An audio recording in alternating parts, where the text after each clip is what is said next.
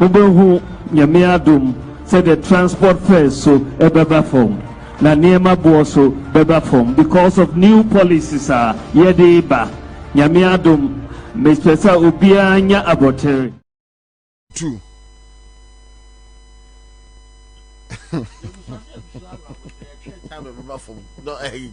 Commander.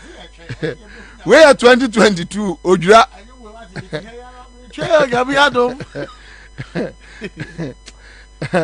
2022.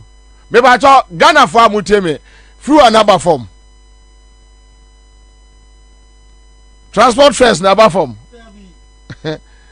Our form. Okay. All right. Monsieur, and then you're more back to back. Now, 60 SHS schools, no, why not? Bobie, no, there's a guy. Which year?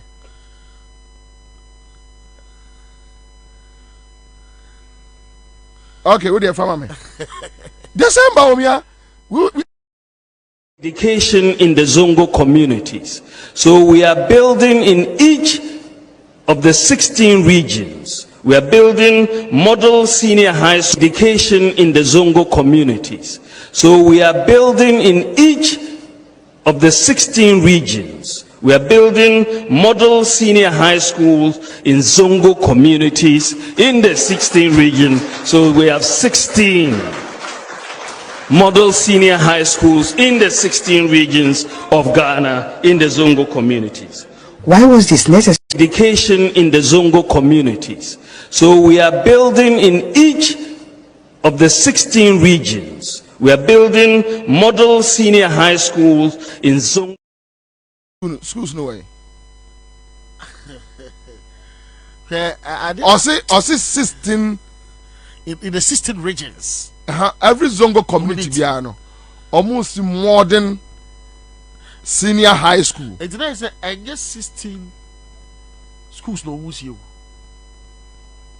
No, or say every region biano be adapted one Zongo community. Okay, if sign up. Yeah, that I think that is. But where for? There be also Ghana for no. Okay, I heard say these are near 14 cities. Okay, but so 16 way. Baby, you be what I'm friend of one country. I mean the baby, the commander. Oh, I deal with your man, say. Oh, but him says, or Cassia. Zongo community, where I just say, your Zongo community for. Yes, why is Zongo community? You say, I was Zongo community. Because Accra and Kwanu bet me Zongo communities be 34. Ababo. It's no, Obiado Meso, Zongo community for. It's almost they have been canon. Oh, Bobie will say how many E blocks and a mama to me see 47 is there. Complete. They are completely or finishing with. You na put a back catcher. You na put na me means say your mama see 47. They be already your complete yo. Or finishing with the mo. Your blocks live one or yeah. But they be any painting ye. You'll be on a very. But 47 they completed another Palako school. Ansah no free office. All right. So back to back. Most more who want to be there no. Okay, so John Boadu. Probably the John Boadu base here. John Boadu. Me amenu a brother John. And you may saw me a show. So we are here. We are in here. Yeah, we are young one. I am on a day. We see Adam wedding come on. Na say Juma asem na ye ka new patriotic party programs are ye die gu ho no ebedu baabi no ye be kran kofo afiama no ne no na say Juma asem na ye ka new patriotic party programs are ye die gu ho no ebedu baabi no ye be kran kofo afiama no ne no be ye Juma ho Ghana na say Juma asem na ye ka new patriotic party programs are ye die gu ho no ebedu baabi no ye be kran kofo afiama no ne no be ye Juma ho Ghana na say Juma asem na ye ka new patriotic party programs are ye die gu ho no ebedu baabi no ye be kra nkofo afiama no ne no ma be ye adwuma ebre ni adwuma o commander the person be using some literature MPP as a time pa youth yeah go and check and I'm obi a nurses say to be adwane free Ghana ma fe de nurses a friends union for issue state nurses no kododo omukwa obu adwuma ye ni dwane obu adwuma ye no but recently me maybe on say sikanoji 2 weeks ago recently me video bi me challenge the person nya Ghana terminal 3 airport omo departure na nasia Chris Kwabena commander enipa every Ghana no don't go there enipa dwane free Ghana no someone be bro ye wie no buko oh John anyway Edvisia and I think me mienu bia me ye ho adwuma later me mienu bia me ye ho adwuma me mienu bia me ye ho adwuma me pacho star 413 hash and next studio as command be sha sentem Ambassador Victor Smith is here, former Ghana High Commissioner to the United Kingdom. Elizabeth and Akusipuku will join us, and Charles Nyame, a convener for Gold Coast Fund Management. And so, if you say, and Yebedi and Komo and Ne Bebre. But before no, Mame, any Charles and 2 through. Uncle Victor also extra article be that we talk about the article. Yeah. No, man. All right, we'll talk about. But just Akwaba. Yeah. Uncle Victor. Boko there. And then you bet treaty article. No, I read the article and very insightful. And a Gold Coast Fund Management for also and Rameti Omonka on City FM and other stations about Omusika. But just quick one on Momo Diano, what is happening with Musika Sem Moko demonstration, more daho, Omo Fremo animo enya dialogue on Sikano and Rameti se Wokamubio. What is the issue? Thank you. Michia Tifoina. Baby Aqua say you say the approach to engage from the side of the government during the protest was a mere strategy to end the agitation at the finance ministry, because you know bushia you know bisa omo nsem bi ana omo ni hu anu yie asama ye bisa ye di kan say yenim say the finance ministry say what spending 26 billion Ghana cedis and they clean up financial sector no. Out of that 26 billion, customers of fund management are falling under Securities and Exchange Commission. You have a component of 8.6 billion. So 26 billion, yeah. 26 billion. Out of the 26 billion also was spending. A component of 8.6 billion was meant to pay 47 fund management customers under Securities and Exchange Commissioner revoking your license with the financial cleanup exercise. So 46 fund management customers, companies customers, your total is over 200,000. Wow. Sikano enko do customers no 200,000 members. Yes. Now Gold Coast Fund Management in Kwan customers is over 100,000. I see. One of it, just one of it. Okay. And finance minister, any document I got to Parliament House would be a IMF say was spending 26 billion year 8.6 billion account. Sikano eba bedru ye ho. In the meeting no, ye be so almost say they should lay bare the expenditure component of 26 billion no which also must spending no.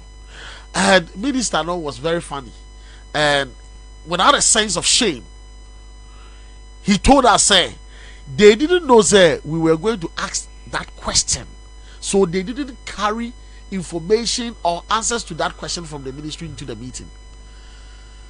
And it, in our next meeting, they will furnish us with those information. Fine. And I am what you say.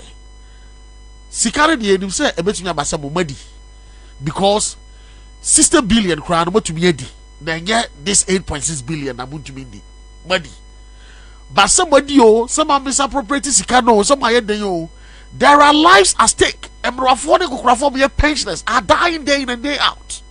You saw the demonstration. Abroad 82 years, 90 years demonstrating, pleading, saying he's sick on the sweat as a civil servant, and then the pension lump sum, on the proceeds, on the financing, the medical bills, there, they for 5 years, she's dying because on this can find to sa and morning now. And we need our immediate payment. The cars are trouble, no cars okay, fine. Sansam na yebisek na nkanfu ano amoko ene openifo committee apam no ma bring mu aye in 2 weeks. So in 2 weeks no ye be meeting to give us the feedback or our payment. 2 weeks no as 26th of October. Before 2 weeks ni ba beso no na ye nche omo kana me finance ministry obi a omo ye in charge of organizing meeting no me free o catch them say meeting ni the same me free head of HR finance ministry. And I'm getting contact with my friend. No?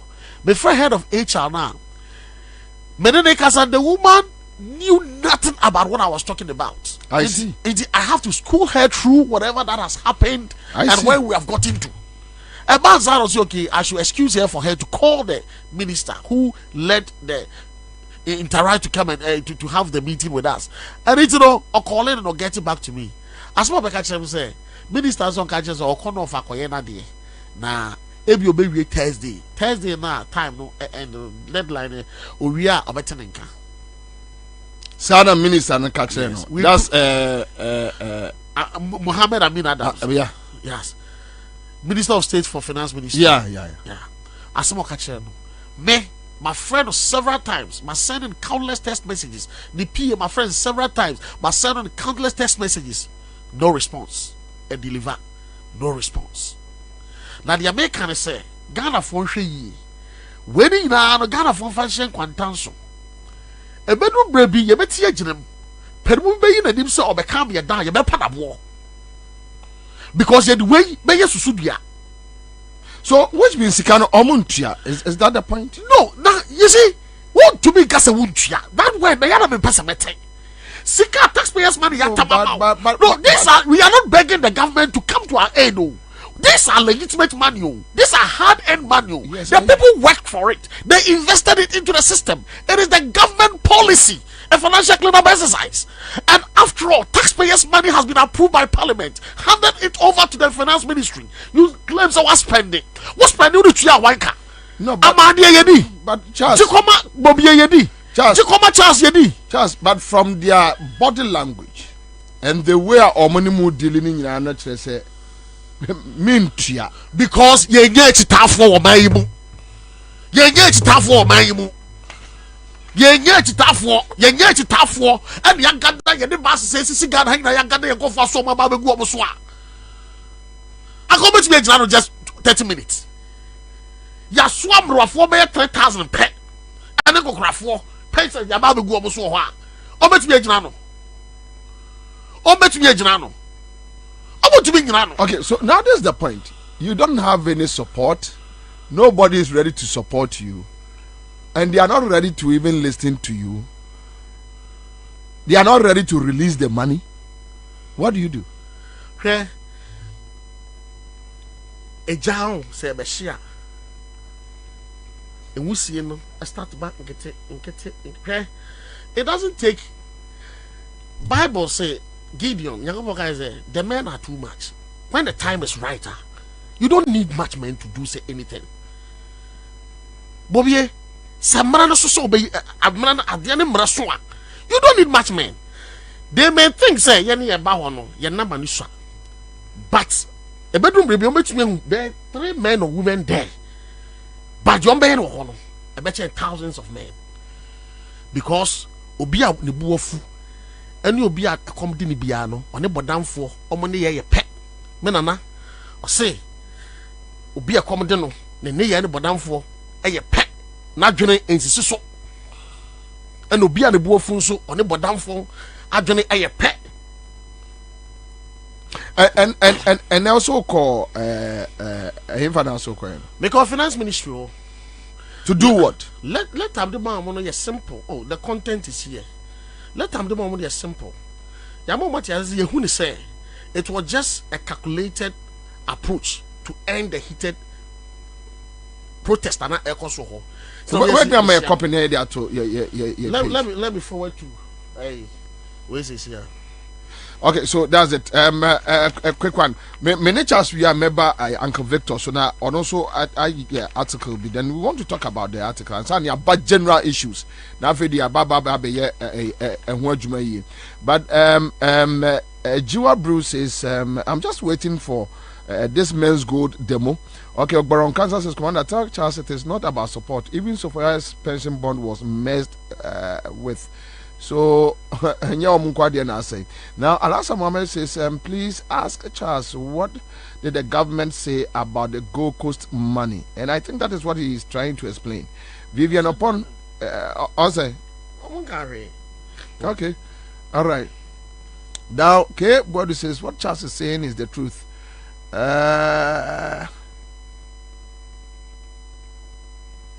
Ghanaians are just waiting for John Dramani Mahama to speak on this Gold Coast Fund management issue, and it will become a bigger issue. All right. So, other Obi has sent me a message. You say, "Ninianom now 4-3." I say now 4-3 ne chirade. And interestingly, Bako friend and Ra or your head teacher or here or UK, we just school no oko. I try UK. Say also kwako bobra UK. All right, so Commander now Makai enkasa de no. Say no mobile den. Oh, my time almost say your mom 1 week to respond to us. Yeah. And I'm attaching that letter to Namasa letter to the Accra Regional Police Commander. Yeah. Said this is the game they are playing with us. Yeah. 1 week time now someone responded to us.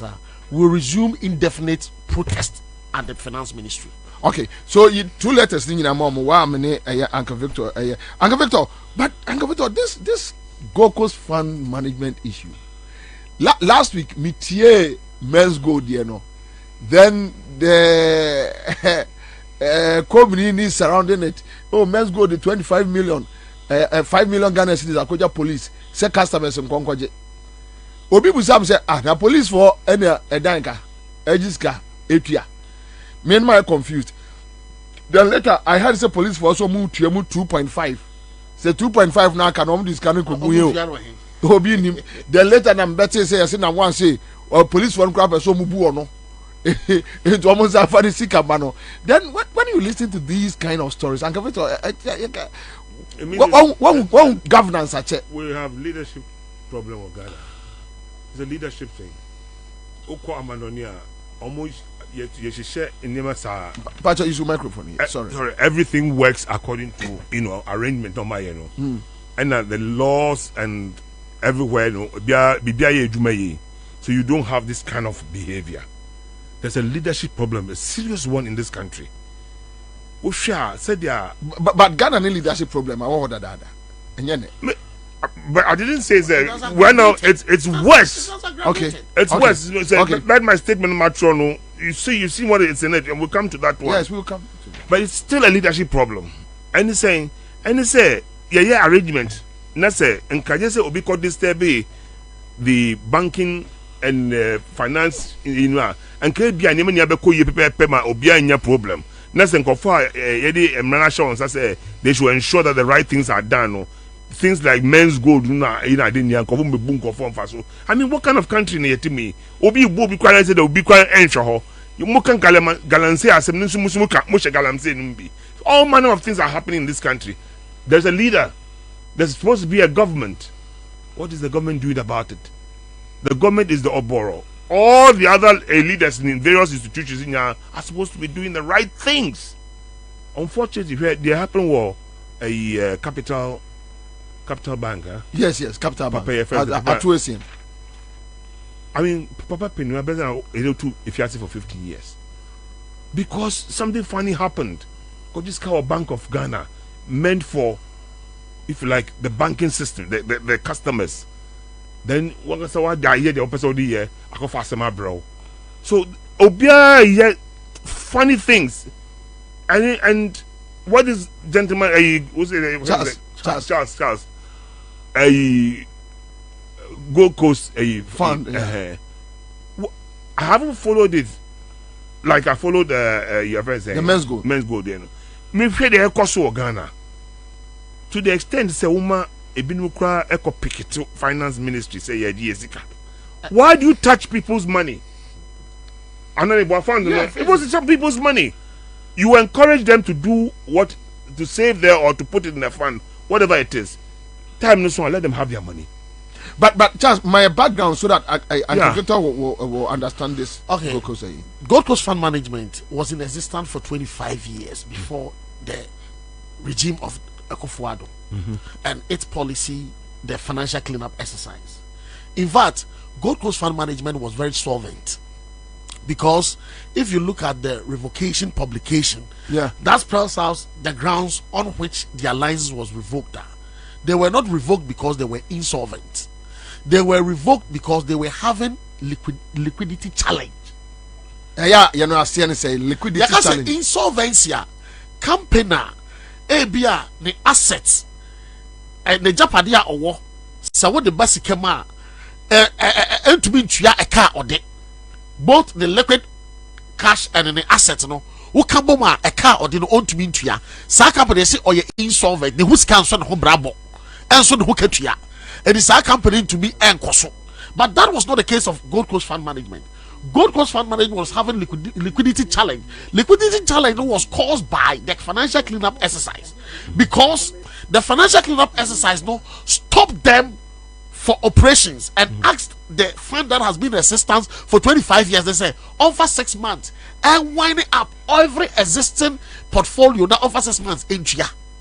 Meanwhile, these investments, some are in long-term portfolios, some are in medium-term portfolios, and some are in short-term portfolios. Even the shortest-term portfolio is 3 months, and the long-term portfolios is as far back as 10 years. And you are asking, say, 25 years customers, over 6 months in Chia. And it is the actually say Sikani Binsono or the sponsor government contractors. Emma, Ministry of Finance, more money clearance. Say, or sponsor more now because they will pay into joint account between them. And it is our 6 months now of it. Government, you have not paid the contractors within these 6 months for them to get the money to pay back the customers. And it's on your liquidity challenge because the money is not there to use outright for the 6 month payment. And government will also be revoking the lines. No, see there be Misika may invest in government assets through contractors. Now, when you're aware, no, refund it back, pay the contractors. The contractors will pay me. I'll get my money to settle these customers. The government did not pay up till now. Is it the same as Gold Coast Securities? Yes. Yes, that's the same. Yeah, thing. I just want to be sure that it's the same thing. The government did not pay up till now, and you went ahead and revoked the license. So Gold Coast Fund Management was not a company which was insolvent. It is the government policy financial cleanup that creates liquidity challenge. Because again, all customers, our investment portfolios was not, maturity date was not at a time, at a 6 months. Some will go today, some investment will mature, they will bring in some investment portfolios will mature tomorrow, then they use that to pay, then they run it as they used to do in the 25 years. But because you say pay them at once, meanwhile the money, some are in long-term portfolios, some are in medium-term, how could they pay? So out of the liquidity challenge, they revoke the licenses. And revoking the license, no, right now you have not paid the contractors, and you said you are going to use taxpayers' money to pay. Taxpayers' money, Securities Regulation Commission cost the whole amount into 8 billion. That's so even though we draw a license, the next car the money is still there. The Gold Coast has asset. Dr. GN, they have a lot of assets. But contractors are no, Bosiano still Gold Coast contractors up to now. Because the mass are contracting. Because they're not. That is it. They're not paying the contractors. Yes, they did. They have not paid those contractors up to now. Oh, it's not me, sir. Canada, Japan, we are going to elections. No, the government wanted to pay. Canada, Japan can say people before the money Jimmy Ansah. Who go to them say? All the back sponsor these. Who go to Yasa contractors? They come from the back sponsor these. Manababichumo. Going to 2020 elections. I see. It's up to now. They have not paid those contractors, Gold Coast Fund Management, sponsor, and up to now. And what the taxpayers' money is to ya? Taxpayers' money, Parliament approves, okay, take this money. According to you, have raised the money. Raising the money, no, you have come back to Parliament to tell them, so you have spent the money. Meanwhile, you didn't use it to pay us. And everybody is quiet. How much is owing? How much is owing? 8.6 billion in totality. To customers. To 47 fund management customers under Screen Selection Commission, which Gold Coast Fund Management is one of them, and stands at 90% of the total portfolio. Oh, really? That's huge, eh? It is bad. In our meeting, Yebisa says Yano, Sikase no Mochiyama Gold Coast Fund Man, Yakase, the total money owed to Gold Coast customers entirely, yes, saying. Say 5.3 billion Gold Coast Fund Management customers. If that's a Sikase no Mochiyama, little over 700 million. This can't way. It's which I say you have not paid anything. You have not paid anything. You have not paid anything. You think it's likely say your contractors in the car? They won't pay. They don't. I don't think they have any plan to pay. No, even this money, it doesn't. I need contractors, dear Christ. How many we are meant to pay us no has nothing to do with the contractors' issues. These are taxpayers. Customers. What's contractors no borrow zika from a yet Gold Coast. They were hoping sense like that was the they initial. Would have paid back, yes, and right now the government revoking license no, and I will take you over the liability. So the government does not pay you. Yes, but do they have that money? And that is what they budgeted it in the budget. And on that day. Yes, in 2020 main budget, mid-year budget, and 2021 main budget, they made two tranches totaling 8.6 billion, approved by Parliament, and they have raised that money for our payment. They sent that allocation there for our payment, for approval for our payment. Approval has been made since 2021, and documents available shows that the finance minister says he has spent the money that was approved for our payment, but the payment has not been effected. He has spent the money, but not in paying you. And he has deceived the public that he has paid us. Yeah, that's what I'm trying to say. He didn't pay you, but the money is gone. It's gone. That's what he's claiming. And Parliament is not asking any questions about this. And nobody's able to. And we have petition. We have petitioned the Speaker. We have petitioned both the majority caucuses. We have petitioned the Finance Committee of Parliament. Said these monies have not reached us. And says why I say on Thursday I'm going to petition them again. Oh, so MPs they have a job to do for Ghana. So let's go to. Serious. What he has said is very serious. Yeah. You just play with people's lives. Why? And 800 of our old men and women within the space of they have died. 800. It's over. These are the ones that we have. We are compiling some documentary. You will see some documentary. We have one man at Obuasi. Mining job for 37 years. Right now, man yare ojinawa no twa and I'm going to call Obuasi Government Hospital. Too bad. Man blood be a pet. Within 2 hours, not blood now real free. And I'm referring to some funding call Confanoche Teaching Hospital. And I'm saying Omunis Canintino. I'm not going to prayer camp. And we have captured it in our documentary. Now, man on the state. Now, the kind of money investment. I can offer us some media. They are wicked people. Okay, so Kwame, for Uncle Victor, article not to your Facebook page, mama quickly. You have it, right? Kwame, you have it. Yes, Yeah. Liswa Nanakusbuku Ajoni, executive director for GAG. Chairman, Akwaba. Good. Yes, we are talking about a Charles Nyame Goko's Fund issue. We are raising some concerns, but Uncle Victor Achro article. I just want us to focus on the article. We will deal with it and come and deal with the general issues, and definitely maybe feed it into Uncle Victor article now. Watch no and yeah, they to your Facebook page so that more follow and move me up pick it now more. I read it through, but quickly let me just read through some few portions of the article. So Victor Smith writes, Ghana, our beloved country, has gone to the dogs a complete mess. Quote, and I quote, the only thing necessary for the triumph of evil is for good men to do nothing. Unquote. Or end of quote. Edmund Beck. I hope I got the pronunciation right. Ghana is currently going through its worst economic crisis in a generation, presided over by such an incompetent, reckless, and unpatriotic administration, which can at best be described as obnoxious. The center cannot hold. Credit to William Yates, right? Quote, mere anarchy is loosed upon us, unquote. Socio-economic chaos, our roads, our health, our children's education, our finances, economy with all the promises that they made and their attitudes, the arrogance and the level of corruption. So many shameful things have been revealed by the MPP themselves in their dog fight for leadership of their party. It appears the government has given up. They cannot find solutions to the challenges we face as a country anymore. They lied their way to power.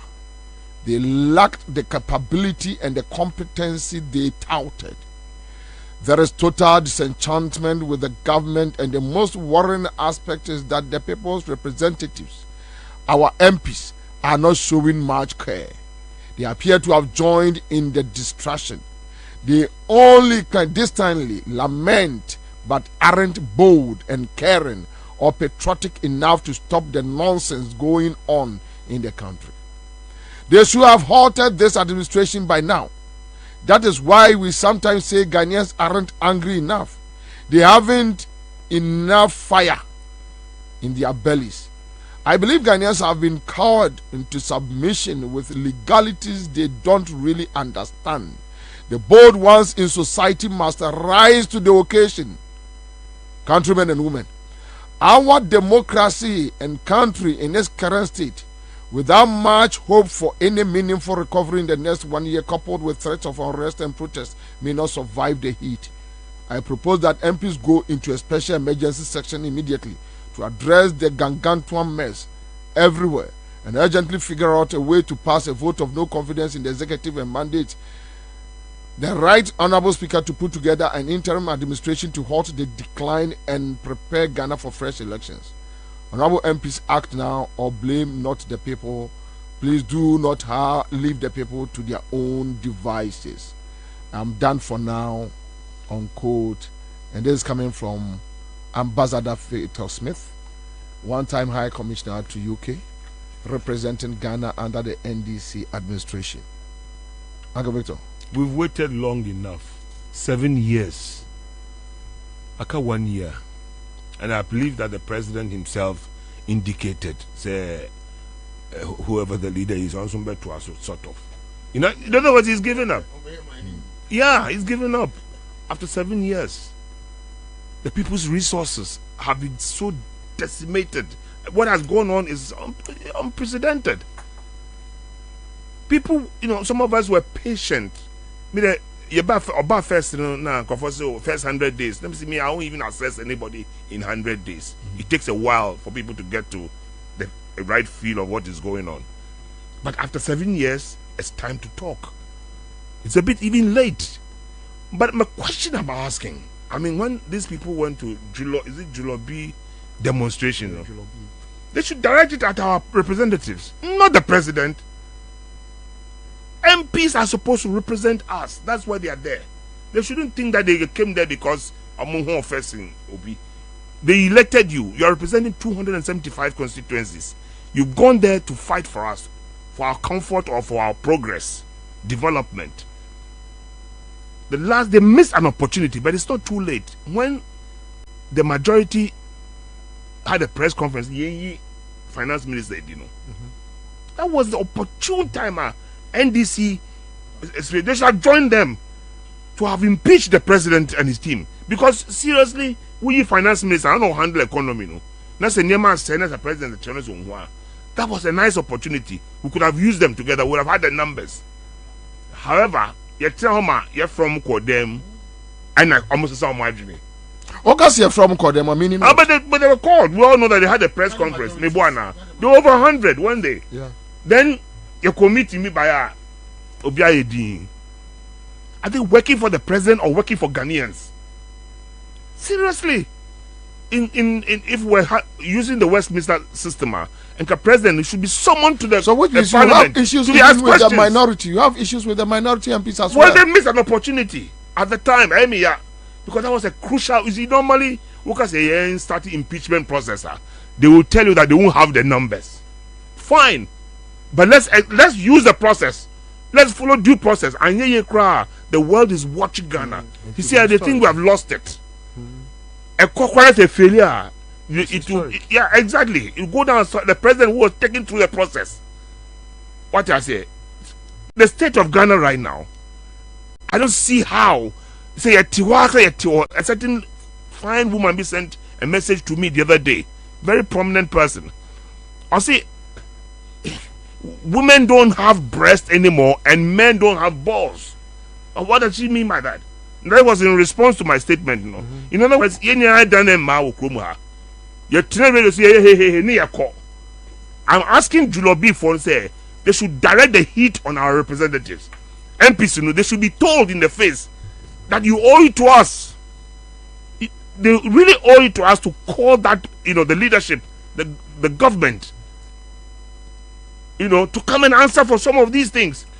Dania Obinam Consulfit Takwa Eba Takradi. The road, and this road is part of the Trans-West African Highway from Nigeria to Cote d'Ivoire. It's been on the books forever. Ghana Benin Togo. But Uncle Victor, what did you say? Mom Pennyfono was so support enough to us. Because to who? Said Osi Obi Busa or Lady Bibusa said now women don't have breasts, men don't have balls. Yes. The few ones are on what the boss feels they don't get the support they need from the senior colleagues like yourself. You need to direct and it. That's the problem. You need to direct it where it should go. You direct it to the wrong place, you are missing the boat. I said the support. Constitutionally, the support. MPs are representatives. But the support. Support for who? Just imagine that Ghana is moving. Then Uncle Victor Smith will show up there. The next one, you see me there. Where? The first one wasn't here. I wasn't in town. Where? But with the point I'm trying to make is say, if we direct it at the wrong place, if we direct it at the police, what have you done? The people who are supposed to represent us are those people who are paying monies to stay in parliament. But the other said the business as usual. I don't see it. Opportunities, but they should call the government. They should stop the government and say, "Mudi here ditch." Say, driver be do ditch. We need to stop him. Now, your kindness as a president own TA, and now the government is not listening. We should stop this country. We should be able to call MPs, young Piketty a parliament. So what I say, Julobi, I don't know the guys, I know Voma now there, but I mean anymore very well. But we sat quietly for too long. I listened to all of you on radio. I listened to other radio stations from sun up to sundown. Yeah, almost was sitting at so. Seriously, Obi say, "Oh, the president don't send the time as well. You just leave." So you won't leave. He will not leave us here in Ghana. You have to put an indelible mark. Seriously, he must answer the questions. Parliament, see that. Almost say, "Oh, constitution." They will try to be reading the constitution to use there. There's no vote of no confidence. There's nothing like that. But there's impeachment. So if I'm impeaching the government or the president, it can bring all these things up. A higher version of it. Yeah, Kokwana say into me and Kopimpa. You do for processing them. Yeah, it's historic. Oh, And remember, future leaders will be, they wake up. It's time to, it doesn't matter which party. It doesn't matter to me anymore. Because the state of people's lives. I am more can the person say what radio so raising issues about, and let me read this portion. Quote, our democracy and country in its current state without much hope for any meaningful recovery in the next 1 year, coupled with threats of unrest and protest, may not survive the heat. Unquote. Can the person kasa upeso yeku? I've directed it at the constitutional body. That's what I'm trying to say. Parliament, they owe it to us. My point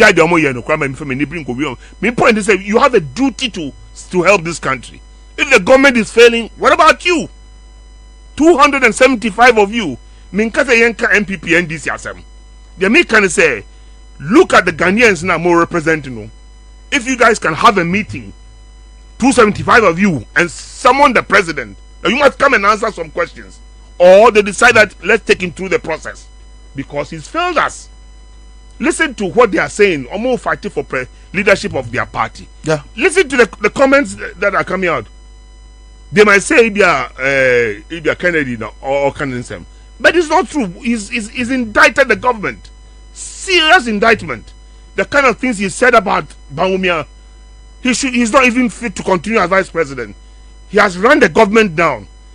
The name of suggested Bawumia 10 it says the faults of Bawumia, sins of Bawumia. No, what will be sir? Yeah.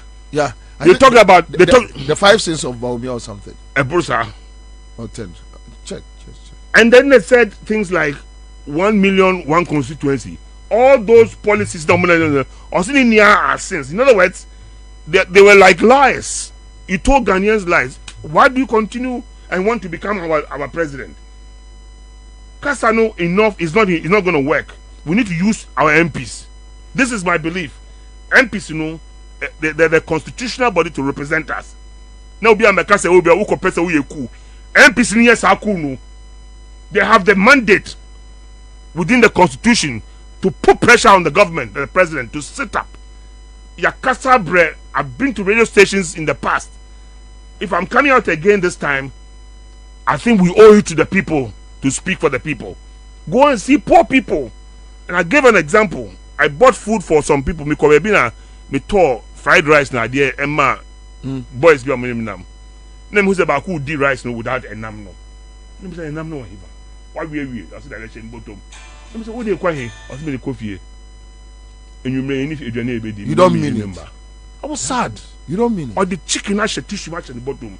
No, oh dear, monoza. That is the life. You've impoverished the people. They've lost their dignity. Almost to show leadership. Leadership, no, you show more. Say, you will call her, say, who can ban one, also, who can sound a quetia. They expect you to do something to help them. You see, I give it where I have a challenge with your submission. The idea of a MPP and NDC. We have one more cause problems, no. So, one more cause problems, no, one side. However, Ghanaians are looking up to the next option, and that is where I have the problem. The correct option now, because the next option, because okay, you're trying to about 2024. Let's say NDC winner, they are the alternative. Yes, sir. Yes, but the point is, do you think the next option has shown leadership? Which is the next option? No? Yes, the alternative. Yes, the alternative. For now, I'm not thinking about 2024. Yes, for now. It's the MPs. My emphasis is on our MPs. For now, we are not in election period. But they are still keeping those positions and we are paying them. They are representing us. Anyway. Until for 1 year, my corona potokra and Sunny Akazi. You get the point that I'm trying to make. Yeah. If we don't hold our MPs in check and put pressure on them, say, you owe it to the people of this country to deliver us from it means take the government to task, because only executive now or implement or come up with policies and or interfere with the financial system and all those funny things they've done. They've messed up this country big time. The kind of money that have passed through their hands. Last time I me read about it, that was what? COVID funds in the buyer 2 billion. Apart from COVID fund, 11 billion from Euro bonds in this period. Revenue from income from oil revenue. So all these things, you know, that's what share down the air cost for Ghana. Nefe Nancy the judgment debt is other count. And so who show me here? Some of us will know the details. Who should show me here? One critics our problem no. Oil no. No 140 billion 140 judgment debt no. Yeah. Obi time obi I know could this No, this is a very simple. No, Uncle Church. It's a very, no, I don't like. I would want you to please hit it right on the head. A bumpty, and an office, Travgura, and now, and Sasembi, and now we are calling a Bosnia. Our position, no unica pre, and our calling a Bosnia, and was it all mount, and our bar bem will be trying to contract him. This is it. It's a bomb tinty, and yet this Hakano.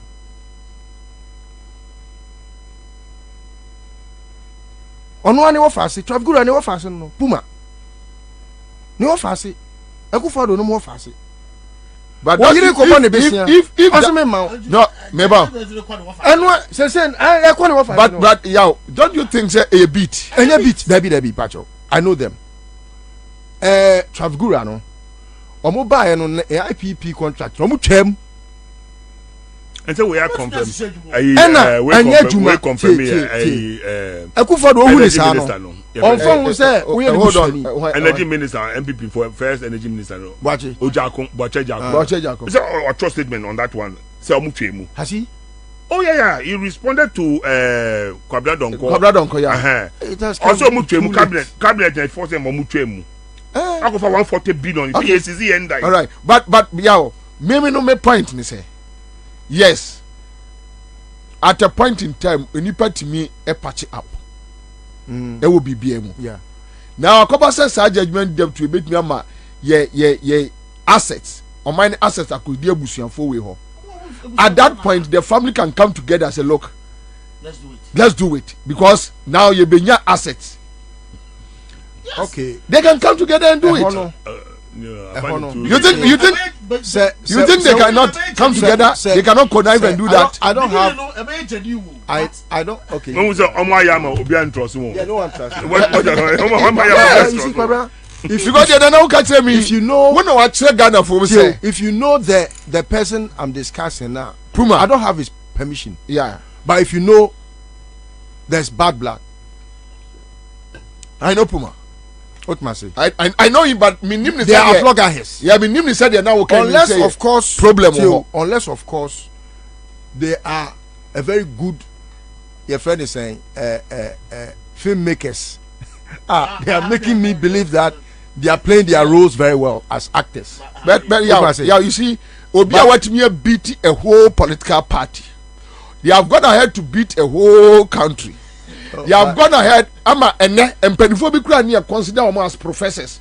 Aba bonti susem crofone BT womo. If that is you are dealing with scammers. What do I say? You are dealing with scammers. Puma and a min Nijabia. However, abusia ya abusia. Ya wete se me no matter how you be kontokwa. You be nyanko sie kumasi atran ba bia kan asem easily. And no, you see, Kwabena, oh say ye can enye ono nko as anyway as one being as one being anyway because a company and they have partners and the IPP now no they were two of them they got it under John Mahama omo ye omadwuma and wo call say wo kosere ni sika wo yere na call say wo kosere ni sika. In fact asase sembi wo ho wato na asase nyina adi ana akwa na so ma enu ani na aba na wo de abufuo mekyerɛw paa mekyerɛw ɛna watwam obekyerɛ no enu anya sika yi ɛna sesei no ɔno so sei anya me na wo kyerɛ me o adwen da reyɛ me da bi ɛna ɔkɔ court Oko court Godfrey Dame. And I'm saying only judges in Ghana. Only judge or Amanoni. Or a local champion. Judges cases are winning now is because he knows the judges. And they are bribed. And no appear and you know how to me winning case. What bong? What was winning it trim? Only he won it trim. And so Eba Asano and a ma or Mutiminya judgment debt no. It was $170 million. Okay. And as I say, no, I think say omo akoka and almost say okay, say forgiveness be crabba and could see 140. And now 600 there, some more interest can but contract no never worth to say. I have forgotten, but I have the document. Oh, okay. I can get it. Okay. Uncle Victor, what contract no is some of money involved no offhead. Debbie. Because Okay. they spent a lot of money preparing the grounds for the IPP to take off.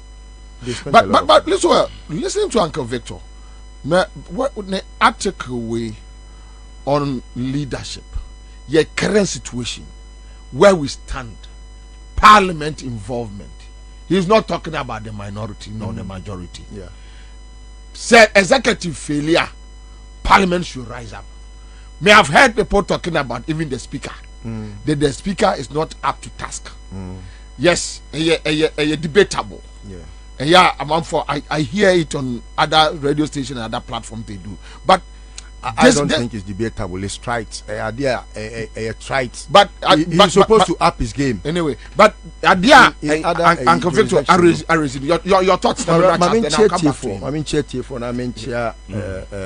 Uncle Victor, Uncle Victor, there, I'm say or a politician par excellence.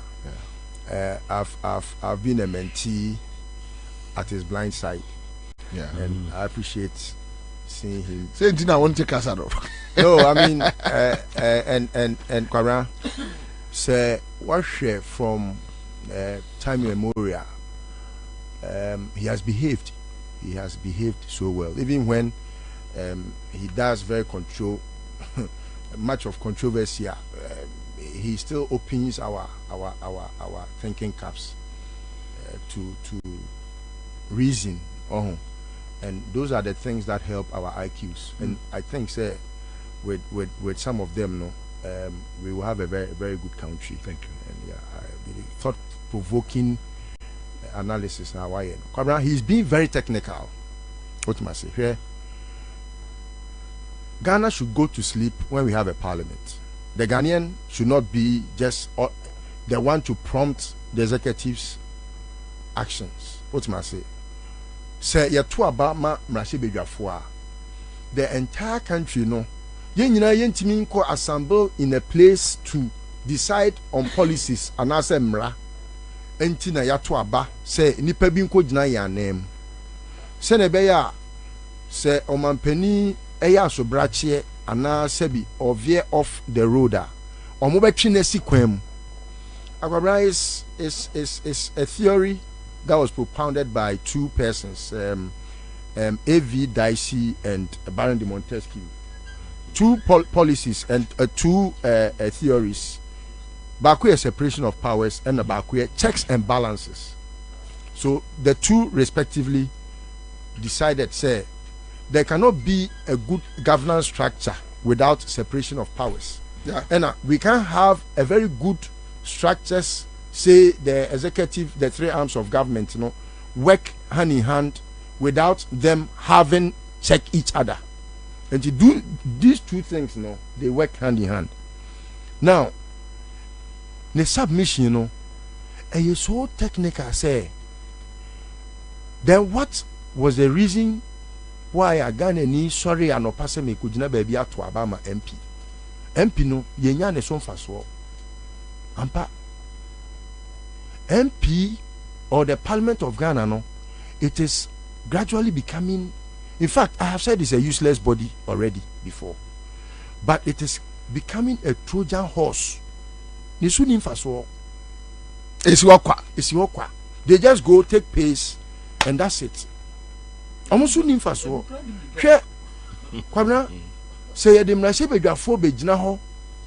No yebusa say omo constituents kra ho kitahudie no etisen a. I'll give you a very typical example. Oseche Mensah Bonsu, hardly does he go to his constituency. Yes. He's the oldest in that parliament. You are right. He's the most useless parliamentarian right. Ghana has ever had. Ever. And do you know why? Do you know why? Till it is because the Ghanaian does not understand why they elect MPs. So adia you know or provoke thoughts to reason to get to know why we should not be stressing or be hard on ourselves after having elected members of parliament. But the Onkrofobu I see hold them responsible. Yes, because Oko to Abama. I got you explanation. What I say Oko to Abama and say Onko di dwuma bi ma wo. Once no ono na willingly was so willing and able say obegyina wa name aye wo somafo. Ena wo say okay me wewo ani obi a wo betimi asoma wa chen nipa we. Wo yasoma nkro. Ena uko kumasi a obi say aha de wo de adwe begina ho kran odwan me aponchen begina ho kra meto abama no. It is because onim MP nation faso enti aboa kra hope enti so wo de aboa dwan kra kogina wa onim se odwan wo betimi asoma no a ene yeyi a se nko on friend ne ba se kwaku beji ko tontos breme e ko be frɛ he odwan me bra na beji ko tontos enti nwan na egu parliament no. But what is very interesting ni eba politics mu dia na no refi say yes mo odwan yenye what I say, but this is somebody a wabeka cho say aha kra de essence your t-shirt here fenti we ya den kra ombeto amayen. Yeah, like Napo said. What must say enti no ama nipa e wo say nkomu reason ehu say yesuma banyansafo na yensuma bagina na montenten no sa nipa onim ne right onim ne power enu nti obi adaada no e na ono so ay convinced say ye de kutre bakra begina ho a meto ama no enu nti okoto aba onhwe nipa a osoma na obeko. A typical case in point here E-levy. yeah, me see E-levy nti ene Kumasi for MP so muntimi nkom constituency. I tell you. yeah, oh yeah, sure. Omuntimi enko na buka say last week mponu akomo ko bu MPB anu kwem so mo de aba ne kwara ni tiro. Yeah. Omo kwara. Omo de kwala no. What was it? Say Ghana for hu omo etumi a na the Uncle Victor Ken say ye hu say MP and I was so this adwuma we a and can you money be ho krampo na nkaso beti. Whenever you see a group of people demonstrate, it is failure on the part of the executive, legislature, and the judiciary. What I say? Yeah. And the mistrust. And omo abemwebu, their hands are in despair. And until onim baby, I say me fanfa o nyamie onim baby on fanfa. Until any metiesi kwem. Na ma tinte sukoko. Because the center cannot hold. What I say? Yeah. And yes, sir, and can me say me wahawa. Any question me call baby, I was say me MP because on there me representative. What I say? It is a for example for me na for dia reho say John Mahama enya nimdie bi say wo say me see for me na nursing training college na me see hospital na sabi yetimi nya an economy kra informina a ebe boa ma the entire economy informina no obi a oton ebro ye beto obi a ye friend say oton apesie ye beto de oton mo ye beto na say aban person obeya na me member of parliament ye independent candidate na say wa ba na so oni MPP for ne bebo a we have to call the attention of that member of parliament to enyoma ekoso a enye what was in by now no e kono MP no kro ti ho no e ka vote of no confidence o ma pass that dada what was say when you say we member of parliament constituency ni nya betimi aka bom constitutionally aka say yi na di Really? yes there are so many powers we don't know. An MP can be impeached. I will look for the your friend is Emrano to show you because you can say incapacitated. It's not about so yarin kwa say on timi kwa adwuma o. Dabi Say, or you're recalcitrant. And I say, or heed the plights of the people. It amounts to that. And it's in that broader sense. And I make us say, an MP could be impeached. Because Adia Yosman is on Kwanya no ye. Until the whole constituency can come together and say, she have impeached Adjusafo. And no crowd in catch. Abandoning the seats. For that it was possible. And the government did nothing to her. They still paid her. Yeah, because there is a secret that Omoye Obekentino. Oh, there is a secret. No, so she's not helping the country. But they are not helping themselves either. I was so surprised that she was away for that long. Yes. Member of Parliament. Was not back. But you see the power of the constituents. Oh, and that's how I think, sir, we should now up the game. But you have pricked our conscience. We'll go back to the Americans. Then we might as well wait to 2024. Yeah, it's possible. My point is that we will wait. That is the law. But the law also allows us to, exercise push our yes. our MPs, our constitutional body. But Uncle Victor, you see, the part two of what he said, okay. In fact, it's giving me a heartbeat. On where Adewe Makasa, where Akufo-Addo the normal type of president wabedi na okwa kwabra me meba be man pani dachi ebi na enchemewu if I made the boni achen Akufo-Addo because I will be encouraged say you be emboldened sa dia Akufo-Addo ye eya de papa e was see etimi ye bibi na yes na ho say na a serve as deterrent to future presidents say you can't be this useless in a country like Ghana and serve a full term without even impeachment. Make sense to me. Without even an attempt for an impeachment. Yeah. But the whole issue is that the NDC MPs, the MPP MPs are afraid of Akufo-Addo. Ghanaians generally is Akufo-Addo. Why? I mean, it's is it evident. Afraid or yes? I think it's too strong. No, meba. Afraid? Meba. Me, from 2008, I've been on Akufo-Addo's case from 2008. How many years now? Obia Siawa, the first Yobusa one said, "Hey, two so bekum." I don't know. I never no, yes. A year day, remember, a year day now, Okasa and Crawford Busa Sadian out of vacuum or out of nothing. Do you think minimum family, you know my family. Yeah. How many times do you go fear Kumasia or raise about our safety? How many times that from Pomboate Mekaya about his safety? How many times that Matiami do Mekaya about his safety? It's true. How many times that Dumelo Ameka about his safety? How many times that Kofi Amuabe Mekaya about his safety?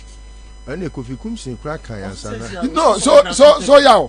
Sadia no, your person like I afraid. But Bibi una Ghana from me. I don't know. Me I go for me no. But me nima the crop potia. Omo who for the who there is even NDC MPs they are afraid of Akufo-Addo. That is the point. I don't know about the MPP for there no. But what I can say is that bia se wo kan bi na se wan sheda an kano on papa so a na se correct se wa from emra na na wo fi se bi obey use system no against you. They don't use the system. But otherwise seriously speaking, me catching before and maybe security situation be early part of his administration no. I remember Kabibi said the president should be impeached or something like that. Oshia mo asoro bisabi. He asked me. Really? Say if they was the impeach him so go. Let me say and I would just security as a tone from sans. And you are threatening everybody's livelihood. No, Uncle Victor, confront you on that. Oh yeah. You just okay no the SSM. But you're quite sorry, he's tries to be nice to everybody. And I'm saying that Obian nice to him again. Because the people are tired. Oba first in the day, hey, what sorry reach a Ghana flag since Oba soldier for Faonia. Nanka for budget so from the beginning. and is on the decline now. Say so about Bobie. Phone us or coffee on the year point the quarter come. And a soldier for dinner there. My point is that it should tell him that there's something people are not happy about. Try and find out. If you care about your people. I mean, but not all the time, but Oba, the wife is Oba because they know they come. No, seriously. I mean, Alan Chaman took the same as well. The same as well. Oh, but my position is, if you don't show love to your people, me my example of somebody who has been so impoverished, he lost his dignity, or the chicken at the bottom, or the coffee. I felt this is so horrible. So horrible. One piece chicken, or that tissue at the bottom, or coffee and a that is how bad some people is. They will sunk so low. Now, you can say you may feed you be 100%. However, say you who says sikani number sabasa, obi promise you be 800 million. Obi say and the cry. Obi say way say step down 800 million. Yeah, you've been to World Bank, IMF to give us a bailout 600 million. First tranche, second tranche require a case. Now what promise will be 800 million. No cover free hifa. Mucho sika na muye den. Ebi will be mufie na de kika ho. You know, it doesn't work. It doesn't make sense. Our MPs are sitting there quiet. I have a problem with them. There was a time I raised an issue about them taking bribes. I mean, call a office of special prosecutor. At that time it was Martin. And then I said the letter about MPs take bribe. EMB speaker. And okay, a buffet person started no zobekaya. Also, we all take bribes. A buyer, and they wanted to haul speaker. That time on your speaker, not a majority leader, to privileges. Yeah, I remember. Besides, someone bribe or na parliament or committee be able to go. They will try and put a different name on it, but they still bribe.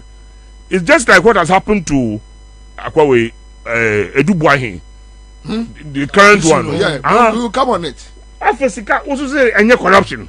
No one get any corruption. There's a problem. Where is Jano? Because you cannot prosecute him. For what reason? And I'm told there's a reason for that one too. I am convinced that there's a problem. Obiama hint, but it will come out later. I see. Yeah. Yes, sir. There's a problem. The problem it has to do with Anas. Anas, ombeso yin enim. But Supreme Court has ruled that so very witness it yin enim. And almost some person will push that angle no. And tinyan teaching the enkosiaga.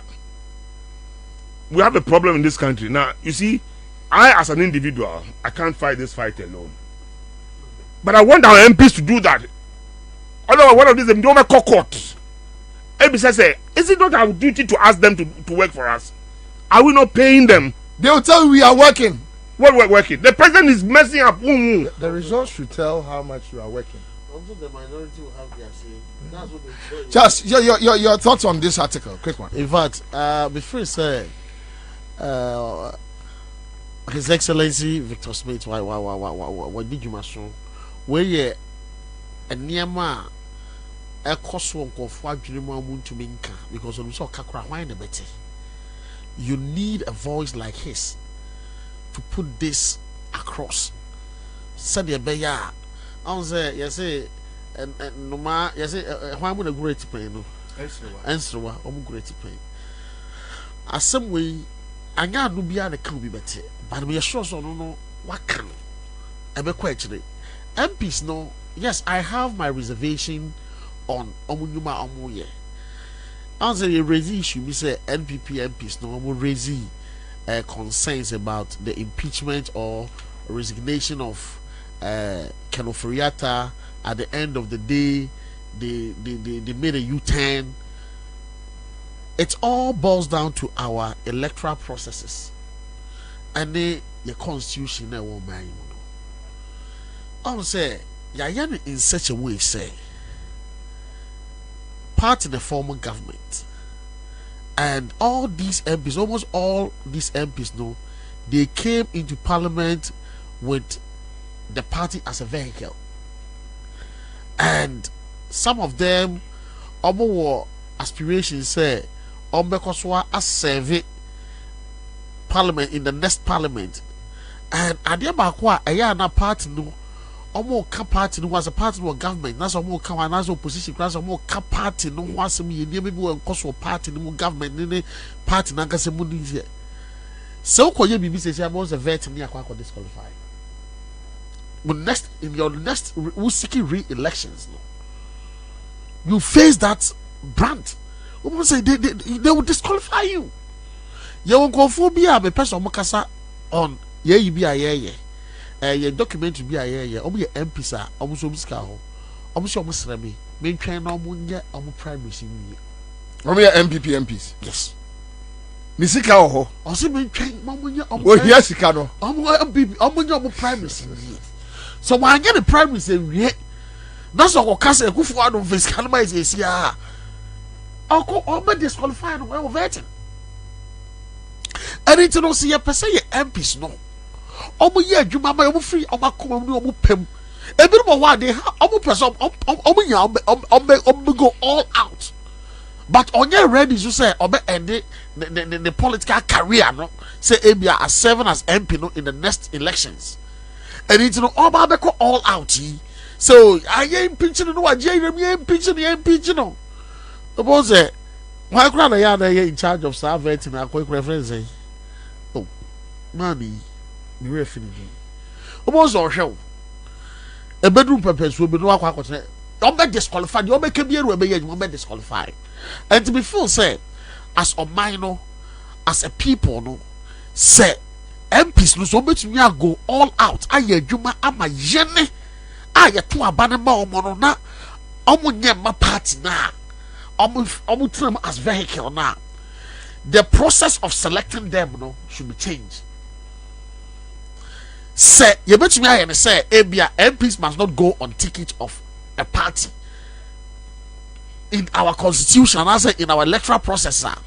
In the community, no, Obia is an independent. Then you write your tumawa. Then you owe it to the people. So what should the parties do? The parties you we present. Have multi-partyism in democracy. Yes, I do understand. But for the MP to be able to work for us fully, you know, society and everyone, they can never work for us because you face the anger of the party at the end of your tenure when you are seeking re-elections. They will disqualify you. When the MPs will break out, ekasa sanya maneko. And it is sometimes MPs no, you can blame them to a certain level. Because they're okay. Sometimes MPs need me 8 minutes command that look, this issue, this is what my colleague anyway, this is what we think. But party say, Chairman Stephen Tim say, Chairman Asedum Ketia say, Secretary JFK say, Secretary Fifi Kwete say. So when it comes to that position, and the can't go further. So I'm not national for budget. Send your national secretary to continue no more people in July there. But I am young again. Oh, I don't know. Issue that was a very broad. But they have a duty. They do. They do have a duty because they do. The people, any chance that the people rise up against the establishment. They do. But they say no. Here's the situation: that their destiny is tied to political parties. Sanke adia ebia obi yenyina ya be hia wo mampasantuma pon constituency. Yenyina party bia nam. Ni a stande, ni ato abama ye, ni a use ko. Udru kwam na wujimia edi to help to any party. Yes, to help. Yeah, but I don't know hypothetical situation a woman because in our constitution, no, there's the need. I mean, we have multi-partism. We are on a party, and want to mean kind of ideal situation at work. No, the mechanic say what we have now. Let's work with it, and we have our MPs. If we are to avoid a situation where the people will rise up against the political class, the people. When I say the people, in anger and frustration. And Yamfa both MPP national and this national for in yes, we should rise up against them. Yes, because someone disqualifies MPs. Yeah, but my position is that no. But then you see the MPs have the constitutional, They do. They do back Ọdún party the next party election. mu na uche nika. When every bank. I know they have primaries. MP no. No pen ko bobo si. Exactly. And we buy everything obetimi no asom panimfu ani no atena. No but no he but so odi ehwam a and say so the people must kick them out. That is what we should preach now. You get my point. That is They will what kick we them out should preach because now. you go seek is self-seeker.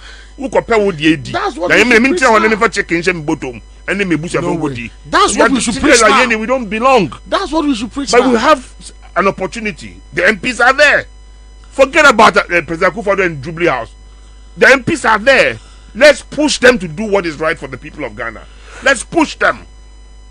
Great comment here. Maria Adams says, let's ask ourselves why the Son of Man, in reference to Okujeto Ablakwa, left his committee.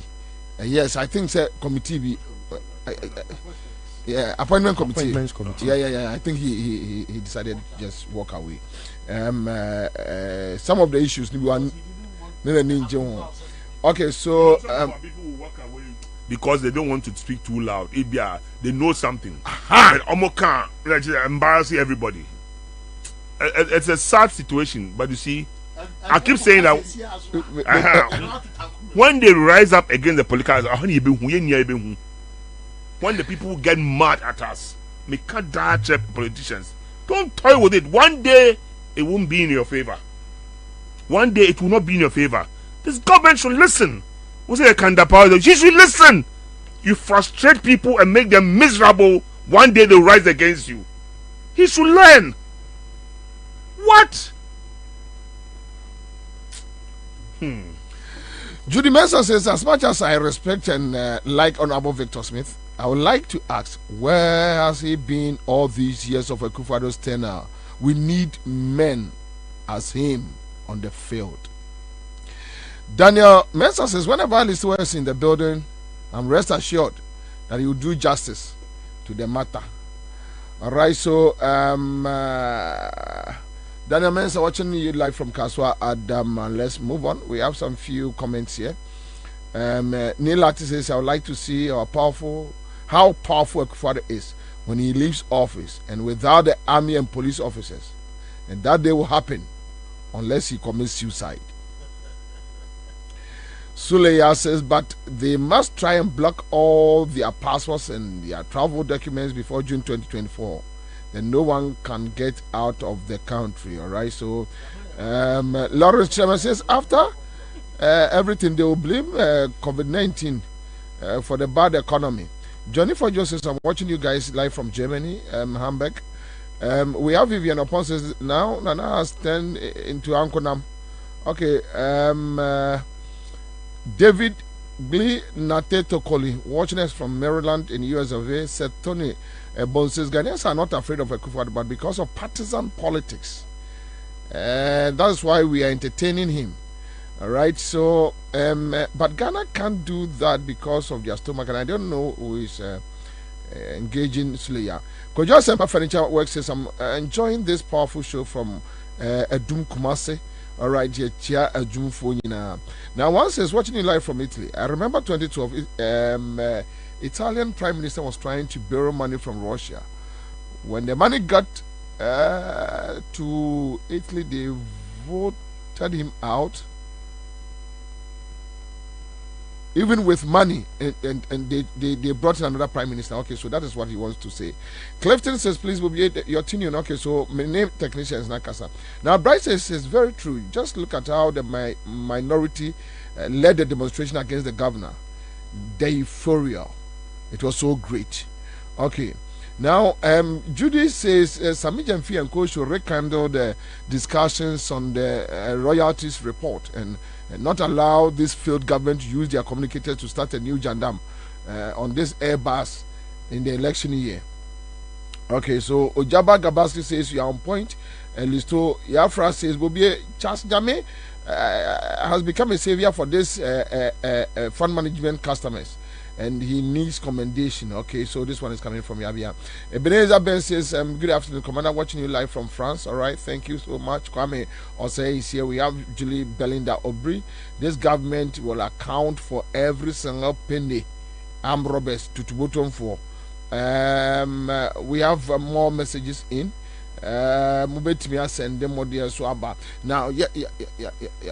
No. Okay, so on this OSPA, your friend say Omar issue statement, NDC issue statement on the OSP do Buahi issue, and I think Uncle Victor interest in this story. So quick one, let me read through. And this press release was signed by Sami Jemfi, NDC National Communication Officer.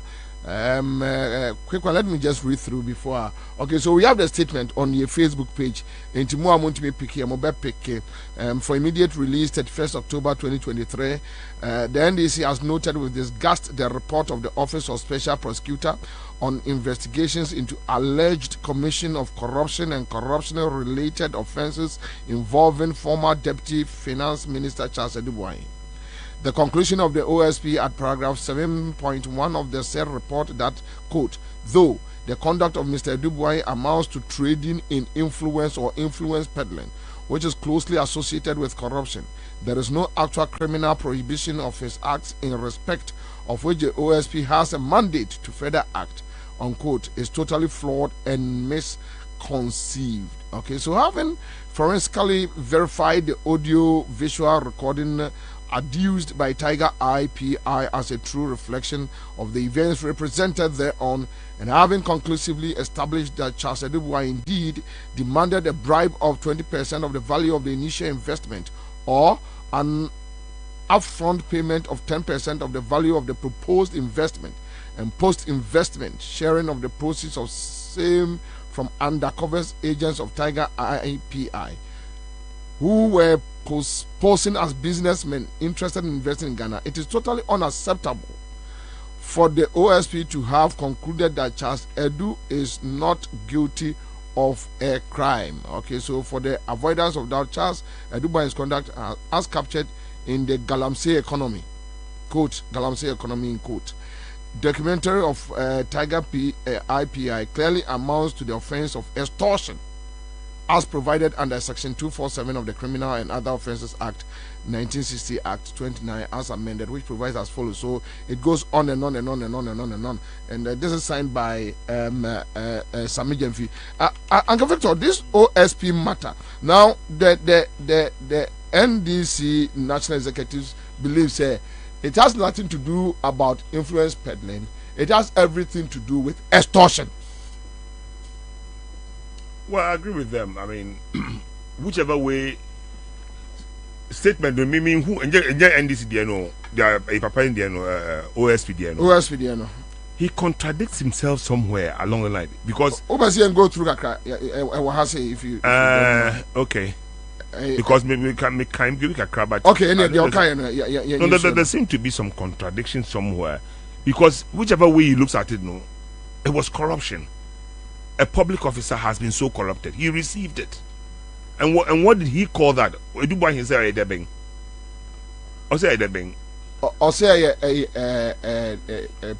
kickback, the percentage. Well, somebody is going to write some articles. I won't sort of preempt the person to but a lawyer is going to write an article. The guy contradicted himself. A OSP. Now the reason is beyond what has been written. It has something to do with Anas. Do you see a Nyantechi case, Anas, say Supreme Court said if he wants to be a witness. Yeah. And Anas also he won't play. So then he's not going to be a witness. And it's in this same case. And that means because Anas you cannot bring that witness, Case a drop case, So what I say. Yeah. And in time, that statement is going to come about only from a legal opinion on this matter. Only me the come about. So which means the position that OSP is trying to avoid that situation where would the witness be quiet? See, only in so only in then did you have the witness or you have the witness? No, it's going to be a provoke case. So what I say, there are so many things that have happened even during Kufuor's time, but not President Kufuor, when the president was Attorney General. So many things, but you know, we all write our books one day, our memoirs on some of these things. My position is that everybody knows that the OSP, Your Excellency, it's taking you too long. It's taking me too long. Too long. It's taking me too long because long. I've had to Too work long. with people at some levels. There are certain things you can't say. Simple. There are certain Just things do you them can't say. in quotes. But And let's decode I'm them. still writing my memoirs. It's taking me too long to write my If you memoirs. do them in quotes, But in this particular, with time, I've they'll been decode. quiet. You hear somebody say that I've been quiet. I Yeah. try to just be quiet. Let other people do some talking. I mean, you don't own Ghana. To be uncanny. But say they are Ghana for air corner, air bobo. They be people sending minutes can be did. Then you send Momo. With Momo behind who send come, not just party people. So other people you've met in your life they are desperate. Oh yeah. You have MPP to for send no. somebody to them. MPP for no. Why? Yeah. Why has the country become like that? Then when you hear about the kind of money they talk about, how can they promise somebody $800 million? Let's assume that he's not lying. But if he's lying, almost Baba come and say something. They are talking huge monies. But we've gone to IMF, cap in hand. They've given us only 600 million. Second tranche because they don't want to do it. What is going on? Why? What is going on? Judgment dead. We are wasting money. Nothing is happening. Roads. Did they not talk about year of roads? Yeah, they do. Go and see the road from Enyinem to a friend saying, saying. But there were a Tiwa, there be a Tiwa, Kwabena Chihuano, Abomosu. Like I said, London. From the junction, it's almost a traffic, street lights, Yeah. dual carriage. Dual carriage going into Kwabena. And then you go on a nice asphalt road, nice bridges to a village. Because that's where the president comes from. Go and see that Trans-West African Highway, Apoto. So a few days back, people slept on the road. Foreigners going to Cote d'Ivoire, they are crazy, Ghana. Now, when you ask all these things, so where's the money passing through our hands? Your money. Government is supposed to pay that money. Where is the money? So when you hear people have money in their homes, under their beds, and what have you, you ask yourself, say, where did we go wrong? Look at all the high rises that are being built in cantonments and the rest. Who do you think are building them? Who say they are connected to the thing? Because the monies cannot go abroad again. The whole world is watching Ghana. Who the fuck airport there? But this kind of them. And make us like beginning of this year. Some important minister, Nigeria Edisika fa I'm a yes stop war first the VIP. Really? Yes stop here, yeah man on first call. Now so phone calls. Good giant obi fi jubilee has ever no call play no more call. This kind of call. Ghana. The right time no mbeka you. Why? What are we going through? You see, people must talk for the other people who cannot talk. We must talk. That is why we are asking the MPs. I don't have that constitution, but I'm just a citizen of Ghana. But if the MPs have been given that a mandate, and then a press conference and then no. Would they say you have a ready budget? But here, counter budget. And I could see you are going backwards. Then we are entering elections next year. And nothing happens. No development happens in Ghana again. Somebody told me this in England when I was High Commissioner. Said, in election year, Ghana, no development happens. No development because people are using the resources to organize themselves to win power. And we spend the whole year wasting the resources. Hey, moment when MPs, they are listening, they should listen well. They owe it to us. They shouldn't think that they are doing us a favor. They owe it to the people of this country to speak to the executives about it. They should speak. I'm not going to talk about the third arm of government yet. One day, almost I say Rebecca. The judiciary. Yeah. But for now, MPs, they should be up and doing.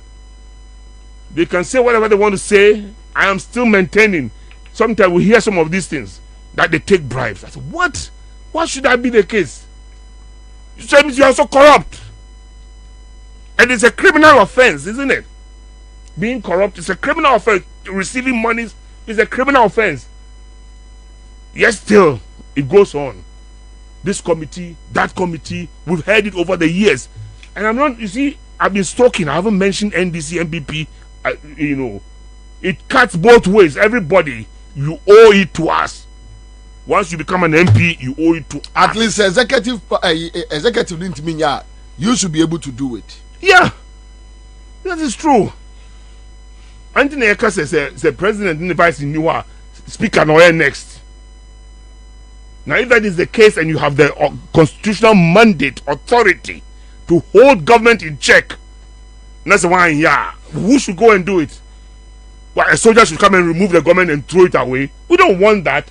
If you bring a soldier, you go backwards. But let the MPs do what they are supposed to do.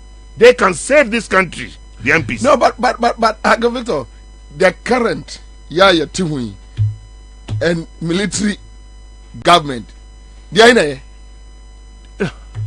make a choice. We've accepted as a constitution to run a democratic, constitutional governance.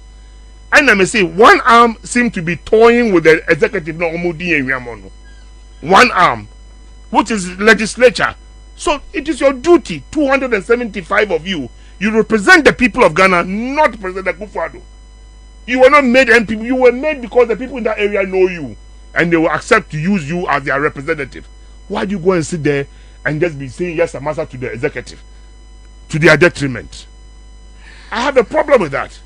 They can be, and others should join. We should put them on the back burner. They should wake up. God that says, Bobieta Uncle Victor. Ghana no ekwe dada. Whether military or the current democratic administration.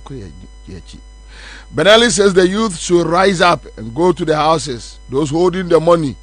That is, illegal.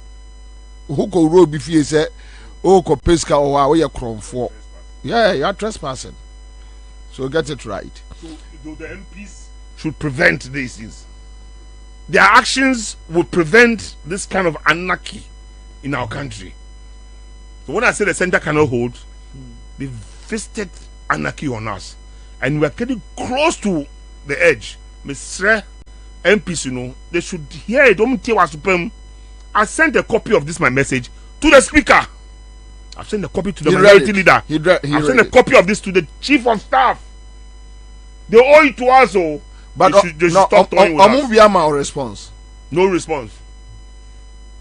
It's on my kind. I've seen it. Question Kibuasi says, well, like Uncle Victor, I've seen it all before. From the revolution to the stable democracy, he's just not talking. He sees something coming, all right? So, Goda says, look at the composure. Okay, so let me Muntaka and this one a leader view. Mama Muntaka, all right, so Ibrahim Abdul Karim Jabbar says, Bobie for now, Ghana Konechisa free. Kofi Simon says, look, Uncle, the army will be far better than these armed robbers in government. Finito. Maybe that's my point. What is the difference between a Akufo-Addo and a military regime?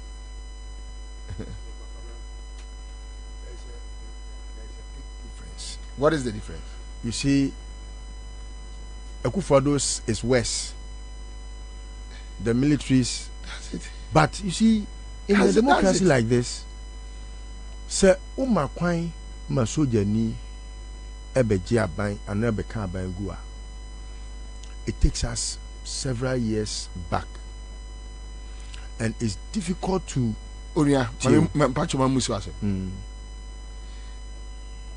Rawlings military intervention, any Akufo-Addo democratic election or winning, but you're there na take it back. In fact, Kwabena saying David goes to no. But Akufo-Addo there they are quite dodo. No, or the equity in terms of, you see, Kwabena, the Mimi say, idea Uncle Victor Super and the military regime. Say, onya freedom of expression and freedom of movement. And also, now saying, could it has happened no? Bema, Akufo-Addo is visiting these two ideas on us in a democracy. Even in a West form. So let's get our MPs to work for us. Yes. Akufo-Addo, freedom of expression. Theirs will be legal. Yours will be illegal, a soldier. What these MPs know, if they fail us, necessary soldier in adventures, they have caused it. They have allowed the thing to degenerate and deteriorate to that level. Ama obi intervention, somebody adventurous him. But it's avoidable if you do your work well. If you call the executive to order, you must try and do it. Call them to order. Let gantry stop, and then we will do some thinking about what is going on. Because Nana, and then me buso big question. Agavator. Me buso big question say. Boku incident, Garu incident, Now, a Garu indigene, if a terrorist across free any other place, ebe uraho, ebe convince and say, look, your government don't like you. We want to help you fight the government. Near the Ghana Armed Forces, Niko Jinawo, say one also, and can say, we like you.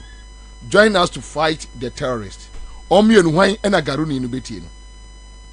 Obeti the foreigner. Sharp. The terrorists. Sharp. Because look, Kwabena, they have seen much worse things. A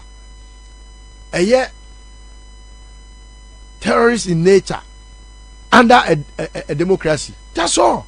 And you know, obi a terrorist say obebwana. Oh, the difference. Obeji na edia chen nipa ono. Exactly. Yeah, obeji na di. That is my point. Yeah. That is the point they say yeah, Drew. Because say Uncle Victor, if Nkrofo complaining here say Uncle Victor mo time. Yes, oh, you feel be jantua. You chene ko say ha. Ko ba ku so journalist kasa ni abechi no enye. Today, democracy. Within 1 week, na media for me and echo prison. And today, what do you mean today? And Akufo-Addo, Adomoche, Mensa Thompson. No more decay as sentence or Hinama Buama. Adia Chinya, Yakwa Mensa Thompson, and I don't know better me. Wamuchi mi ye yomu jamia anon kwache sakut kwache BNI or them 2 weeks yani akoko be no. So who catch him say military regime? What is the difference between military regime and today? You know between a dictatorship and a democracy. What is the difference? What the difference is, they let the soldiers do the job of protecting the sovereignty of our country, the territory. They should keep out terrorists. That is what they should do. Now the people opted for democracy through the constitution. We've accepted our constitution, and an arm of government is not doing what we expect it to do, to checkmate the executive, to hold him accountable. The ECOS organ MPs do something, because if you don't do it, that's when you keep a room for that kind of adventurism. That's the point we are trying to make. They should understand it in democracy. It's the people of Ghana who voted for the constitution, so we cannot throw it away. It's there.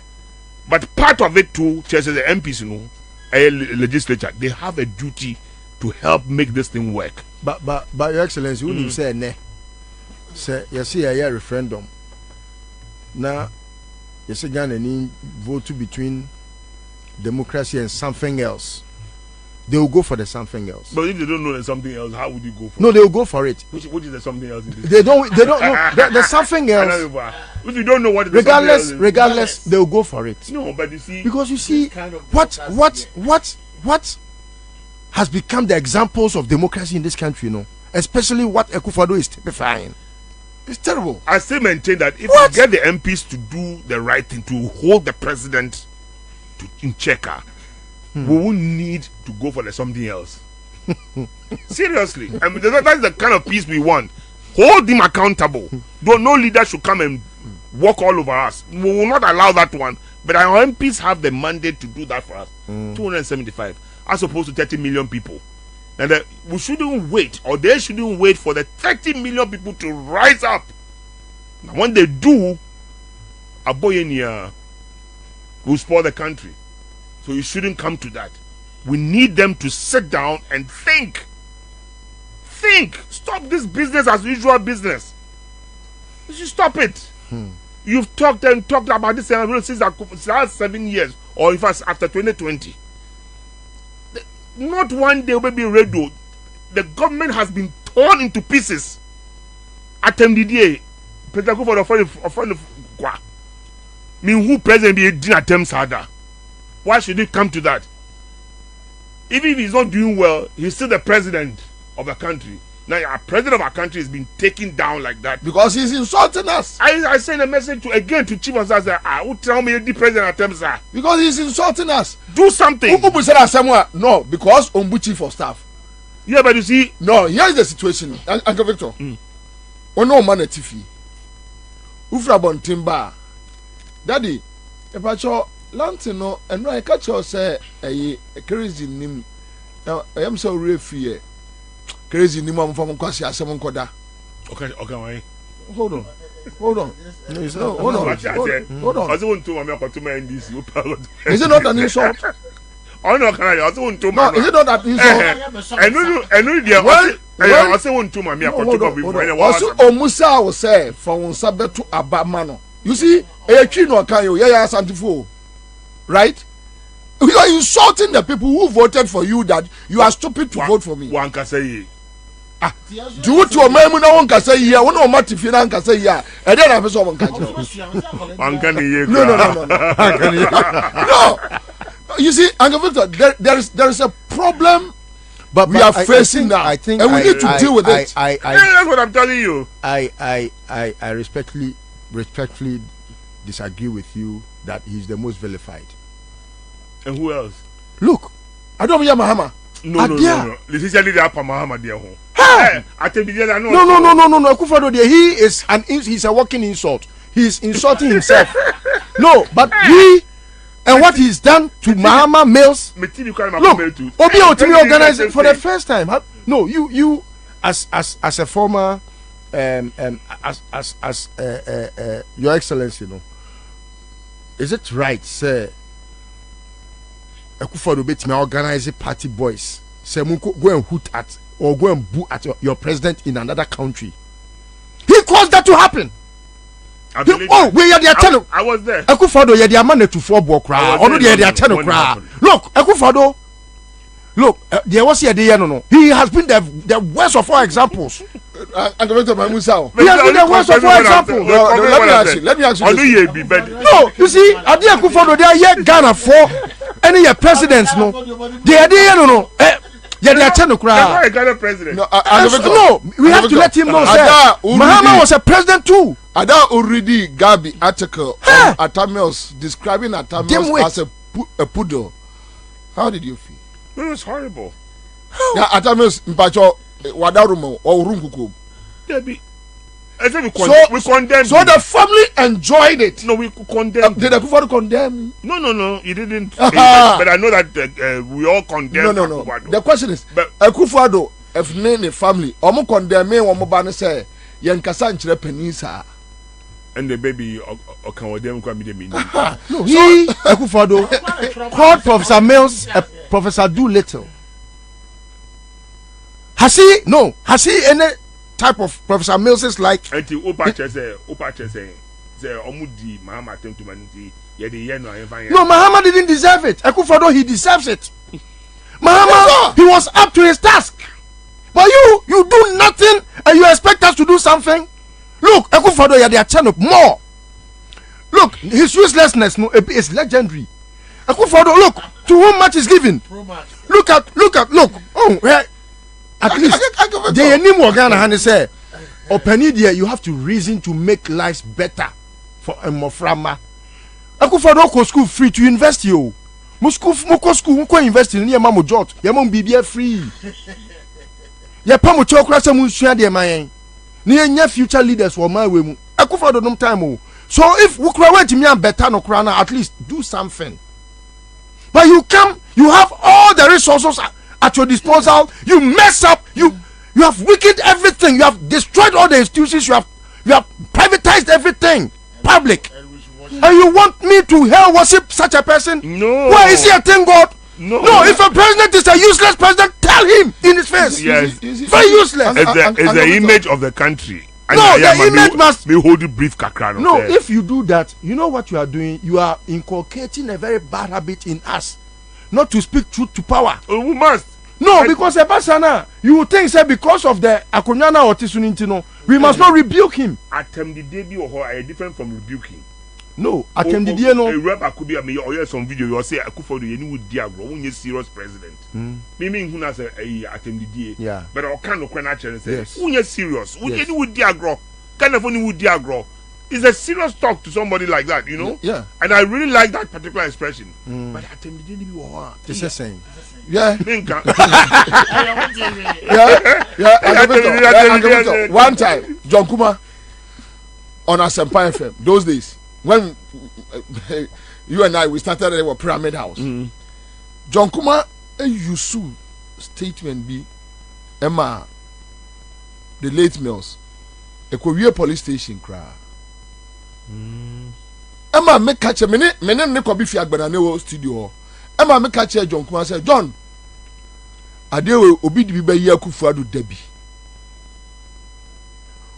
time and this for issue statement no Kufuado mu issue statement to support John Kuma.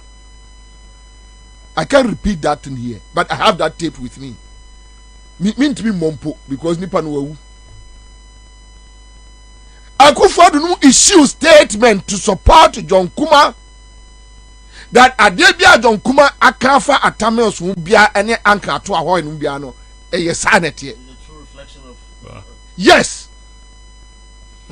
They did it. Almost say you know they brought so you see nobody and the yo and me bo say me sorry no pa na me tie sa tape no na me si abonten na me nya microphone na me hwe de wo ye ya tama John Kuma kasa a kire atamels no na atamels esi atoabo gas which is sustaining the whole country. Even that one today you can't manage it. Now what the onya she me tiesa tape na me si abonte na me sa ka microphone. She dey omunya afri mo. Then who say me nka dey na enkyere wo. Me mom rane. There be me mom rane say na nya nkwada. Me mom rane. Be nkasa because bia wada montuo enkoye wan bomode amagana. What the Ghana for me ambo? Okay. 7 years down the lane. Aka 1 year. I not give up already. Oh, and then business say, what can change to better Ghana in 1 year? It won't happen. It's not going to happen. So we should stop the destruction by taking on the constitutional body, parliament. Oh, now hold on. If that fails, where do we go? Well, if it fails, if they fail us, let me put it this way, and the people rise against the establishment, well. And then you'll be no kind, you'll be no red. Yeah, but there's so much anger in the system. I'm a politician. I said I'm going to show me home. No, but some people you just can be a victim. Politicians. Yeah, you can be a victim. And then if you look cut at both ways, they don't care. Sri Lanka, you can be a victim. And Yadian this before I agree, but we observe. Quick one on the OSP and Dubai. Quick one. There were other two stories near him for you. I for the first time would believe say Miaminua Kisia Jabe. He has to revise his notes. Wanya de kra wanya ni kra wan tro ni kra kora I know person much say corruption doesn't have a definition but corruption has a definition, and anything that leads to corruption it's corruption comes in so many forms. Say even me appointed me and Kasa to say Kufuado. He's corrupt to have appointed Jankroma. Unqualified. Man appointment letter. And I said, unqualified. Man appointment letter. Aptitude test were failing. BBA were failing. Only certificate. BA or they qualified to be there. It's a better than one certificate. Your friend is a appointment letter. Uncle Victor, can you imagine, say, a president, a year or so believing rule of law, or year den, na neba, etimiya nantiako creative arts. Also, they say, at the act about creative arts, I know, agency. Neba na nantikoho, ako occupy the office, only appointment letter, obi a nim salary awaji. Obi a nim allowances, obi a nim the job description, and the wajina website or do one company, private company logo at all, and or run as I'm speaking to you now, Jankroma, without an appointment letter on behalf of Ghana government, assign a year contract on behalf of Creative Arts with France 500,000 euros.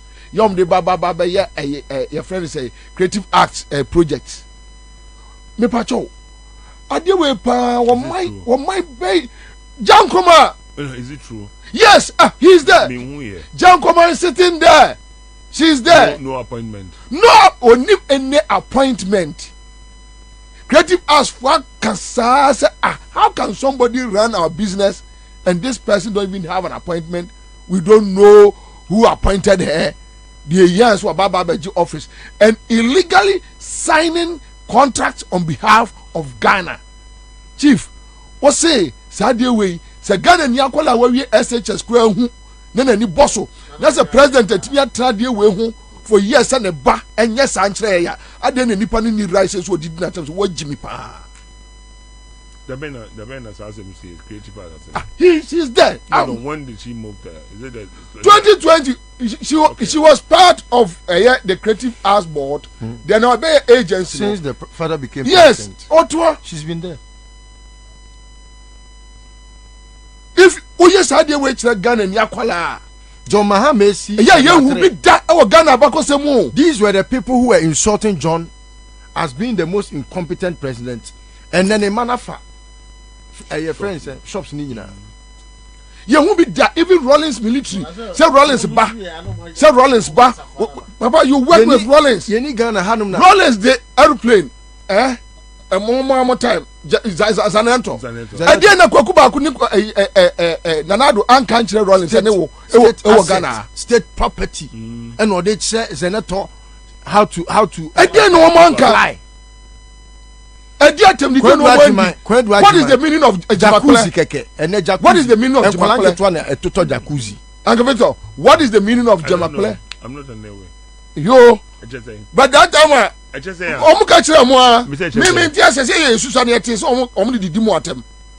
that is what we had. Typical UP boy that time. Atem the DB omudimu biayete, omuka chire ezi ekwa abonti ayen kanchire mo. You know the and so when you bedroom na me weigh the two sins. Say ade we ya yes Rollins no ye.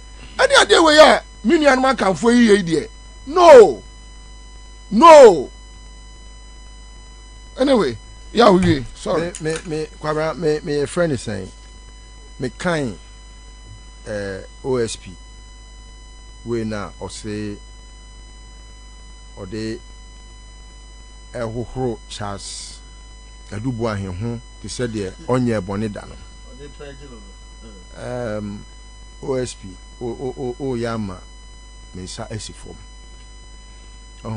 and ebiana ye can say na obedwen say agro I know you have pressure be a war so omon pese obeye adwuma any sometimes o kan wanu tum krampa ye bebu nyansafo o tia say it's better to be silent than to talk now. I feel be say, oh, kasanye. Sometimes it gives you a better image when you are not even. You can even stay in the office without doing anything. But to bring us this garbage, this is bad. It means you are not defining what corruption is. So, what is corruption related? someone goes to take a bribe, a money that they call it shopping money, $40,000, and the person takes the money to want to execute something. The office the person occupies is not a private office. Deputy Minister. Yes, Deputy Minister for Finance. And you want to describe it as influence peddling. Oh, I mean, sometimes no. Kisi sebi. Eye brofo. Enye so your lawyer na onim nyansa chen obia. Bibia mu ye bia ye brofo. Obia wako school bia sebi ene tibonko so kra onim how to read and write. Ekufa do krampo etimi eso your lawyer. How much yen ayako school? Echen no. No, and then kola ko school chen and penifo na mo edi esu ni bebre. Kisi, a whole law lecturer. How does this qualify for your friends influence peddling? Oh, okay, or influencing why? So it's better. You see, baby, a son in Kwan say, so can influence peddling crana on what your friend is saying basis. And now, Kisi Jabin, Echo Ma La Bianca. Was it not on influence peddling? No, but no, what is 40,000? No, yeah. Who's the peddling? I don't see the head. What is who's the peddling the influence? What am I saying? Me tell saying you this is not over yet. But Pacho, what is the difference between influence peddling and corruption? No, you see, it's even okay. So David, I don't kind of who's peddling the influence? So influence peddling, it's a form of corruption. It's a form of corruption. What must end? Sometimes I don't understand why some people would want to be very rhetorical and semantic. I mean, Jimmy Bakwabe Femna, I say Bibia. Oh, and yet. He's a fine gentleman, Pau. NOS, I know. Oh, so for how long? And Albema Ebusia Bakwa say Udin, where Ubeni is like, and you're to say His Excellency Sheta Sheni. Would you ma oil kit to be somewhere? We won't see the white in the BMO oil no pet. Oh, so you are putting dents on your indelible marks on your image. Maybe a Jabeno Sunebia or Yadie. Can it be that always somebody is? Oh no, yes, I are saying no crano. Just say because me the Jaben that I know, he won't fall for some of these things. If he has to prosecute, he has to bring the witness. Oh, who is the witness? So then why don't you write? Who is the witness? Anas. Also, you name Supreme Court says you name. Also, so that's right. I won't be a witness. Oh, it's better to write it as it is. Exactly. And tell the public, I would have prosecuted, but the witness who is in this case, was who name. And court those who are anymore. So it settles it. No, Biamu said this is where the problem is coming from. You would have done something, but for Ansah, you would have done something. But so why now be say yeah. Oh, and you know me. Sometimes what we call insult, I understand things that are deeper things that are more insulting than telling Obi so ekwasi now ya aboa. Oh, when you want to toy with my intelligence, it's like what Kusi Jabe has done. It's insulting to the country. So I'm waiting to hear. It's like telling me, sir, I don't understand your language. It would trick me. So you want to trick me with influence peddling when it's corruption? It's insulting. If you look at my statement, I wrote somewhere that they try to confuse the people with some legality. Yes. That they don't understand. Yes. That's what they do. It's wrong. They intimidate people. They do all kinds of things down there. It's wrong. It's wrong. And so, Kisi, come again. Yeah, but let me quote what His Excellency Victor Smith wrote. I think. Okay, so I quote. Okay. That's a portion of my article. Okay. I believe Ghanaians have been cowed into submission with legalities that they don't understand. That they don't really understand. That's true. The bold ones in society must rise to Save the Ghana occasion. now. Unquote. This is what. Excellent. I think I'm okay. I be first say His article is very short but very pregnant. Very pregnant. maybe now I do boy hindi. Yeah. What says the influence? Just say yeah, through to semantics. You done. I don't see a colors. Or Gianna one. That is why I asked. What is the difference between And influence peddling and corruption? My point, Kwani said, more to the point is where Kishie Jabeno Ankasa on influence peddling. One man la Bianca Chesi car or the Omani car.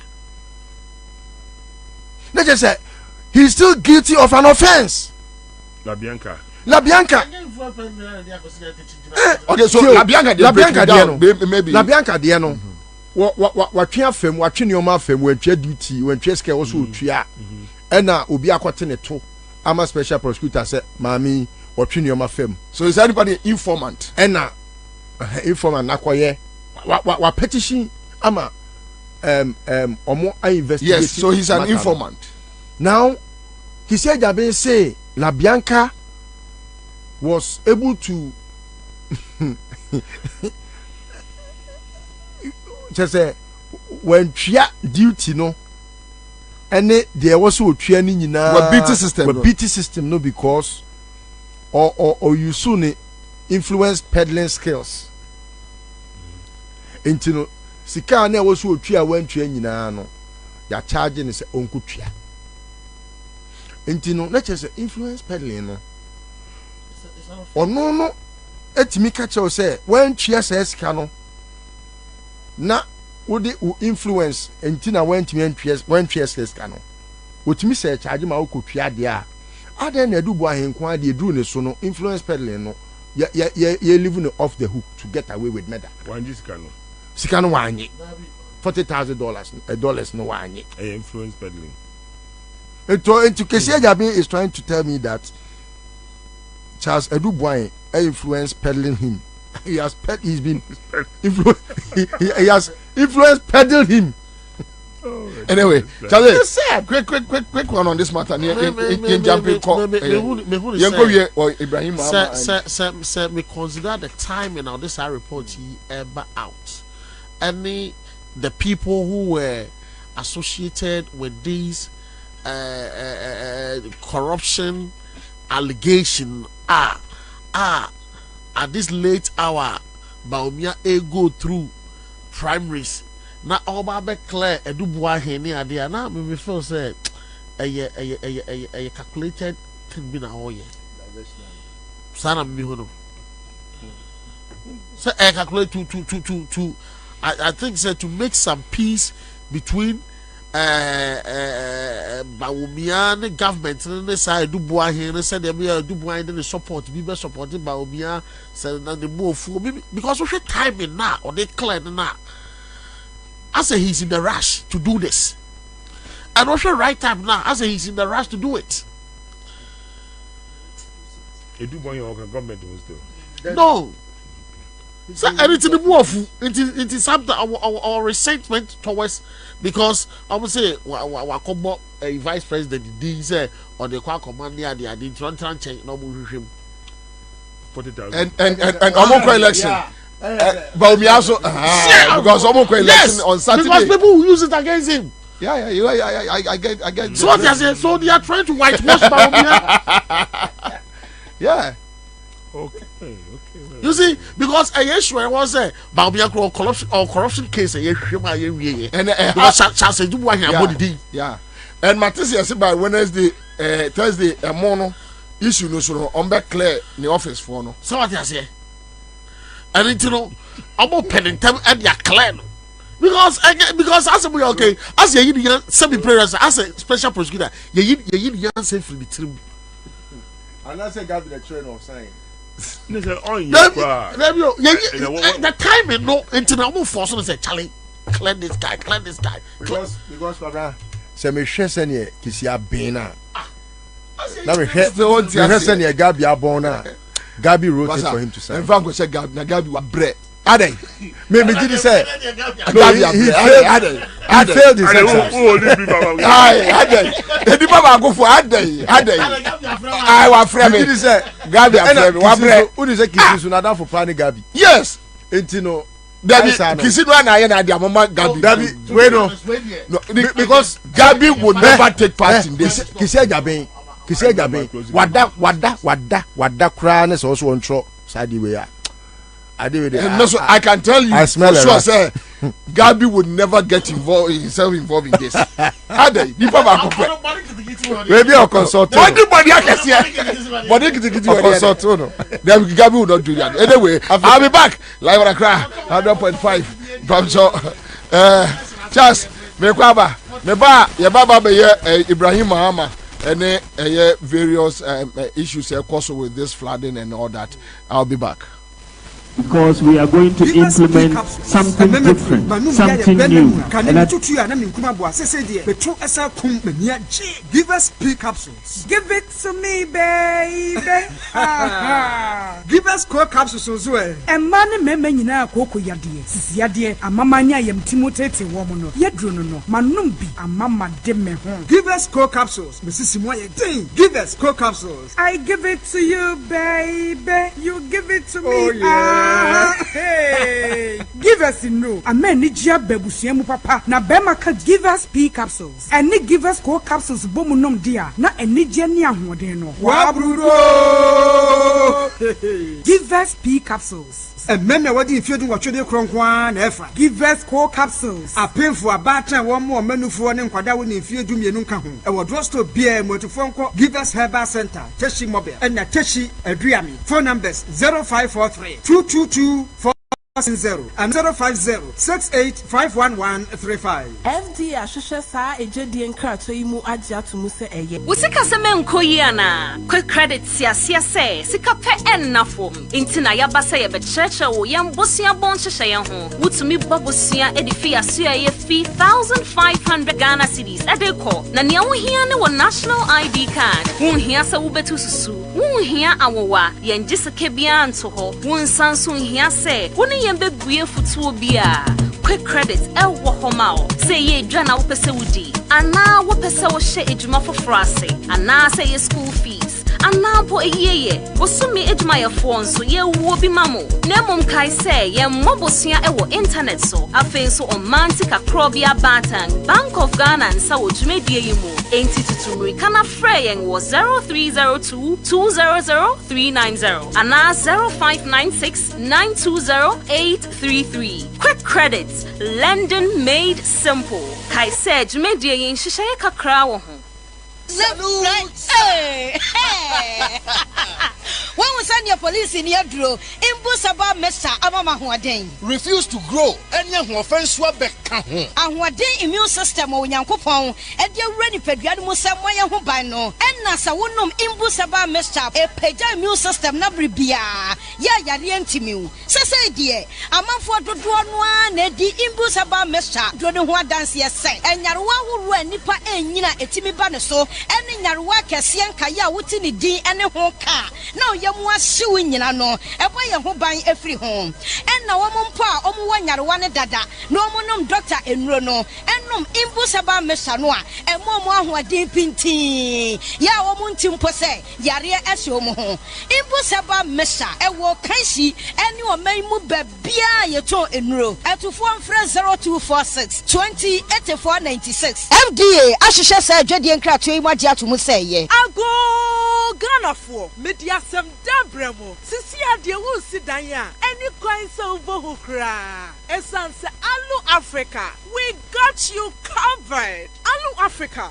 Aye jumeko kasia. Ebon in chance papa di kudanso. Any trusses are. Ghana ha. Any wiasia fanenina. Yen ye lidie. Young and your topo. Alu Africa, ewa bakwa somewhere dimu. Ebon roofing sheet. Any trusses say ye papa nkwadia. Eye honum and abenya pa ye quality. Sounds affordable. Bedroom fish ye dionuni. Edanya bru 2 million. And Alu Africa e crucial. What a news! Yan chance ye di crew dance no. Ni money dimu ne se emwo du. Ne ban need this 0.35 mm. Echo 0.5 mm. 0.35 Echo 0.5 Alo Africa Trust so emu du na range fi 0.55 Echo 1.15 enti enya fe na wodi dua kokuru woda so a very nache amfotie berie Alo Africa Trust no amfotie ntimere enre nache eye good for all weather conditions ne buaso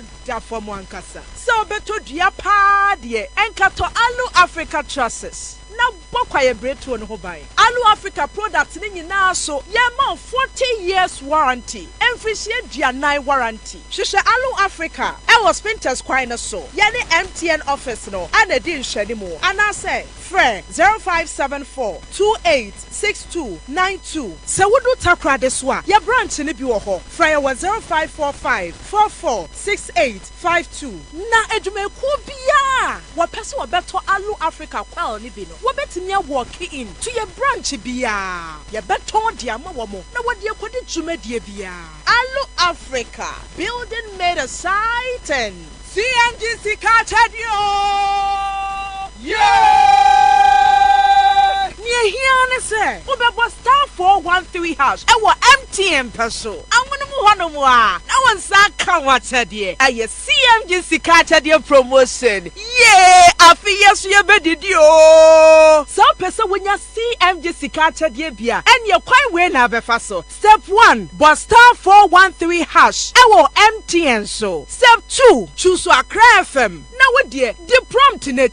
Esua wusu sikamu nyina ebe kwa na wie yama sika chadia promotion eye cash in and win big promotion when you idea wasa woye win your share of 24,000 bonanza shaninso dodo bia wo taxi e dia ko star 413 hash no e na be mu akwanya say umedi nkunim our CNG sika chadia promotion so eye cashback from Class Media Group. Kai huna say sa dwumadie we and share da ho the National Lottery Authority ewo Caritas Lottery Platform and ebo echidom wonya mfisha dun wotwe ekwa wonka dwumadie ho CNGC ka chadio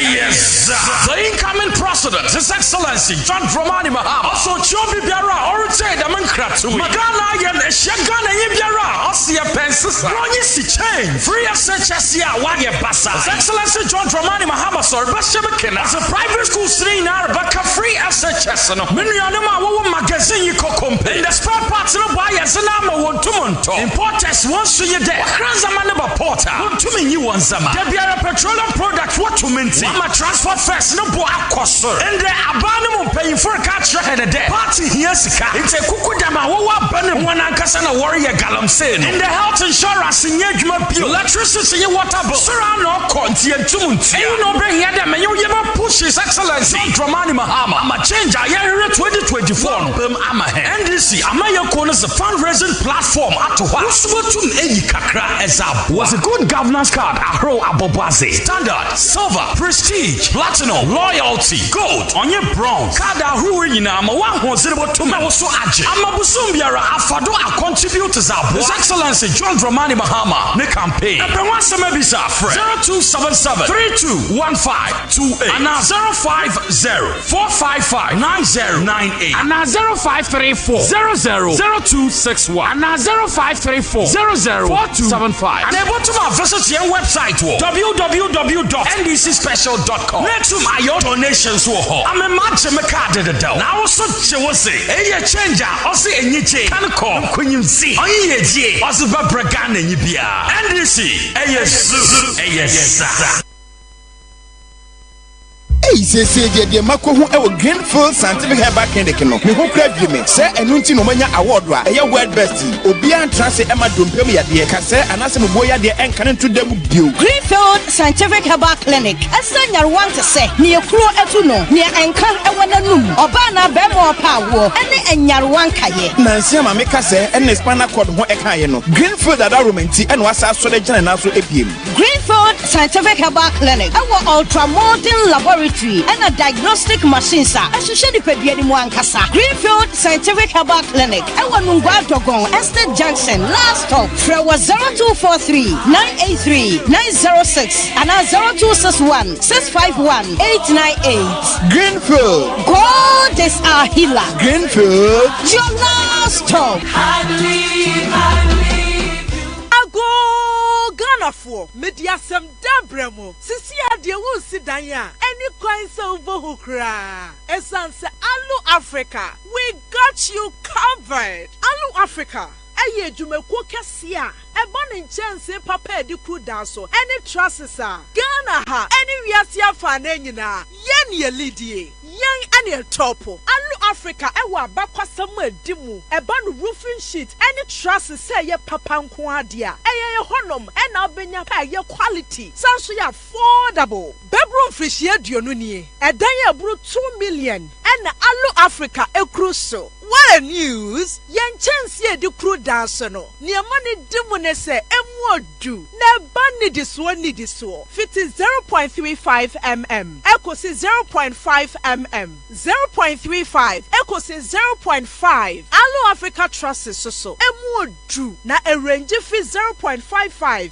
Eko si 1.15. Enti enya fe na wudi dua kokru wudaso a very nache. Emfotie berie. Alu Africa Trust no amfotie ntimere enre nache eye good for all weather conditions ne boaso da for mo ankasa so beto dua pa de enkato Alu Africa Trusses na bokwaye breto no ho ban Alu Africa products ni nyina so ye ma 40 years warranty emfrishie duanan warranty hwehwe Alu Africa e was Spinters kwan no so ye ne MTN office no ana di nhwani mu ana say frɛ 0574 286292 se wudu takra de so a ye branch ni bi wo ho frɛ 0545 446852 na edumeku bia wo pese wo beto Alu Africa kwal ni bi no wo betimi walk in to your branch bia ye beton dia ma wo mo na wo de akodi dwumadie bia Alu Africa building made a sighting.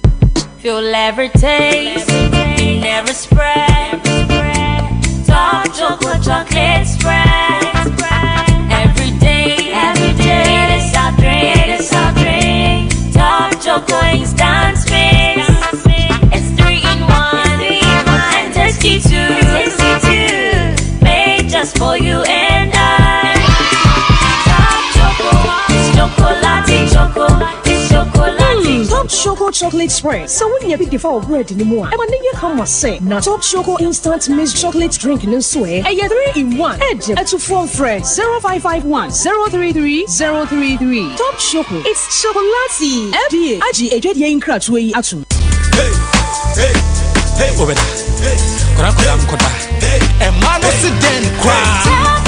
Tabia takum, wedi a member ye don't know. A me and Yahode, and Yahode, I am memedro, and nothing a band may be a here below, and to 4 any out of 4, and you'll be a pedigree tratombia, and chemical shops, pharmaceuticals, and herbal shops beer. I was gonna have beer, and not say fraying. I was 0243 686861, and 0245 749206. Sankatwe, FDA for Jatu, Kaise, Tabia Takum, Bemabia Yatakum.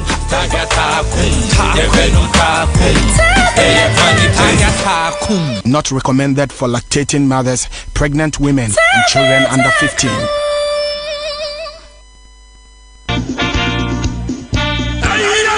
Yes, the incoming president, His Excellency John Dramani Mahama. Also, Chobi Biara, or say the Mankratu. Magana and Shagana Yibiara, Ossia Pensis, Ronnie Chain, free as such as ya, Wagya Bassa. His Excellency John Dramani Mahama, sir, Bashabakin, as a private school stream, Arabaka, free as such as no. Minianama, magazine, you could in the spare parts of buyers and I'm one to Monto. Importers once to your day. Kranzamanaba Porter, one to me, you want Zama. There be a petroleum product, what to minty. I'm a transport first, no boy, cost, sir. And the abandon paying for a catch and a day. Party here, Sika. It's a Kukudama, Waban, one Ankasana warrior Galam saying. And the health insurance in Yajma Pure, electricity, water, Surround no Conti and Tumunti. You know, bring here them and you never push His Excellency. Excellency Dramani Mahama ama change ayere 2024 ama NDC ama yakona the fundraising platform atowa usubotum eyi kakra ezab was a good governance card ahro aboboase standard silver prestige platinum loyalty gold onye bronze card ahro nyina ama wan ho zerebotum also age ama busum biara afado a contribute zab His Excellency John Dramani Mahama ne campaign ebe wan sama bisa friend 0277 321528 and 050-455-9098 and 0534-000261 and 0534-004275 and able to visit your website www.ndcspecial.com. Next to my donations I'm a match me card the dough. Now also say a changer or say a niche can call when you see on ye je or the Bragan and Yibia NDC yes CMGC catch you. Near here, say, Ubebo star 413 hash. I will MTN peso. I'm going to move on. No one's that come what said ye. I CMGC catch your promotion. Yeah, I feel yes, you did you. Some person when you CMGC catch your beer and you're quite well now, Befaso. Step 1, but star 413 hash. I will MTN so. Step 2, choose Accra FM. Now what dear, the prompt in it. And so I will so as the coming in now. Ever corner ye yamau. Sikacha dear promotion. And ye cash in and win big promotion. When you dear what's our year? Win your share of 24,000 bonanza. Shannon Swo, do be our taxi. And dear cost star 413 hash and never more when you say, Kunim, our CMG Sikacha dear promotion so. And ye cash bag from Class Media Group. Kai Huna say, Sa Jumedia Way. And she shared the home. The National Lottery Authority. Our Caritas Lottery Platform. And a boy chidom. Unyam Fisher don't watch it airqua. One card Jumedia home. CMGC catch you.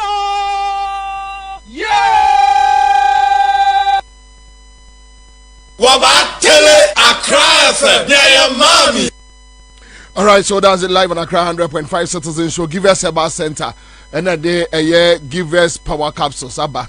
Give us cold capsules, and ye give us a herbal mixture, bar, and give us eyes. In so we have from 05068 51135. Quick one, members, Yanti went through Uncle Victor. Yeah, flooding, yeah, where a man made a flood disaster, man-made disaster. And we are looking at the Ibrahim factor. John Mahama started the crusade from a year Kita Okoho. And Oma Ewiase said, look, what is happening? Ehu. Then also a man for our Mako. But the Ibrahim factor in all this. Then the idea of moving Omomunya Bebina to Sagleme. Because voter registration for Nibia requested. Say Omunkro for Munya Bebina no. So Mbenya Bebia Momwa da was Saglema. Enka Omoni Bejon. Pacho yantu waiting for. Any a government decision was on Meko Saglemena. But the fact of the matter, the first thing I can say a man made Min cheddar and TSA because I don't know if VR for Jatum say they made a mistake. Their judgment, as to when to open the spillways, and somebody told them not to, or whatever. Because I mean, other information there because they're not sure how much rain will come. Njomuko bien too sooner. Let's say you drop let doom so outside baby. These were some of the considerations. That's what I heard. I don't know how far it's true. But BRA hasn't spoken clearly as to why. But they have agreed, sir. They have agreed, sir. Omo ena koka chere nkrofo no say bibisa eba. Omo tete victims. Yeah, they told them. Omo free. Now, question will be able to say, even in decongestion, what do you want? When you go on the street to tell the people move, you move them to a marketplace. So you went there, you told the people move. You have to move to a higher ground somewhere. Away from disaster. And those areas you'll be on kind of And then what is higher ground? When you crop. And then me come bro. A tree there. So more exercise no. Oh, yasramo. Bibi say besi. Dove for no. Monko agri. I know because monko.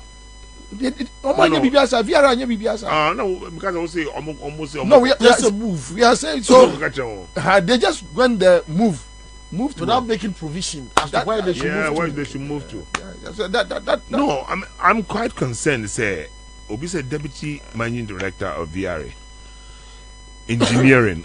Onune Juma, and I say when to open the spillways, no, and to open it at the right time, looking at the meteo and then other considerations, no baby, and then also a dredging of the Volta River, no, so that it can take more water without spilling over into people's homes, and then the bit that goes into the sea at that dam. But they haven't come back to say no cry. Whatever happened, no, like you are saying, no, if we saw trouble, and they saw it, says someone be a budam now, and then I say Ghana, then they could do some hydroelectric dam, no. And they had to quickly open all the spillways, then rush out, and of course the attendant displacement and everything. So they didn't prepare for it, and they know. Say we see dama. Those are the considerations. Time see dam no. So many people are displaced. So back our settlement, VRA settlement, baby war. We call even Adoso Echiro, yeah. And in Diakra war in Sunasi, very high trees. I made a question in Sunasi, but see hostile. And they become very hard. Until they say, with the boat in them, so they have to guide you. Now, with all these things, our history should tell you that you act in time, on time, to avert a disaster. The Abano, they are mercy. Say, nipe ngu, and I will tell you so far. Until at least you see, it takes a while. And I be into who say Abano, they just say, a man for movie, they have nowhere to go to. And then you have to start relief items. For how long? Can we provide? I have been there. I went there with Ibrahim. Okay. The first lot here, the choir. Oh, great. And in Shona, I didn't go on the boat. Ibrahim went with the soldiers in there, no. And he was like, in Shona, I said there are cops in Shona, in Kano. Also, really? I don't think you will be a very normal. Seriously, in Shona, there are poultry farms, and you can imagine what sort of water carcasses they float about. Oh, I mean, when they found it a bit late, according to them, no, when they saw it, it has caused some people great loss too. Oh, yeah, and then they have nowhere to go to. Poultry farm, that's it. The areas is here, you more mattress, you more rice, you more oil, tuna. The aubergine there, and not now, but a bit stage, you know. The insurance started to say recede. In fact, Ibrahim went ahead and used excavators. To try and dredge the water among engineers look of here, you're dredging back in free baby come man 14. Of course, would dredge you cry formula soft 2 months, but it will take a while. So seriously, they have nowhere to stay. Nadbo had no money. They are talking about giving somebody 800 million to step down. Nadbo has no money. That's their priority. To do this sort of disaster, but any way. Nadbo officers have nothing. There should have been tents on high ground to accommodate these people. Until some of them become you know, life has become miserable. It's to come a buying war or peninu kwa no haka the emphata. Oja hako not move. Ibrahim has surprised everybody. He just paid and paid. We used to on the trucks. You find Yamanunko. You find go beyond Chebanko for no. Now, all chen no can say be a voter hankwa. The chen mekan say it started a yape hono, and a pro, and a single bono, until still moving things there, and he spent not less than $150,000 or $200,000. Wow. Go for could be omo cry moon idea so Christmas aba or buy no chase with chia then the truck battery call. Here to come for free. I see. Yeah. He's done a lot of good work. Rice no mo de kono. Enkrofo de omo de aba ohun a wo de aba no abetuaka no mo abetweko. Omo triko. How much you quiet? And yes, rice or no aton. They be on ton rice. Is that his business? Yeah. No, that's his whole money. The kind of the supply that he's doing. It's more. In initial, at the time now, JM didn't name it. It came up with $200,000. That's the first. How much invoices? But it didn't quite say. It just and it didn't quite much. Because when it's country, but he's just giving it because he says he gives it, God blesses him back. Ibrahim is doing well. He's done so well in this short time, but government must step in. The government has stepped in now. I'm sure it will be tabled before Parliament on my party. Yeah. They will ask questions and they should ask sensible questions. And the Kwabena is saying, any could be, sir. They should ask questions. Even if it's a natural disaster, the government should take care of them. There is no plan. Not money. What is the plan? So Bibi says here, what happens to the people? It's gone on for how long? Is it a month? Yeah, over a month. About over a month. Yeah, over a month. Me who say oh my tents will be usually that's the first thing. Accommodation be that is the point. That is the issue. Yeah, the mattress is so called. The more reason why Arise Ghana is deciding on taking them to Sagleme. Yeah, that is a government facility. It's not being used. Yes, a government of Ghana, and the people are citizens of Ghana. So Parliament should move the idea again. Move them there. We will take them there because if you have a government that is recalcitrant on heeding to the plights of the people, you have to sometimes be very drastic. As a temporary perform, take them there.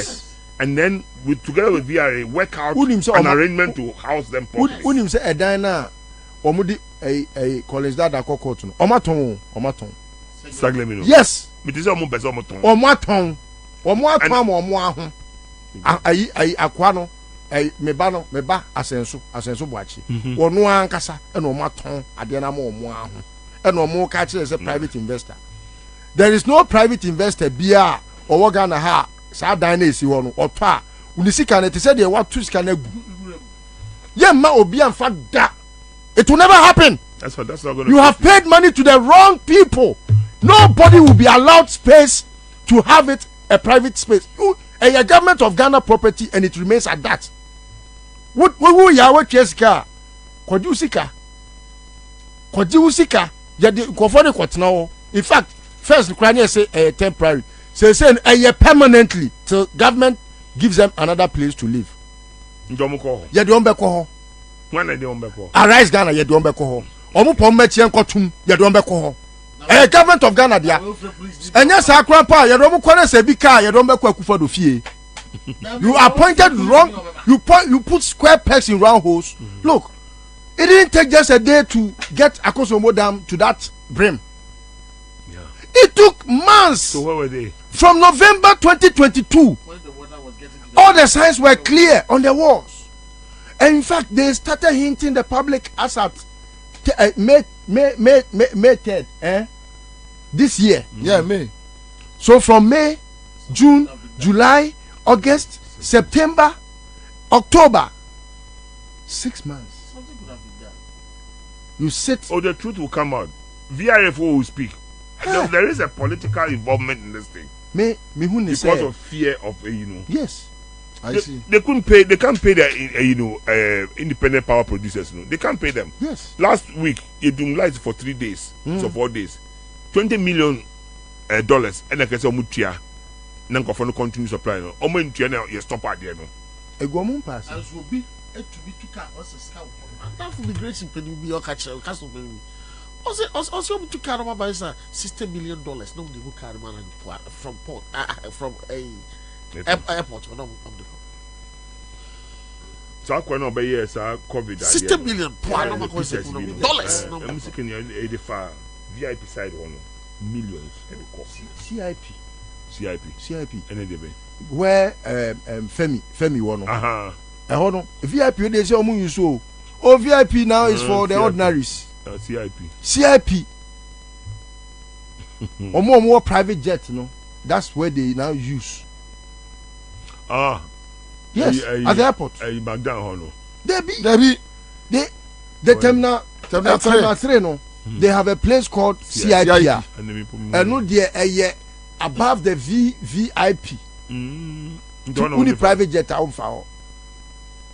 By Ibrahim Kwade omo manen ko. There's a norm for on simplicity. But God bless Baba. Yankopon Shano, baby will be now. He is done well. Oma ne enkwa ahodin wo mu. In fact, you see, metiadebi fa Zoom lion ho. And that's the only reason why I think say Obi benefited from Obia Sebi insure yira fa no na Obi so spend it. So one is profiting, one is losing. What is and it? It tells you how all men or all rich men cannot be the same. Sometimes we discuss riches as though it's about wealth, but there are two different things. A wealthy man is different from a rich man. There are people who have both, and Baba is just the only exceptional. He's wealthy and rich. Rich men, they have liquid. Wealthy men, they believe that the asset is the human being, and so they would rather invest in human. Some people are just making money thinking that we may acquire a Zoom line on the end. Jasper has always made money. What is the issue with Zoom line? Yes, we acquire fumigation on your master contract. Jasper so the enso ye menu mienu ye Ghana for ball aye nti and a Jasper ye Jasper obi so de okodege hole to cover hole, and he makes money out of every your friend is saying a cubic meter be oil, and so he finds a way to spend his money with the people of this country. Minti say Jasper cry COVID buy, look at how he was profiting. Yaria ba ni pay no. Look at how he was profiting. He didn't even think about corporate social responsibility. He didn't think about it. Look at how much money Zoom Lion are making from Ghana. And so a thing, there be a thing. Yeah. And sometimes, if you look at some of these things, you can only just be fervent in your prayer to God. Say He should bless Ibrahim Mahama and his likes, even though it's very rare to find. Yankopon Shano. Na me kenzu na me say ka Pentecost for alcohol, but Ansah any church. My church is the most rich. Pentecost. Yes, Pentecost is the richest church in Ghana. And you know, I expect say we can do more. Saglemeno Pentecost for Christ CB, so ma donate yama victims na enya nwanwa. Omo timi si prison at the chair. Nti obi a wetimi si prison down there. And Kofa mu displaced omo about 30,000. Yeah, about 40,000 now, I'm sure, because a mutre. Omo try to own a place that at least the Church of Pentecost did better so. Me dey ma sorry na metimi aka. Me ntimi nka obi dey. Me ko ta be sorry na oye ade bi na me jaye. Okay, so can make ICGC. But that notwithstanding, no, it's a plea to all churches and the mosques and one now we be buy contract Ibrahim Wanja buy contract there, and so he's working hard to at least help salvage the situation. More major contracts I hold more mutise sisila da panso eska wo mon pass no mon koye donation at least munyi mo tithe from your stolen monies na mon fan koye donation na momwa na emwa nipa abra otiase nipa ye mobo ye nsehwe ye oyonko dan so for me we on this flooding issue your friend is me ba me try dey bi say Samira why dey wouldn't say enwuma ye didi hia no enye no na ye didi sika na wo kan ntoma na ne duku ni enwuma ye didi hia no ye fa ni sika there be onim ana ba omianso oso onyame adom when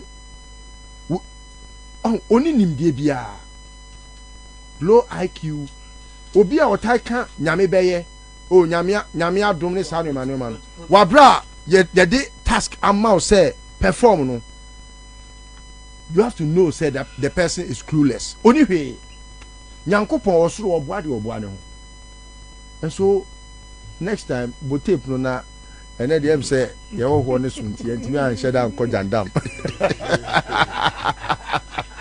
okay me fi akwa okay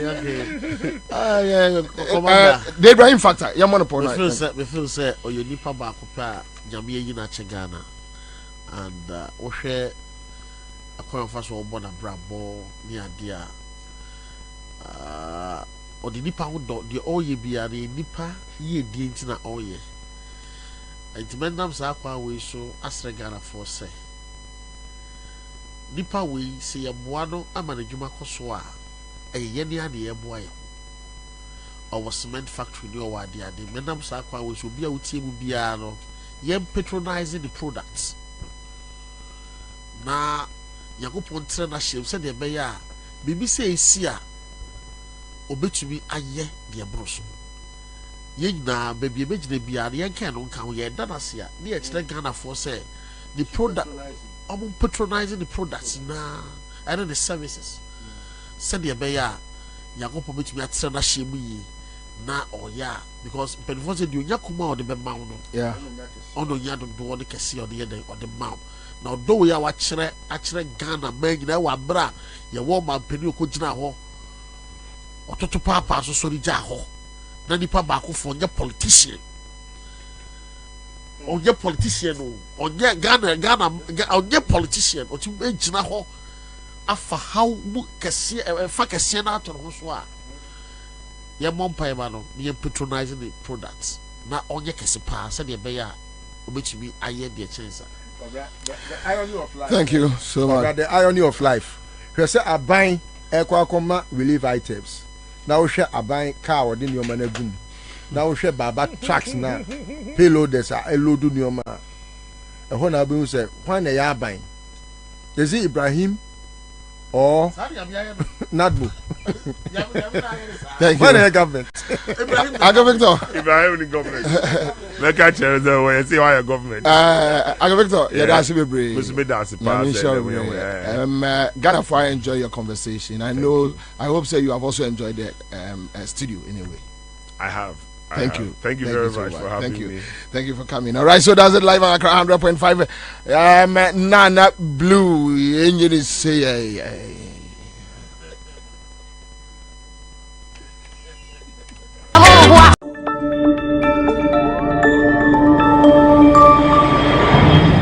Citizen TV, Accra, Ghana.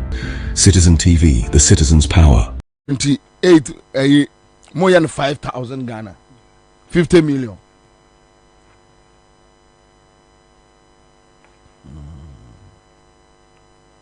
Kwayo Pacho I want to sim card mama why. Pese ya me de friend mama. To sim card mama. Tena mocha 2,000.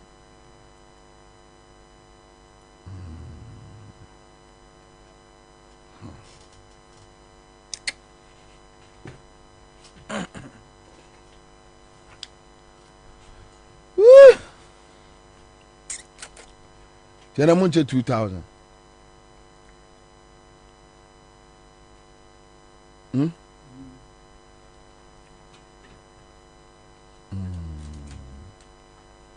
Are moja 2,000. Hey, paite.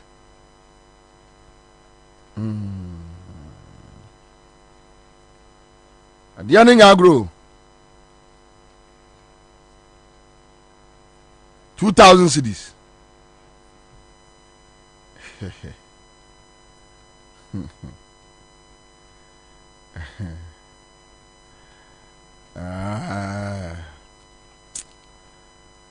The next week now, mobile check 5,000 no. 5,000, 50 million.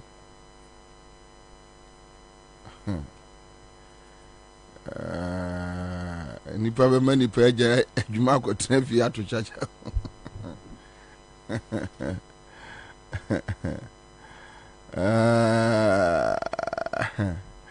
Anyway, all right. So today is Friday, and Nana Kofi Ahin Kingsley is the first person to come here on our Facebook page. And Nana Kofi say, "Welcome, Chairman Bobie Ansah, Commander Boham. Greetings from Awoshi. Awoshi Fujina Yechiamo. Then we have Seth Lante Lamte, David Semeko. These are the first three gentlemen. Ewo ye page." So okay, all right. So yeah, the almost papa. So Oma are joining our Facebook page. Then on Citizens TV Ghana. Citizens TV Ghana. Obet me are joining everywhere. Bongo is here. Agbe Nutako. Sheriff and so joining a live Facebook page, yeah. Dan asepa Edomas Ramson Nyano say Bobie we do. Yes, I know you did. I know you are here. Thank you. But mame enkai a year or month for say a year CMG Sika Chedie. The next 30 minutes, me bomb first winner. First winner and man 2,000. 20 million. A star 413 hash. Star 413 hash. Hajia Halima is here. Hajia, my darling. Papa Midu. Then I have this brother Prince Stephen Edem Baba now, always, every day, always present. And finally, Kwabena, Jaja. And finally, Kwabena. But Hajia, another moon chabio. Now, first winner 2,000, 20 million. Away 20 million Boma Bronya no. What do you we? Unko Bia, Unko Fro Bia. Bomwa wadi awie unko obia ho mesi unko fro obia unko chia obia apai say ta apai ama apai ama kwa manya first winner na nyadi e koni jasu Efia pokuya si ekoni jasu. Hey, enti efia pokuya so de sa kontra America. Show. Program.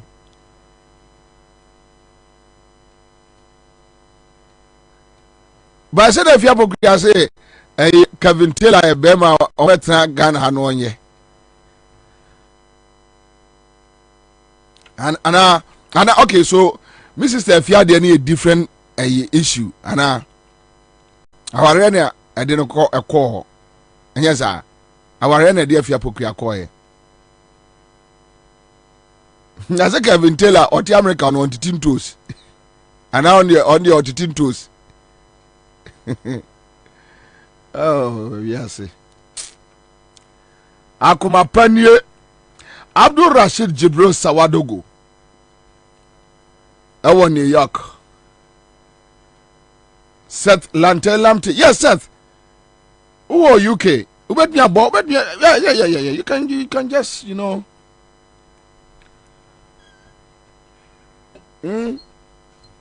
can enter the draw, Charlie. Seth Lante or UK. Who let me out to be? Sir, your. So, the number near roaming number, right? Okay, even if it's a roaming number, bet me out from there. Meboa. Bet me out. Ni boy menka say be di obi atem. Go with you. Efia is my sister. I just raised an issue because I remember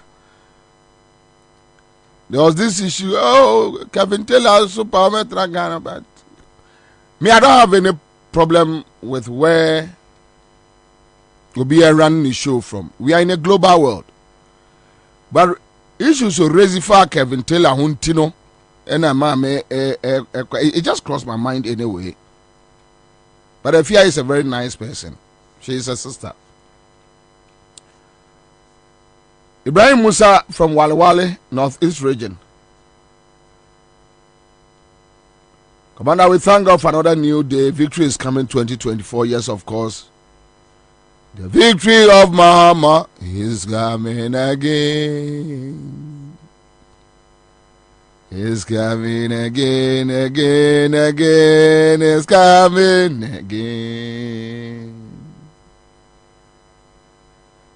It's coming again, again, again. It's coming again. The victory of NDC is coming again. The victory of NDC is coming again. It's coming again, again, again. It's coming again. Oh, yeah, rainy days. You're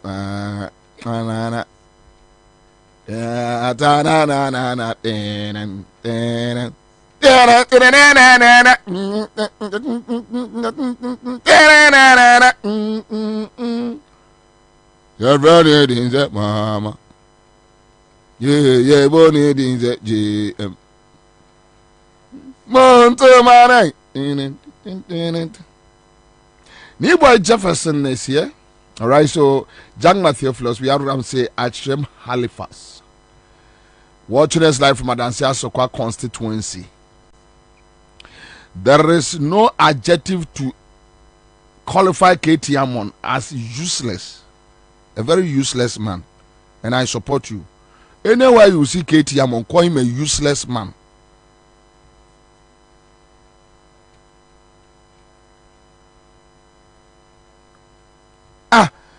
Na kwa me read say as me tikasi asumene ne kasa o so tu kwa ya so ko climate die ni bi tikasi ne ya se journalist for trade tikasi na obi akwame na obi forgot him am say as a joy for ni bi o na Kwame Nkrumah tikasi ya nkwa study global climate no a na sa atoro nche mbisi ane ye ndey David ade be say nkwa study because eso ohunu how the harmattan will meet the winter down slowing you know enti obehunu seasonal cropping ni nyina wo de tikasi be do agrikfo womuntum na nimdia okofa aba tikase okofa aba waba tikase aba na mentimi nyanka ye global warming minia no abana menti onka ba bia oh onia global warming say Ghana web for na no mo keka tikase ho insemu Ghana web for na keka tikase ho ensem ena am so we engosi aga eniva 628 ti ono nkwa na mu no bo ni din no ono ayo mama ntino ena omu bubo ni din hey oniaba global warming yeah born in the mama Montemare yeah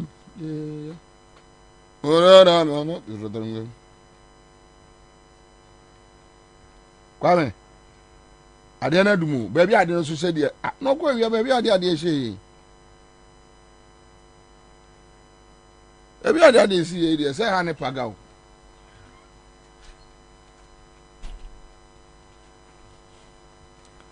Yeah, bonny things a jam. I order Fabra. Because we know anti alleged. Charles Barnabas say to get passport in Ghana now cost 400 Ghana cedis. And as any other one yanfo. And I do complaining. Yay. When can say.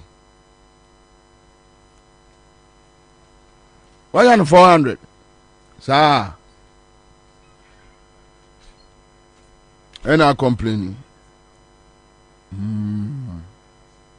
Okay, so I star 413 hash CMG Sikacha there promotion.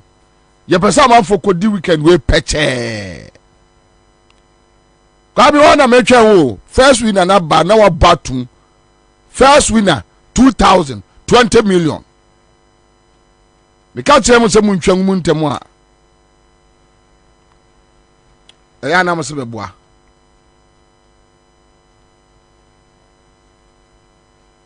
Let me do Lagos night. Lokasa, Calypso, do this.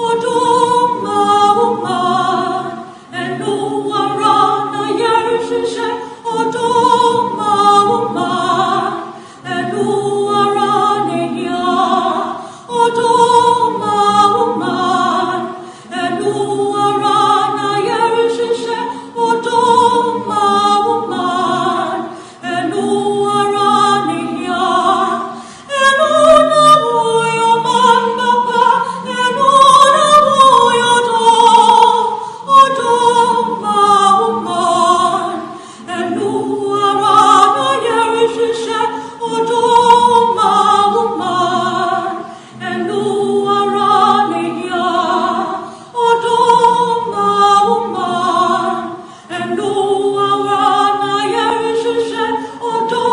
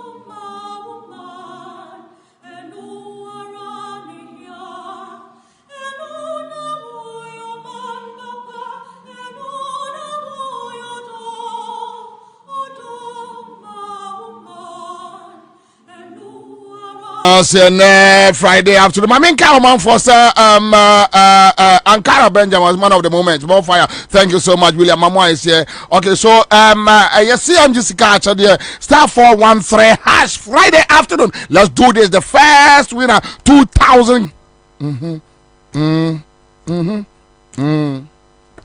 Sometimes we have no option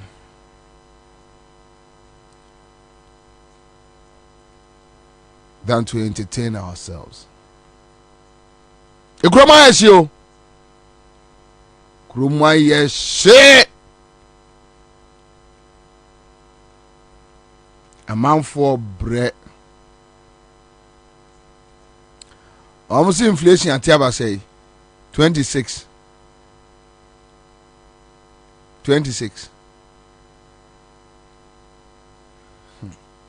Kwame. Check it. Ubenya Kufuadu no tweets ni bi omonkwasi akeka no a NDC ka kire atame style almost say NDC so much achieve a single digit inflation.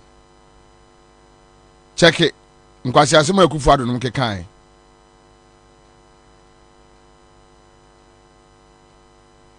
Me unim say Kufuadu ni baomia na ama me do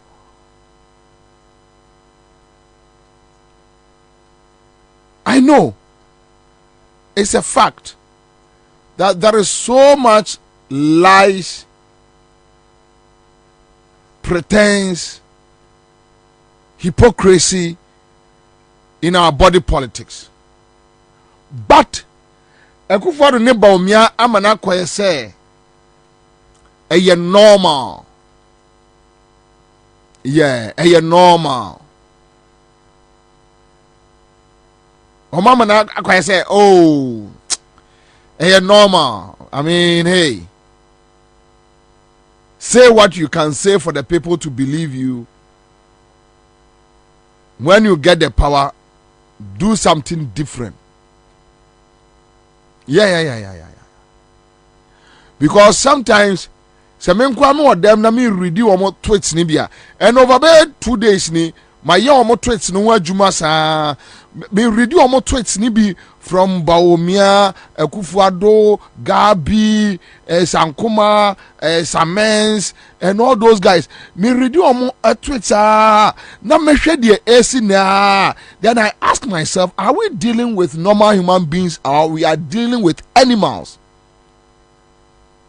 And more complete. You can't convince me. You can't convince me that this present government officials are rational human beings. You can't convince me. Last time I read a Gabi a tweet be say Atamel's government yes, Stephen Eden Baba now Bobie, they just took it to another level altogether. Yes. They just took lies, hypocrisy, pretense to another level.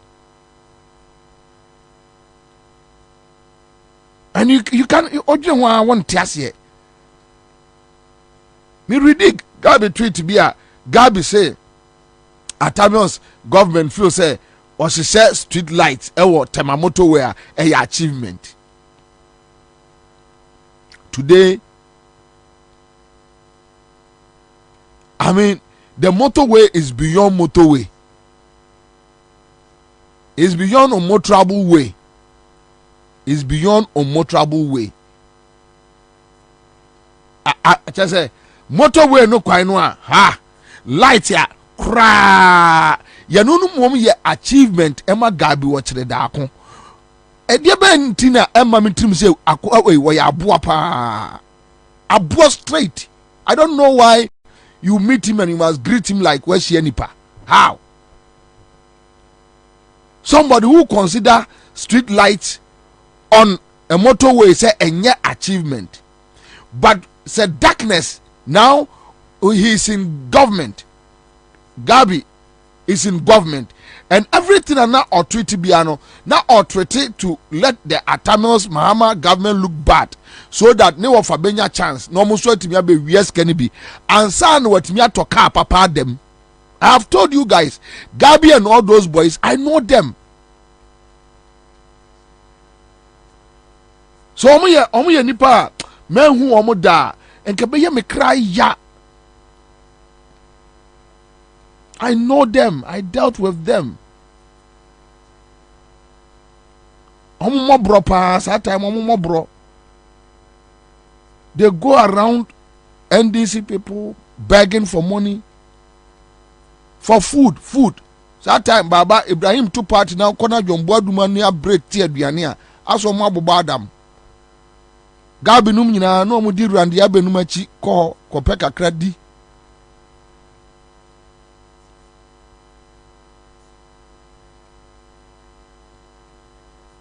My phone. You see?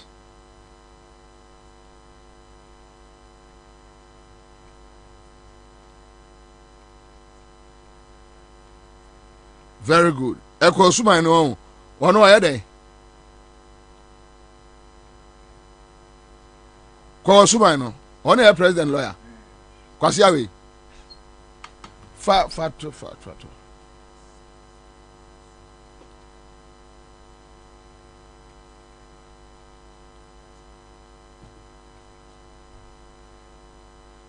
Yeah, Ghana for one asema na manugu so America sesia. We kura no se ejiga kwa be benya bebre. Yeah, this guy, yes one na Akufo-Addo lawyer, kwa Suma no whatever.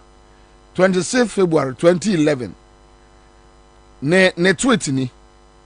This below 10% inflation is being overused as an achievement by the NDC. What Ghanaians need is economic independence. What's the name of you? Ombesa me nefia da ayase yagum no ejaba. Ombesa me jaba.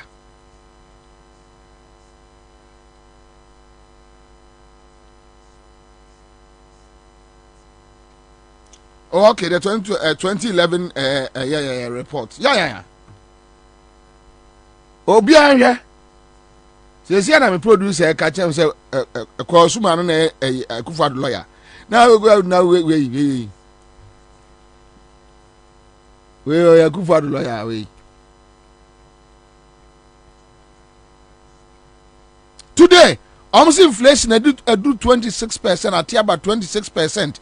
The almost chire power TV so I can operate I say quickly we issue statement say or say said this is the the turnover, our economic turnover as a turn around or something.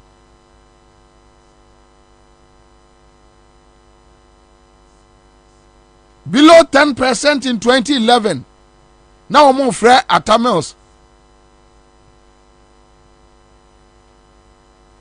President Doolittle, armchair president, lame duck president. Akufo-Addo no. Kwasi aksema kwasi where's an free na numu ba no.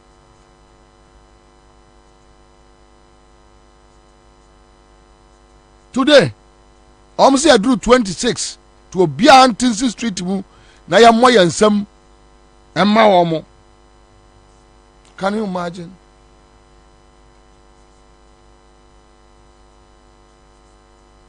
Miss Obi a wone MPP ni be deal a when he din atem no. Because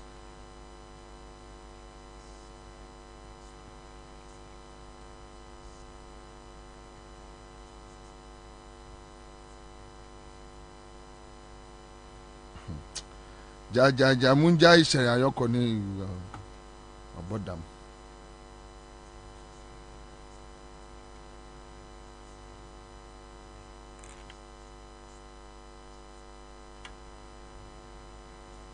Below 10%. Almost no. Identity now below 10% the achievement bear.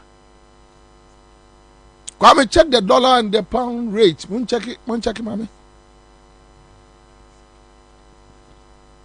And the achievement bear. The things they downplayed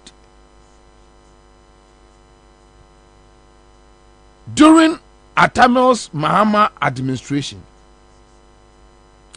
Na me minim say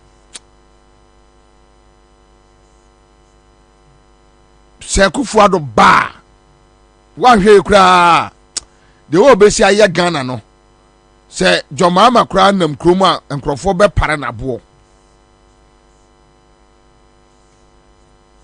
This is Kosuman.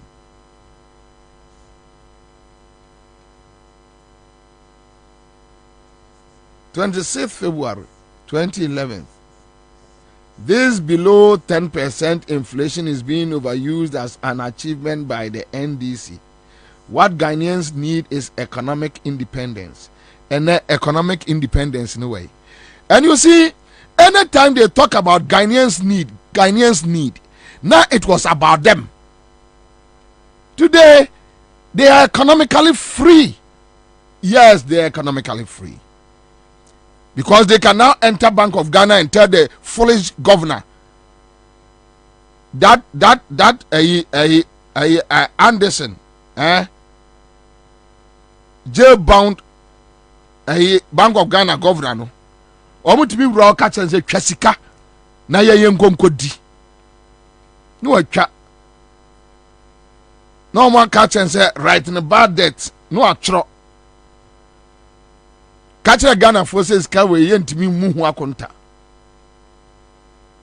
So ya Ghana ni na wuti ma wiya we ya enya nkwase asem.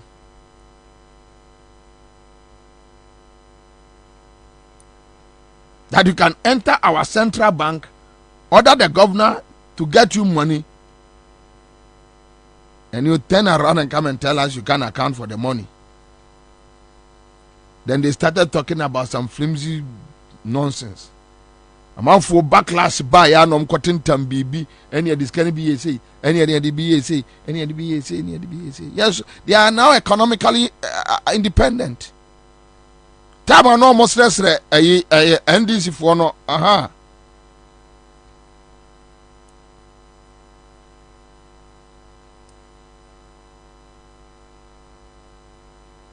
That is why I have a problem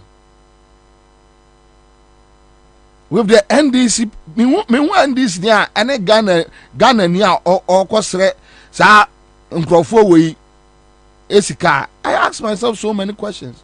What is it?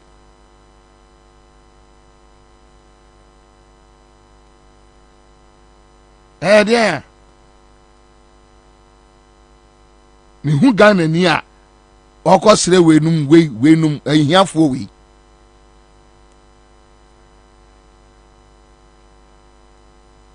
The first day I got watch the Akoba Asempa FM studio na tara ne hu bi. Basa.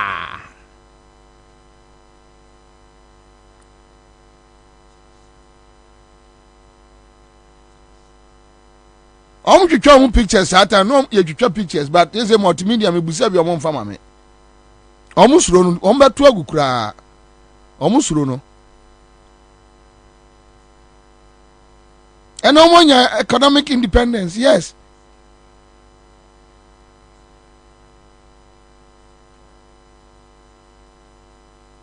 Rapport to asikanie, rapport to asikanie, fire asikanie, fanti. We need economic independence.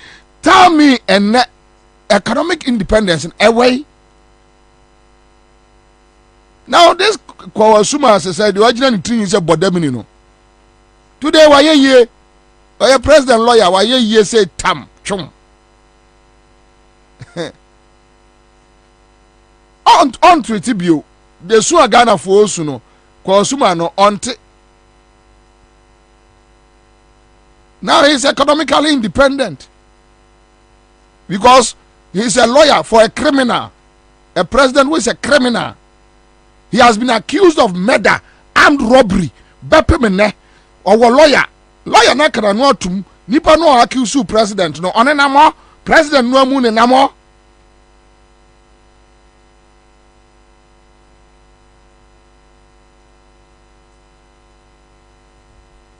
He is a lawyer for a criminal.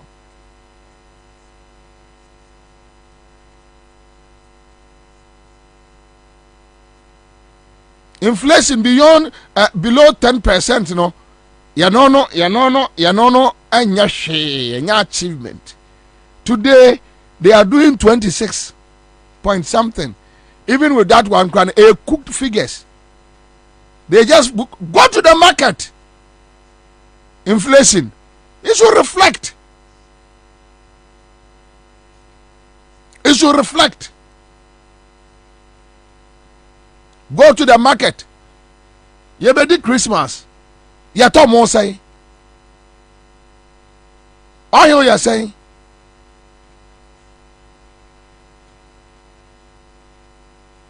Sugar you say. Flour you say.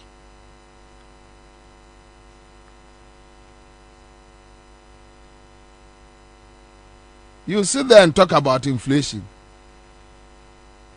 Drew 26 and I pay the more young social media. Hey, I'm saying really 7 years. They would be here any. And I catch you say, obi the co below 10%. Now, and you say Ghana for children.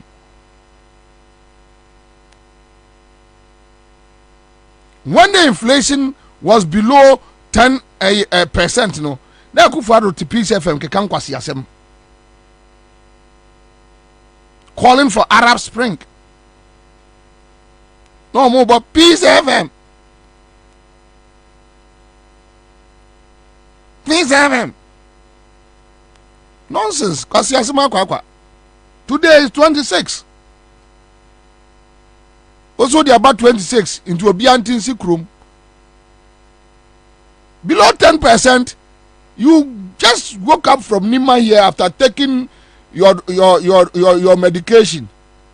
After taking your drugs, medication, you just drove to Peace FM with Sefaka talking rubbish.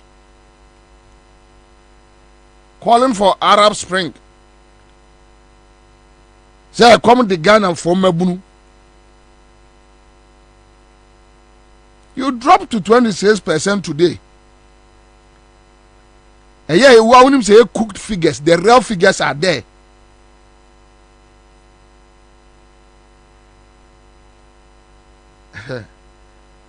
Opa fra yere Rebecca na yensi dwom. Ubon ntoso ankrofo de bebro no.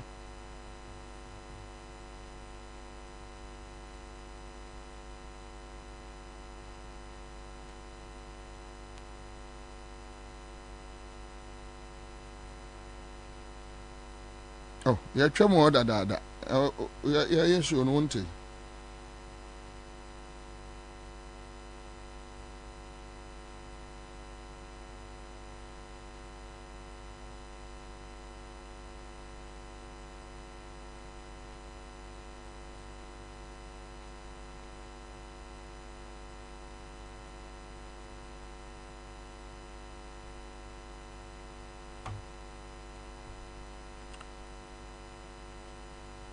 Aba.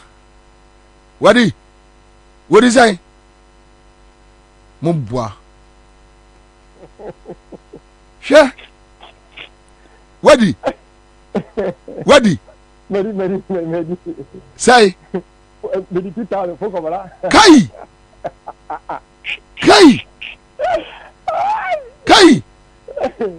Oh yeah, sure. No, Madi. What is I? Madi 2000. 20 million. 20 million. Egu fonso. This year. The near Jagasa.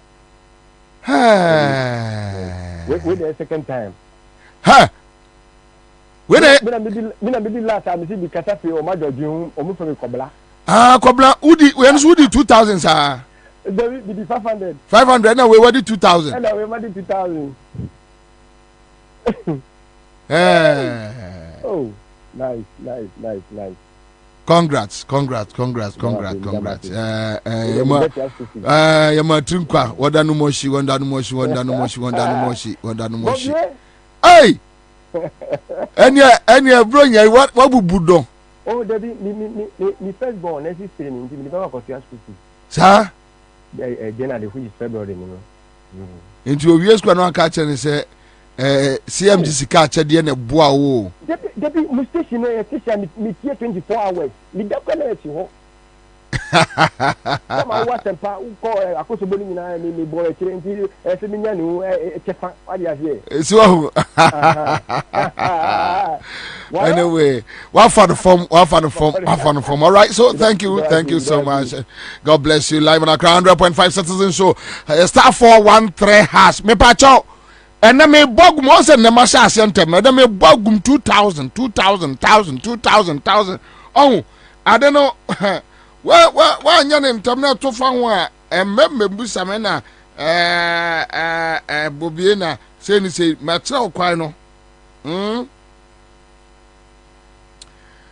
Okay, so lecture just and me was saying, what is the correlation between the significant drop in the inflation rate, 24% announced by GSS, and that and what pertains at retail points, that is the market, and that is what we are talking about.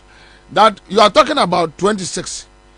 You are talking about 26. Vivian says they should let the inflation reflect on the citizens' pockets and also in the market places and stop the bagage. And as clever Chichia, today is your birthday. Happy birthday to you from CMG Class Media Group Citizen Show Team Nina Crew Nina. We say happy birthday. 26 inflation 26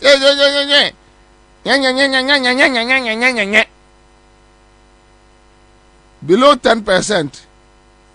Almost say way a achievement. So at least we were expecting something better than below the 10%. Then enka the way I'm more bragging, you know. And you be jatum.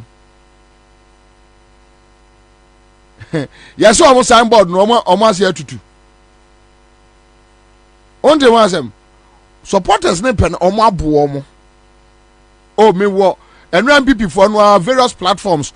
Omo yi omo antokwa ne bebre sende me. Wo be srewu. Supporters ne pen omo abuomo.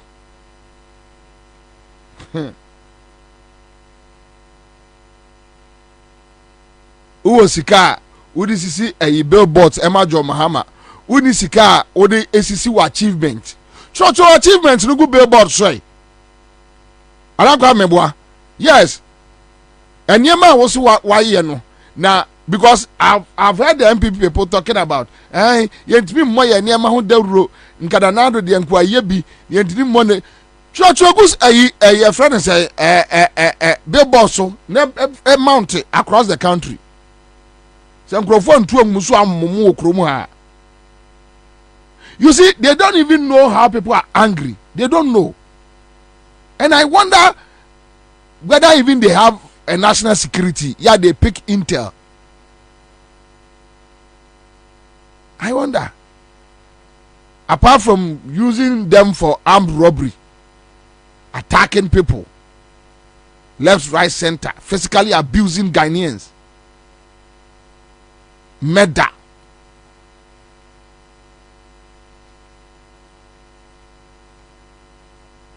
We know na omo organize forums, town hall, public lectures to talk about the late Kojoti Katanum, how they run the national security, Baglajanum, how they run the national security. Yeah, these are the people.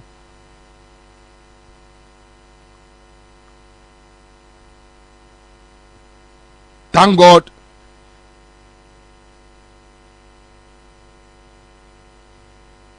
Enyadia, now the MPP, the UP tradition, beti biya na no dachi biya say obi use national security wrongly against them. No, they can never, because the internet war and almost set precedence. A man for back kai womo.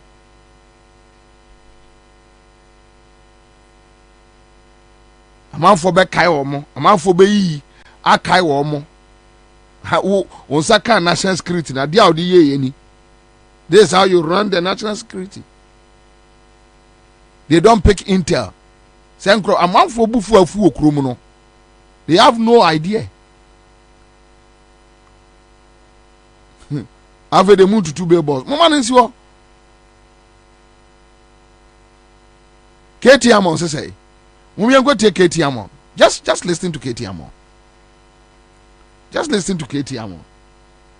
KT Amon catch the before say Omon tete omon niema so for Christmas. A madman. Mesreye say emomodnia na ye noma nebo no enko fom kakra na ye nuanumo ye ma me amanfo no ma omoto na yi kakra ka na ye da bia ma Mesreye say emomodnia na ye noma nebo no enko fom kakra na ye nuanumo ye ma me amanfo no ma omoto na yi kakra ka na ye da bia ma na ye de nkra na ye de na mo ye de ni na mo ye de ni na nneoma de bia ekosro nneoma de bia ekosro esa na wo so ohumeti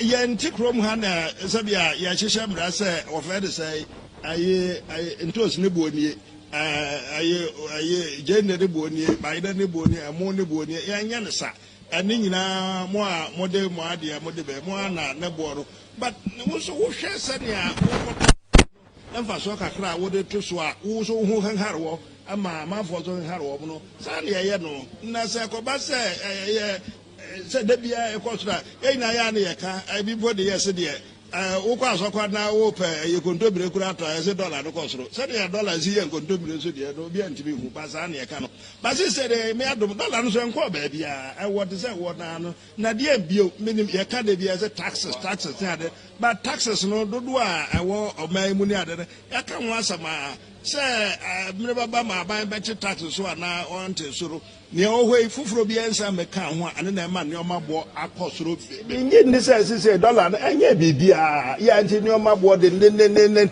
ofa obi de message ibrahim ade pe kura no fe na me ye mu hwe enye ye so ukwadwom a wo ye bibia ye de na ma ne oma ne bo ekosoro sa aye supermarket yi ne hwan ba bi wo ho na wo kwa brechiri se a samre ya Christmas abe wo mo bi ye fan sales ne ya te so a say okay obi ani bronya ma bronya mo ho nto wo mo ne ade ne ya te ne o ma no so wo sika kra bi ya otumi de tobi na ya yi na ye ndie bronya ne mo ma busuafo ye press o mo ne o ma be ye kakra bronya mo na fe ye se ye tu ne o ma bom ye tu ne o ma bom policies are ye famra ma ne o ma ne bo no mo nte so no say okay taxes bi ya wo hu bi ya yi ni na de free so aban ontumi nya sa.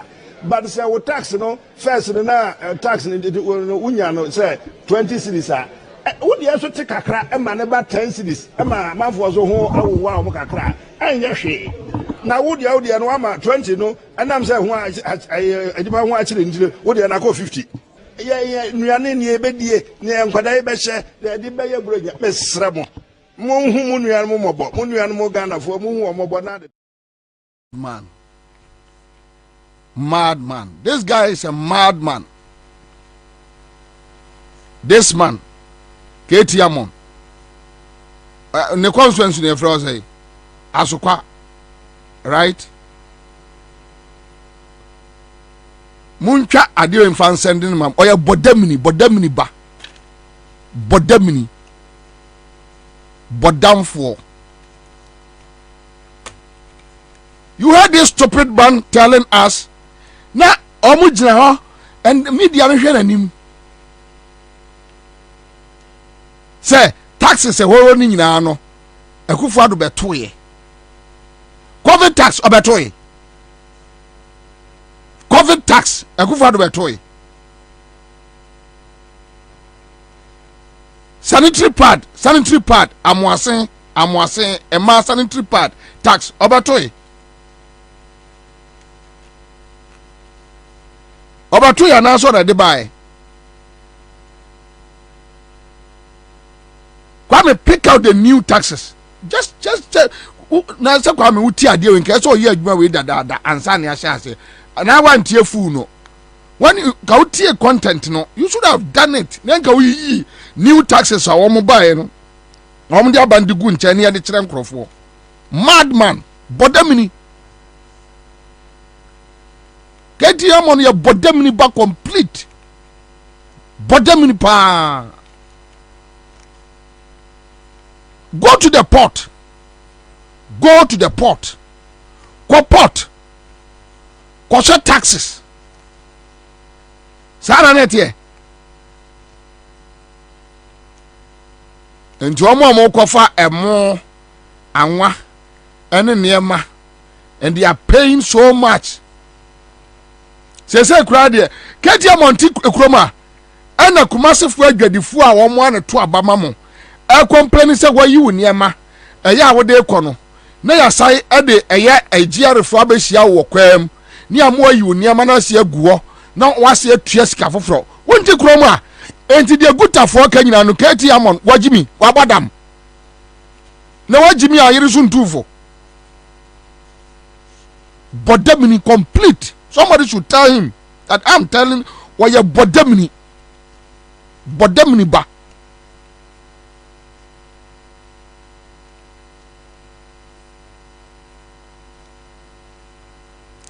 Muti kroma ena muko for 20% excise duty e de beto beverages so. One more can say production no nkoso. Munyi 20% ni flo wose da. The abana eje no na oje moji sika no a na mo ache sika na mo adi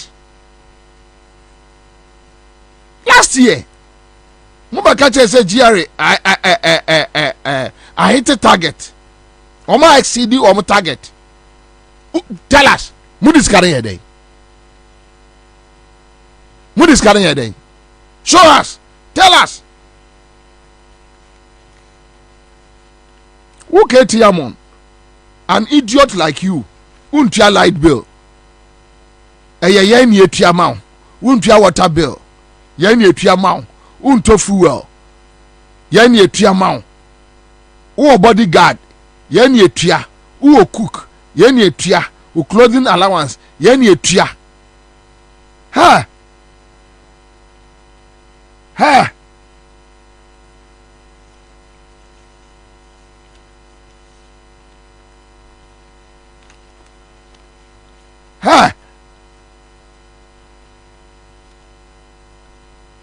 And now you are insulting the ordinary Ghanaian trader. Garden boy, yenye tiamao. Useless man like you, ya hunim faso biya wo wiase. Mimi tia taxa, me tia sweaty for 4 hours, risking my spine. Me tia taxa, foolish man like you. Na ya tete, ya na ya di to suit show.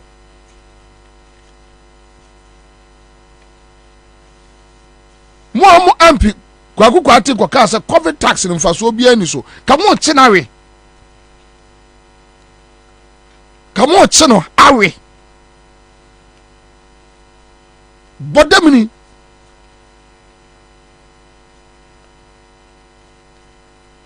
Kamo chinawe. Sa den ti no kwa kasa COVID tax munyim free ho.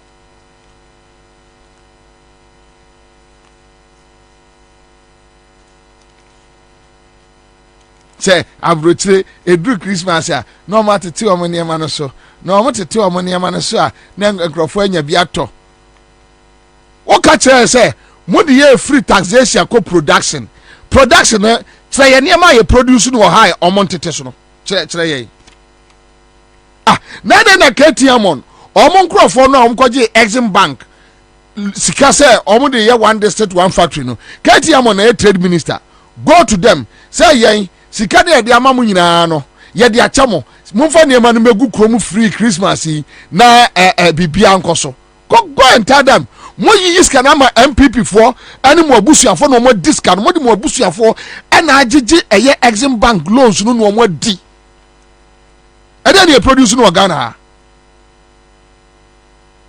ade na produce no Ghana ha tell me ketiamo ade na mo one district one factory no produce our Ghana ha now nkakom ho na ekoka chom say ye the one district one factory aba ama say no production no mo ya de enti afede go to them, call them. You are a trade minister. Say omo JJ Exim Bank scanning nyina no you have all their data, call them to a meeting. Say wa produce coconut juice mesro teteso wa produce we teteso say mo ye PFG mo se mo akuafo mo bo akuafo mo frafra akuafo no because which means you have their data, call akuafo no, call them home to meeting na ka che akuafo no say akuafo mo no ba ye ni nyina yesra mo teteso, call them.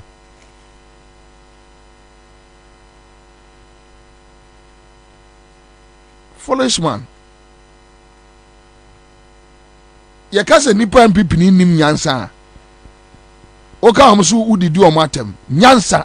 Onye na krede Japan ka che omo no. Se nipa MPP ni agimia ma odwire ho a won tiase. Ye na krede Japan ka che omo no se nipa MPP ni agimia ma odwire ho a won you ask yourself say adagimi we free. Because Ghana ni Jimmy say obi a ya wo no Ghana ni wonyimi say me ya wo mi nyina na ye ka chem say Ghana for the ni ate. But this Akufo-Addo government, they are too stupid like than animals.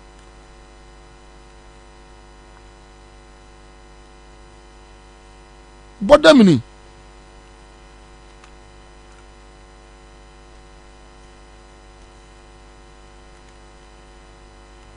say Omaye yire niema no so a why you don't pay electricity bill?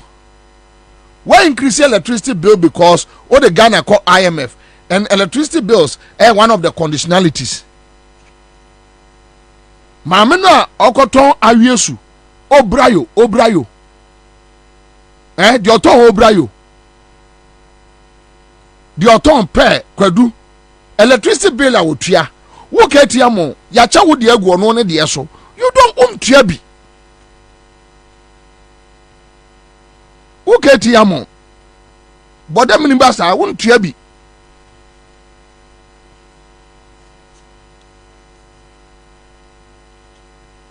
no etua yesese ya tutu nso obuom kokohwe water bill go and check water bill Go and check.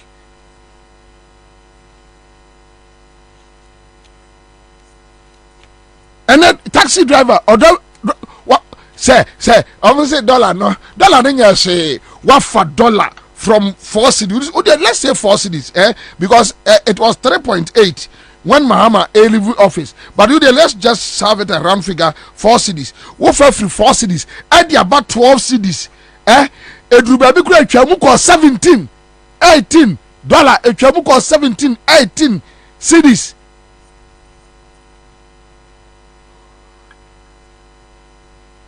Mills Mahama found $1 1 city from Kufo, and running no to 3.8. Let's say 4 cities.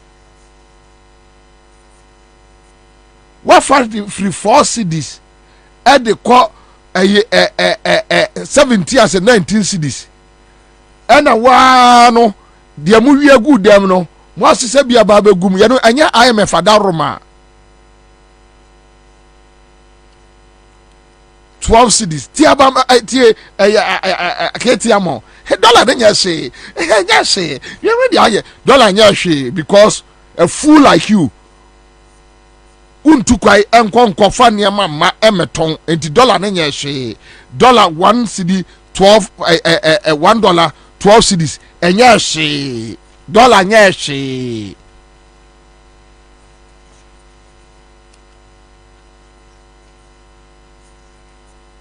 $1 12 cities, and yes, so which means a Ghana for no and a pay complaints and no more complain. And yes, dollar and yes,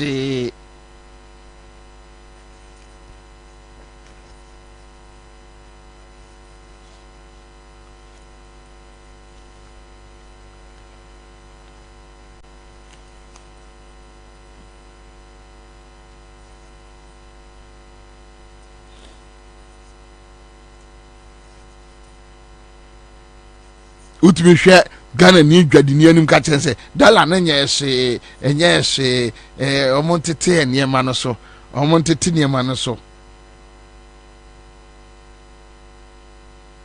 we trade minister obaye no almost about 60 companies and afford up emu foreign ones omo a close down echo go to Accra Mall kwhwe various companies omo close omo shops omo ko tell us what happened?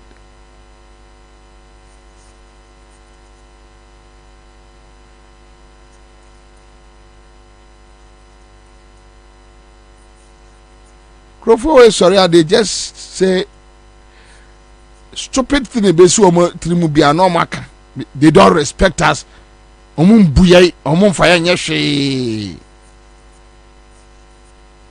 And the sad thing is, we shall Kufuado and Crawford one, any power of Munumbu, and then I ask myself, where my feet if you're fin way.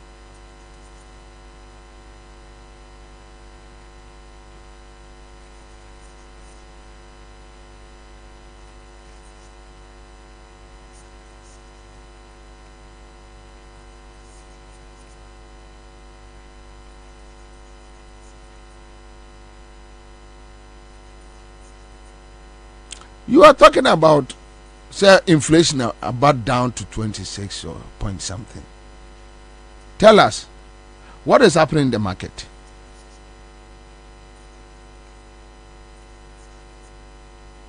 Okay, so let's talk to the people on the street. 030-220-8090.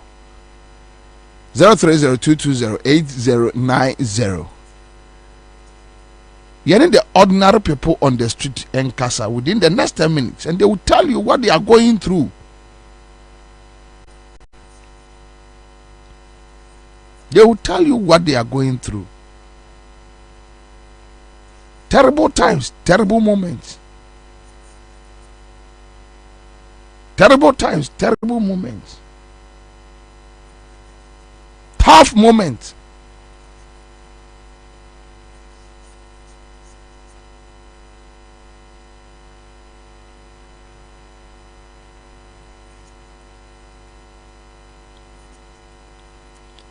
Hello. Hello. Yes, sir. Yeah, good evening. Yes, sir. Good afternoon. Good afternoon.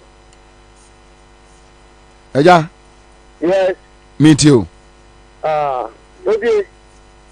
Na mi ani no kweni sema wo kan de. De huna mane papa. Wenka boye ba be say ye jadi so e ko fa no ma fito gode ba.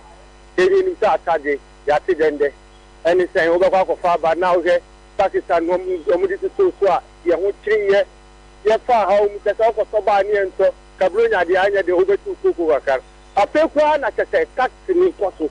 Problem say Bobie Kindred affect me kwa now the bar ultimately tonya kakra and now the bar asefem ndi na say kwa no man ba muntu se broni wa uje na no anu muguso empagwa no kwa de kesa du kam empagwa makwa ba almost 150 plus ni Bobie problem say kwa musumi ni yetimi to be 4 extra wo kano kuro ndi say we minister na wa be no ka say na blonya ba yentiti en no ma so abra wa wunim say Samuda Gumu Biapo, no more getting 4 months here, Egu Ayento, no about that is so Boca now a day.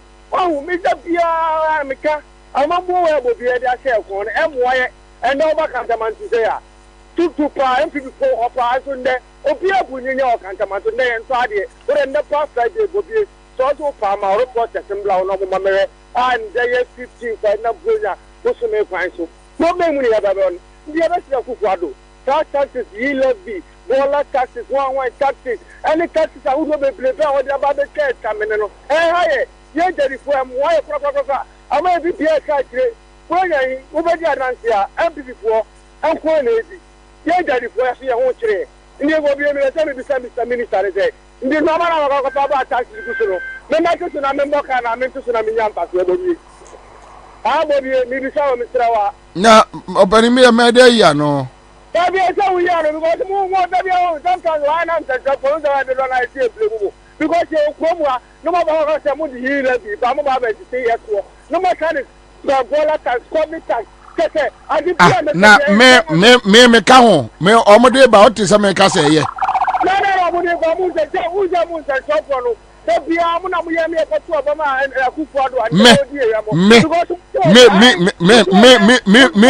Me Bobie me.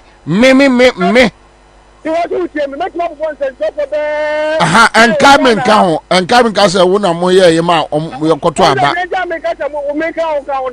Because we had to say that me, I could have a open Miss Roman Cajon, me patcho men cajon, Miss Row, men cajon, why? Me men support to a kufuado da, it will be as Miss Row, Moko buo, Monko buom. If you are Tessano, if you are Oba Abraham Churchill, or more famine fra, Pacho, so Monko buo, Monko show, a buo aviation. Ebi wala boni ha akokora ba akotia so mba hwe wo mo a misro monko hwe wo mo boko mamon fame mfra. Hello Dokona.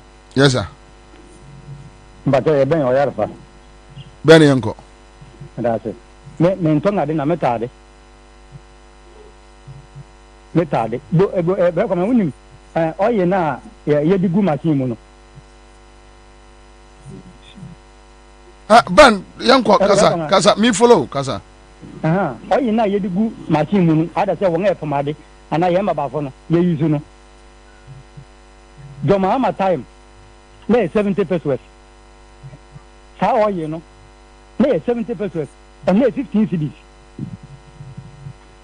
And look can be na nanado ni ba o me ka say yentumi ntade wo krumia Muhammad tim yadin we nipa bonini na ngaba nyama gwa yadin iti yentu aba Ghana fonto meme kan Ghana fonto aba ma won na wo ba we yi tanye meni nyina so o yi 70 pesos na wo ba tui no and na yi 15 cedis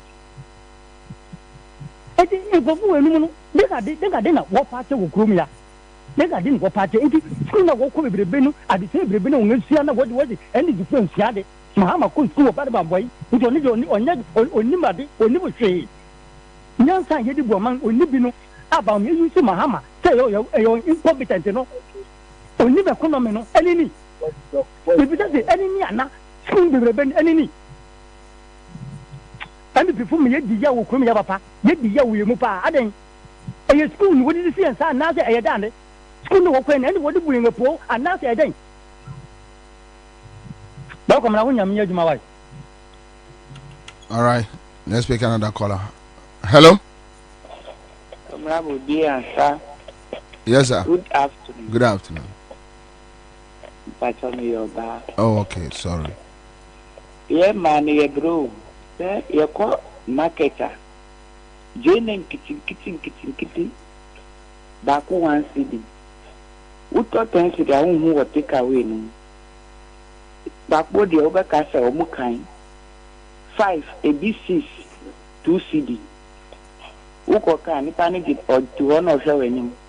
But who there were just a woman in Hikura or Pecrank of it in the water. Your co-market, not say ye might be a bed, just say ye keep in a year and son and a because ye the way balance you, the way balance you, and still. And so, nay, a beshi. A man, your breath of a form or way, dear. Nami on fire bunny chair say I got 2 Abama Kufuado. Our DA a court at Titin say. Yet the Nifika 2024. A bedu yen and I bet you kukrumutie. Medasi. All right, so let me pick another caller quick one. Hello. Hello. Yes, sir. Bobie, good afternoon. Good afternoon, sir.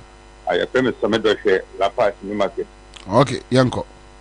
Masa Bobie, me need job a me Bobie a meta deal room and market na. You see, Ghana ni in Penukwareka. Ye the Ghana done say Christian country. Neri nyanko panda ni pila ni ete chiri ni yi concept. Okano kwaria nipa se wonye. Ba kan e boni a obi nipa support wo. Me area me to La Paz market ya new market ya no. Body e tini mi ensa 10 cedi. It's been out to me, a chair, me call a year watching more down, Mr. Bordre, drew me, 25 cedi. Into my friend as a Christian country, ye dear would use a Musentia when a yana. Let us me, the ambassador, Midi Jow, Akonya Diamami, Mr. P. What do you program now? Kind Proverbs chapter 29, verse 12, Ghana, we are seeing an inch, that's it. Mr. Beda say, you go for another call on the line. Quick one. Hello. Hello. Yes, sir. Kwabena. Yes, sir. Good afternoon. Good afternoon, Pacho. What video no? Okay. Kwabena, I found you with Kofi Ochre. Okay. Asalaja. All right, yeah. Yanko. Na Kwabena, I keep your money in your day. I see entertain your muscle. Uncle Fibby ran on messages, so we didn't show me. Young Uncle Fab by Rebel Ministries. Commander, go for Mushi and the real criminal. At Tini, I'm a family name. In fact, in Queen you do cry, I don't know. Just I quite remember the last time I meeting Queen Danny on my brother. Hey, there. Ufa has say, we yes, I say, yes, I say. I think a punishment to be no mayor could I. I'm so bad now. Time in the attack of Crabby.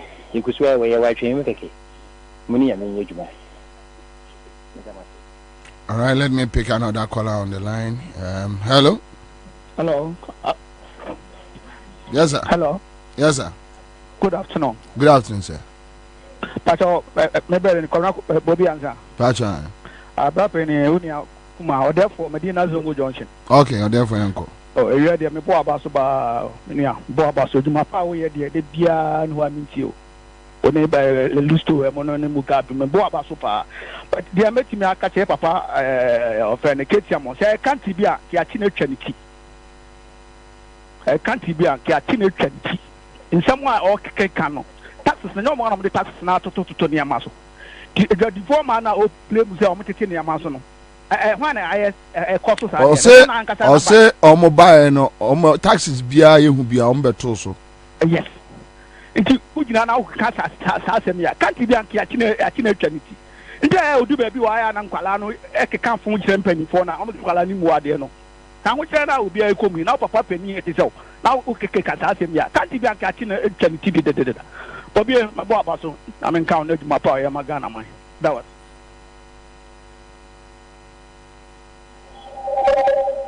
Hello? Hello. Hello, Bobie. Yes, madam. Good afternoon. Good afternoon. Thank you. Because the face I was there, but then I last young was a good one. I'm going to talk about your why now. I'm not going to see the same way. I'm not going to no more. I didn't yet company that I didn't even put me. I didn't know why I did. It's come from young for not their son away. Yamen Cabo. That's it. Hello. Hello. Yes, sir. Bobie. Sir. Odene yanko. Ya na ya wiase. Se Nyankopon do man kese sa beto pa na uhwe from UP ebesi MPP so a. Ase nyame nhira wode ma wo man no wo. Ani nipa nyame do mbego mo mpese ahoto beba. Wo beba Ghana bia be adwuma bia pese o man ne koso. On be tata wo. O mo tata kwa me nkoma. E me hu da be hye mahama mu o di to kwa me nkoma nyuma so. Eno so on be pamo no. Aba be fa wo man ahwie bu se abofra wo so ma ne kusu a wakohwie bu. Na o mo sore so a ensem be fi o ma no aba. Wo ni se chichiro wa chichiri Ghana fu. So mo hu ya komo che obi a wo kuro mu handi anu ntie ntimi nka wo ma semu. Ensem obi fi o ma no aba na hwe nipa o gina wo ka za asem na. Ya na ya. E ka sen. Enu kure da ho. Wa ba man na sebe e man po ntimi ntoduku pa mo muti. De e mai wa di sie o ma se kura bi ni ho. Wani hu. Na obadwin hu se me abro na ye di yenya na yenya de papa no. Ni nyina fa ho so le no sa kanzi mu. Yantiti ne ma so na yantiti ne ma so. U be fa dollar no 40-20%. E na du sen. Obi kokra na ne ma ba. Wasa de abe check for so fanche Ghana bwana. Bobie o manu ye nyina ye na ho ne yensu enyansa. Yemfa mu o manu. Na ye ntwen se de Kwame Nkrumah di ne chija no eye John Mahama. Omna metwa de papa so na we di. Na fitke we se wo be we di si empanka ho. Thank you. Mame Peke, Mame for another caller. Hello? Hello? Yes, sir. Never Bobie. Eja. Onya Abdullah in the press amaya. Yanko Abdullah. Never I'm a master ya was in count. I have been a friend on person of good in horse. Hey, Nebio. Now, Omo ya no at one amia or the day by some my head. You only with the other.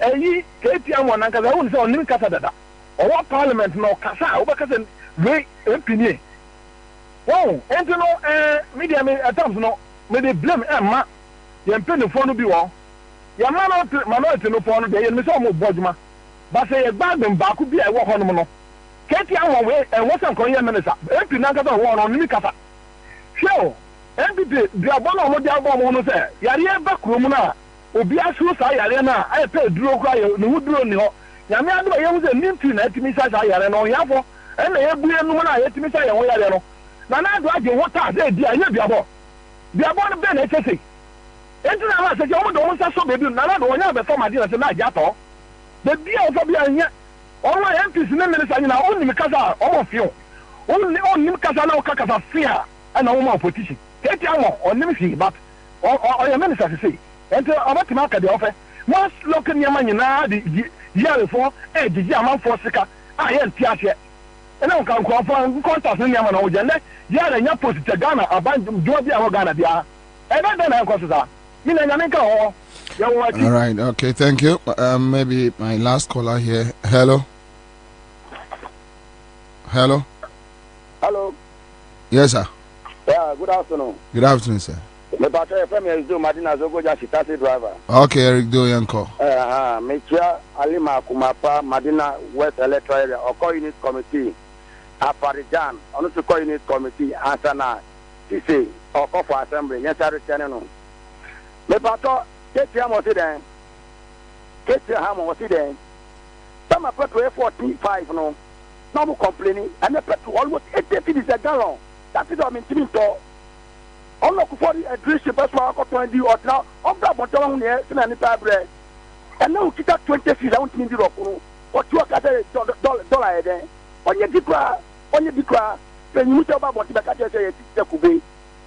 Ọmọ yẹ bi edi sẹ wọn tiẹ náà wọn kíkà kẹ nkọtẹ àtẹwọn kyerẹ ọmọ bíra bọtọ bẹhwẹ ẹni akọlá kó sukuu akọlá baako kó sukuu this is 20 cedis nti wọn nkọlá mmienu mmiɛnsa ayin wọn bɛ gyina akasɛ ɛ ɛgyadepɔ titi yɛn so ɛkami nkɔ ɛgyadepɔ mu tutu nyɛma no mu ɛkami nkɔ tomato sukuu baako ɛkɔ 20 cedis na ɔmo mu sɛ na ɛti maama bɛrɛ sɛ ɔmo titi abɔnten ɛkɛ nkɔtɛ àtɛ ɛkɛ kyimi asɛm mo bá so mo tìmi nyɛ hyia ma yɛ brɛ ɛnɛ wotɔ prepare 100 cedis ɛndu 4 days ɛni nyinaa saa.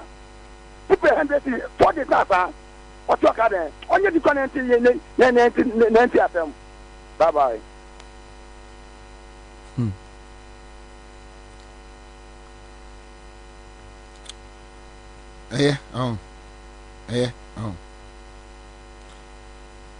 Ye Foreign Affairs Ministry passport from 100 to 644 ye back to Unyahu. Well, was it? Monsieur passport, Unya, we own. Well, my main France. Oh, say I will news from that. We cried them, yeah, be a.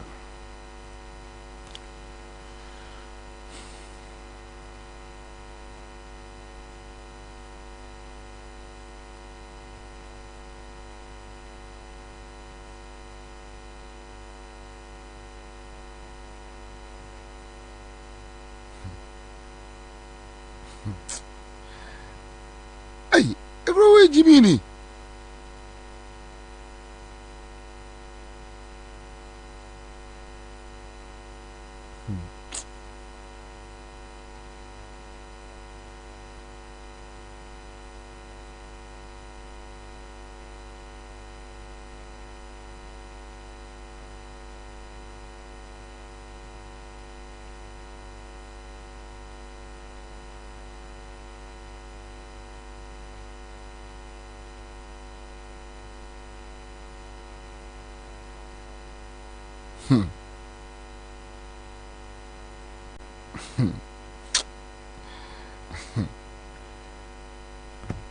Ha, Mr. Ghana,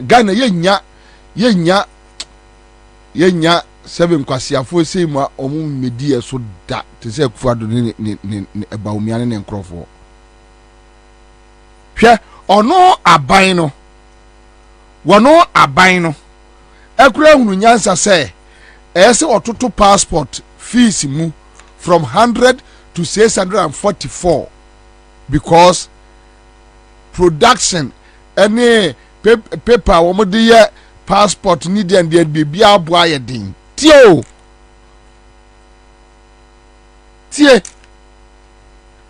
Foreign Affairs Foreign Affairs Ministry wants passport fees increased from 100 cedis to 644. You know no ye enti say no your friend is saying say goro mine for no ebe tuma ko 3,000 open in tema 3,000. Yes passport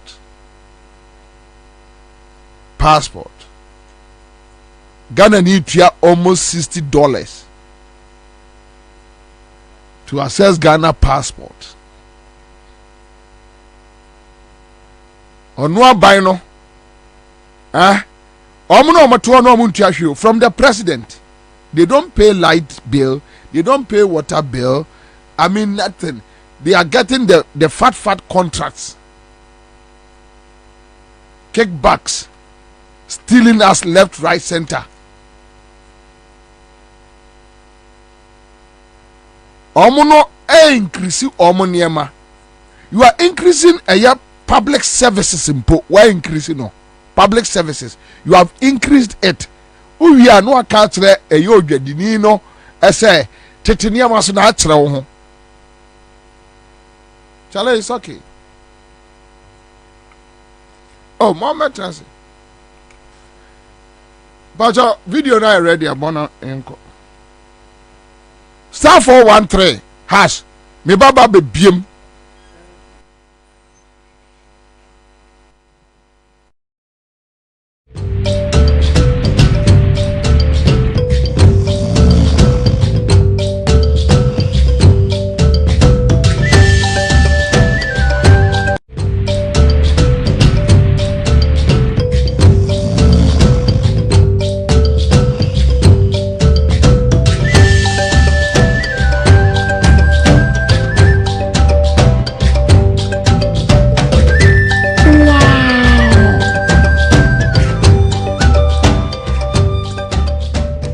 Look at the big hospital.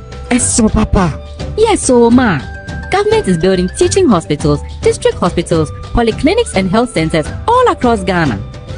New schools, new roads. What? Here they be, Papa. Yes, over 1,500 basic school projects, 60,000 laptops, and over 6 million textbooks for the students. Wow. Masa moye dede. Papa, because of small construction, you are happy. Not just construction, madam. This government has provided over 120,000 jobs through the Youth Employment Agency, and over 400,000 are employed directly on government projects. We are waiting for change. Oh, don't worry, my sister. There's more ahead. This is just the beginning. Just let me continue driving. Yes, don't go me. Come and see, oh, come and see. Follow me to see change. Hey! Now you are talking. Change has come. Driver, my NCY, we don't want to stay here. You want to trust someone who has not proven himself?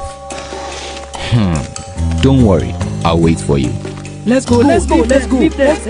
We are in this together. Welcome to change. Are we walking? Where's the bus? Don't worry, our bus is bigger and better than that one. Change is coming. Is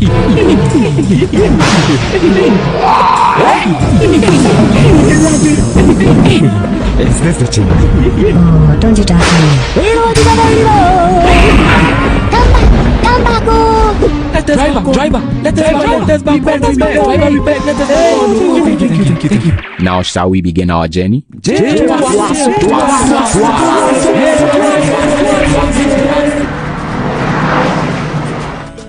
You don't have to look far. Change isn't coming. Change is already happening all around you. Vote for John Mahama in the 2016 election. JM Tuwaso.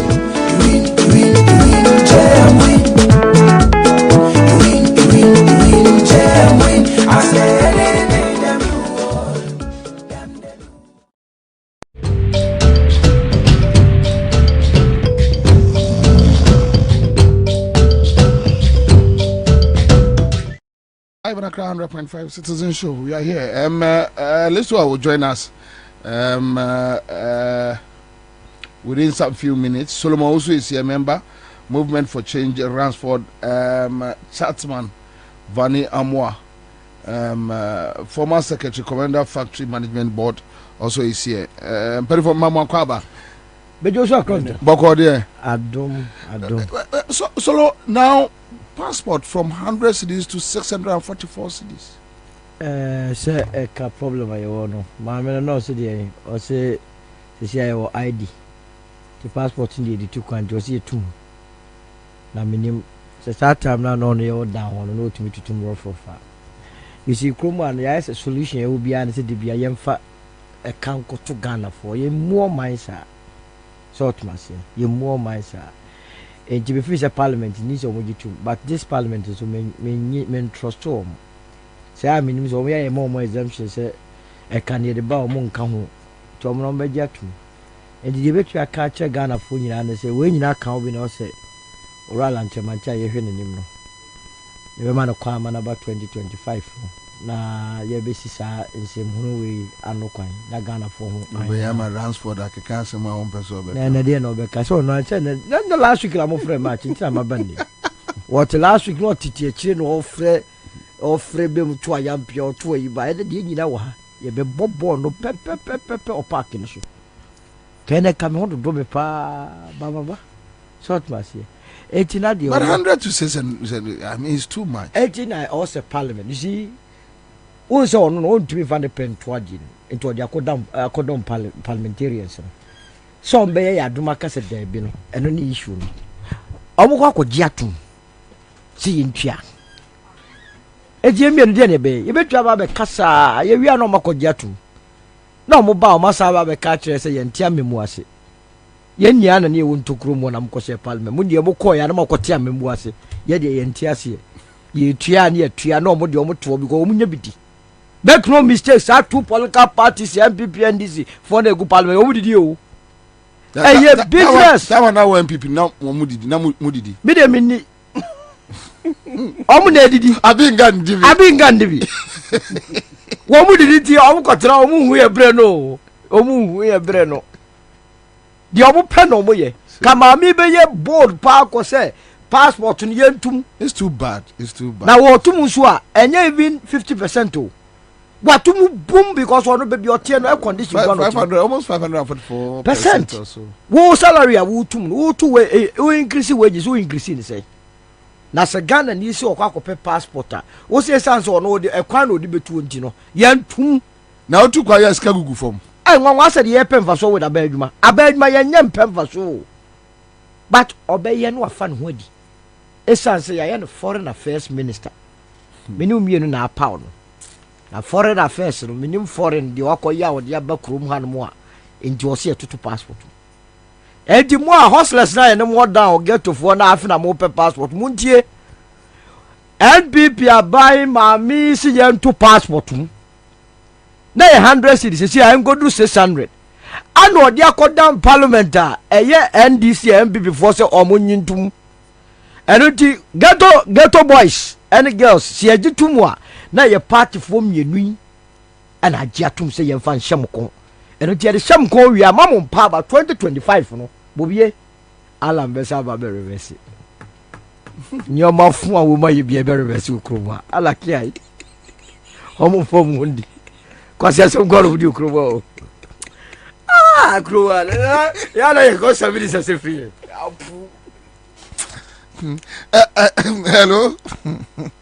hello sir kai wa fa no form nana wa fa no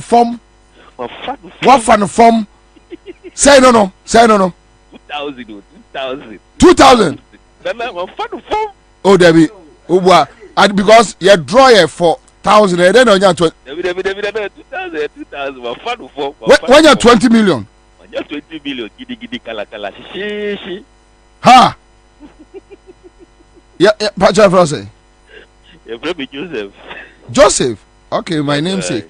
Even now. Buafia. Who are feeling?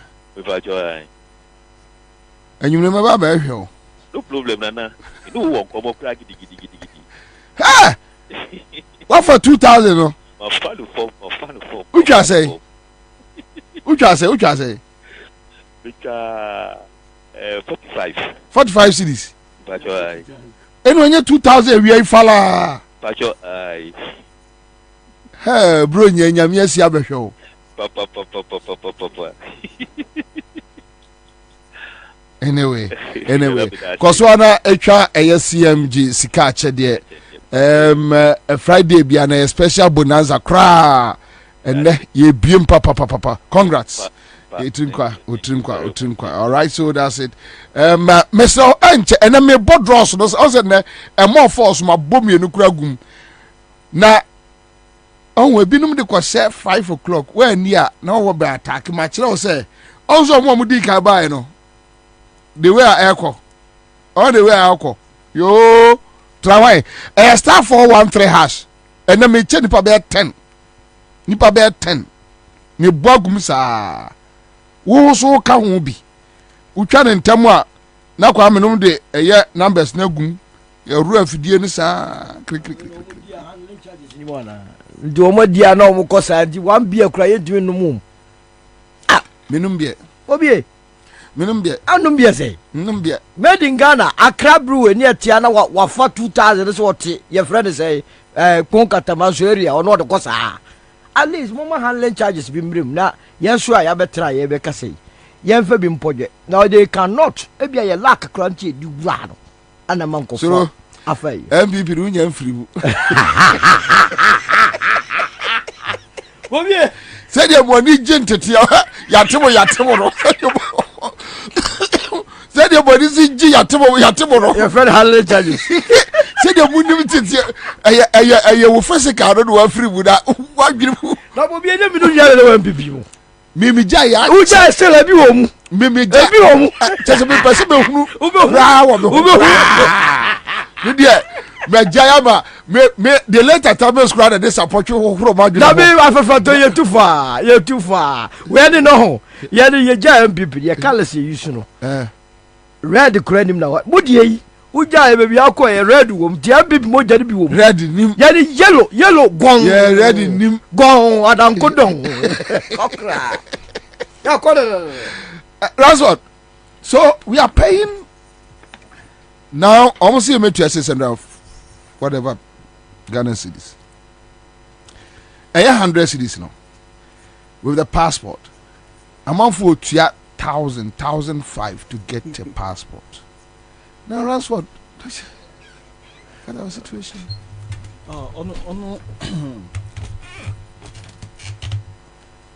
It's a the mass me na omo ye ma show. O Sunday. Oye Azia 100 cedis. Even a premium umpa, do my premium package, you have 200 cedis. Then within a month, once I can or passport. No crack connection men as a crampo be more 1,005 na more count. Na this area is a normal for 600. No better one. No, the man's in our maybe there.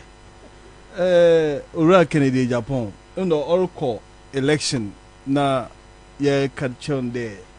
As a bonny be our parliament be an oju tumun. Okay, change there be onye be an oju tumun. She budget be a was a kwema oko to about approve the damn budget.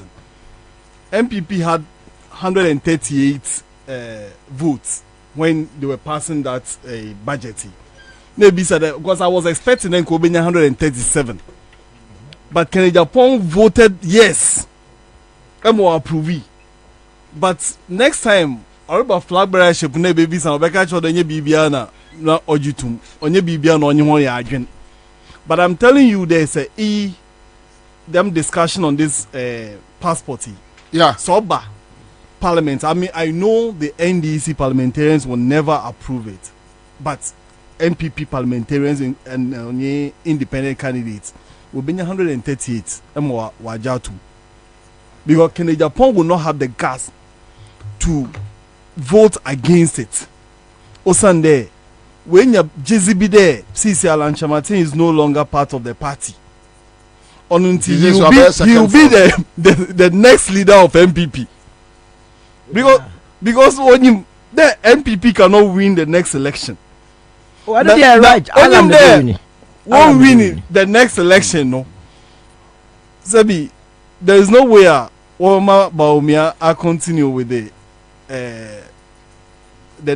friend 2028 inside the there will be a new leader and Alan Chamatia Nanka obey the new leader of the party by 2028 Nala sisi also the wire for Franto inti onye osunyi ebusuan Bobie abiem nti oba the man actually looking at the voter otuminyen the percentage otuminyen no not there he will be the next leader. So there is no way Kennedy Japan will vote against any policy another any Ebiobaba parliament there wajatum whether oye bono or ye papo inti is the kasas ye bekas ho ma adwinchebe e bechere but him there NPP government bibia nyiwa oze ahochebe bre amount for beka the one juntum oye na obejatum kwan be wefado but I can assure you that 137 NDC MPs will never approve this.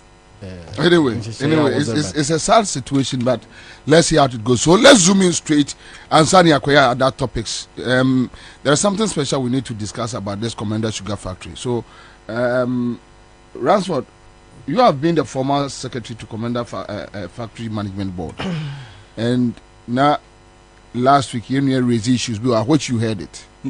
So at least you know exactly what it is. Say currently with this MPP government, Commander Sugar Factory, Oma closing it down. Bobie, maybe 2 years ago, I was in this studio. Yes. With you, Listowell. Yes. And on a Frifa. We were in this studio, and me catch on there. Alan Chematia was as a Minister of Trade and Industry. No, it served as a threat to Commander Sugar Factory. Now, as you couldn't make catch on there, or a threat ma Commander Sugar Factory. No, on your day, the government or your MPP aban ankasa no Alan Chematin kawan. Wohun there Commander Sugar Factory on one priority project into they will ensure that this factory will never run. Now, as a cry, make a day or serve as a threat to the factory in your day. Say, Alan Chematin wo adwene papa bimpo. The Obama factory na ye juma. Onam ne presidential ambition intino. They will ensure that this factory will never run. That is why I said, or a threat. Intinancho be dencha, Alan Chamat wasn't a ministry for. Now, MPP Subanu Suntino, Ura Alan Chamatina, so Nenzi Yebi, Ekahon, and a factory no. Okudua Onye Juma. Now, before Alan Chamatin took over as a Minister of Trade and Industry, now Commander Sugar Factory, 100% complete.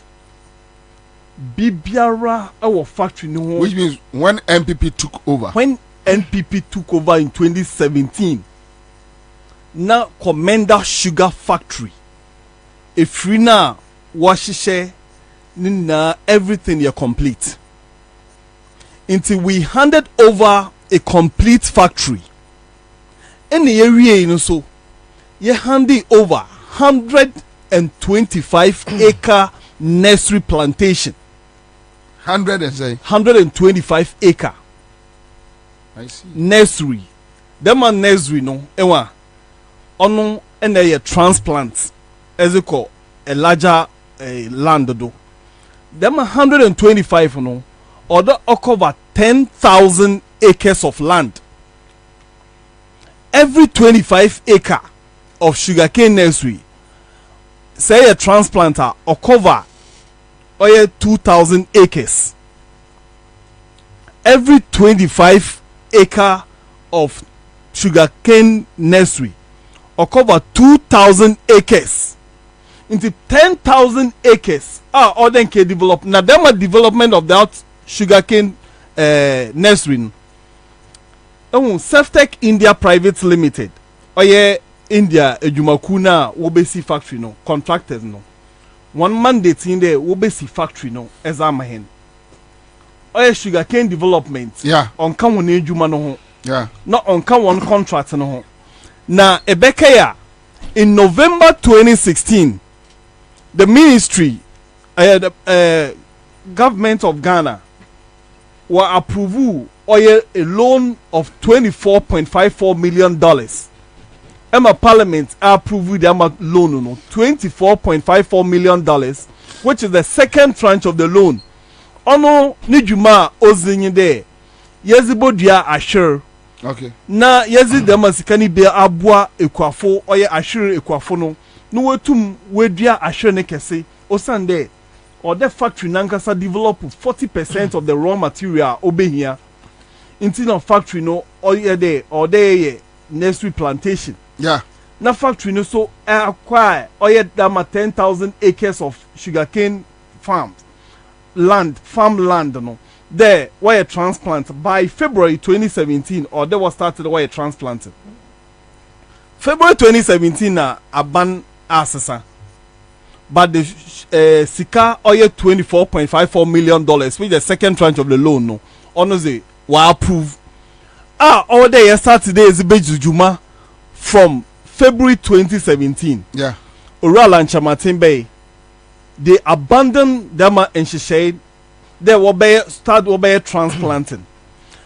I remember in but on the tours are 100 and over acres now. Yes, 125 acres no, just beside the factory. Factory now, because maybe a factory. Land in the sources. The land is still there. But I should know. Alan Chamatin to assure nama sugarcane and appetition distillers. Yeah. I remember. Mr. Alan Chamatin, what ton ama sugarcane your friend and appetition? One day assure your appetition. What ton amount? 2018, July 2018, Mr. Chamatin sold the sugarcane to appetition distillers. Emma, for what reason? Because when you're ready, there will be a factory. No, when you're ready, there will be operationalize the factory. When you're ready, there will be a transplant. Emma, raw material now. The bia was here there. There's unavailability of raw material. No, the raw material will be there for work. Onunti. Sugarcane no will overgrow. So as I think by February 2017, where transplant Ojeya so July 2018, Mr. Chamatin sold the sugarcane to Apeteshi distillers. Emma company bia offer no Mem Cashew and Agricultural Products Limited or Ahafumem where brandy alcoholic drinks na where. Them a Mem Cashew and Agricultural Products Limited was a articulators as a back commander. Emma them a farmland no work commander sugar factory nanka sadin chen wall no ye factory nezano. Or ye nursery sugarcane or then quite transplant no. What between them are no quay ahafumem. There was a cashew and there was a one product or ye brandy na moka one. Yeah. But this time would be asher. No was it asher was it Ansah because you get alcohol from a sugarcane. Them asemi onyana first American. I've been saying this since 2018. I remember last 2 years October when Ora Akufo-Addo eba Cape Coast Beka there or then Kebian Shiniwe and Sana yesi factory no me challenge one. I issued a statement. Emma me catch Mr. Akufo-Addo there. Unko bisa Alan Chamatin there. 2018 them sugarcane na okay the tonema appetition distillers ebi wo maramu kromeja wo botobi ema company wo freno Mem Cashew and Agricultural Products Limited no onko be someone Alan Chamatin or Eden Alan Chamatin, do you know the response Alan gave? No. The Ministry of Trade and Industry issues rebuttal or a rejoinder. What's there? I'm a message wakoton absase or your farmland. Now Alan Chamatin doesn't have the money to sell a farmland. I never said Alan Chamatin sold the land. Miss Wharton Ashra over 125 acres ago. Since then, Alan Chamatin couldn't even because they said there's a my very tract, my apologizer. They will sue me. Up to now, Alan Chamatin doesn't have the guts to sue me. Today, that is why last week, I didn't even want to be on the phone. I am saying it here. Go and tell Mr. Chamatin there, Ransford Vaniamwa, Essay Okoton Ashel 125 acres, Emma Apeteshi distillers, and now you Mem Cashew and agriculture because Mem Cashew no oil obini entity. I've said this on radio. I've said it's it a on private TV. Entity. Yes, so many radio and TV stations. I've been mentioning this company. The company should come and tell me the Onyano Kwada will be fire share our Commander Sugar Factory. Up to date, they've not been able to come and deny this. That they never make that arrangement. So all these things happened. Then no way there's no sugar cane. Them $124.54 million now, which is solely meant for the sugarcane development, irrigation systems, and outgrower scheme. Them Alan Chamatin did not assess the loan. Meanwhile, this loan had a parliamentary approval in November 2016. Then by February 2017, Juma. Alan Chamatin in November 2017, Ora Kweku Rekitegen, Cape Coast South in Rashebegwin, Obisa Alan Chamatin or Parliament today. Onyumde Demasikano, our home or there was this Juma, Ebazinti one fancy Juma. Mr. Chamatin excuse was the man there. Onam there, a ban for and a waba. Into now the Washington Zemu Ansah and Tisiano, they were in the process to assess the loan. Well, that is 1 year after the loan was approved. So we gave them the benefit of the doubt that they were going to make sure they obey them as canon as a Juma out to them. My brother, they've not done it. 2017 November, they were in the process to assess it. Up to the so there Orifi, Eguadono, why assess that? Because do you know why? They were in bed, the MPP government were in bed with some sugar importers. Some importers did not want to see the Commander Sugar Factory thriving. They did not want to see the Yebe produce sugar locally. You know as a fact, and I know as a fact. I am telling you, I know as a fact that MPP government, they were in bed, or they are in bed with this government. That is why Alan Chamatin in 2022, as summer worker chain there, instead of growing the sugar cane and produce sugar locally, no, as I in there, we import raw sugar. They will import raw sugar. Now we refine the white sugar. Ghana.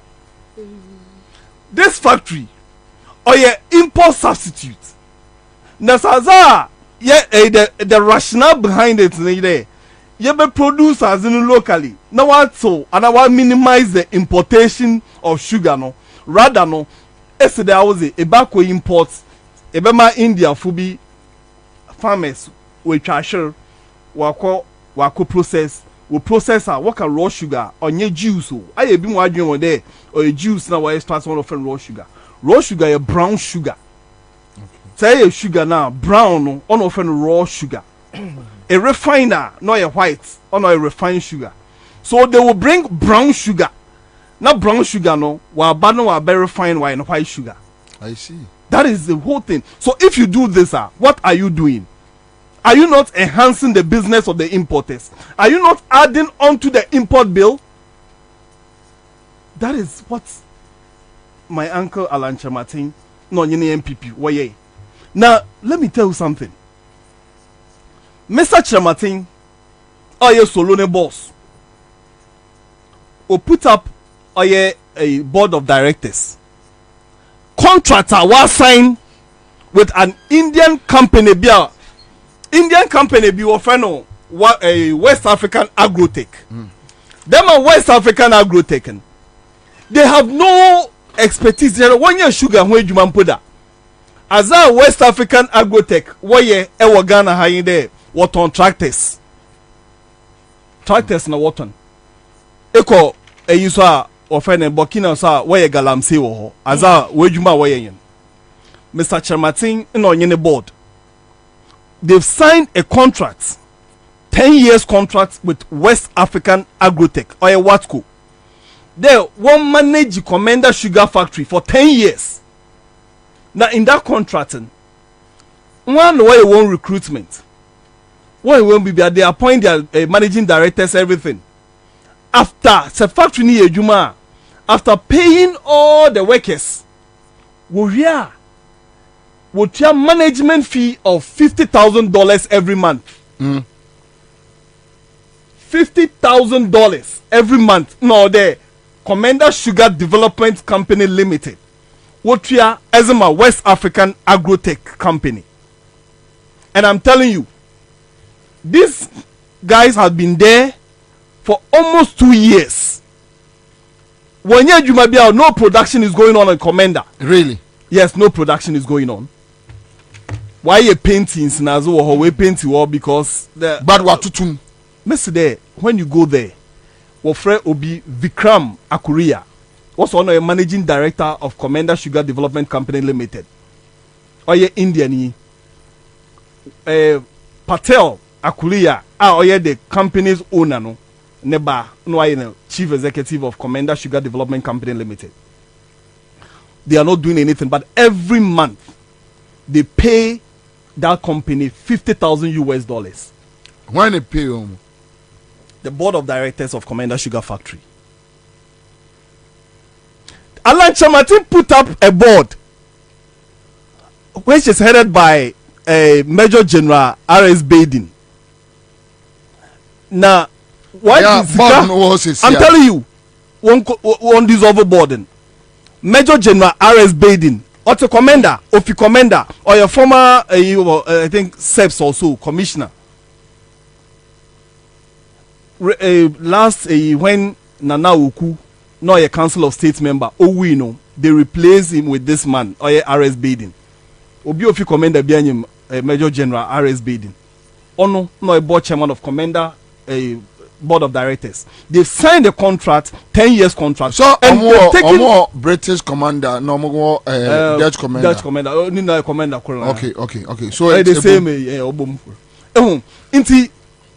They've signed this contract, and you know where they get money? They've taken money from CBG, Consolidated Bank Ghana, GCB, Ghana Commercial Bank, and a Prudential Bank, 58 million Ghana cedis. Board no. 58 million Ghana. Board we no. Yes. How much is current time be? Almost 2 years now. How much they then? What's it? There was a painting, sandblasting, no any painting, and also no would you try the man coffee cow. Now, Sankro for no, India for no. What for no? What are they doing that we are paying them $50,000? Also, our managers, they are not producing, but we're cutting our office warm. If you go there, you see some Indians there. No production, production be unkodo. But so what are they managing? Are they managing the building? Are they managing war naza oho anabasi on the bisa lanche martin? I didn't want to waste my time on Afafranto because the menu of bread and murukoku or sona Afafranto is the nature naturally waste energy. But because of the way Solo has been talking, we need to let them know Ejumeza ne papa Alan Obezi. Because I thought Alan should have been the most experienced friend and Minister of Trade. Because he's the longest serving Minister of Trade, to the best of my knowledge. After wasn't if he US by as an ambassador, where you if you obey no. Go for the better trade ministry. I could follow the better trade ministry. I spent about 6 years with trade ministry, but we couldn't. And the most saddest thing is that Alan will tell you there, or your fancy of Yelmina. Na Commander Sugar Factories so na so ne district ne ma me ne papa efim. Na otum bodama aburia. No ye wan. So you ask yourself, I am not why you doing there. The ma Alan is a bona kodo MPP abam no nka ho. Ministry of Trade, you know that NIB or ye National Investment Bank. Ministry of Trade on their board, no. Ministry of Trade were representation order. They have rep on that board. The institutional representation. Mr. Chairman Obeno, he did not pick anybody from Ministry of Trade, but he picked somebody. Oh yeah, partner. No law firm. Alan Chamate is a lawyer. Yeah. He had a law firm. One Dennis Ejejumo. No represents Ministry of Trade and Industry. NIB board. Wabra on your staff. On your Jumawo NIB. On your Jumawo Trade Ministry. Mr. Chamate, when he was asked, also there because he has experience or a lawyer. Meanwhile, every ministry has a legal person. So even if you need a legal person to represent the ministry, so Alan Chamate is not the same that anybody should think there. You end why from Tontino. So okay, maybe there is no change. Because the Alan. So as we speak, I'm interested in that. Mr. There, West African Agrotech. You can check. Go to the West African Agrotech Company Limited. Watco. It's managed by Indians. We're India for 100%. The company is owned by Indians. All the shareholders are Indian. I checked from the Registrar General. Ghana, there's no Ghanaian content. And manage sugar factory. And that agreement was struck under Alan Chamating. And Sir India for no the board, a year Commander Sugar Factory board. Yeah. Atrium $50,000 every single month. And they are doing this for 10 years. Now, as you know, Nipanala is a manager. At least the understanding is Nipan all manage while production. And you know that What's it so? Oh yeah, Jumana and Faso Basosa. If Faso no 20% will be paid to them per annum. What yeah, Jumana after dividends or be 20% here. Them are West African Agrotech Foneza. I am preparing to send a petition to Parliament when Parliament resumes. So, or is no resume because of them are budgets and the ones that may hold on. Because minister, the current minister, also there some of the former officials, they will send them to Yoko. Now them answer me Yoko answer me Alan Chamatin. If you remember Alan Chamatin 2021, okay there. Some people why a forensic audit. Emma ebinum or betting what to Namoka Kahuma ye there no. Up to now, nothing has happened. So the Afafranto Wefi government into no maybe he will not take any action. So the current minister, you do know that the current minister also want to lease the factory. Opedo my lease. So on him there as he be no Opedo to the dray ship. When I'm working, Opedo demand lease. Yeah, also Opedo my lease. Me will obey minister Kurunsi Wada, but he's been sending people there to go and check if they are interested. Non farm lease because you boy extra time. Azibia ohubia na dodozibia ohubia no alanchamatia yewi into what by extra time I shall know my lease no so we nya bibia mfiwa. I mean that is why I pray that Nanado or any racial full no. Because any racial phobia Nanado Bayan this time be a demon panoba. He also want to find a way a Juman or bay a way on Subanians canibi. Because a Sisiada Panu Nanya Biza don't so bobo extra time also when your model was winner. Inti Kwabena, the fact of the matter there. Mr. Alan Chamatin, yeah, under 6 years no. Ansah Otumbe or Commander Sugar Factory. We are paying some Indians $50,000 every month. Hey. $50,000 every month. Do you know that? And when now what's your renovation, painting, sandblasting as well? No, they were not paying them. Emma, last year, November last year, Snates for was it Emma India free was one Kojina Circuit Court or Cape Coast. Was one Kojina Circuit Court or Cape Coast. There won't hear and confound Snates. And you know Snates, whether you are paying the person or not, ask for the Snate contributions or there Oba. And they were not paying. So, Kwabena, them commander and Samiyewa is not about Obi Eka Obonitin no Kabibio. Or them also journalists no Muzimonyo Zechiri. In time me bozin pain. To them make sure that Alan Chamatin cotton sugar cane, macho at least an evidence. Me bo individual bi omukrome jade okotobia. You may say though say nyina shisha. But you have a whole company, somebody's private entity. And I've been saying this for more than 4 years. There, Ansah Okoduni, Wakofa, a trailer, Saba Chanshira, or Commander Sugar Factory, Neza, Nina, that my company need to make it something in the and the Maccabeum, Mr. There, Mem Cashew and Agricultural Products Limited. Find who are the directors or whatever. Momo ye journalist mbo tu menwa kwezi nkomo no me prove me wrong don ya no kwada wo bet so wa share oye Commander Sugar Factory Neza there was okwa because the minister has sold the sugar cane to them. That's what I'll come back to you. Bozet says this guy has been consistent and factual when it comes to discussions on Commander Sugar Factory matters. All right, so another tester says Bobie, I think this guy has a specialty on Commander Sugar Factory and he has been coherent with his argument. Okay, so Kinsley Kojo says Nanado and his government has grounded Ghanaians. Xmas fever, no, it has come to a halt. I mean, nothing is going on. David Agbanyaga is here on Facebook. All right, so thank you. Then Kwabena do the Adapai. Me pacho encha me bomb in next draw. Me ma yet just 10 minutes. Mema 10 minutes. Moi muntimi entwaye no. Mema 10 minutes grace period. Se wuntimi entwaye me bomb next draw. Me che 2,000 20 million. Me sraw enwie me kan chem se na Bobie close at the time na me nyanyeye. Me ka say what? Winning. But me mamo a year grace period 10 minutes. Merci Abba. Okay, so Jabba Osman says, Salam, bro, great job. We appreciate your efforts. This one goes to Ransford. Okay, so Solo. Kwabena, if you say one case, why disappointed with the kind of explanation that Ransford and no Abba.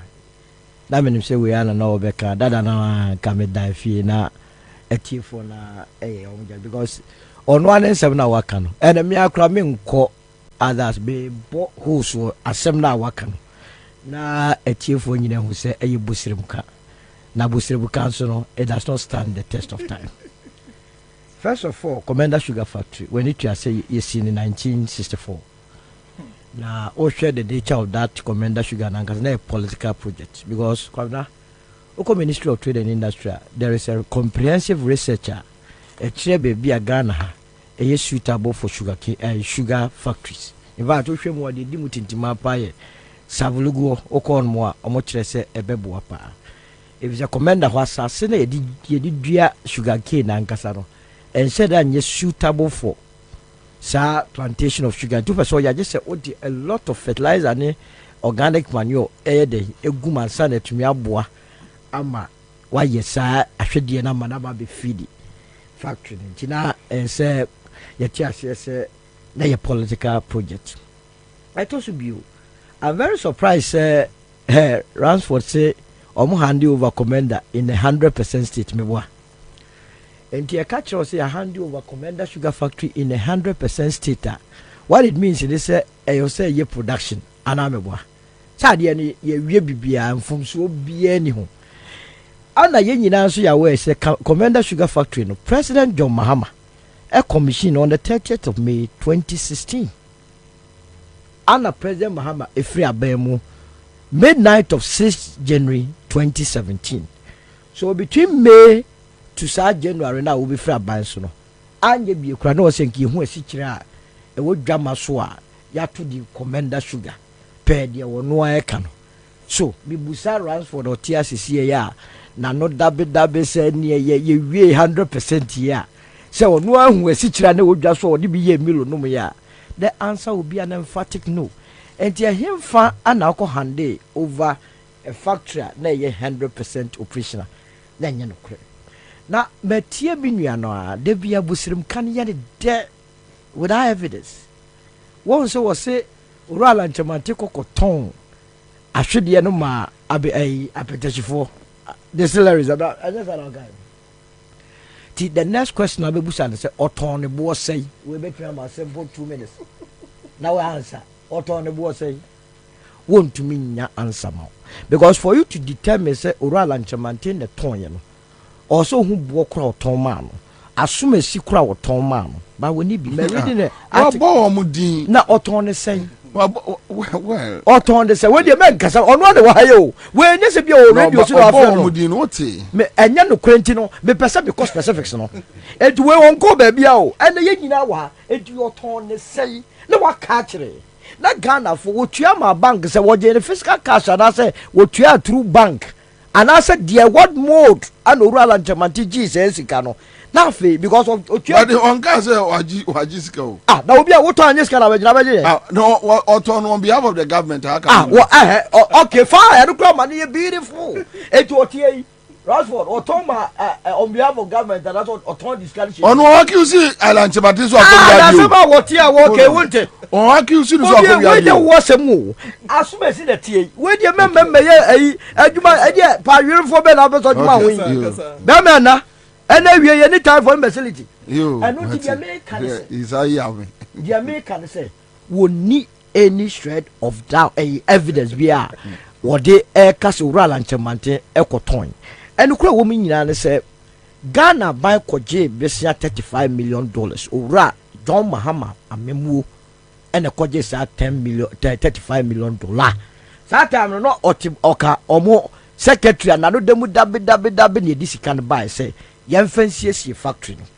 Now no. It's a factory. It's a brand new factory.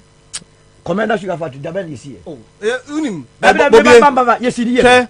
Unim Alancha Matenanga Zampono. No. Kwabena Sugar Factory 2016. Kwabena Sugar Factory established. Don't expose your ignorance here. When was it established? No. Don't go there. When was the Kwabena Sugar Factory established? You are exposing yourself. It's my time. Okay. Kwabena Sugar Factory was in existence before John Mahama Ebabedi Adie in 1964. And a year Kwabena Sugar Factory. Engineer efidie no bi ho atochema. Ana buying aquatic 35 million say mo fancy. Now in 2016 ana wo buy a wo so wa wie bibia in May. Omukoye sa test run na gasa. In fact reporter PricewaterhouseCoopers a commission technical experts mo buko mu no. No almost 35 of the components machine components ni nyaduma. Enunti ne ma factory no end to me anya adwuma. It is over better no pay na ka kire me say enwumre na be ka kire me say ye handing over 100%. Now handing over to whom? The woman nyina ne say ye owura lantemante rada. Ana oba ya obehu say adia owura John Mahama eso commission on the 30th of May 2016 no. Na ye adanko da be no dey pe vote. Say ne be say ono na e buy obetumi ye commander. Na ntina ka adada Ghana fo adwene ama Ghana fo akoto abama no. Unfortunately for Owura Mahama no olusu election 2016 ento MPP ba bem no Owura Lantemante take over no na e was say okohwe ye dijawa na dia so ye the commander for sugar factory jaw wakwa kohwe say ade na produce sugar mo se makate so ma commission as you do produce sugar hona okohu say even before say NDC for be free so no mo ankasa aye bidding processor omo dani company no ama company foforo ama o makoturu ni nyina ama company bia wini a wo pa kire se o take over now o yes wo take over no Owura Lantemante take over as the Minister for Trade and Industry no and o frab Owura no say Owura MPP aba be mu nanso it is not he Lantemante's nature say ababi contract mo obi ana say o jadwuma die bi so nsa esansa aban asesa no na wo kwa akopam nipa no way bra na yentirase na kosokoko yi wadwuma na nipa na company e de hye won sai ka kire Owura Lantemante say wono okwa no so beton 35 million but upon second evaluation no ofi say ade no bo akosoro pa must be 15 million company abaya sink close to 35 million dollars ashemu no so obi si oba beto less than a year also no betua Ghana 16 million dollars and Owura Lantemante say hey ade asem na wo ka kire na wo ka so betua 16 million dollars a India for na yekobo obesia 35 million dollars no ye be de ne etua wonka and it we the asem we the bro so young commission technical men no mo nkonko ye proper evaluation and the PricewaterhouseCoopers bem the Pricewater for kofa AESL no ade no mo koho ese o mo kwa ye proper valuation. One must acquire evaluation by and still almost the value of Kwabena Sugar Factory no $16 million. And the question you ask yourself say, dear machines and runs for them call for now what a Kwabena Sugar Factory or actual letters machines very you see who are and the one to mean ru basically remember you can the value of a company. Value is cost plus margin. Eti anye ye kura na se ka Kwabena Sugar Factory no. Yan ton cross ye ton be enya be $36 million. Se de be ye hu se ye nya mfaso. Na we di sika de ko se mu no kura no. Obi si wo be to ye nya wo. Ya sa kwa ko nya mu mfaso. Eni ti na minu ya na sem na wo ka no. Ye totally wrong. Se na ye no kura se campaign no 100% open. Ye de no no asa etie ka kire ye nse. In November of 2016, Anna Ansah approval law say, Yevambe plantation. It will commission a Kwabena Sugar Factory. No, now see a situation I'll be feeding. Where were you going to get the raw material to feed the factory? If indeed there was even raw material, Adentina more commission in 2016 no May no, man for says situation feed the factory no, Amana Nyesitre, am Yendi. There was nothing like that. Eye Muslimka entia bra abai yes anyo manya wie no. Ana omusan so yes on be a different strategic investor. Na ene wo ya mama ka keka bia ma na Akufo Addo aban. Na so abra na metie yi me maye madre say Owura Lantemante but I don't blame you because but is it true say Lantemante ama bepemine Ghana ye tua India fobi ka enya no kre ebusrim ka hwe simple litmus test Bobie also be ka semwa now they are two zenye no we ka expose. What is it? First of all, what say abai koji besia 56 million CBG Ghana Commercial Bank and Prudential Bank ana board need to tua India for no kadibia. So the question you ask yourself, how do the board sikano mu tua India for no o me no mu di tua bank ka remember bank nya for the Christmas. No, I can say they be my baby. Was say and Grady Omutuan focus, they are managing the Kwabena sugar factory. So with the intent that it will make profit. Nadia, one catch said there is no production going on. And a market said, oh, and you know, let me tell you who didn't draw. I want to work me. It doesn't make common sense. Say, Marco Bank, me sorry, and Marco Bank, I can catch a bank say, Mammy 56 million Ghana cedis. Bank and I hear you. Yet you have said, yeah, now the coye. Messi India phobia, my bomb, no more fair. Yet the cock would every month $50,000. Now bank and I hear me, I won't say, now Missy can have me demand, maiden, me on back. Monsieur Woody and Yamebe, Nama, Yadisikalama. Is that the way you want to tell the people of this country? Say, banks take your decision. It doesn't work like a Muslim camp. Ubusan says, Sa company, or say, ye tia India company in the car. Ubusan, ye tia sa company car through what means that won't mean car.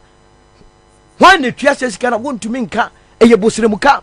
And one of the propaganda. That is the more reason why he has been made as a specialist. Say, one man may say, Oral and Chamantidi. Now, the open, they say, Oral and Chamanti, Kwakosi. I want. Oral and Chamati won't draw letter kwaku because I was them go there. Maybe you have to say Masorabe Jana make some way. I didn't also Ohano say what the Radford say or court. No, the Radford court you could no billions no you know when you can tia. A dear Vasobe pan no benya a mouth straw. Where we wako court ya bought cabez 200 million. Dear baby one is a chopangua. But it is my duty as a frafranto obi am supporter professor member de be exposed to the inconsistencies in your delivery. Say me busa de sem menu am here answer wa say ahwede na o say ton ma beteshifo no ye ton ne bo say and I'm waiting for the answer and I mean it because who comment na say here India for na take you over no o ma ye am a factory no omo try say supply of raw sugar no beba no ye feed when awe Bobie oko commander na we no what is magasa and I will be say I feel be say what is magasa o ba kasa enti no yan menye hu se owura lanchamanti mum and the buy will betim be ye ama commander sugar a free tibia ne wom akọ nanimu afi de ye omo identify answer no free so no na commander sugar factory was 98% complete. Not the Kenya was actually say India for now bemuno. So my identify supply of that raw material. A bit to me for the time being now. You best production. A bebanium de feed factory no until time sugar cane on bedria. Our commander then import him no. A bit me in a start a feed company no. A year day, and I was in a year. Now so former President John Mahama Beka say ni A-level economists. Ni A-level economists trend say. No, so we factory now said about raw material. Carpenter near wo ya kunya kwada betra so. Do you finish table before you think about chair? Any economics no. Economics will be a very complementary goods. And you may be one by go together. Factory and the raw material ni nyina no ya at the same time. So they be calculate time I'll be factory na raw material ready. Now be factory na raw material. What the mean I go feed factory na answer there. And you know, and yes, I same way I walk on, and I remember the movement for change around and Chamatini Jana Sono. A bit me demo. Now, when you know your Muslim Kaya and council will need evidence, a palpable falsehood, a idea, wako tinase, and watch a kuchegu gratasso, and the debia walker, yes, the biaka semba qua, na ya best and the crack, now so the evidence I may say, won't ye be ma, a bear and as usual. Business as usual. Na ya travel be it is obi di Ghana abroad the National Democratic Congress led by John Mahama and aided by workers in the Commander Sugar Factory including Radford Amwa and what Timubi as a board secretary that opposition area. I was sure as a machine and papa 35 components Bobie nya wonwa hwe time omo ye test trial Messi ahwedie bi yipie wo commander ho no. Ana say hey, e dey machine sabodi aba no. Na moto ona wo fa sa machine snaba. Mo atumi amowa. Na sa time no roll antemate ma ba mu o. Wonu tifie na mo ye test run. He Land Cruisers dodo e call commander kokko kate he say omko commission factory no. Say fuel e di gum kra ye China ke de ko ye machines ni ya. Ba na nse ke akoba bi. Eti the people of commander and this environs. Omunim sa no kro we a wo ko ho no mo a enye wo de na 10,000 acres ni ayi wo. Wo ko 125 acres. E de na come 10,000 acres. 10,000 plots. Now see there. So what time to me do I met you? Only one because there is nowhere 125 acres. Every man 10,000 plot. It doesn't work like that.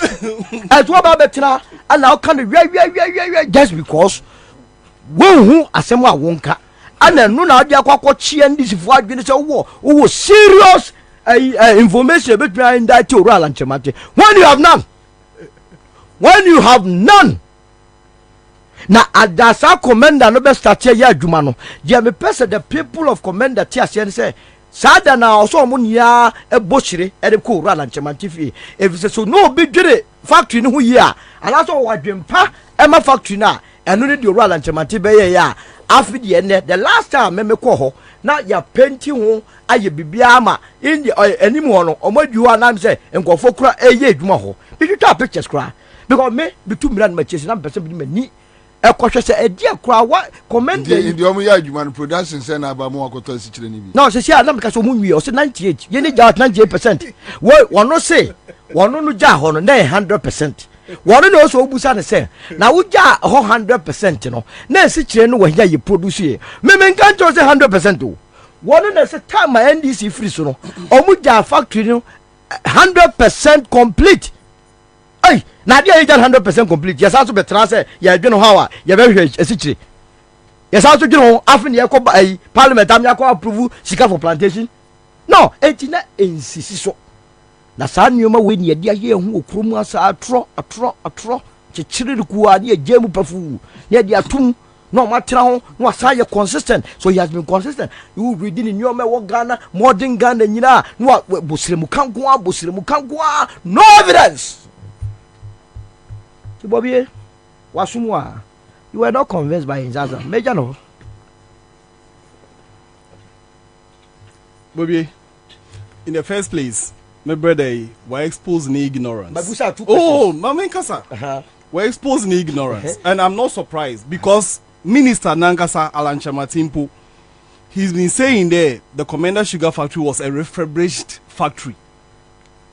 And if you were a minister of trade and industry, Ansah Mekade Alancha Martin should have been very fantastic minister of trade and industry because apart from trade ministry, on handle any ministry be our Ghana.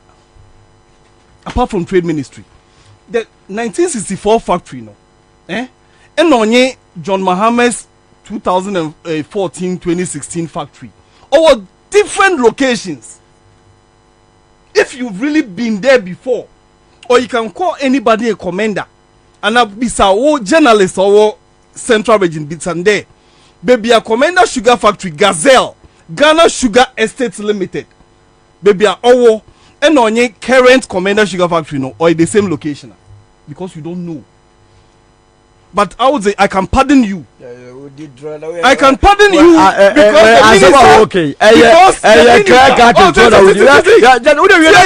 because the minister is in I challenge you, sir. The old Commander Factory, where is it? Missy, the old Commander Sugar Factory is just about 200 meters from the sea. 200 meters away from the seashore. So where the current sugar factory no Osino our SR order. When you are going to Commander, yes, from Commander Junction factory no seeing fan. No, who branch from if you are going to, from Cape Coast to Commander, who branch left? You go forward. All right. And now all right. Gazelle this way. Number more factory. You thought I had not been there before. Bobie, you thought I had not been there before. Bobie, what are you talking about? Bobie, who made it through 200 meters from the sea? Listen. Who go inside a factory 200 meters from the sea? Mr. Gazelle Ghana Sugar Estate Limited, which was established by Dr. Osajefo Kwame Nkrumah, or a different location. That one is closer to the sea. Hey, yes, that one is closer to the sea. Ekwa administration block ni na da hunsi as we speaking. What they kasa? That factory is close to baby na bungalows no wo. Or Commander Sugar Factory in bungalows. Anybody or take Commander behind him there. Commander Sugar Factory or a John Dramani Mahama Sino or a different from Nkrumahnism. Into on your old factory and you go painting. What's them my years and now I'll be painting. Yeah, that's so yeah, when we came in 2014, there was no machines were Nkrumahnism machines was not there. And academic being will go to 3 and was baby for the contract says or your state of the art machines. Contractor or your $36.25 million contract no. Don't one fancy factory. One fancy shape free na BBR no. Contract specifications BBR. The machines that were installed no over 50 years lifespan. Oh, but you know. No. Let me tell you, it has 50 years lifespan. Why did it? And there are warranties on the machine. 10 years warranty. Into machine within 10 years. So no one to chima. Or there was a sum free. Ansah. Now, sir, if you are a minister, a very responsible minister, but you are not saying anything. No. So how much was the difference? How much was the how much did they buy it? No, you are rather running away from this. But your question, son, I want an answer. Listen, you are running away. We don't have time. I'm picking one. Oh, yeah. What the answer that one for me first? Minister responsible Ghana for what the Jizzy Asha wants. Now it's about today.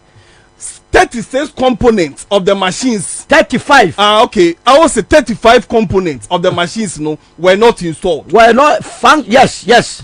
Also there, those 35 components were not installed. Yes. And them are contracting. Bobie, let me tell you something. Contracting. Oh yeah, Sikano one fan Oh yeah, Bosia. Atasa. Oh yeah, Bosia Ibotia. Conditions are our Bosia no when you're there. We are not giving you our money. Na enkafa China ni and now Brazil ni the embassy factory ni mo. Say into other Indian you know. Fantastic. So they did competitive bidding.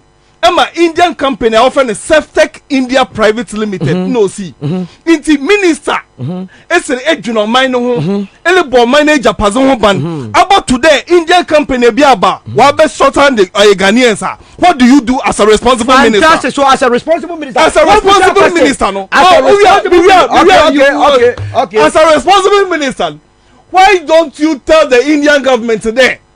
Uncle Funa Mara most of them are from any other national. Yama India fonyen. Them uncle Funa ejuma specifications so una one complete machines to produce sugar. No no eja no donko.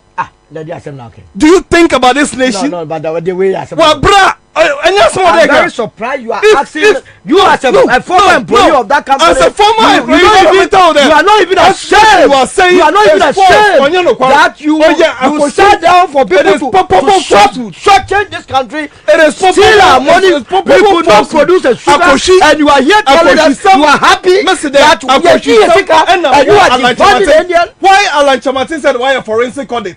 Now up to now, Alan Chamatin have not been able to invite any single person. Yeah, let me tell you. What's it there? We were 11 members in our board. And no, listen, 11 members. Listen, 2 of us. 35 million. 9 are still alive. So Alan Chamatin, I dare you always there. I am still alive. One ask for questioning. Why must you question when you are part of those that looted? But if so be Ezibona. You let him go for free. And even the person now is where he's born. He's been accusing you. Who has been accusing you? I've been accusing him of selling sugarcane. But you are the person sugarcane now. How much did he sell it? Listen. How much did he sell it? How much did he sell it? My brother. Oh, but right now, I know you answer that question. Mabo company actual. It doesn't matter. Bobie. Go and ask Mem Cashew and Agricultural Products Limited. I will have for Mem. So I'm to sugar cane. Could be someone there over to sugar cane or Bobie. What catch over there want? But they have journalists. So how much did they sell it? Go. How much did they buy it? You say you don't have the evidence. I will not tell you. Because you don't have enhance Alan Chematin. Wow, Alan, or your minister responsible. You see how you are exposing yourself. Who say you are exposing yourself? Did I sell it? How did you know? Say you sold it to Cashew, Imem Cashew. We have evidence. So the evidence says you sold it how much? Could be someone. You see, mama politics here. You come and sit here and run down someone who has never done that wrong. And I'm asking you a simple question. That person, how much did he sell it? You are never to answer. What are you talking about? Can we live in this country and just be talking anyhow? If Alan thinks about the reputation, not so us the only them as na no moment or two. Because there's a company that I always have mentioned Allah who is hero. Allah ever never he has no time for you. He has no time for you because I am asking you a simple question. How much did he sell? You have made a specific allegation that Alan sold the plantation, and I'm asking you, Rashford, how much did he sell? I won't go. I will Nyabotel.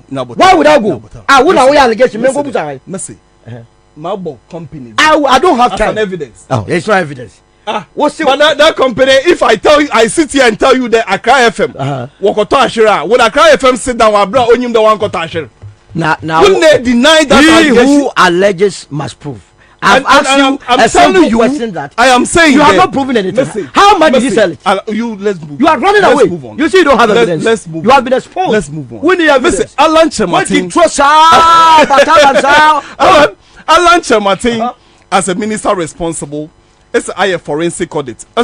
You know, when this man, you know, Alan is a very dangerous man. How is he dangerous? And we shouldn't take him. How is Alan dangerous? There, PricewaterhouseCoopers, PwC. In 2016, they did valuation of Commander Sugar Factory. The factory machinery, plant and machinery, were priced at $34.6 million.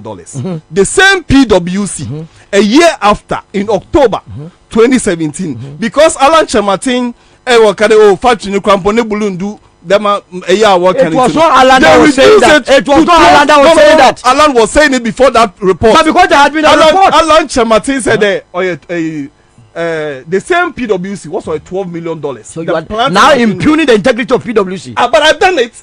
But you are what evidence are you using? A statement and tell them there. Say if you are only the second said Bobie message. Why there was second valuation?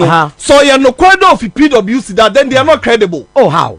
It was on good. You cannot use it for them to listen. The name of an institution to distribute. If second, Bobie, you are distance your program from this. I have said it. Statement that PwC is not a credible institution. You must not use your platform to. Mr. Vish, the senior partner of PwC. Yes. I impugn him there. I don't believe. First of all, you know the mistake you are making. You know the mistake you are making. PwC do not involve themselves in direct valuation. I'm a valuer. Sir, let me tell you. You see, you don't even know what you're talking about. Sir, Bobie, let me talk. Because why are you interjecting? You are rather bringing the name of a global brand. Listen. PwC, I question PwC. What PwC? Just within 11 months, your valuation will depreciate more than 60%. So how can one on the new entity and was it as an amount? So do you know the valuation? PwC Nankasa. But do you know the valuation that is the second valuation? The same PwC, you did valuation and the whole thing, including the land, everything, no, or $56 million. You see, that is where one charge and the plant you and have machinery, no clue. The plant and machinery. Bobie, while PwC all reports $34.6 million. Then 11 months later, a new government came, and the new government was trumpeting there. Them are factory do them. So you also devalue the. Who devalued it? PwC. Let him finish. 36 million, and they got 12 million. Then you ask yourself there, well, how can one believe? How can one believe that the second report came from the PwC? Ansah. So Alan Chematin, the former minister of trade and industry, He does not have any clothes. And you were talking about Ode India Asher and Sana AC factory. I didn't say also also won't tell me cry. Me say no, okay, we'll buy no factory needs you. So why haven't you used your 6 years to grow? What's the company? Why haven't you?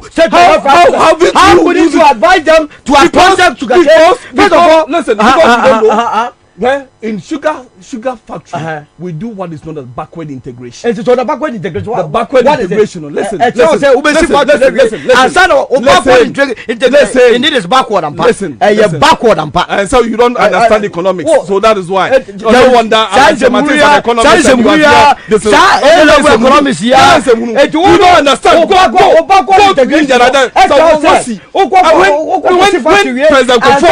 President when President knowledge of economics is very bad. When President promised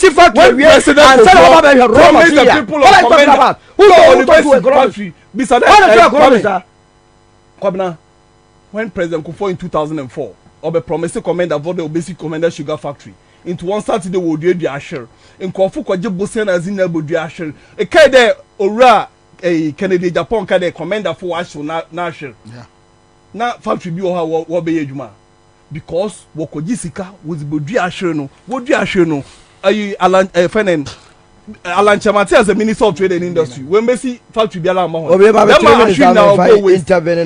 he go with waste. What do you want? No, but you did not even allow him. He has spoken for more than 30 minutes. No, but many more than 30 minutes. I don't say I'm a Jan to my Mason Katuna Wakan. Some Jan Amanaka 2 minutes, Mr. Come to Tobacco. Now I was last draw, not for Yatuaso. But no.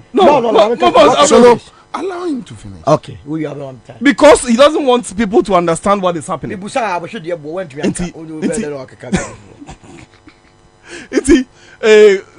Governor, the fact of the matter is that Alan Chemate had no solution for Commander Sugar Factory.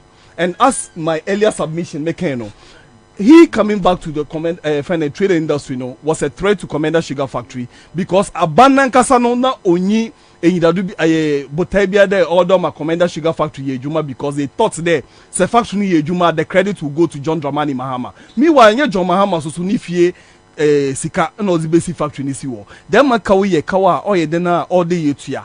So if I am also telling you there oil factory machinery now everything was complete. I am telling you that 35 components now is there no way install no or there was nothing like that. And let me tell you, there is a man we find Perry Mensah. Perry Mensah is a member of your current board. Perry Mensah under our watch, he had a contract to supply do the haulage contract, and he was also manning the boiler house of the company. Go and ask Perry Mensah if Commander Sugar Factory never produced sugar. Why did they go and ask. Why must I ask Perry Mensah? Perry is a member of your party. Perry Mensah was somebody who was appointed by as a board member. Listen, Perry Mensah was a member. Is a member of the current board of Commander Sugar Factory, which was which was instituted by Alan Chamatin. Alan Chamatin appointed him. He's an MPP member. He's an accomplished businessman. I respect him so much. This Perry Mensah, he manned the Commander Sugar Factory boiler house. The labor Perry Mensah even saw the sugar produced under our tenure before Emin Pomuru, the first sugar that came during the test run. And I've cited him as a witness up to date. Yeah, on the market. No. Yeah, sugar on market. No. Sugar, you're producing a test run. And I've been consistent about this. So the sugar, Commander Sugar Factory, we never did commercial production. The commercial production, all they started or February 2017. That was the time all they started commercial production. Until the time a test run. When John Mahama commissioned the factory on Monday, 30th of May 2016, it was commissioned for the test run because the machinery, there were other civil works not Oracle at the time. And by November 2016, everything about the factory beer was complete. But Solo was saying there, how can 25 acre of nursery cover 10,000 acres? You were asking how can 125 acres cover 10,000 acres? 25. You were saying there, Mr. That 125 or covered, and my main cancer show. When you do what's the sugarcane nursery? How would your sugarcane? No? So you're talking about the nursery or the land? Mr. Sugarcane nursery or 125 acres.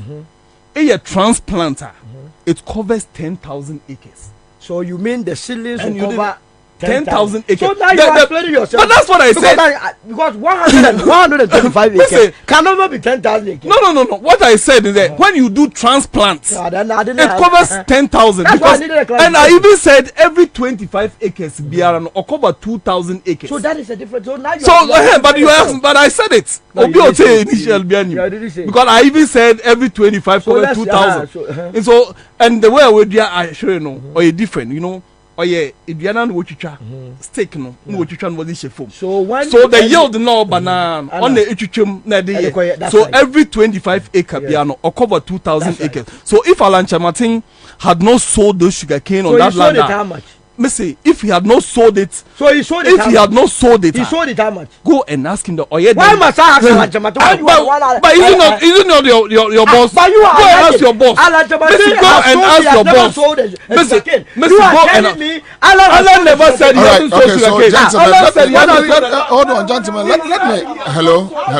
Let me just read this text message from a lecturer at Legon University. Says, Bobie, I have done extensive research on the Commander Sugar Factory areas. The place of the old factory built by Dr. Nkrumah is different from where the current factory built by Mahama is. Tell Solomon Owusu to stop lying and shouting.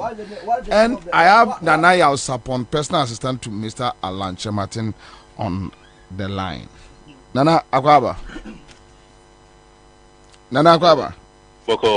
Boko Minia, Nampacho way.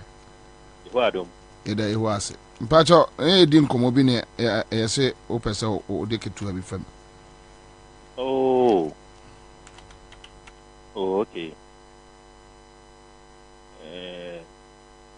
Yeah, Tini said, and I'm Pacho, a young car. I'm in Brigade and I'm in Proba. All right, thank you. Okay, I'm back to the studio. So, I am a lecture via Sunday. Lecture, I was a friend. Now, but lecture did know about the battle. Some will be a type of reading them a lecturer. Let's know the lecturer and the institution so that when we are dealing with the person, no, he's a lecturer. How can he be a lecturer when I don't know who the person is and which institution? Yeah, test us and no. You are reading an emphatic statement. Yes. If you be, I was so a lecturer. Yes. Then you didn't need to tell me so a lecturer. What's the album is a lecturer? No. What is the name of the lecturer? Which institution? Which department? So that when I am dealing with the person that you are I can go beyond this program. The lecturer, Dr. Obed Samson. Of which institution? And I think he's with sociology? Yeah. Department. Yes. I will leave it here. Yes. I don't want to. I will have a further discussion with his name. I will have my contact. And my back. We have my contact. Dr. Obed Samson. Right? Contact. Maybe a Samson for a lecturer at Sociology Department of Legon. Fantastic. And but Bobie Mamentia de be free. First of all, no crese PwC Price Water Coopers. That's all Mukwa undervalue. Commander Factory no. First of all, Price Water for no. Omo auditing and accounting firm. So what you say. Now auditing and accounting firm biano se ka se ko evaluation me tell me evalua omo ko fa values na no ko akoye now so all the two values ba be gina no abobie mo dan the same dan yemie you will get different values the same dan no you will get different values and the first value no ko fa no no based on the factors we use and as a rate or use here no leading to say value of the year 35 million. Obasa ko for another value obi probably the same yo and also benya 15 million. Engineer say obi be boni team. What would Price Water Coopers get or gain by just deliberately undervaluing a factory? What would they gain from? Why would they see assembly work no enya no kre this year so Sanyoma we a good institutions and this is a global brand that won't even for money and mammy from. Now the DBLC who invited say your mom family go court. Nobody has time to take anybody to court. Okay, here. I told you a chef what yes when to me a ma allegation are tried to oral and tomato what to have the ama petition for when to me and trouble. Oral and Chamante and to a petition. I should hear that. So you want to tell me, say, Oral and Chamante life in Yano, so one tosh the ama petition for one the other. Is that how you have reduced Oral and Chamante to? I don't think Oral Mama will be happy with this shallow argument, with this veiled propaganda. What are you talking about? What got a commander or trauma? You be so changing Ghana for Sikapudi akodi munya. All right, okay, so take one. Mama Sanko Minia Nana Yao and Che Ebio. Nana is back on the line. Oria Kwaba.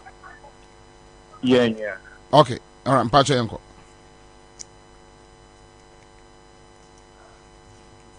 Hello. Bobie. Yeah. Yes, sir. Pacha meet you. Nyami Adomboko. Na me Pacha a gentleman not assisting coming me Penigina me. Ransford Chatman. Yeah, Chatman Vani Amwa. Bobie, say we are very experienced journalist. Me moment sana me koso me chia with for na machia Ghana for you na machia Ransford machia minya Sony so a otiho na say Ghana eye omanya bitnya brepa na yeku eka ekoyenim no e wo se yehunu se enye ade bia na yediye amanyosem na emumu nso no se yeye amanyosem nso a e wo se yehunu won a se yaso afufo a yede befro won e wo se yedi bu eni pinindi ema won a wabobra na wo se na wo fata Bible say yemfa di ese no ema no give honor to whom honor is due. And I was say abofra so fa ebuo enini die ema woja ene wona na won kwa enna adore wa asase so. Ransford I was so who say you are Alan Kudu Fremanten enyi ni pen so de biara da ene no. So wo asa I was say wonya apotre. Na o party up a posture a bit say odibu enini die ema yura. Anye bia you are Lankudu Tremantin was savvy of mine and retinting the bray. Why you ma be bria runs for the children, only mean ye bit that. He was savvy as an ambassador to the United States. Okoshene record, no matter what they buy Ghana as an ambassador. And on the Buama Yura or Mampini Dada Kufu Biu, a friend a man every year, Minister for Trade and Industry. And presidential special initiatives. You might be breed no yeah, including the fact that you work Friday we are you run another tank for the Subai. And no power no. So one time na trading industry, no meboa. No you ma pa na wo ya wo ja wa wo ko. One time metros no pigim na Ghana and fanatama by infra. Commander Sugar Factory. No enemy. On the 30th of May 2016, Anna NBC Abani, Echo Pa Huntuma, Emma and St. Joe Fubi could now cast a commander produce sugar meal, and you boy and send me a 1 month afterwards, and a sugar factory shut in the down. Okay. Commander Sugar Factory in 2 kwayo. I will command it. And the piano. I was seeing who said 2016 May 30th. I commission after 1 month you shut him down. And you be again a man shut it down. Commander Sugar Factory. So Ushe na okɔ around that time ɔmo enim how a sugar factory yɛyɛ no enim sɛnea kwan a yɛfa so a sugar yɛyɛ no no sei machines a nkɔfoɔ yi de kogu ebi wɔ hɔ nom a na esi ne tiri ase ebi wɔ hɔ a na adane no ho parts ni bi wɔ hɔ a ɛnyɛ available ɛna ɛma ɔmo yɛ den ɛhyɛ ase ne down ɛne yɛ one aspect. 2 Indiafoɔ a ɔmo bɛyɛ yɛ ɛnyɛ NPP aban na di ɔmo baayɛ ɛyɛ NDC aban a na ɔwɔ so akasa ɔmo sɛ ɔmo ni ɔmo ani ni sikasɛm kootwi kɔɔ baa ɛbaa yi nyinaa na ɔmo fa wɔn no ɛna ɔmo gya hɔ na ɔmo yɛ dɛ wɔn kɔɛ NPP baabɛn yɛ baabɛn mu no na NDC foɔ ayɛ valuation of Commander Sugar Factory na ɔmo si no Sugar Factory na yɛ commission yɛ inaugurated in 2016 May no October 17th and then the report na baabon na the value of it was about 34 million. Okay, fast forward. The same organization now a year audit and a year valuation BBR. And yes, our power no say valuation amodia be ye obia ba won mean for no say o say yes na what. And yes, mo a ye na mo nsa nkotena na mo nsa anye. Ebia na ba ko gina baby na hu ndu ni kodi na koye. That same company, TWC, about 15th September, so I can't remember very well. And also by not 12, about from 34 million to 12 million. Let's just say BP show. I was here if you know. Now, the runs for the fee, the or document that the Ghana thing, Yenya, Yasom Ghana, many would be a which Ghana for each. He should have known better and done better to go into the investigation to give us the real value of Commander Sugar Factory. Now, Assemble Kwaka, we would demand an apology from him. And he say you are Alan John Kujichaman said, what born a bra. Runs for the two unti name Papani de Biarada. I see, or could you Sugar King, Akotong, Amawanga way at this.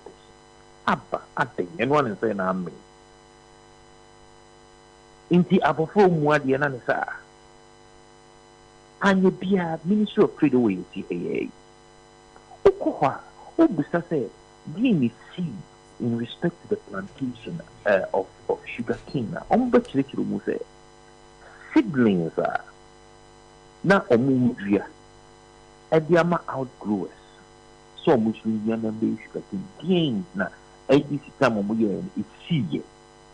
Now, the rounds for the shoe in more back some dia. Now, who said seedlings no problem with the they were not able to use it. Why should we always sit on radio, on national platforms to lie just because of the papano? Oh, man, it's nothing. There is an aspect of Commander Sugar Factory, Krana. You runs for the baby Krana winning. Almost all you call Bobie 24 million Indian Exim Bank. Do your investigations well, and you know that even that money was never triggered from the Indian Exim. And if you do your investigations well,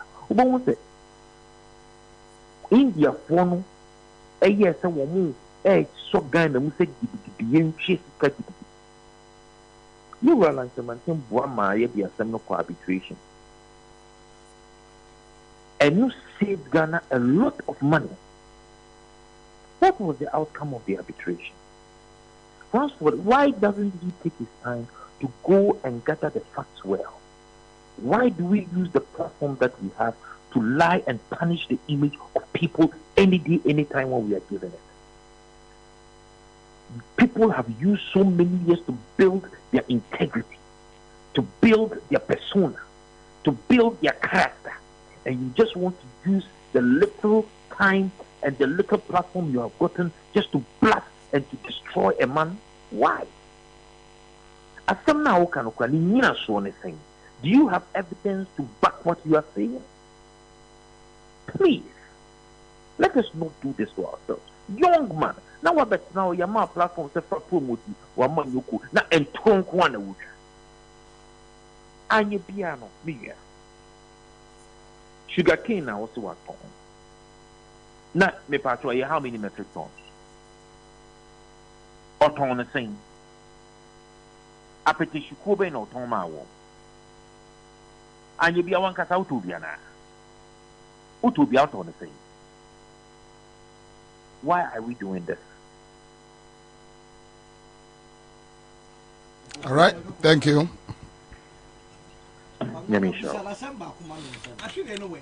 All right, so we are just do your rebuttals and let's move on. Now, minim say, because what Jatumu said there was 125 acre sugarcane nursery. I was expecting some chain says actually a normal chair. What I say? Because Obisa say actually not say that your friend say B41227 and B36464. That variety, the Indian experts are almost test near the now. Almost say this local variety, papa. To me, the bricks say sugar. Every raw material obe crashing. At least or say more 10% of the sugar ubenya. In the same fans are 1,000 tons of sugar cane obe crash here. Also 100 tons of sugar. What I say? Na yenye die no we say no. Na amount 12%. And the bricks a degree no so 18%. Its purity. The purity no so 26% purity. Now to me so good for our weather because the Indians brought other varieties because of the weather conditions. So there are so many factors sugarcane nursery. So the Indians recommended B41227. Oko the area your friend recommend Asher. And a B26464. And no your friend no Alata Asher. And no it's largely grown in the western region. What I say? No, oh no, sugar cane no, any dino no. And this a bayre, I'll make us a puna, another break on it, the cacao. And yes, I say, into variety, na mabacha no, into nanayao. The maker chen no say, there is nothing that I'm saying here. I may bomb it 125 acre no, my bo say, Alan Chematin, a yami of Alan Chematin under his watch. Or ton Sashidi at the Mim Cashew and Agriculture Products Limited. This is a company, an entity, somebody's entity. For the past 5 years, Oral and Chamatia Tonamon, my boss has some no swap to now. That company na you'll be the unknown to Mekanjam say, as some are brandy can and Yano Cray, Meto Ashida, because I have pictorial evidence now or Mode articulated now. I have those pictures and I'm waiting. I am listen. So I'm waiting for the day. Mem cashew for Baba catcher me says Sansem na meninam TV Sony radio so canon no crack no money Commander Sugar Factory near Assembia Omumbe far sugar cane a bien free Commander Sugar Factory for us so what I say right. So as a minister now we say and your priority project and your priority project in Intino I was say o chairman adieno overgrown na overgrow we are what catch on so no mo fanye adiom or somebody. Okay, so that's it live at Accra 100.5 Citizen Show Friday afternoon. Me wa nyuma ba ku mienu ketua bia metia free osisi a ya we no me kai wo se nyame ya adoma ebnada 24-hour economy work baso wo ye kumase Ashanti region yawada ya okay so yawada ebeye gidi Greenfield Scientific Herbal Clinic Bright Soldier Capsules Bright Garlic Plus Capsules ena omodiaba na wase yankancha Ghana for say ene empomdin ehu dwumadie Greenfield Scientific Herbal Clinic usa omo ho a uni baabia ya wokro Ghana for so de na yemfi ani nkyere ho webia from 0243983906 na wango energy drink ubenom energy drinker no wanum energy drinker emampomdene ema unya eye ahodene ya ahodindwuma ni titu ni dropper for school for ena afen so mo ye eya agudie mu dwumadi ahodo trumbirika bobolo munyina wasi enum wango wanu ayibuhu num wango ai wango no be se jata kese bi sa da ho kire wa hoden a eya ewom wo mukura vitamins B3 B5 B6 B12 ashema be wunum bie na abusu anum bi FDA wo mo agiatum amene adasa nyina ase eye wango Fix My Ride Company Limited. Fix My Ride Company Limited. Almost say a back count medie, okay, any accident. We engine waka, 2 year overhauling, body works, oven spraying, and as air conditioning services, upholstery works, electrical works, automatic gearbox repairs, maintenance, any a year media would a Fix My Ride Company Limited. Now do a actual. Now, Fix My Ride Company Limited is in Kanchila Ghana for Kasia, Omuya Wajuma Pa B. Any Toyota, Nissan, BMW, VW, Hyundai, Kia, Mercedes-Benz, Range Rover, Ford trucks, any buses.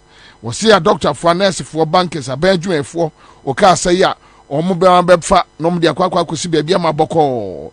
Ombaye, no Masadia bro. Woton Woka, one better, the any accident, ampe, one better, Aji, one better, Agua, one better, no more CC. Enti say when Fix My Ride Company for limited year juma and yes bia wajapade akawrem won beto asiesie amount waso mo a year Accra Academy School woman no wo ekwantempo no so o for doko police court so a Article Junction on Goyo filling station from 054 055 6020 unsa ebeka omo Top Choco ai na chocolate drink ya 3-in-1 no wam dia ba and a chocolate spread so a ya de fa brodom no abapa okay wase police ni aduro enie aponti police ni aduro in boost heba mesha manfo no bia quick credit ye bo mo abaso pa chemo video ye bo mo abaso pa e do mo ase Mamene Yenu Aba Gloria Huzi, Ashanti Regional Women's Organizer, NDZ Huzi.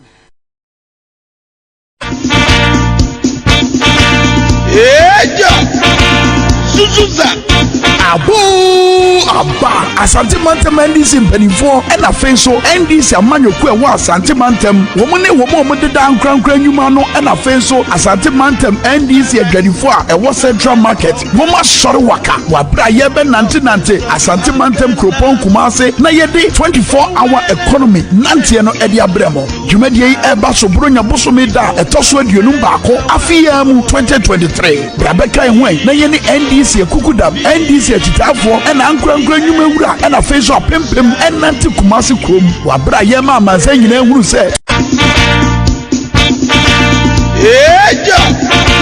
Suzuza Abo Aba Asante Mantem NDC mpanimfo na afenso NDC amanyokwe wa Asante Mantem womune womo de dan krankran nyuma no na afenso Asante Mantem NDC adwanifo a ewo Central Market woma sore waka wabra ye be nante Asante Mantem Kropon Kumase na ye de 24-hour economy nante no e de abremo dwumadie yi eba so bronya bosome da etoso aduonum baako afia mu 2023 brabeka enwen na ye ni NDC ekukudam NDC etitafo na ankrankran nyuma wura na afenso apempem nante Kumase krom wabra ye ma amansa nyina ehuru se 24-hour economy no de eye adwuma nko a ye nante ye be sha se free aboabo post office na ye de wura airport roundabout na fe yago piem e so me roundabout ni nante mu adru abrepo junction na fe yasane abaji roundabout ni ye wuram akwadum pampa so na fe ye de afa asafo interchange na ye wuram akọ asafo roundabout ni ye de nante ni nyina bana wie ye ewo Jubilee Park we ye nante kase pa eye 24-hour economy nante kase pa ye di chamo ewo Asante Mantem Kropon 24-hour economy eye juma nko a anopa no nsia de na ye nyina ya behiem na fe nante ne ye hyase ano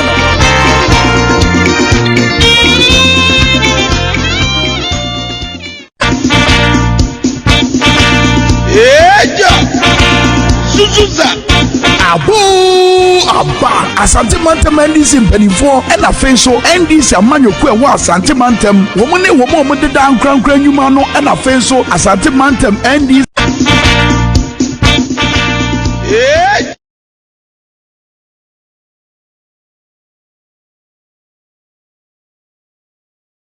region. No, me that's it. And the fact when I saw na matia with you for you now. Titru ni NDC for our mutia. And the women's wing. National boss, Dr. Hannah Elizabeth. Papa, send ye add that your boy is for you. A age madam. Yɛhwɛ dwumadia a yɛ papa John Dramani Mahama abɔ ɛwɔ Ghana hanom a sɛ oyi Kwame Nkrumah obi ani hɔ eti yɛ papa kaa sɛ ɔbɛma saa 24 economy aba so yɛgye to nim sɛ no kuro betumi ayɛ wayɛ bi pɛn eti na sɛ yɛn nso yɛ 1 cm mu ha yɛ bɛka no sɛ bɛto santene na yɛabɔ ho de wura ma obiara te ne akyerɛkyerɛ mu amomo botan ti ai papa de sa adi dwumadi de ba enunti ene sa work ya ye ba be koy ye be ko se be kyerɛkyerɛ nyan ma wasantena mu titru ne ambi before ma papa ama amemu bone no ama ene Ghana say no e be mama hu botan ti e so mo to aba de ma endi ene floating voters no ye namu na ne kyerɛkyerɛ wo mu education ye babe enye ntokwa be kire ye mianom reason tie so se de NDC esamba power bill na amount for bekase me committee so mo kase mo ne Kumasi adwadifo ma and we know Kumasi history then adwadifo no yes on be join mo NDC ni mo ayesa walkway no that's me and to say enye nwanwa biemu sakane no o send this atade and aboduku no de real Kumasi joma obi ti bo tutu ene eni obi ene mia me nuano mo ma ne member wo Kumasi joma o ma ti bi o ma no se tintin ye se titia na se ne ma sa o ma hu se ya papa John Dramani Mahama na daroma ene ma bebre ko so asante na mu ha eye MPP amamu yi ba ye ni ma bebre so na asai wo asante na mu a ni aye papa John Dramani Mahama ye yakra no omo ba ye omo asai fe ye ze kideti market e twetwe ja to mi ade ade nsem bebre e bi afi e da so da ho central market omo ye so mbesie e na da so anwe ne se wo we e to mo difference no it's na ye see APA central market for no mo na di kan so organization mo na di omo sha afi Ansah na yen party ni prebe so omo hu difference no the difference is clear enti omo ankasa omo apaba omo sufre NDC obi ti bi na no ka jese safi we so mama mani anda ho na ma NDC ama magji Ghana yen fa mo bone nchemu enti papa emu da ho tinye djuma din bi ase ni hu ni bi ami anda ho ma we bie ni penyina ani ama mahu no kra ne tra ewomu o ma so na ka so ma so nsu aso Ansah ana mahu ni mu otu ti ko basa na obi se dan betu fobi sanete jumade ni ya wada meboa ya wada di animi e ba cha 21st December na amanfo bekase work no enye dom no nyina na beba na 24-hour economy so ekofom mu wie na mu aye door to door na se mu wie na mu ate akoda papa no kwa say ma nipa 20 ene beba 20 no ba ko be free bia pankro no ko be free e process fantastic obi be free asuka consent e be free so obi be free so e ti o ko no de ko denye de ya message bi ebeko sem no ka se message na ko from pa majority na agi atu omo hu say no kre ebeboa obi say ma be vote me ntu na me be fo anka sanko fo anka ba hwe mo pa e de nti na obi be ya o ma ni ya ye tu ebetu na o de ba be example e pa to atma atu asipa sanity en shada nya yi bia ehu sa en so mbeso bia ma ne ye bibi hu so emfa e san se ina me hia no hia no krament ni fa ne mpaboa Yankopon nim so man panyi dada John Dramani mama ne betu abedi Ghana efi nkwaso nyame sa adwenya to ne tirim so fa mebo Ghana was Ghana ye wo unemployment bebre na wa ha they say ye maburi ni ankasa make no kasa me mama enu na ewie school a omunya adwuma nyeye aso ni to pa me ni kofo bebre ma ne koto adwuma mu abro bia ntua kaprem asaba mi ko bia o josu gabini na imu ne petemo na bia betime dia dance you tell mo ko adwuma mu bebre ena me mama enu pa o mu wie school munya adwuma mpo no maye ese ye papa nya me ya dum na oba na sa to ba so a ye be fa adwuma e fo bebre ye be fa so je be fa police be say enyuma bebre ne be so because 24 hour no e say nya security for ye nya won mo mbenu aduane enyumre obi be no anopa ko si ewia obra nua ba beto aso obi be say ayasa ye na ade sa ye wo mo no aduane anadwo be si wo it is a security ye adwuma edoso a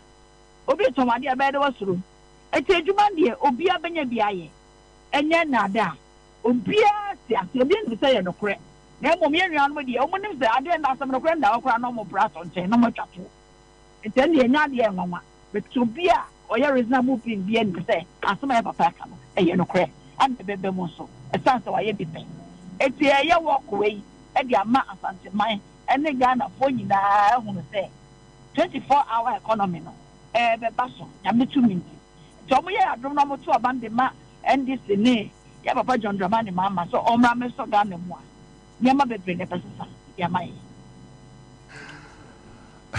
ya wada Kumasi ampaya edwa ampaye edwa ye be try ahwe se ye ya ye ho anu betumi abeka mo wo ho a mo dia na mo mpo ni me mo doma ebepie enya ndisi konko na ye wo ko ye senye go ka no floating voters dos MPP form abemogu eka ho ebi nu mpra be so mo MPP akade na dia amo bi ehun so bi ba me waka just madam me se me MPP akade mo bi ehun se me na mapa me me se ni tata no waka se me ndisi ya MPP ni amabemogu ana me ba be dwan nim enti no nyame aye wi na ka se be pie ni pe ni so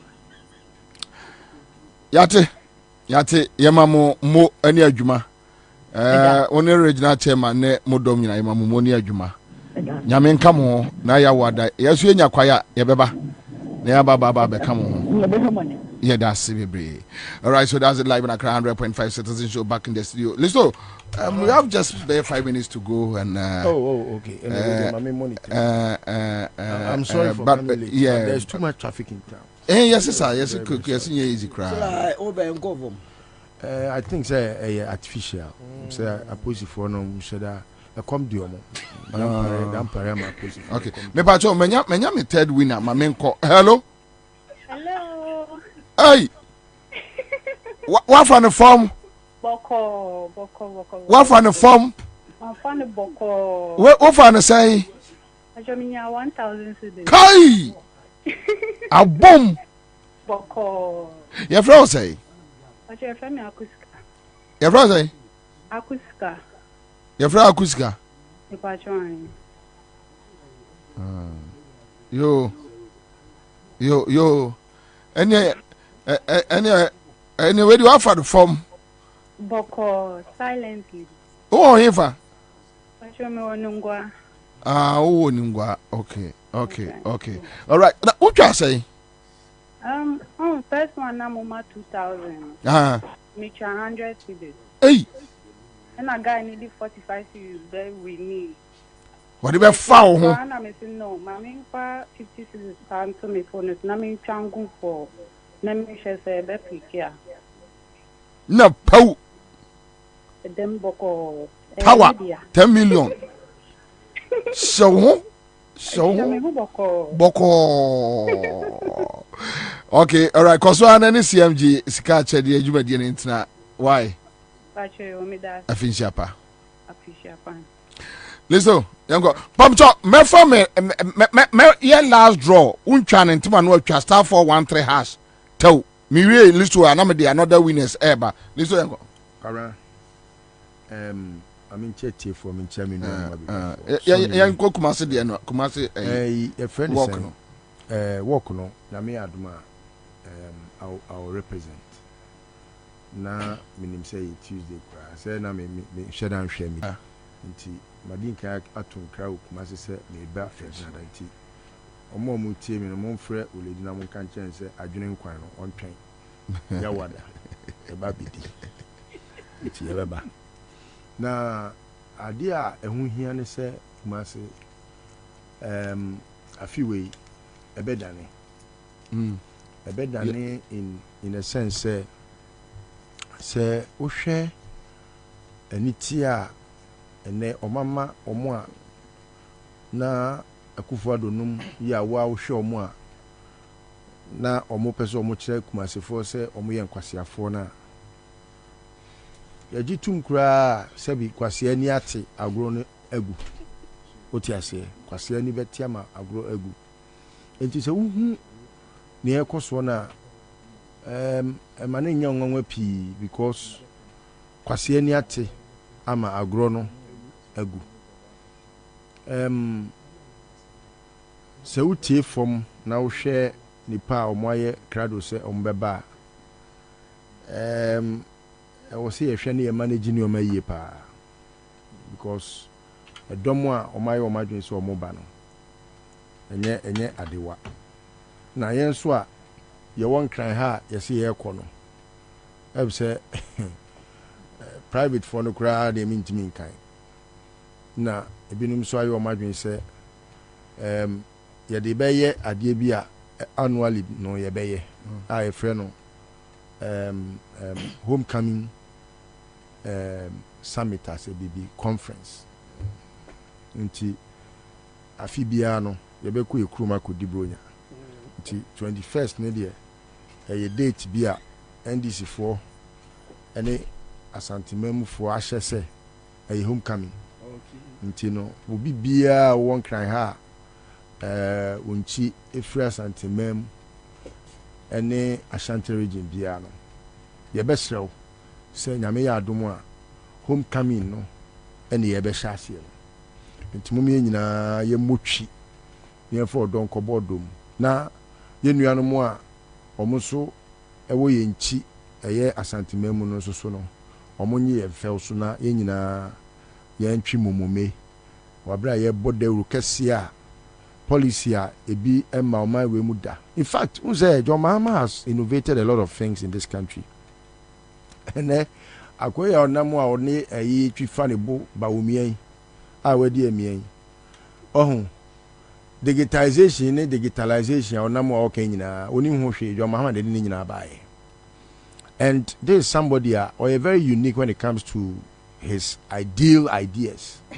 Onye obi a oye sebi act before you think for ni bi te say Kufuado no on te say ba wumia ono otna dem dwen kwachi ye broader consultation tries his best to practice it before he is able to even conclude on the subject to discuss it in the public domain. Kwabra, so share the root of the policy now or the atujana unisa is in the manifesto 2020 manifesto and I think because of the COVID no he didn't have enough time to elaborate on the policy. COVID na high pa so ya COVID enka 2020 no and yes enke bia nkomu wiem nkomu be wiem de but still anke be bo ma sa abra omusu enti no this time there baomi am say the best 33% me so da ya enfeli 33% and no kra no na che say akoye te say afrafranto anya de afrafranto so a lot of you to take enti and a lot of enconform more party nim so no o ma defect aba NDC. I don't know if you are aware of Atman Ponua de na almost say me fan to radio mama nim say ne ho akono na nipa nte say enchinam kan yesa nkombere no nti o mo pe na asempa nti ye be frɛ obi o wa chichi ni benche bia se omra amanonefo nso se omo ba enura Jacob nom to menkra Jacob na ma me dwe yem say Tuesday no because it was Tuesday and yen kokumase ti me ma dwe me say Tuesday Jacob obeba bra Thursday And I say oba yen tran kan have 2 days na yen ko because Tuesday ni ye kwa you could din kwan we are Thursday then na medi ntime srew mum yen ko Thursday na yen nyina yen mo mamume ntwi mamume na 24-hour economy ni yen kirekirem unse oral and chematin kra agiatum say it's a very good policy I did the wa bon Alan Chematin is an economist. He doesn't have doctorate in economics. But by mere doctorate, now see a quite film, a quite fast one. When you are doctorate, our bonsa. Oh, Baumia, one casa in your maiden speech as a flag bearer. What can we say? You went to work in Canada. Canada, and your 24-hour economy, and I can over there when you're my Aku school. A bone straight. What must I say? A bone straight, you know. Election na yebekono Sonny Rocking so me wafutu obi dem ma ye tie ne say ora lanche matin onye ni campaign ukofa Commander Sugar Factory ho asemba efodie bi wo ho a ebema nanim aguase e wo badwam because NDC for no omu nitro first na no more propaganda secretary ebia ne say wakom omakofa obi abetena ha o cheche nneoma mu be nitro a trod the mpe petrol too much because Mahama do try obey you wedi and there was a mama yinedi the first test Malandinda because when him say PSI akwawe osafuma for kronfo no on the group PSI aduma hala na je wo ena sa your friend is any nyuma bebreba ala nyuma bebreba na ko so ye no aban we o mpe ni yie eti ade na oba be gina ha ba be defend ade a wo ye no aban no ana ko fa honto we ko kasema thank you live on Accra 100.5 Citizen Show. All right ma me ko break aba me ba adwuma bebre wo ho a ye baba be I'll be back. Usika semen koyiana quick credit siasia say sika pe ennafom intina yabasa ye be church wo yem bosia bon hye ho wutumi babosia edifi asia ye fee 1500 Ghana cedis edeko na ne wo hia ne wo national ID card wo hia se wo betu susu wo hia awowa ye ngiseke bia nto ho wo nsanso hia se wo ne yem bebue futuo bia quick credit wo homao say ye dwana wo pese wudi ana wo pese wo hye ejuma foforo ana say your school fees ana bo eyeye bosumi ejuma ye fo nso ye wo bi mamo nemum kai say ye mobosua e wo internet so afenso on mantika krobia batan Bank of Ghana Ansah wo dwumedie yi mu enti tutumri kana freyen wo 0302 200 390 ana 0596 920 833 quick credit lending made simple kai say dwumedie yi nhyehyeye kakra wo ho. Hey! When we send your police in your draw, Imbusaba Mesa Amama Huaden. Refuse to grow, and young offense Wabek. And what day immune system or young coupon, and you're ready for the animal somewhere who by no. And Nasa wonum Imbusaba Mesa, a Peja immune system, Nabri Bia. Ya Timu. Sasa dear, a month for the one, Eddie Imbusaba Mesa, Jordan Hua dance yes, and Yarwa who were Nipa and Yina Etimi Banaso. And your work as Yankaya within D and a home car. No, you must shoeing, you know, a way of buying every home. And no woman pa, one yard one dada, no one doctor and Rono, and no Imbusaba Messanoa, and more who are deep in tea. Ya woman timpo say, Yaria as your moho. Imbusaba Messa, a walk Kanshi, and you may move bia your toe in row at 0246 20 84 96. FDA, Ashisha said, Jedian Cratry. There's a new way to watch your favorite entertainment on the go. From the 1st of December, take your TV with you with Go TV Stream. Want to watch it here? Go for it. Want to watch it there? Go for it. Yeah, even there. It's everything Go TV. Anywhere, anytime. Simply download the new Go TV Stream app from your app store. Sign into your Go TV account to get going. Watch TV anywhere with Go TV Stream. Go TV. Love it. Mafia.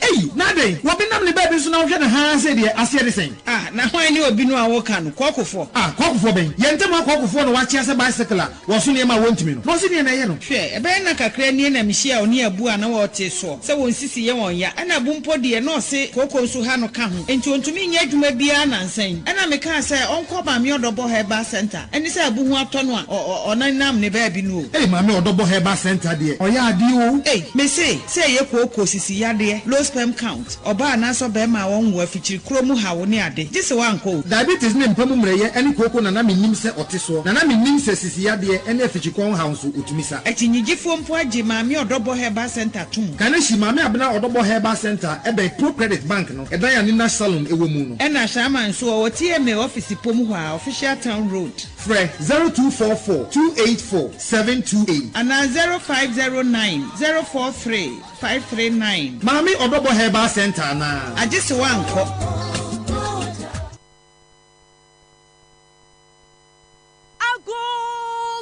for media some dabramo. Sisi adia won sidanya. Any coins over hukra. Essence Alu Africa. We got you covered. Alu Africa. Eye jumeko kesia.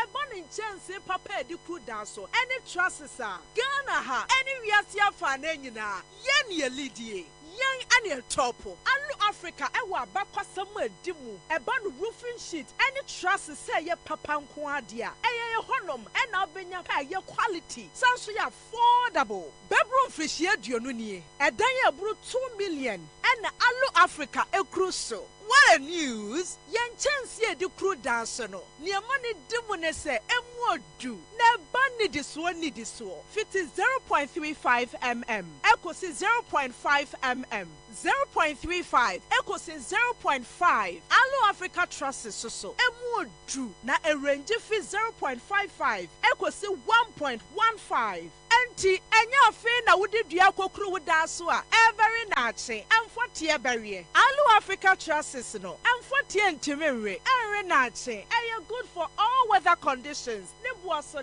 da for mo ankasa so beto dua pa de enkato Alu Africa trusses na bokwaye bretu no ho ban Alu Africa products ni nyina so yema 40 years warranty emfishie duanai warranty hwehwe Alu Africa e was Spinters kwine so yene MTN office no ana di nhwani mu ana say frɛ 0574 286292 se wudu takra de so a ye branch ni bi wo ho frɛ it was 0545 446852. Na edumeku biya. Wapese wabeto Alu Africa kwal ni bino. Wabetimi walk in to your branch biya. Ye beton diama wamo. Na wadi kwadi jume die biya. Alu Africa, building made a sight. Unim se onipa bia kan kro ene ne ba aya na ejine sisi so. Nanso ekoba se sisi ne ho kotechima. Ene na asempa ene dia bon. Eno ti na make for tabia heba capsules ediamau say yesisi yade pa ana age onipa dua na boso dia bomodia ne num tabia heba capsules na aboy yi usisi mama mai na wanya sisie etimi abo aduma pa say ya ayemtim ana age yefunu ya boso ama wuntimi nya wo hohia bomodia ne num tabia heba capsules na etimi yi ne befi afini padwanim ama wo yefunu ada ho tabia heba capsules ebuso ebo pharmacy shops ene heba shops ewo wiase afa na nyina ana afre ahomatrufo yi 0243 686861. Hi say, Woma Akranufu, wo your penful, and now wundi in fedu wachia, numbi. Tabia heba capsules, numbi. It's the most fun-filled month of the year, and it's game on GoTV. Gift your family with great shows like Paw Patrol on Nick Jr., The Really Loud House on Nickelodeon, Mr. Magoo on Cartoon Network, Star Wars Young Jedi on Disney Junior, and Batwheels on Cartoonito. To keep your family in the game, stay connected or reconnect to GoTV and make this a holiday season to remember. GoTV. Love it.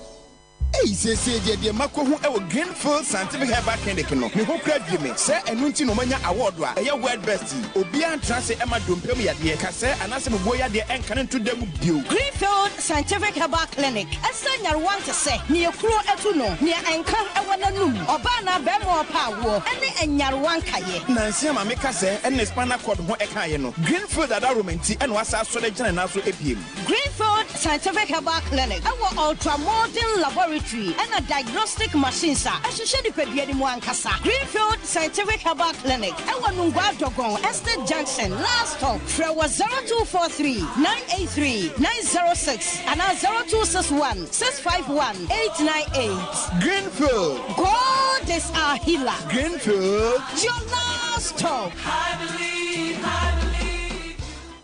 100.5 Accra FM. Accra, oh yellow. Accra, oh yellow. Accra FM 100.5. 100.5 Accra FM.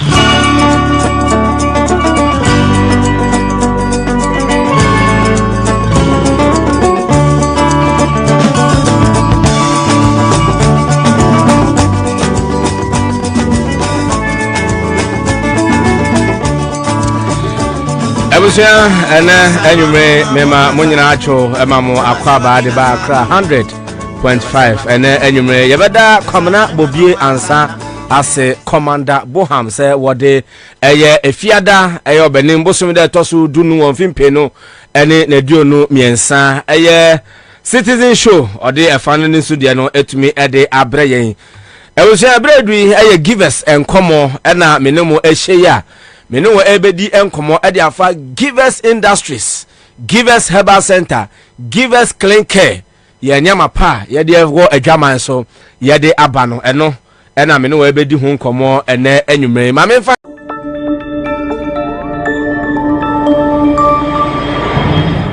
Citizen TV, Accra, Ghana. Citizen TV, the citizens' power. Nkukuya kabang adibiara durefu ya wofre na fu na nso ya asase durefu ya wofre ne siw adenti efisa asase ne panyin opanyin ne hira opanyin ne Kwabena Bobie Ansah sasere kukuku da bi ochi mekwan loading kampro obe bare bia na wabe bare daily graphic ne daily guide memunsam asai magana fu eje na kurum muntie eje ntetireki onamo so adoto nsura akorokraw gana fu se ubehia kwache wo kwanchen no obema achenchen ache wo kwanchen de ene ankako awrukwa chakra chenchen no ma ne yechen achenchen na se poto ni be poto kasa mafia na efi potofi nti gana fu ntie Bobie se obi abo ma wabo ni bi mu watu Bobie na obi so obesan abo bia boni bi na dan obobia gana fu beti ama yesem sempa Bobie wona gana fu nanti ubiribiri wona wona nanti umprempren mo nanti ubiribiri nanti umprempren ebi titi ebi de ekomode wom enfoni Carlos ne Hansa ne Mustafa ne nkrofo masa da bia de achi ade sen so mu di kase ho atrantwie ye ka atrantwie a ete ayi kinagate fo a omuti si so achese so oko na wo ba kase ho de omuti ho aye okusie a wayi chino no. There are two things that I know. Because remember, I'm Minyana Nakofado, and that's watcher. Before Gabriel just Dakono, nephew, Ofiananto. Now, I used to support Akufo-Addo. So, what happened? Akufo-Addo, leaving Exarchal, and I don't think I will support Akufo-Addo. And that's, in fact, the opportunity of it. Mama, Fagana and Akufo-Addo Nansa, because he does not deserve the leadership of this great country. I can't entrust Ghana in hands of Nana Akufo-Addo. I can't sleep. It's not safe, and I believe that. First thing, not sleep easy with Akufo-Addo as president of Ghana. I mean, no. I will not sleep easy as a Ghanaian. More promote Nana Akufo-Addo as president of Ghana. I can't, because I cannot entrust the destiny of this country into the hands of Nana Akufo-Addo. That's my opinion. If you want, I will repeat it. I cannot entrust the destiny of this country into the hands of Nana Akufo-Addo. That's my opinion. Nobody can view anything, and he knows that I hope Akufo-Addo and his men are listening, and they should mean Kofi Kumsin on and stop attacking others who I am supporting it. I'm supporting. They should take me on for my view. All right, so that's it. Live at Accra 100.5 Citizen Show. Yamamunyina, Yamamu Kwaba. Yawada. So, and Kwame, and I say 14th or 15th, and 14th December. So, which means Yamfan said Christmas is just like 1 week away, and I'm another two. Next year, I say 20. 20. Okay, so all right, but I'm out for tears more. I'm out for tears in pa. Say Hamatan no. Yes, Sambre Upe say Uhu or Yere Emre Wabrimo and Wakosrawasi. Sambre Kosrawasia. A pebre munabu say, may you say, oh, Barbara say now obey. Anyway, so Yada Obibiase. Doma money ya 93 January. Ya pem so ade ababedru samre. We are very grateful. Yada mo asepa. Ya mensira obi bia ya okan ye ho ene awie. Let's do this for you.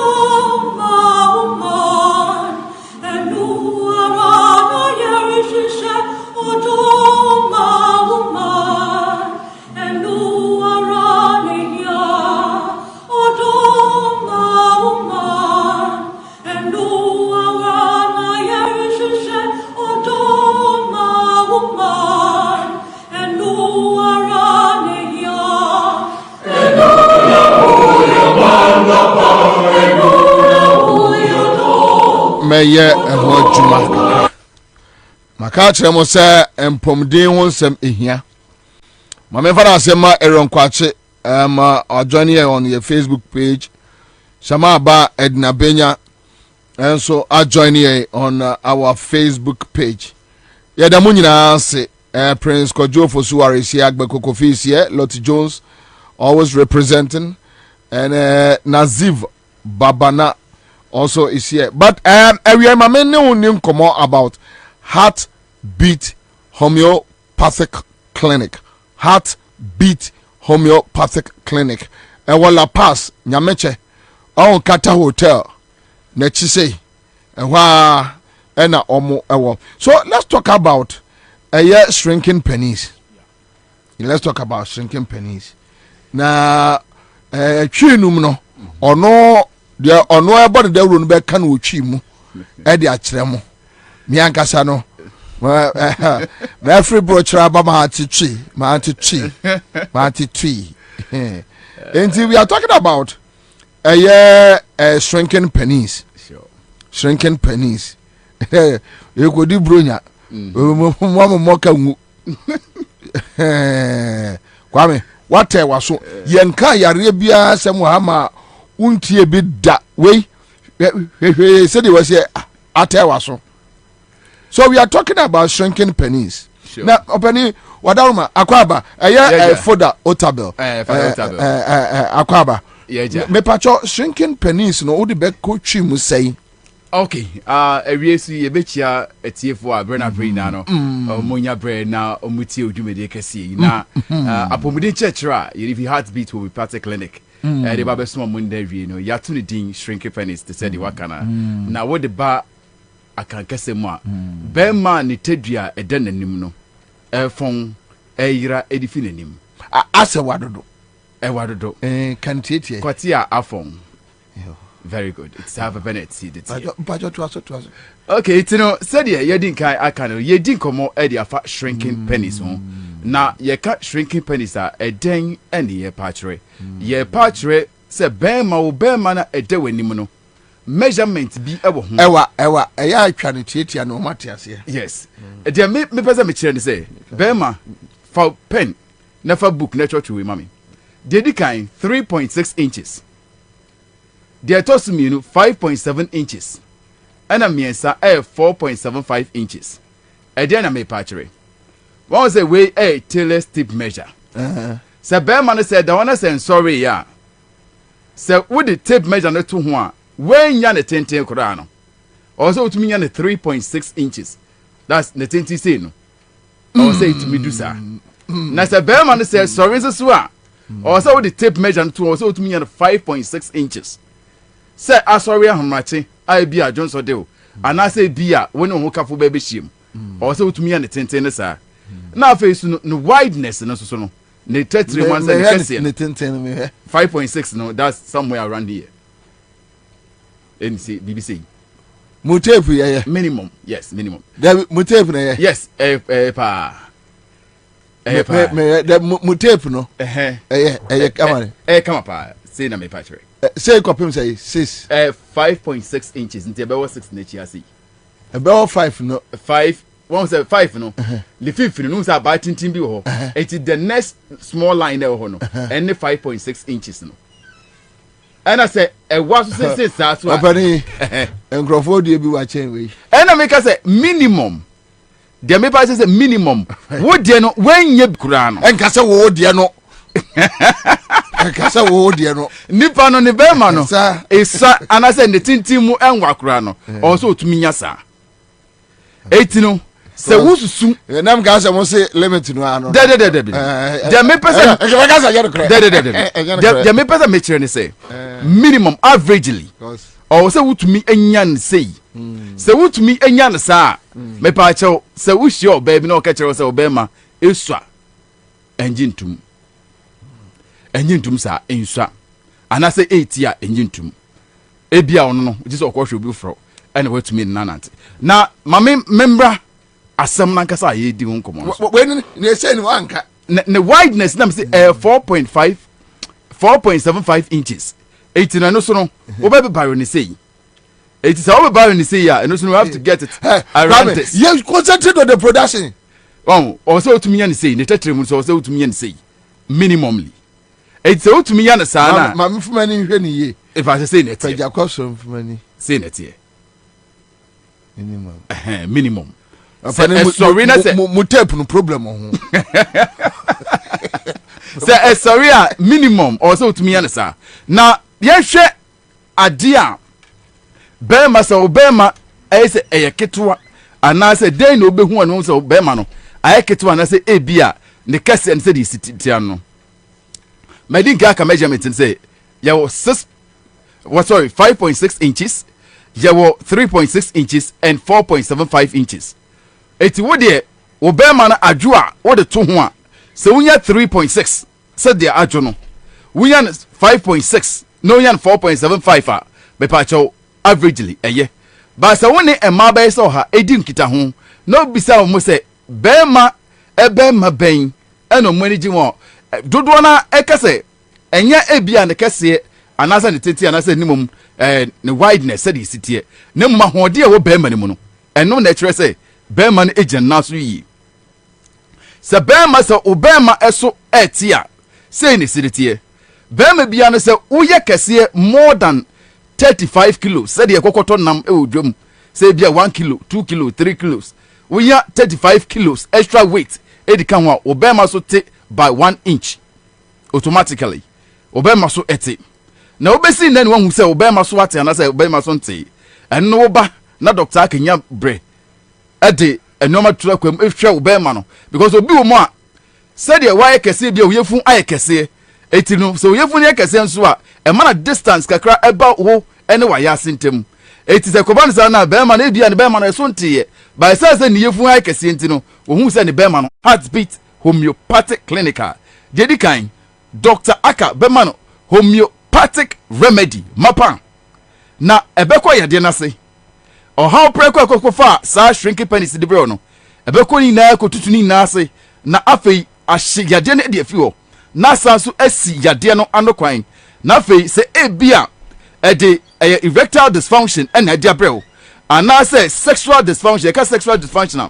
be ma bi wo ma sebe wo se no kon endo ba na be ma wo kon do ba de na de ede biem na wo kon bedo be ma bi wo ma woni ne yiri ekwa kohie mu a ende na kwekwe ya wo de ende ya ka ho ya anka ne ho a na chese wo ye eje mu no me pa che oba remedies no ebetu sa hawi na ase afa sesiw afa no ebe mana collagens na enya hoden na tumi asori ejem na so wone ohun kafo hie mu a afa di anije atumi abafio ya hwe de obetumi ayede abo ho se wo ye bema na se wo erectile anase wo shrinking penis de betumi ayede abo ho dedi kan wo ye bema abrana brano bo modern se ubetumi ene ho kafo ahie mu empredodo ebia se ebia nka na wotwe okọ baako a na wotwe bia mu ye baako ebia 2 days bia nka obetumi ne ho kafo ahie mu ebetumi aboa ema say tissues and then blood vessels are ewo obema ne betumi nya hoden na brana brain no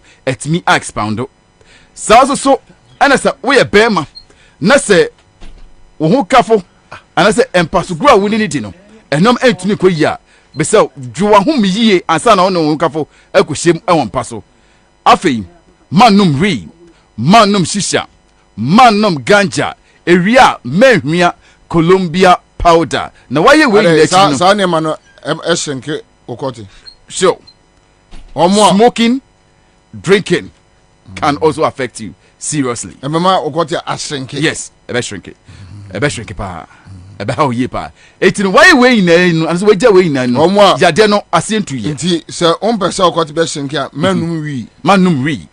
manum shisha manum ganja ewia menhua Colombia powder enom sande den so nka ho waja we ina no so how na ba asentu ye nti wo se wonum nsanda mbo dabi wonum wida dabi wonum bibiada menum biada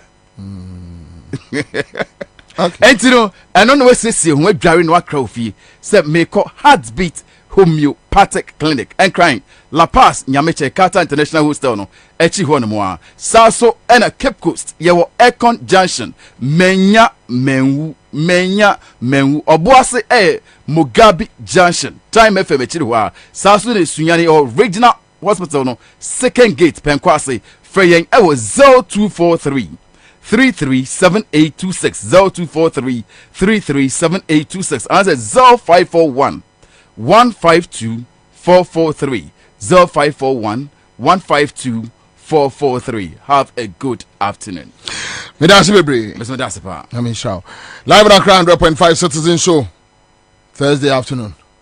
Let's go. And your radio presenters know. Aka says in the end. I just want to know. I go. Mepacho monye komuna muntie mni anya adwuma kakra. Amanfo de eya ayibi abreme asende me. Na so unfortunate na I am say ma mix it eya eniema ni bi. Yes almost say Kwame untie almost sisi eye billboards die almost say as binie almost matiamidu ese also you say akwabi you see a friend receipt as dey baomia anu mu nsem a ono aka ene omo nsem a omo kan no 2016 ene 2020 ena Ghana ni citizen o say Ghana ni citizen akruchire dia good signboard so ena all mount across the city. Mr. Asema making muncha na montompete tieme na MPP for no so omubeye inti yeso omusi say no chalk in public school. Any Jimmy yo.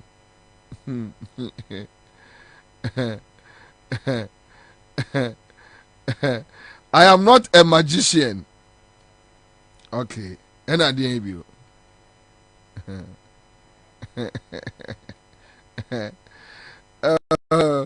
Just as I'm necessary.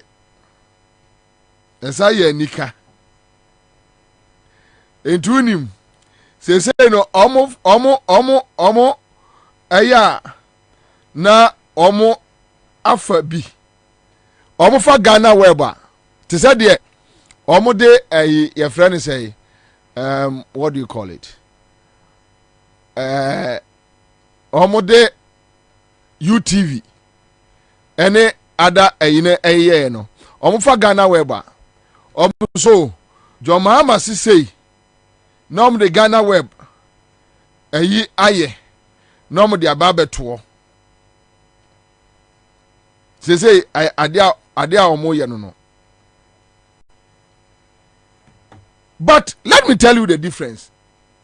Adia when a day baomia echo position sade we nko nipa kro no receipt guy no minim no, but watu amna ama baomia no matom say team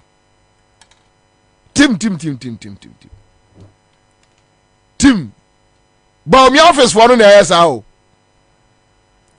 now Ghana for busa kufadu ne ba omi say enti sem wo sika adisi billboards hwe napko ni no a onam ekromu no aya wafa ne sika 2 years adi no sa napko ni no ne bu afu chen se de wo dwene tiabiye onipa kro no ya friend no receipt guy no onya na regents bebre amna no watu ama omo no. Oh yes watu amna ma omo sam woska aban no was sika say or DCC billboards and the MPP was sika on DCC billboards. When we said 2016 be end this for. Yeah. Who go opposition? What Jimmy Kura who's where Jimmy? Who go opposition? What Jimmy Kura who's where Jimmy? And why say Okosa?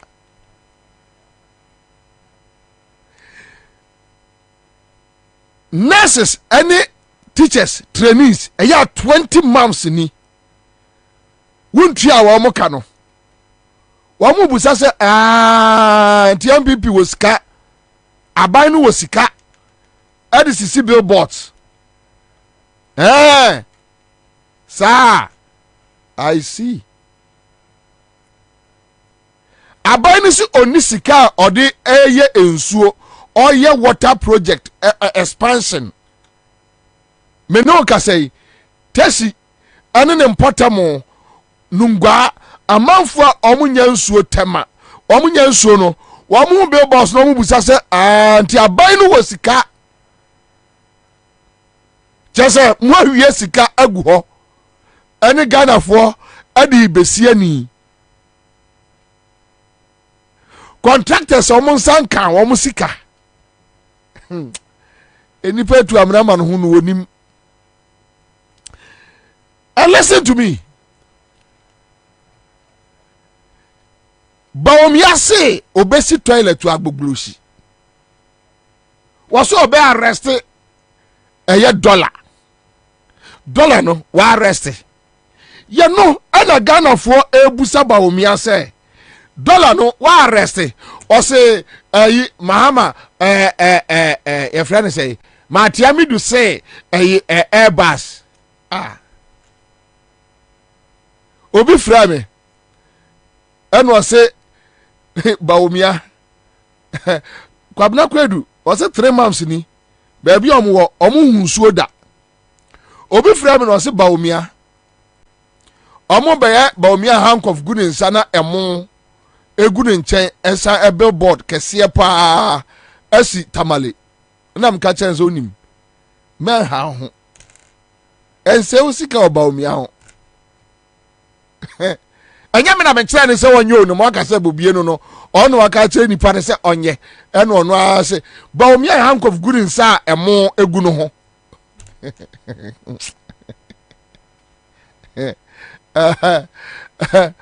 Urim MPP ya campaign say 2016.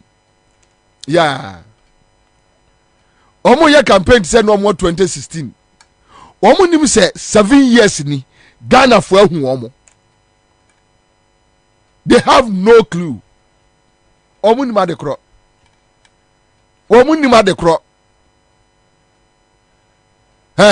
Ye be ya mo ye billboards do bebre ni ade ma Ghana fo ase abo omo no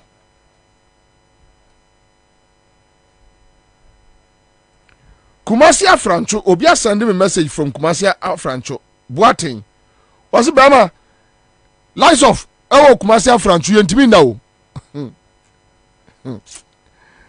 yeah ba o mi ahun ya metwe no ho ya mesre Bobia, ne ho ya besre. Ekwaya ban for the Baomia be fa so mu ano. Wode ne yire won be dwane. They will run away. Says Muska. I see. Yeah. Now Baomia is telling them say, yes, we have the money. Teacher trainee, nurses, young farmer, Napco, young tia. All said Ratchas, I'm so called finance ministry. I mean Adam as a wine ofuino a minister of finance. I mean Adam fucking boy no. Ono catch almost say omu ontuane omuntuachna. Ghana for se Baomia asem say now catch Ghana for. O catch Ghana for say ye free a taxation akọ production. Uya bema ya signboard ne yi ano. Ye free taxation akọ production. Sa uya bema ye signboard no ya no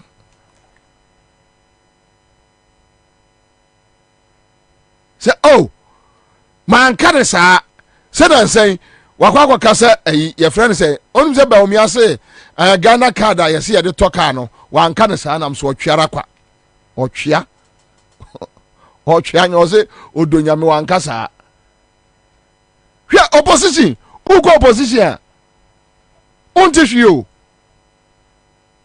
uko opposition want hwe bibia ni wa wote because esa man for bro budget many people ni bi oka omo campaign ehia ojowulu just last week oka kire me say bema baby adurun de obi ani wa dis kamano a ode beko obi a gene last e de akofie na menene ti wada me so cd no say Kwabena na wonsre why no the ogis kana on fanko obi ani wa dis kaneko nobody is taking the money obi ani wa dis kaneko and the budget there Sami okunu be draw bi abrel oh yes omu de bi beba ba omi atiate oko opposition ba omi ane Samira duru opposition ena ombe hu omo mobro ena omo smoothness level e okromu ha because omo mienu no omo ni any association in Ghana here they can't fit in any group. They can't. No. They can't fit in any group. Omuni. Even in MPP, Baumiana and Samira, they don't have mates in MPP. Even in MPP. Omko opposition ombe unkwaya MPP for the ombe faso. Ewo krumha. Ni asu yababwa kama. Correct. Omunye duro opposition MPP program ase kromu nsiwo. No. Ghana for busa o say. When aka kire say dollar. Say duru sa rate we ya. Now fundamentals are weak. And then what is happening? Once there be atiami do say. When aka kire Ghana for say by 2020, if you be across the country, if you be say a Joe toilet, latre boy. Baumia sa ebina juma de latre boy. Be if you be a mubenya toilet, if you be a benya pipe. Sanity.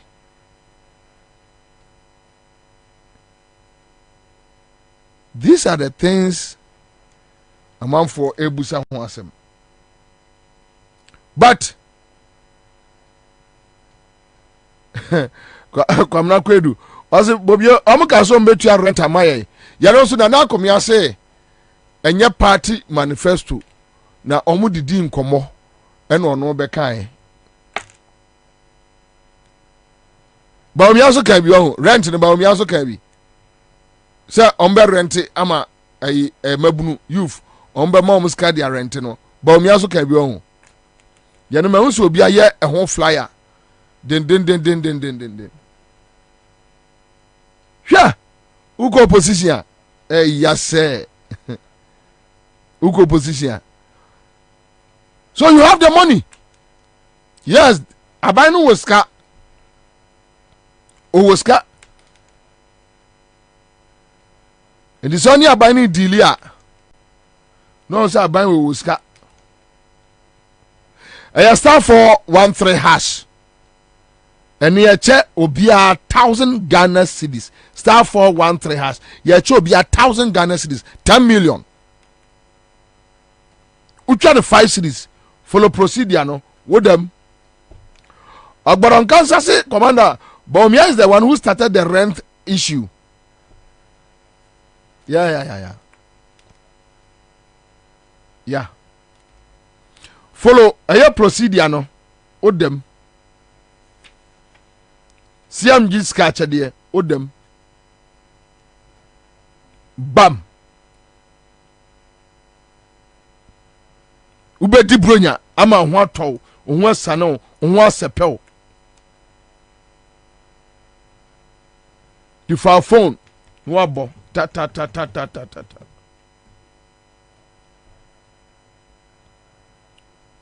ubedi di peche ubedi di peche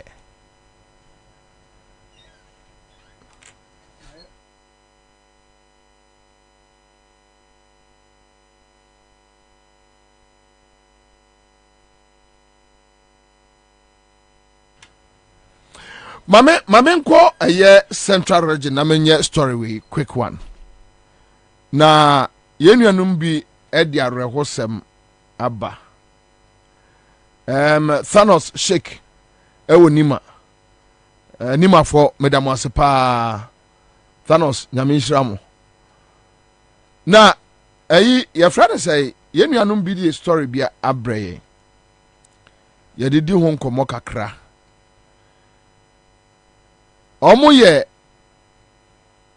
visually impaired students.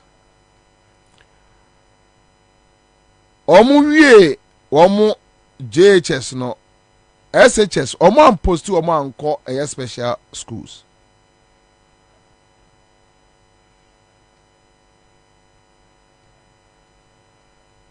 Omo kobusa Ghana Education Service no so omo a enye placement, self-placement o ma yeni nyina no school bia emfa wom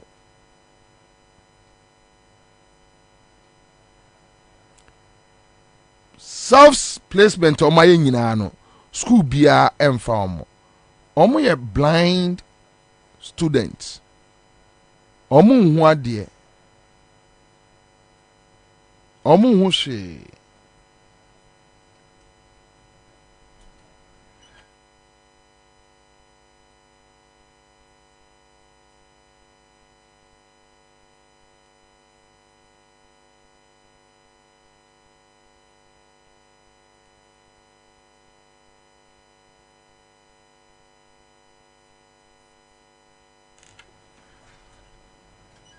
Franek Dasa.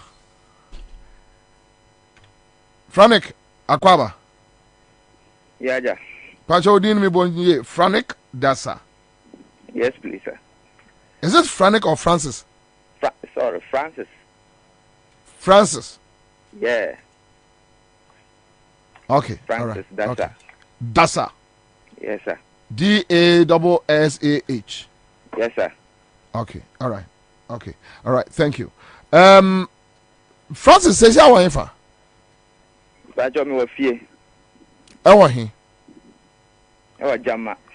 Jama. Yes, sir. Jama wa he for? Obudam side. North. Oh, okay. Savannah region. Savannah region. Yes, sir. Who we JHS on he? What school for the blind? What school for the blind? Yes, sir. I want to we JHS. So, what's wrong? Wasi? Yeah. BC. BC, right? Sorry. And now, Morizos Naba. Pacho. Now, per procedure, no. Mo blind, no. Say na Ghana Education Service any mudili. All right. So true. Yeah. I so mo market results na at me ba right, but placement no. Yentimi who said the course so this year placement young placement cra ama yeah colleagues cra of school by yeah that's what you feel. Okay, mo free blind schools no. Omu post mu eko special schools, say blind schools, and now say I want the more secular. Yeah, was special school yeah, but yeah, from yeah, cited as from money cited no from. So which means that school sir, it's me call. Which school be an ebetimanko. Any school be a can betimiako. Into a place more special schools, but yeah, cited not to me, make sure honor. Oh, okay. Okay. So this time around, Catcher, what is happening? Tell us. So, I'm not making this year. Try exams no. Try results no there. Abadie kama. But we need there ko placement na sem no. Since the day now placement no by ko check here. Yeah, there nya placement. O check here almost self placement. Also self placement so and American schools now e was say team ko no. Yeah, emba. And manage to sister schools no. So ama ya free authorities ba kra more free or almost say. Yeah, from almost say no almost that's so working. They are still working. Moya ni pado do saying. But 16. 16. Munyina moye visually impaired na blind students 16. Yes sir. Omo am placement. Kura yan placement. Mo so mo ya self placement no a school bia empekemo. Money authorities akasa omo se omo guso. Yeah, almost guso yeah. Okay, so tell us. Okay, authorities are what are you referring to? For now, as I'm saying, we call the GS office, and almost say they are almost working on for that. So we call the WAYIC, some of them to the same thing that they told us that they are still working. I'm afraid GS office. I can't remember the day. It's long time. So, which means you can't remember the last time you called the GS office? Yeah, for the GS, I can remember it's last 2 weeks Friday that I called them. So you called them personally? Yes, I called them personally. And they told us that they will work on. They take my details and they said they will work on from there. And we called back to find out. They said they Francis, are quick one. Who did you speak to? I asked of the person name. That person told me that the name is not this thing for me to know. So she didn't mention the name to me. And are you sure you spoke to the right person? Yes, please, sir. But the person did not identify him or herself to you? Yes, please, sir. So how are you sure that you spoke to the right person? Because the person can be a receptionist. The number we use. Yes, I agree with the number. But the person can be a receptionist. The person can be a personal assistant to whoever. The person can be a driver at GES. But unfortunately, the person did not give you his or her identity. And you see, the day I called and this happened like that. So when I'm called back to to find out whether they are done, it's not the same person who picked the call. So it's which later means on that he referred the call back to the person. I see. See the problem. I see.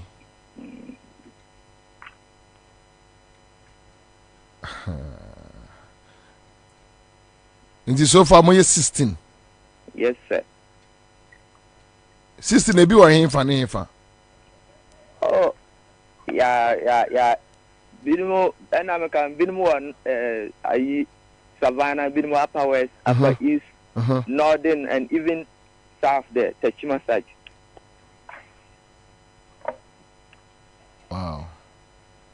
Yen baby bako. Obiani baby our baby our free bar. I see.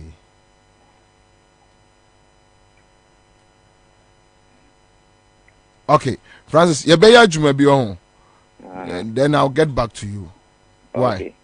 You better contacts be here. Then I'll get back to you. Okay. All right. Okay. Me that's me bring here. That's that. Okay. All right. So, we just need to cross check from AGS. Now, yeah, share at the cry. Koso say, yenuanum no omo ani afra no. Kwai bay. Na omo di omo faso sisia. Nipa no ofie, they don't know their fate and they are there. It's like they are there. Nothing could be. All right. So yemfa anento. Enra EBC Mr. Mama Mimbusa. Etie for mo me kakra. I had 2 stories yesterday. Baako enra na me ne owura kufika pitu kasa on phone. And I'm a thing say oye dede. Or say DVL for ena ejina no. Na DVL for say omo inspect car license. Say driving license, let me say. Whether driving license, whether roadworthy,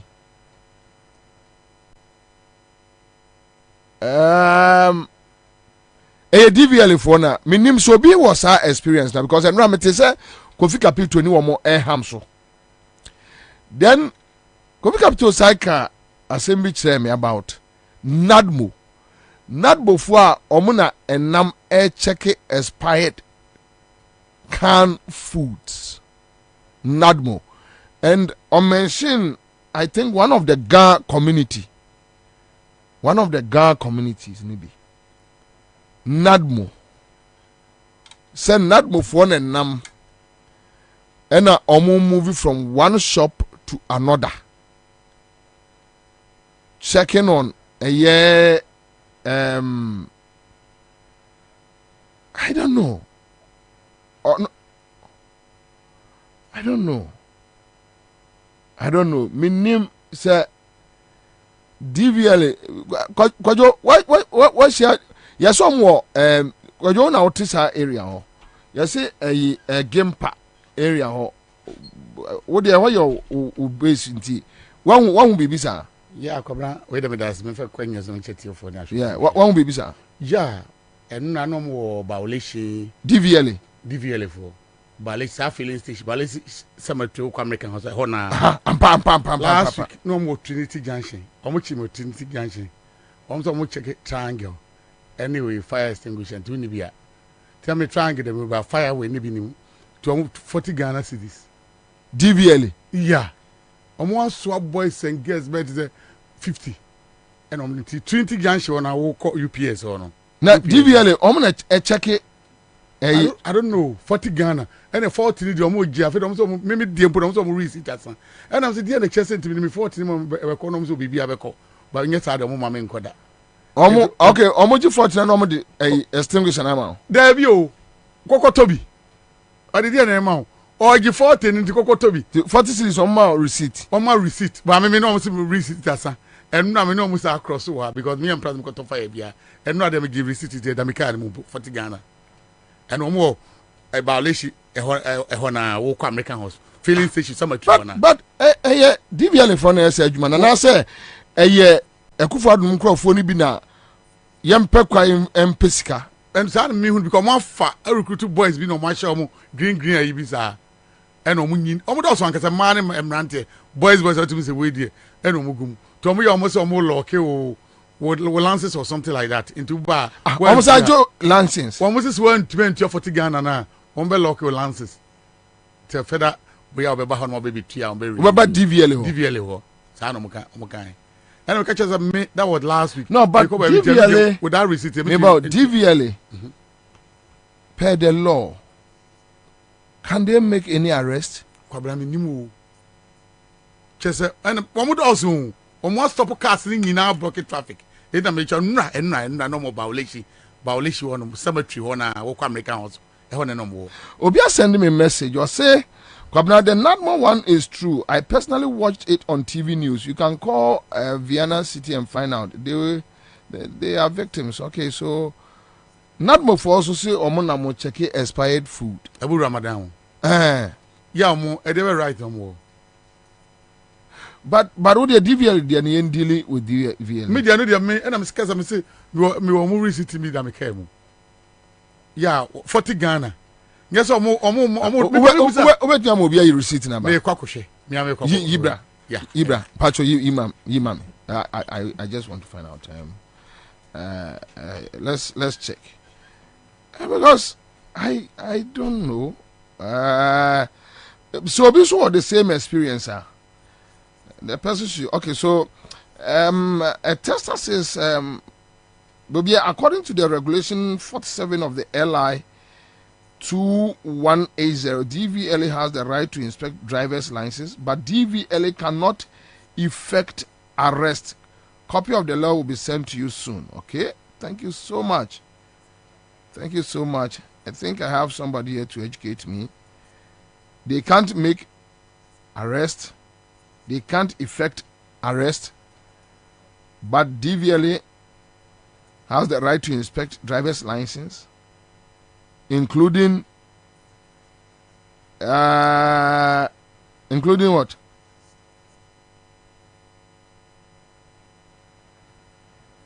Okay. Akuji, thank you. Just send the just send me a copy. A copy. Not more for all the also is another issue. And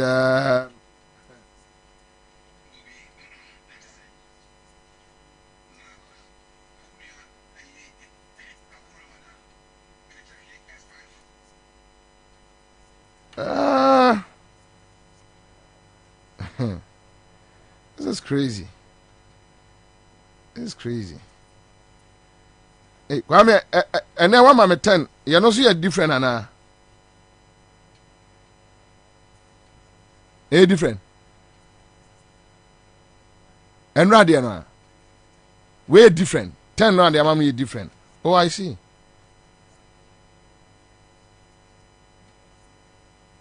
Okay.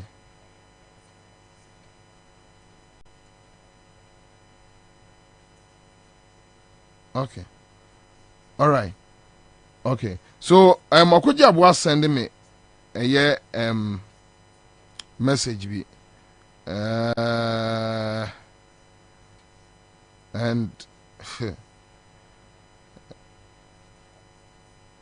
all right, Tofik, I'll get back to you. I'll get back to you. But I am say any probably I go through. Obi so send me say our shop. Ewo Labadi. Or say wa eya Nadmo for Trimunie. Minim so whether they have any law to back a year Nadmo for I don't know.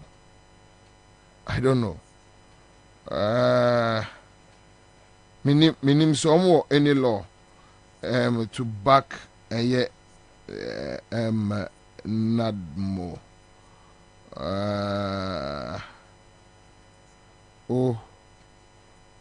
So there are major two.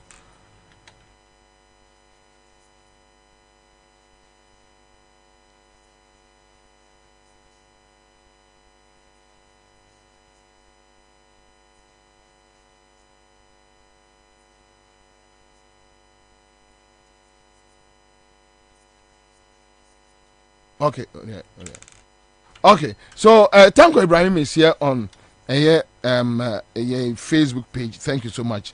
Thank you. And then come person say echo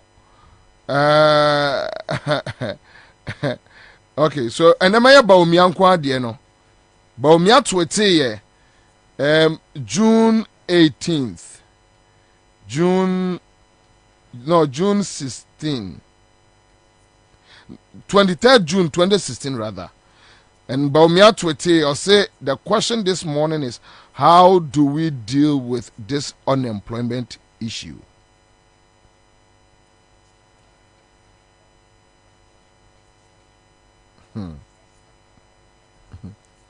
Anyway, so Okodia wo me pacho na me twen fa de ne send me fa send me pacho. Okodia wo they send me. So let me check if oh me pacho me maso tobo.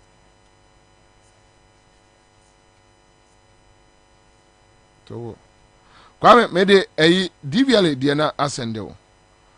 I think say ebeboa ye nyina. So obetimi de atoa ama ye ya. Production of driver's license. So, or see a person driving a motor vehicle shall, while driving the motor vehicle, carry that person's original driver's license. A person driving or in charge of a motor vehicle on a road shall, on the request by a police officer in uniform or an authorized officer of the licensing authority, produce the driver's license.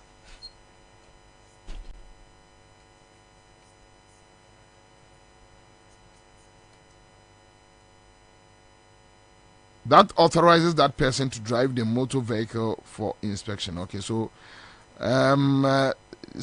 despite sub-regulation 2, a police officer in uniform may request a person to produce within 24 hours the driver's license of that person to that officer at a designated police station or to another police officer as may be directed by the officer.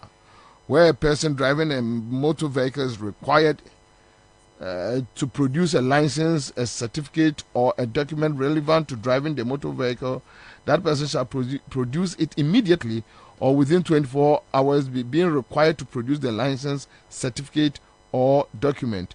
A police officer in uniform and not below the rank of an inspector may, when necessary, retain the driver's license for the period that license is required and shall issue an official receipt for the retention. Okay, so Orakofi Capital, a Consumer Protection Agency, CEO, Chairman Akwaba. Minia, quick one. So, Enra ye din komo mienu on a year DVL for Juma Omo a year ewo East Legon Bawaleshi or whatever. Me said the name dini and a friend said Nadbo. But on the issue about DVLA, ono mu din komo no mo say obi asende me a year one of Omo Eli a year say they have the authority to arrest. No, to inspect, but they can't arrest. You're not getting my point. You see, because you're now, they be another make sure say your politicians, how many in a trouble. Who share law no more can I? Say, would you not mean kita license? Now, police in the country say, with me, qua. Say, Kano, and your media, never quack we are, or bet you them. Kaba, I'm in Casamanjo. DVL 4. Omejumani say, I was say, Wamushe, now a car, whatever about Omoho, I'm on my barber inspection, and yet Ghana, a resi baby, DVL for Jumano. Almost the other measures a car now, we go to Quansono, Carno, and to Omuria, Oma roadworthy certificate. Then you just almost say car there and nam kwanso no. A year Juma also to be for kwanso. Any kwanse ntimanchiwe biaba. Police for Juma say omoya enforcement of DVA for law. So obejina wo say wo car no or share ye no. DVA for ascent to do a ɛwɔ sɛ yɛde ma wo no wuni bi police need to make sure sɛ police ni egyina na wo car no yɛsɛ insurance wɔ so a ɔsɛ police need to adɛnti na yɛma insurance for ɛnkɔgyina nkwa so insurance commission ɛnkɔgyina nkwa so ɛnkyɛ nkɔfoɔ sɛ ananhwɛ nkɔfoɔ nkrataa sɛ wɔn wɔ insurance anaa ɛnɛ police foɔ etimi de adeɛ bɛkɔ abakɔ amamani agye wɔn wɔn sɛ police foɔ timi gyina hɔ a wɔtimi ɛde machine anaasɛ ne phone etimi hwɛ sɛ wɔ car no insurance no ewu anasɛ enwuyɛ. Yeah. na nti saa nneɛma nyinaa wɔ hɔnom a dvl foɔ wɔn mene wɔn mpɛyi mene nipa naa na ogyina hɔ no ɛkasa a wɔsi omi sɛ kapito deɛ ɔka ne deɛ ampa na wɔsi yɛ ne police foɔ ne ɛba mefrɛ wɔn panyini soso ɔno nso di tu mu sɛ saa ɛna wɔsi yɛ no. Okay, so which means omo betimi aba road no so but so many police ɛna ɛba. Kwabena pepepepepe say police ɛna wɔsi ogyina hɔ police ni gyina obi sɛ fawo road worthy certificate ɛma me na sɛ wofi sɛ wo bi na police ni nkwa anyi wo ni a wotimi refer ma dvl for sɛ mo na mo de saa to me we trata we ma. Oh, okay. Mo check the papa na say nya papa. Okay. Okay. Okay. Akwai sebe passport. Say wo dwumaku a omo no wo ye passport. Mhm. And the passport ho chime bia ba ahe ne ekọ enya passport office. Yes. On say issuing officer bi aba begina airport say what your passport. A immigration for But there's this LI, and I don't know. So bet me, I'm a quite read the portion actually. LI 2. LI is it 2180. 216 yes I know. Even almost a production of a driver's license. Yes, but they mentioned one more bet me. I come make I point two now. Say a person driving or in charge of a motor vehicle on a road, sir. On the request by a police officer in uniform or an authorized officer of the licensing authority. Are they not referring to DVLA officers?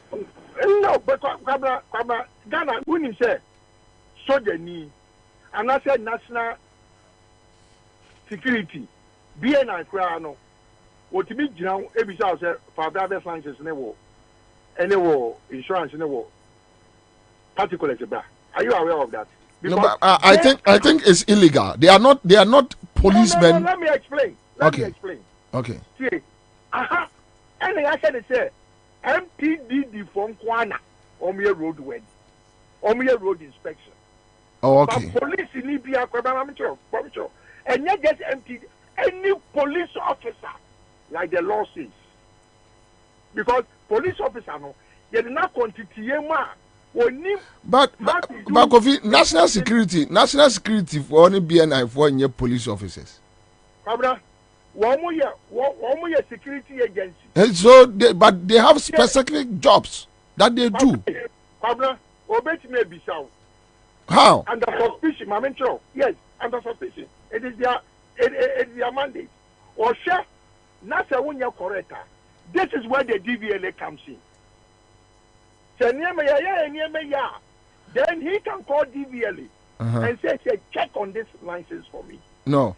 In our laws, no, where is it mentioned that a national security or a BNI can?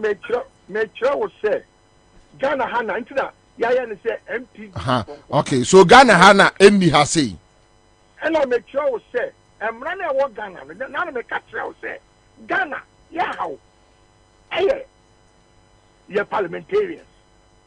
Oh, baby, I was in production of a driver's license. Was he a police officer? Above the rank of an inspector. When necessary. Okay? Yes. Has the right to retain your driver's license. Yes. Kwabena, if you don't know what makes it necessary for the police officer to retain your license, now at his own discretion, or retain your license, and to a party say anybody below inspector doesn't have the right to retain a license. Of course. I mean, it's clear here. No, but you see, but it is wrong. Any police officer, so officer with driver's license, and I say will Kofi, as much as it is wrong, that is the law we are operating with. You're parliamentarians. Because in our laws, it's not written anywhere that the national security or a BNI can meet. Also authorized. Debio, and you want to only man can't show you or see licensing authority member, Yaman authority, BNI for me, DVLA. Licensing authority. Yes.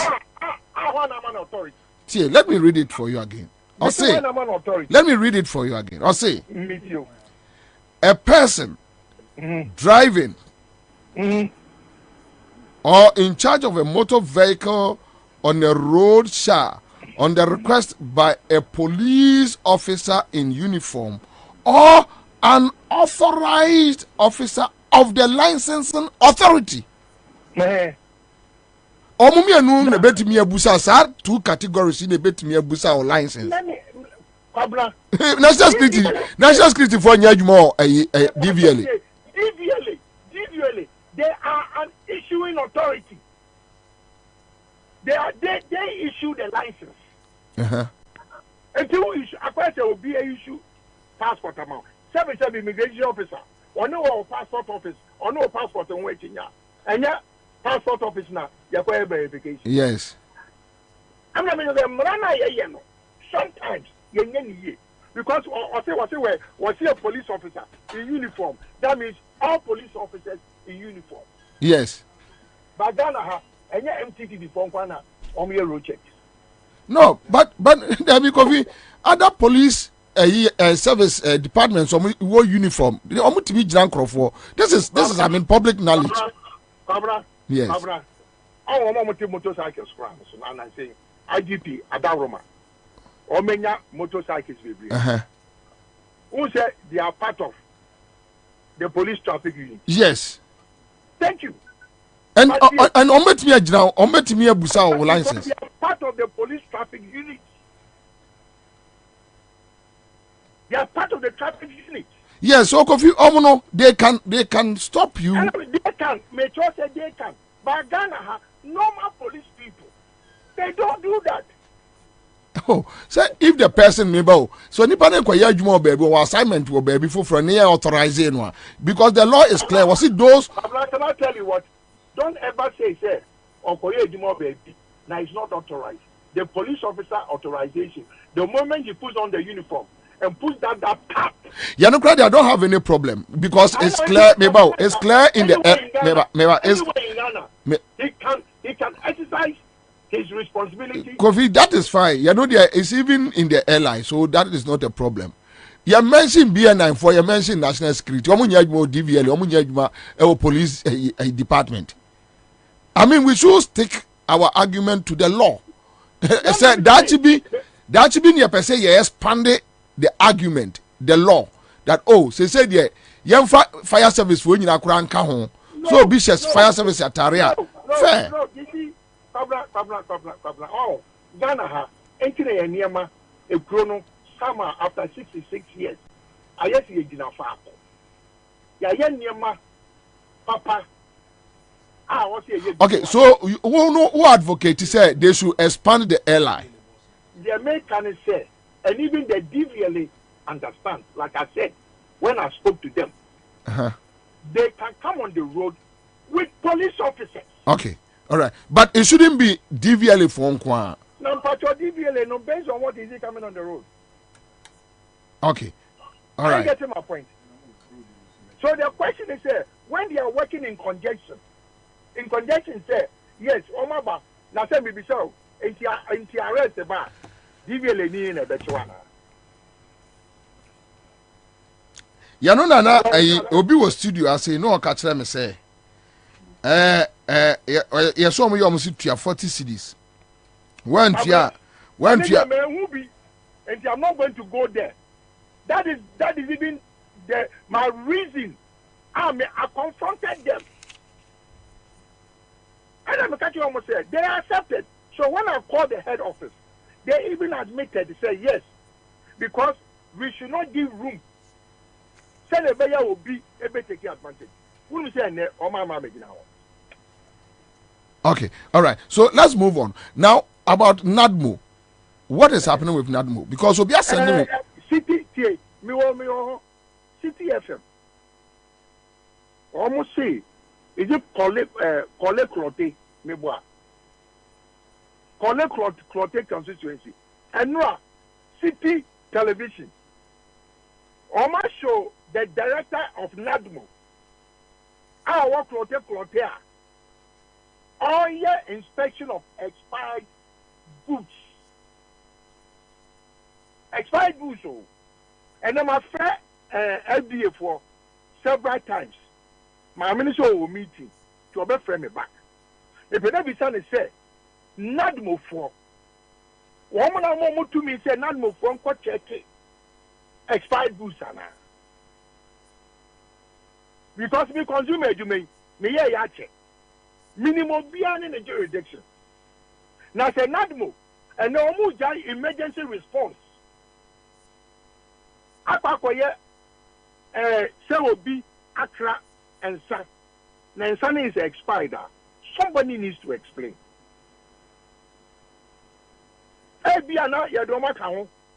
But we need an explanation because they me Samuel Hawk not money by my office. No, but yes, I didn't. Because first of all, we also would declare that we from LDA with accredited identification. LDA for Panomo Koya said Jumana, so many opposed for never. LDA for crime because Obama or Beto shopping or business our near ma. The only people are Omubetimia here, the assembly. Because assembly no, under them no, they have food inspectorate department. Have I never what I say? Me follow up. Aha! It means who where? NADMO. Papa no Reverend Bibi man Chenny Dini. Reverend something. Now my friend Eddie after na minya response. Because winning. Si anya ne sana se amama for nya adwuma also mo ye. Na ya so mo ye. Te say dey o kan say obi say me nya na me kan yo. Wo say obi say o mo ya sometimes. No matter you say bro nya ba. Okay. Enti how dey me dey win mo. Yeah, me boss say si ano. Say we me di nko. Una obi a send me message from Labad so on a shop na nra. Send and send no say enkrofo bi ba also mo free NADMO. No more check expired foods. Na bronya ba. Something. I'll send a message ni say here. Kabra, Messi enne on DTV. Your friend o maami a we adwuma o FDA. No more yes inspection no. Me no ma adwuma several years. FDA we fu adwuma. Na maami munya maami no. Okasai. Baako ba GTV enye omo epanyini pa no ono oye adwuma o e no se say because enye na mo fu adwuma enti mi pa cho me pe ma mi na mu e bi sa se enye bia na omo ni Kwabena na rekwenda me kansa no me I am a member of a certification committee in FDA committee member. Me come need to me say me kwa kwachi obi say the me yan say me fra FDA for say me drew laboni Accra FM junction no ma me no oton insu anasa nsa ho no me koto obi no ebi a expire na FDA for aba ho enti me ka say ma che ma me no. Okay, all right. So that yeah. Yeah, my mom for to me. I say my mom for be the agro. Okay, so quick one. What raises issues about electrical gadgets or wires? What is the issue? Baba, about electrical appliances. Even day, television, fridge, deep freezer, radio, microwaves, Kwabena broni bi obeya adie bia no broni no woji adie a waye die nti no a ofise sa adie no ebeya adwuma senya wa na ode bu apaye ebe se na wo maw ana wo show bo se sa adie no wo maw warranty ana se woji wa dance se afimua sa warranty na wo dia cho no sa adie no ebe to chema ana se bibi besi anya o fault no se wo de ba one obehwe sayampa so beti be siesia obesiesie so oti be siesia e bi abaka se yibibi foforo ana so baka se onim kachi jusi kako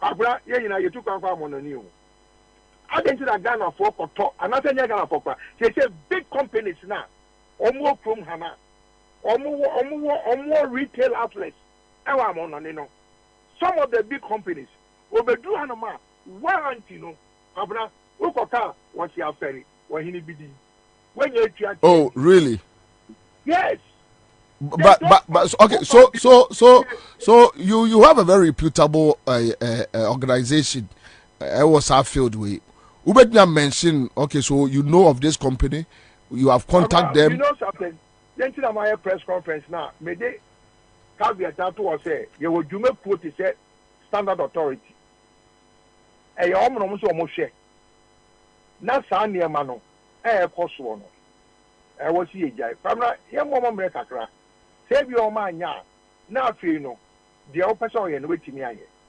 All right, okay, Kofi, thank you so much. There were other issues with yeah, that's we bring say waboya bie niema kakra bi so akere. Okay, so that's it. Now quick one, let me do this. So Juma police penny be Inspector Idrisu Salam say up just 1 minute on this DVLA issues and Chief Akwaba. Yes sir, brother me. We have a call. Yami Adumboko Chief. Pacho, now also up just 1 minute now what straight in your mama. Yes. Now we did portion of section now it just say a police officer from the rank of inspector above maybe not retaining or license or driver's license.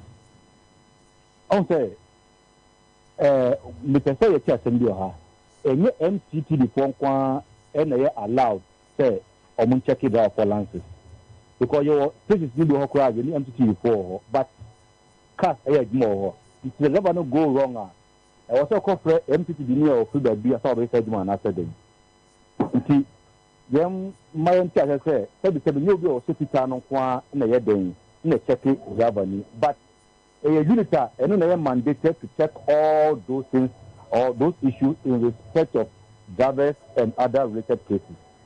And two, DVLA4 I say officer Yaman authority say on check licenses and driver's licenses.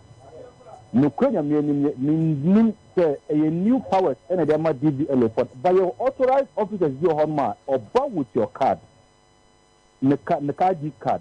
The ID card says that okay, me opinion there me that authority will say many police for young koha it didn't not the police of the verification me na meet my then edna so aye na say GBL ne o check car e wo kwan chen and answer o check car e wo on the road atare e chew no it doesn't give that power to stop the car in an event that the here whom I go to report to it's most you know I anymore edma no mo yina you know me call together even sometimes their mobile vans omo issue lances you know omo and the call round and they announce to the various stations na omo eligible to apply no they come and they do it for them but maybe we are about to mean who say yes mean feed that and a new that say DVLA mean and a BN9 and a national security akojina be say me will power be say me dey me check it driver license and me check it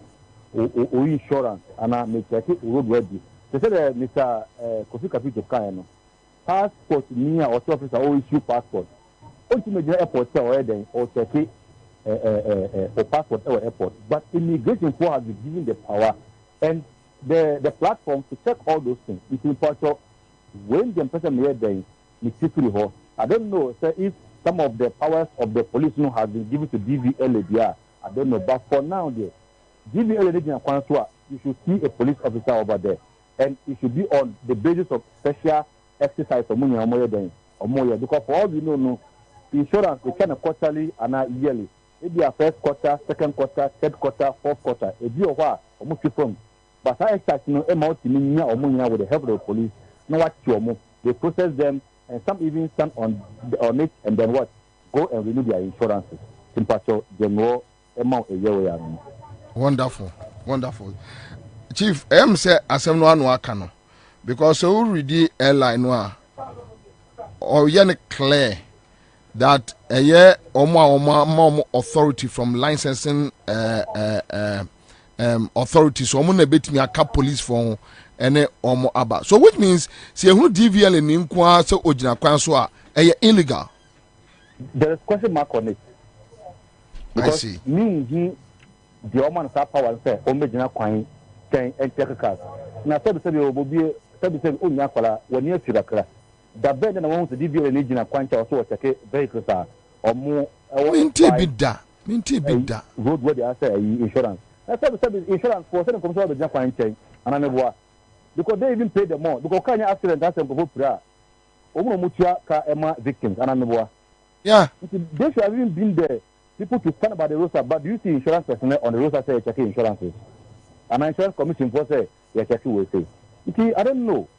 See, sabi.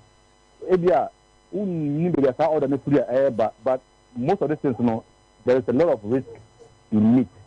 Ebia, Brunya ba, not obey what they are, and also giving big. But Ebia, while doing this, they are even putting a big man into trouble because when the questions are raised, they will quickly contact their bosses. You are heads of a department and you are leaders. Maybe they are not aware of what is going on.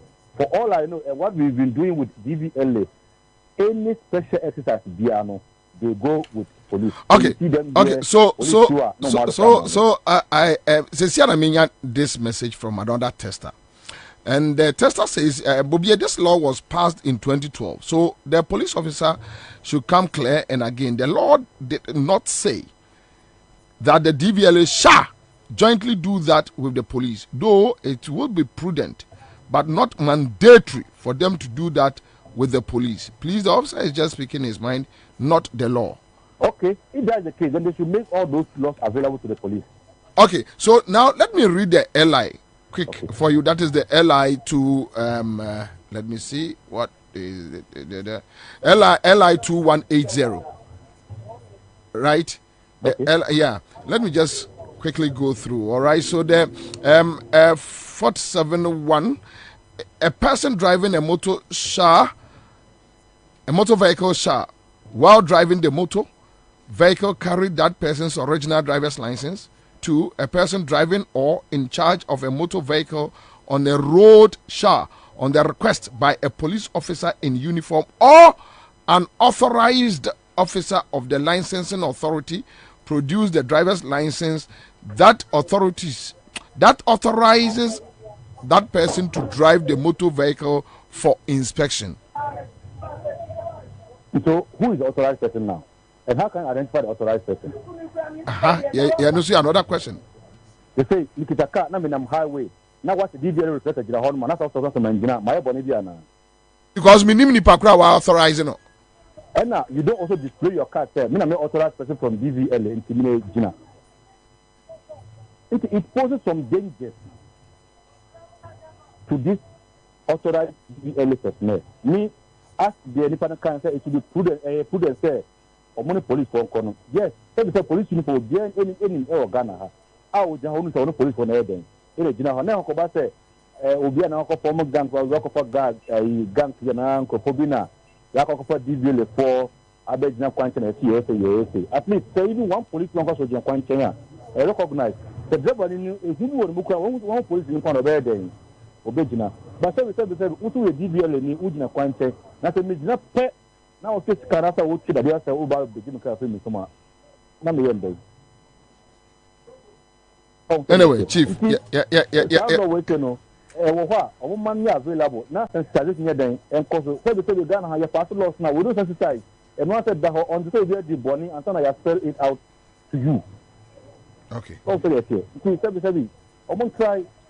The lot has been passed. Now, operation, yeah. Then there should be collaboration between the police and DVLA to avoid some risk. Okay, all right. Because a car, one woman away, a car, quite. So the 7 year cars and I'm constantly a car of far. At once break with my then, in an event that operator breaker, a co so who are suffering to know. Now, when there were no do them your entire life. Okay, all right, sir. Thank you. Yeah, that's a bit. All right, so that's it. Live on Accra 100.5 Citizen Show. Star 413 has CMG Scatcher there. Mr. Mone, you check 10 million. Obia 1,000. Oka to money na yeko. So you're dealing with issues about the NADMO and then Kofi Capito raise issues about these companies, whether you bring a warranty or not. But you know, so you're no at that. Esa enkoda visually impaired students, blind students, omunya school placement. May assure say we authorities now at it, because of their testimony from GES that they are listening to the show. And onim say omo boss office omo 80 show no I want to mention, so we should try and get in touch with them. I don't know. See omo fine, we will talk about it. See almost we just move on. Then this issue about DVLA people, going on the street. Confusing and omo there are certain aspects of omo operations are illegal. Also no penina kaswaji atum say yes, it's illegal. But the clarity here is that at least they go operations with the police. On their own, they cannot just wake up and go and stand on the roadside, stopping people, asking for papers, doing that, effecting arrest and all that. But when you arrest somebody, what do you need a police station, or you take the person to DVLA, or you impound the car. But if you impound somebody's car, what does our law say? You take the car to the police MTTU, or you take the car to DVLA, which is which? Anyway, so Deputy Communication Officer for NDC, National Communication Officer for NDC, Ura Akugani is here. Chairman Akwaba. Oh, Nana will be my feel why. Maybe I feel it says Montefaku no more best right. I ask more. Montefaku no more best right. And me no can say crime nice Kwanso Ameko Uti region. Yes, Moon and Bisu, they are fan of East or meeting once a man and President Nankasa, so make up president incoming from Verano, or also so a Western North, also Obo Apro, a war, say anytime you will have be so dear, Yanimo Ebedi in South, to make your production team. And so I'm able to more yeah, that's but quick one on this issue. Yeah. You see, Fedi did not do some kakra. Na yankwara bremi akase fadi dia. Na it say bibia obo henye bi na odi ape coins bi. Kakra me pese me kan say you see ene technology no eduru ba bia ma enyeme bi wo a enye takashi bio ene ede ye. For example, insurance for omo hu say omo bo omadwuma enipa kra ebema omadwuma akoyie amom no eya police for inti uhu bebia say insurance company say ye glyco say ye SIC say eye den akokwan ho say or kwako ensure say enkrofo etwa friend is saying insurance and as saying it doesn't happen. And nunti omni police for aye one and now omo I invest in a software police ni hu car number no bogu ni phone so obi hu say wetwa insurance and as wuntwa insurance. Oh, okay. Ehun hia so be stop o hu hia so be onya hwe o number na bogu ni phone so na obehun so wetua na se wontua. Okay. DVLA can partner because with one software metumi ahwe se wetwa DVLA for social license aka ho ana se untwae. Police for omo kwan ho no so mo benefit o sa system no minim. But omo nim se so omo chill. Eye den afa didi kakra bebam so opeso oja wa Ebia 20 and 40 be the better form. On any interest no as a police officer. But as the insurance company so no, NIC for aye build your software. And nunti obi or so the issue is from the DVLA. It's not from the police. Police for the because police whether you do your software or software, you build your platform or not. They are on the road arresting. They are on the road arresting. So the police they are all good exactly. to go. Ain't you know because police ni bia onim so kwa ho bia no or sa software no on the phone so. Ain't se me kwa yes adwuma die we. Na se me de kire so na me hu so wa pass insurance a. Enu nti ama ene trotro ne se bia miniska ene me insurance wu. And I say me people say wu, I should put it broadly. Me people say wu. I would prefer say me try insurance and because no there software never traces see me actually. And if I have to choose between insurance and then roadworthy, my insurance because roadworthy no when biasu ni wa obe to me at the actually apart from sticker ebo ni me so sticker enye mandatory.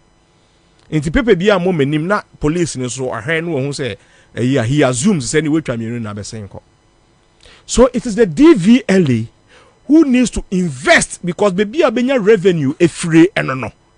It invest in that platform and sometimes when it comes to this software, obi build bida, na practice it becomes cheaper building upon the existing one. Say a fresh system number be is more expensive because I am building it for you. But my building bibia made to me alternate kakra to your benefits also. Into DVLA no, they should put money into this thing and get something running for them. But sir blue man semna okwakoche yes a police officer no kano Inspector Idris Sebi ochemia o guard room or DVLA office you don't be police for where na beko and you see Sebi yeah demonstration cry you apply for police ye ma yen bi inti anka wo DVLA and say okwakoye operation no apply to the police. Say every day we need 20 police officers to accompany our people to do special assignments for us. You will not be denied. Even if it is for free, abayajuma to abayajuma crowd here. Anka say if dog bite dot blood no they come. Into more accompany munamuko yes operation now. I don't think say it is wrong, but say muankasa in your own capacity. For me, it is criminal. Anyway, it's criminal. Your friend say, you know, because the monies they take, we don't know where. Yeah, echo. Quite your person can be. And I make me coffee as a mechanic call from the news a deal.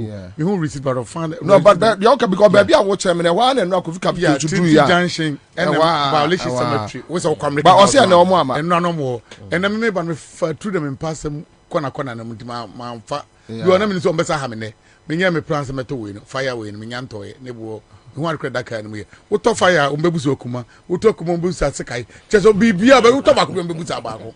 It's my plans, my doggy dogs are a places. Anyway, my chance, I'm your cover. I wouldn't wait a moment. Mamma, intimate me in front quick one. Quick one. Hello, Minia. Hello. Aja, your friend. But you're from Stanza. Your friend. Stanza. But how are you for? You walk at off uncle. Castle Fanco. Okay. Which I say? Oh, Mika 50 cities. 50. Oh, boss. I was to make a kind of you do more. Make car say so many months in you. Into going in India, you Nami so my maintenance should be down. Oh, Nami, what do you say? Say nobody. What? What do you say? 1,000 cities. Wow. Oh, Nami Shram boss. And the Okado can you say? Oh, mechanic can you know, and no money why I didn't see a bit fly away to better almost better 50,000. Okay, into the way no contest. The way no contest, and that was I didn't send me 1,000 make another you do for Christmas. I see. Inti what fan of form 1,000 Ghana. Oh, boss, my fan of form. Boss, that you many free. Will you be a Kakum National Park? Will know your forest and almost to that and say, Wako hu bi. Oh boss, you said me home and me flu. And I'm so wako hu bi. Oh boss, what do I the pictures best send them. Okay, fast send it. Why? Yeah, the best send them. Okay, all right. Good luck. Cause why CMG sketch there. Why? Okay, so you're first winner. 1,000 Ghana cedis. A star for 13 hash. Start the procedure and see here. You best say abo next winner within the next 20-30 minutes. Ebia na ewa. Now so far form. Okay, so you're not back to the studio. Yeah, just a minute. Yes. Who's the coffee capital can be say? Young net to cry. Who can to more at least who could dia 1 year warrant and be near their money other day. A say now car. Yeah, they change your night to lose come out back. Wonder what made an assistant castle be here to cry. Oko US as a light of Nan and Zeku for the man for maybe all. No, it is a message made in Yama by Prince of the Kama. Yeah, be a Kama. Every 20 minutes, 5 minutes, who do so. Some machine in Yakupon crowd, the Kremwa, a beg the sure. You know, you have a warranty, but mount and every day be a baby give you machines and no more the bay in Abessa. And the answer and Yaman way to smooth no. San Yama will light of and Yama weighing a year. You have a warrant. Correct 1 year, 2 years. Okay, so the open search say the issue is not about the equipment. No. The issue is about the system we have here. In this any Panama warrant say 1 year, 2 years there be about 10. Answer you man begu. And your man 1 week. Ghana do doing 1 week, 2 weeks. A shit 3 weeks later. Now no young upon the affair. What must say? Because of system in your papa. Because now and this also I'm using this example. There's a lot of all power. Rotate a few boat training Medina and every day a call of be at twice or 3 times a day. Be a ever say. So at the end of the day, Kofi Kata or the Abroche compare, no compare call you as a what now. When we say my light of that, Nania who be that, and was other better Wesley Gon to light of an second. And the plant when if you add in the plant, there be a water for a gum. So when you account to tell my system, yes, sir. I see. Anyway, that's your point. Where there are just social issues are you treaty, and if you don't mind, guys, young zooming straight to our serious matters. And it's Yanko, Yanante. All right, so my match has Akwaba, Chaze, Akwaba, me lecture Ghana for but there be also a tremor deal phone so. There be a what's it, Obama Musa said, Nemamuya. Say no, ya settle that matter. And me Musa. Okubisan just open out to your own contempt. Anyway, but I Kofi Capital. In what capacity now granting interview? The capacity of a convener for consumer protection. Now when I will tell Nanka.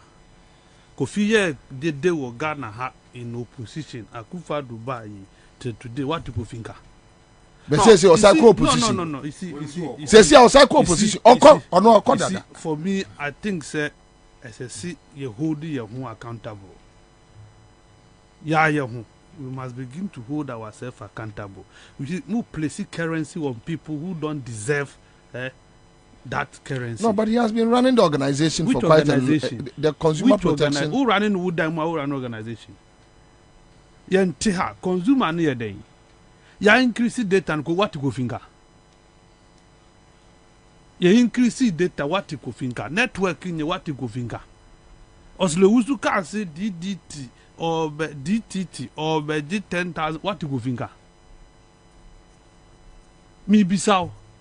Na never we see time after Kofi Capital man. You see what the day man for so be. But at least stories of Orezi and Yetimi didn't come out. The issue about this Nadmo people, Omo Concro for shop Musomo Coffee expired canned foods. Then we have this issue about the DVLA on our roads. At least now, settle near 1 or 2 be. Come on. What's that? No, a Twitter. That Twitter cry say they are chiwamo. So 1 man for we, Munro. All right, thank you. Okay, so thank you. Now we have 2 issues, major issues, and back we have more major. It's likely the panel I have here, concentration in Beko. It's likely. Okay, so you got here a year Srebo. Nyami Aduma or 19th. Yeah, thank you. Good. 19th December and our motto assemblymen. I didn't say assemblymen and women, right? Assembly members.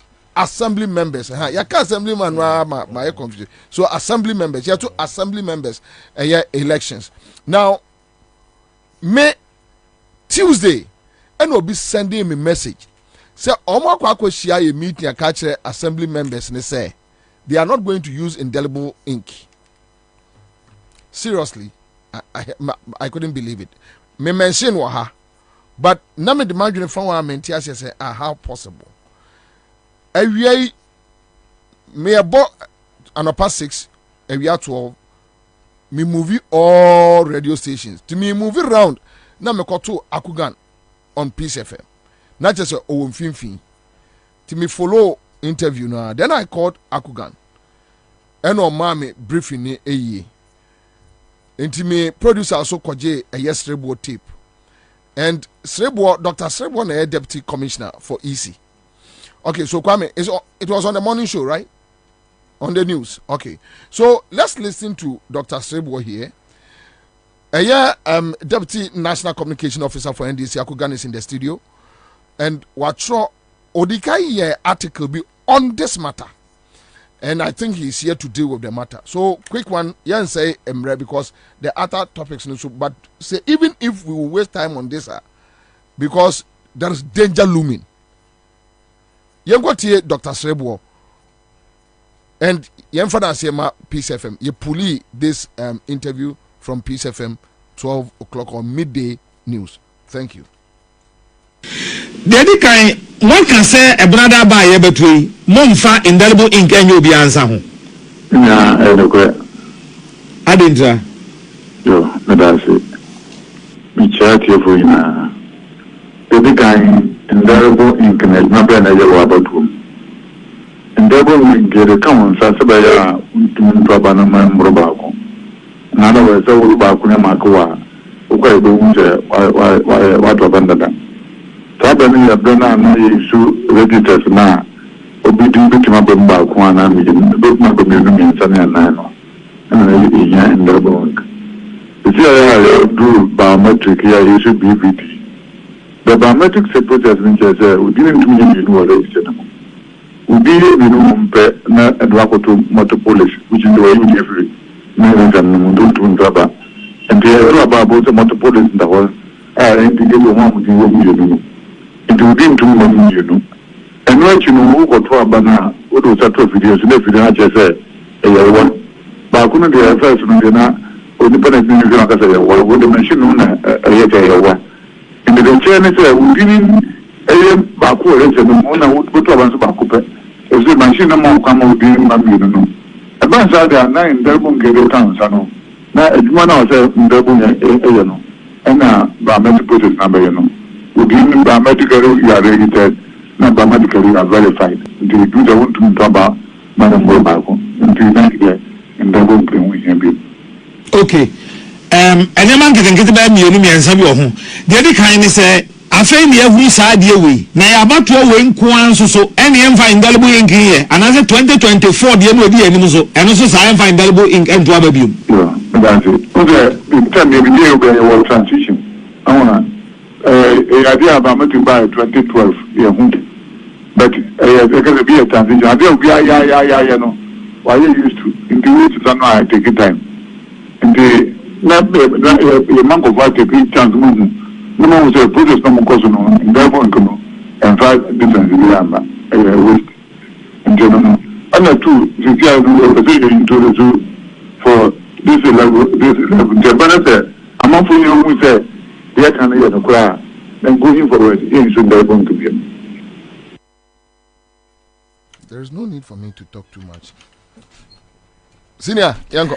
You made us say na actually last week na me ye edwuma bi say dodo na omunim me de omunim say na my assembly member wo Neighbor Town electoral area and edwuma bi ho ada aya metai eye se na be nipa bete assembly system no ase because every year be no sha the number of people are omoto aba no the afibia no bar never form. People don't have that interest. But assembly system no is one of the most efficient thing. Yesomu ye na yet free abai ni to me ho kakra. It will be a savior for our nation. Because apart from say abai ena appoint chief executives ena de no. Se eba be ye fee fixing na. Se o store sika utua no bosumi bia na sa fi bia no. Assembly members ena decide enya abai. Inti eno so a anka ono ubetumi aben no aka mo hawa kire ne se bia this year no mamu increase fees and say kamunya ne say no sa ba no so na ye mfa ho no enemi ne wo eka say local government system no it is suffering because common fund kra enko inti sanka yetumi ehye emra bi se bia local government sika no the moment a ehete account mu no say anka omode ne yeden eko without friends a common fund administrator directing say 2% enko and say 1% enko na bibia etisa. And that is the government that is closest to us. Ye betumi aye say Ghana betumi SPD apa ejina ye local government system ye be mano aye either autonomous or semi autonomous omo France no enye. So that was the work I was doing to educate one electoral officer no kasa no unse omoye platforms ema debates for everybody. Baby or what yes ye be two platforms amamo. Ye first one we are yes second one for technical reasons into no so there were a lot of issues and I'm say there be say ye kwa ha na say we stronghold and mama ne chance na say we so ntusu ba ko I think say it is just fair. Omo asusu na speakers no omutua hoka. Okay. But electoral commissioner mo je ho budget mo dia call parliament am ya approve am mo say mo expend mo na mo de sa ne ma we nyina ekọ ma approve intina me electoral officer bi kasa afa ho ana oka chere me so honorable wo the assembly elections we ni abre hu na hye ya ye ba be for main elections ne kra no e bia uyem kra be hyew eno mame obi number ewo headquarters se me shia papa na ana se me shia sa mame na obetumi ama me info bia enu mom no me nie no echi more than say media assembly elections na echi and I'm saying ne me kwa ko shia no mom na yebedi mienu nyina ho nkomo. That was when for the first time me to say one indelible ink no omo pese omo yi a free process nim etoso mienu ejuma na anka ye to aba nipa miensa eye no omo de ba be ma nipa baako amanaye.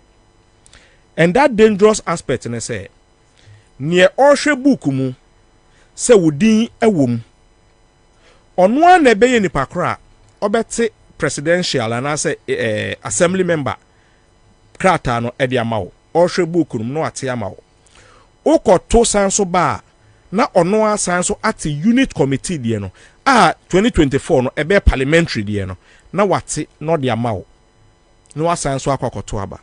So the picture ne say one person hwe se odin wo ma owi a wababere ababete presidential de na mawo ukoba wasanso ababete parliamentary de e de amawo. Let's look at something. Election bi asusu ni ho a yenya 100% attendance je krono wo ho yawo brono yi susu no yenim se asemasi nte ase yenim se asemasi etukwan enobi wo ho a omma enti se me na me issuing officer na me hwe wodin na me hu so kodwo yebo a enie enti no ne din e wo krata ni ma inse se mete kodwo yebo a din ne ho no metumi akwakoteke obi a waka baabi ewom sene be ya it will show say kodwo yebo ano on science so metoe mi wi amate presidential no amana kwakoto aba owi a wasanso aba for parliamentary na say eye ketu north na ye MPP4 na ye operation enim say parliamentary nya de ebe wini into okoba sa table na ho no inse mete parliamentary amane so nkoto mienu no mete presidential amane bi o so on sign fa nkoto because ye wi a ye sort out obi ho a ode paper no presidential no ekwakoto box we mu no obi tumi edit the same box mu ti e sort it out utumo so obi de wa ha ni afa de ababeto ha ena de. So if one person is doing that, how can't the person manipulate the system? And you see, one thing so eye ayemuhie ne say every time we be no ye improve it upon our election system. Either say ye di bibi ba beka ho. There has never been a time ye bibi a free processing. There has always been addition. Bibi ebe to me assessano be how you get your card. President Kufuor time ye a friend is saying pictureless one.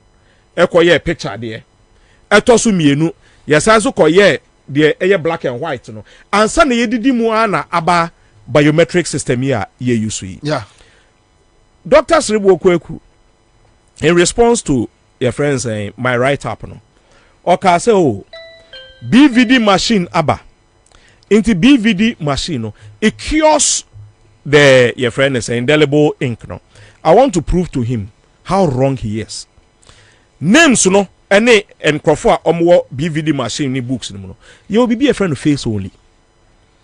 Ne patch say you will be o ho a wo ye ne den ne nsa no machine ntumi mfa. MPK.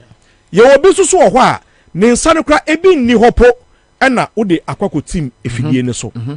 All these people no omo da face only. Ne patch say o hwe ne nima also hwe picture no hwe ne nima oh kojo ye bo a onkoto aba. Because machine no uninsa MPK. Yes anso wo obi wo ho a ni bibia ewo eyinim. But oba beto aba no ordinance machine so a MPK no. Ye obi wo ho beto aka se fa omo ekwa ohro nsa koye se ebi tumi koba machine no MPK ne nsa. Emra no so say you cannot deprive somebody whose name is on it just because of a system failure or a machine. Inti esa o mano koto aba. Inti no your question be ewo pink sheet ne so a ye bisa. How many people voted without verification machine? E ka ho bi. Because the total must be 100. Machine no provide say e nipa 60 enom de omse si so ebeto aba. Na say box nim no e 80 ena eguma. You can't blame the machine because machine no ehun nipa 60. However, other face only and also be a machine into me am pecking no we to me akwakoto aba machine no into me account. So o the sa number no eka machine number no ehun it must get you the total number that you expect in the ballot box. It is here be use sa system way non-indelible ink enim.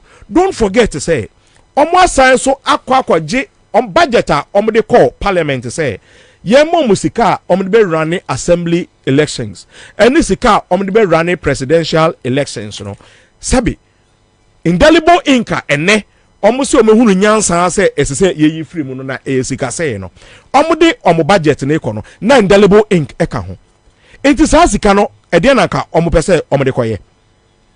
It's one when answer at the indelible ink I can requirement your budgetary requirement a yet then o catch say enede uba be Ephraim sabe se ohwe baby ana say Liberia ne baby a sabe abato ho entokwa eba no the only thing I didn't tokwa no eba no a lack of trust.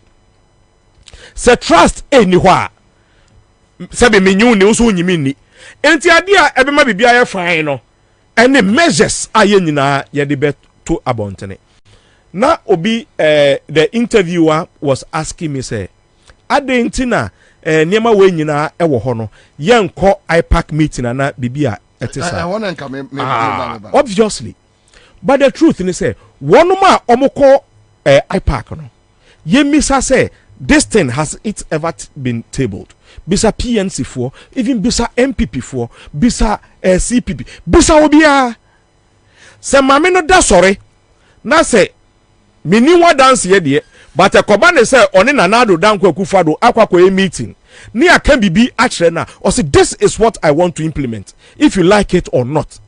This thing has not been tabled to IPAC. Many will eka say NDC Yes, say if we are ready to sit down, na se IPAC na yenim under Charlotte say under Papa Farijan.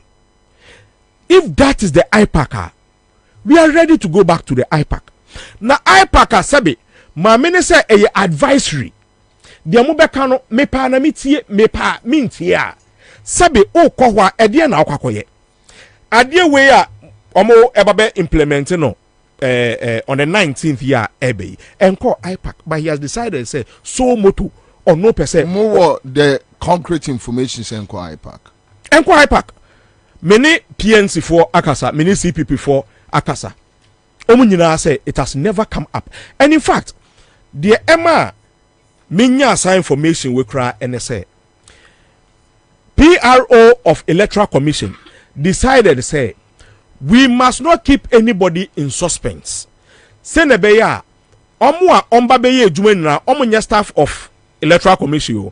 Omo volunteers ne omwa ye employ omo temporal workers. For their life not to be at risk, because semeba hona me hu say de mu ye ni a minim de ekoso. I may attack any of them. So the PRO decided say me pese me di BBC eto abonten. Senebeya, all aspirants will be aware say adia yebabe yeni. Jane Mensah Eka said Debbie, this thing doesn't need any chaos in the media. Udru ho na se inkini ni ho now the process is successful. Nobody will be angry about it. You see, you want crofo elections with Druma ewo edem. And you want crofo omo field worker omo how to manipulate it. Sabe say me person me double voting na bibia before me kwakọ indelible ink no kra abra ye isu indelible ink kra no be di me nsa kowura anka atwede mu ansa na me di aba bewura indelible ink nim. People find ways of erasing it to be able to go again. Indelible ink kra ewo ho kra no hwamania yehu na ye say indelible ink eni ho face only ewum. We know we say obi aso envote 100%. So where would the trust going to come from? Indeed, for us here, I wish say assembly members will pick it up from where we have done the expose. Obi asre buone hwan mu nyina obi anka ho asem until I did that write up yesterday. Yes. And no pay, they were talking everywhere to explain say obi obeka say double ibo inkribe bibi no oboa ene ade. Why didn't you tell the people before the write-up? Into no mesra assembly members they say elections are more elections. Yours is even more dangerous because sometimes the total your place is but your more elections all right. Yes. But now Srebo is telling us that it's likely they are going to use the same system for 2024. Exactly. And no nema we know. I'm sad to say we got hint of it a little late because and in 19th no emunchekra.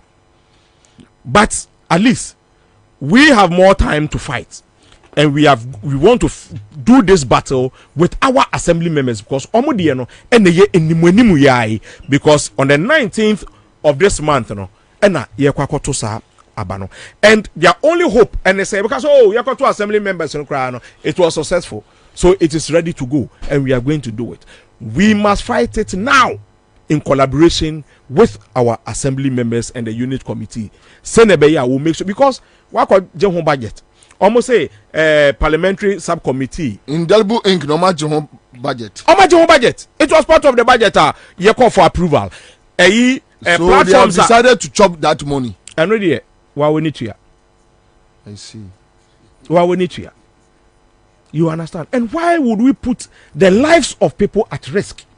Say obato indelible ink. Amanipa eyusu na yenya asumdue ewo Ghana. Ene say ubedi sense kano na obi abaso obabe tutu na basabasoye abawo elections mu. Last elections for the first time didn't see that obi anwene ho da so obi kwakoto abobe to mewu. But at least 8 people died. 8 people died. And then the tension in these elections sabe anya nanado danko akufo no ka say he has signaled say some people want to foment trouble in the upcoming elections. The same friend is saying Jane Mensah also repeated same, as if say they have the same script writer. Honestly, say some people want to foment trouble. It wouldn't say some people want to foment trouble in the next upcoming 2024 elections. And your woman now be your friend is saying, what do you now the trust abanipemu? Say the baby got to know who's will lose and will lose. But this is the time where you feel say, let's take some people off. Your man Crawford, I mean, I made it a ballot paper. Now say, Kojo Yeboah, Abba. Number 3. Edi amakoju ebo ase kokotoa me asusu na mekura book ya me hwedi me take ni part 3 din ewom na me mani fa ne sa ensi ba akoso na tu na aka no me nya no face only so ba ye machine na mfa no otokoye. Why are we not thinking? Why are we not thinking? But is this something only will party hierarchy edi ho nkomana eno de meka say this week no say na meka no obia wo your friend is saying out of different locations. This week we cried here. Yentumimpo anya fake. Next week, and be a final fake for friend is saying for before the Xmas break. And it is on our national platform. We also have our intelligence working on it, but we will take a decision on it. Me assure say by Monday there will be a decision on it. All right, then we'll come back to you. This is the situation war says here. But we better come back to obey me say yeah patch no. Okay, all right, okay. Kwabena da se Mr. Amfa kwanyesi na menchete for na ahwefo. Enemy nua ma me no mo church am ne akogan ene makati. Wonim se sa dia issue abai bibia che se ba bibia election. Edum pempenso se ya we opposition no hu de se we street. Because we the chese e kwa bia be faso bia se timi bia de masa akwa na betima wia na me ye keka mafuni e kama dampan e me desa akugan aba betra hanmo a na ni abre den won akoma na ode kasa no ene nkode kokota ipac meeting last week or na last week won say nke be boa dan so abetra handa na ni abre. Why the ipac? Why not the ipac?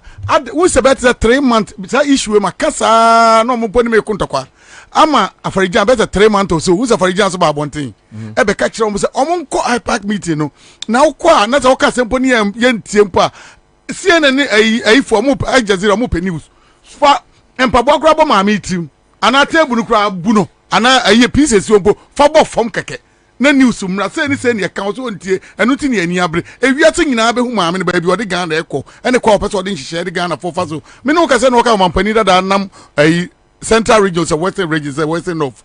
Amunyina ma chichem na monam. Chichem ma chichem die be ntem ma chichem mu. E kwa mu be fa so be win election na me boa. Election wajuma the main point. Baby asa mukọ na mukọ kama mu party supporters energy no. Mu tie nko. Sometimes I pack no but every meeting be as almost any or more. No, you have an EC said the whole Ghana a one constituency, so she's the returning officer. Yes. So you have the returning officer, the national returning officer, telling you that yes, the IPAC you can just advise but memfa. And could you marry more kakra ewaha? Bisa say when was the last time I'm minister IPAC? Okay. I know the question. The offering in our almost anymore. Emma, but was a ne or cast something so be out one call cemetery on Wuda as all cast cemetery as him. CPP for PNC ni one for abomudi. Woman yina, woman in Crofway na ash boom.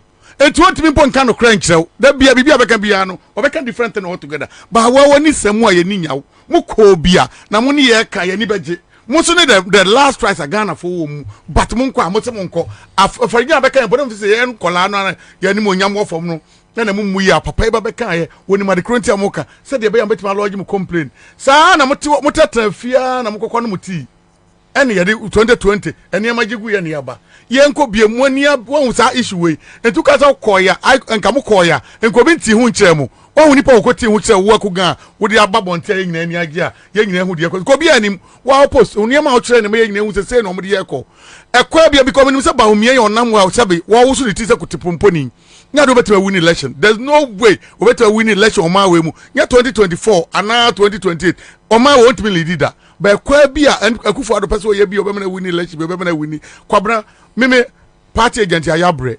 machine verification machine okay woko polling station dodo na especially omo ye adwuma omo se mu ncheche ni ade no verification machine bia no afa nipa nensa ese de na menu aneka woko enkura se nyina emfa eno one agent for ne ke ho bom NFI form wa be fail bibia ho no na mo aka mo bom no atoto niema na nipa kra ni se Bobie Ansah to na ba ho han makra FM a ye ni Bobie no ato na ba na okọ ne ba bi ne nsa no tell the some people kra twuma enya adwuma say sebi ede omodi ba Kwabena me do Nyankopon nipa betima to aba bebrewu eniema nipa aye ne sumu ase no wo kan on radio so ahwe be kyokotum enti nka wo ka se mre bi mkoka ba ko bi ma nature security bo no mo hwe me e ma me ko din se me be 3 months or 2 months ba bi wotima se eniema aye no ye ka party ho ya ye ne eniema akoso no ya machine ho no betimi tete ma eniema bebre omodi eye de omodi be ye no na wei inka Kwabena so simple ene ba umiano de esa andis for we mudi agrobe be di president me ne wo kasa so ne mu islegon na mo sanchafo da mo ye nipa bone fo che obia de mo be di nko na mo dwene ho me ka se mre bi we da me chepu de ahyem Kwabena emre bi atwam kofo kokosi ni gate kofo di president so si gate ni security gate so ka se osi ya mo ne de ntokwa ya mo ni kosi prat Kwabena da bia na wo kofo ani bo mo videos kofo be di president wo si we sata mo di mako ntenteme ufi so on minu so on mangoes pa islegon there hospital mangoes ufi me pass brigade now kwa before mangoes ne ubo say on your right e kwa na ho ye gusu ni na fresh okay ukọ be say 50 meters that ba umie wakoko si the presidential house na no say we are say ye ohia ha adwene so no say before e be point ba umia no we na nkomo fa no former sports minister Rashid Bawa on akufo mu fa no wie kra fa na no na do so onyene ntu ene age ba omia Rashid Bawa fie ba omia koto fie no abubu fie no na fie no do na fie wasi a ayi ne kwa wo na so che e wo che sa wo wi press fo nyina akọ obia ntimi fa ma pepesim sa ba omia dia baba ni e kwa wo ho nyina because of wo kwakọ tell wo so baba di president akufo ado di ni dia oba ani ma e prepare no won so baba sif e die fully and we say islegon na mete go ti ase and wa baba si wo that area ya enkrofo ko ma ko hwe me mani sem kra ensentro formation mbeza 4 obia ni wo mpa omo pepese o metimi da ba mu obia am fam including Makati eza me de ka ho bi omo nyina anim na hwe ba umia dai o baba siesi wo ya so wo ba bia me kire wo no wotima se ya wa si o baba siesi wo na wo hwe dan kase ni ade a ade me si fa bra pepese kuna ade mesi wini dia kwaso wotima se atumu nyina makamaton ko foji ye gate keke wotima se enti na de Ghana na iko no se NDC fo di agro na so mo de niam di agro a ye ba wiem on ba wiem pepepe atoto niam pepepe ama ya pon ye be pon pepepe ama su ye be sensu you okay the other election of course 2020 election ye wiase de nyina Kwabena ba bi ade ko ye wodi ye nam hwihwiri the whole Ghana ye wie ye ba ye declare me no mienu nyina na ntimi nkofie wotimase no mo wia yesu so e bia fa simase krampo a transfer vote to their account for de ho ye wie no mu Dubai ni nyina achi atwa ni nyina abo election we say dru hobium ama ye nyina sa ba mu a NDC for the election ni dia go final day wo constituency bia NDC performance dodo ni nyina sa ba form esa hwempo form Ghana for ye say the who call krukru NDC be wini it is even on branch meetings e ho kekampo nim me see even assembly election ekoso buaku Ghana tiwe wo mon for performance down e dia motivation be na mo de ma mon crofo no wo mo yi crofo so asabia nya do me ayo waso will make example Kwabena say encrofo bi o mo yi o mo islegon lecture area me examples and na me hu baako was committee o mo from say unit committee wa bruce so what be yan encrofo kura ni mu eso ni wo poster so munja ati munyi credible people wo ba kwa campaign enkofo kura ni nam say na ojani gwase be na odi be say dia na mo yi and this from one arrange mo say there's more in the political way simple mu yi nipa munyi nipa arrange wo ni mu support some the support some support mu bi bia e kwa down e do leadership and man people for na take over adentia ba bia Ghana dui ba bia niam ekosi akwa ewusu ni tise kotipomponi mu betra me ya bedi eso ewiase Kwabena se bedwuma me ntiase o wonse o mampani John Mahama wono so no se eso kokopa assemblies of God eda na eso ya eso kokoye na ogya ne politics no wonam quiet sa adrun time eso okasa sa de we wote ne nura ene nansa ene ka eso ayi press conference se won ntiase but I think say according to the deputy national officer says I didn't pay a time. Sorry, I didn't pay a time. Omunina are split. So they will come back on FEC, decide on what they need to do. Because mind you, yes, the flag bearer is now the leader per party constitution. Yeah. However, you work in tandem with the NEC and party council of elders. So sometimes, I mean, strategically. You see, with them, say, no, hearsay, but though from inside, and I'm the story, no. What you say? Sesi an kasa aba out, aba be confirm because you are DB if the president says it and gets it wrong, it is better say I will get it wrong rather than or no. Sesi kasa aba jia tuma. This is the time that this is the first time we are straight on Peace FM. This is what they are doing. But quick one, my boss is here. Yakubu Faha Rudin, your Deputy General Secretary, ma PNC. Onia Akwaba. Bobie, mejusu. Boko Deminia. Nyamia do me hoye na onso e. Boko. Okay, so quick one. Yatese yasemoko IPAC Emma Omo raising issues ye assembly elections no any future elections are omuyi indelible ink efrimu ukobi. Is it true? What happened? What transpired? Okay, Bobie, first of all, maminchia iti for ina my champions for you now mutie asema wo ho ne say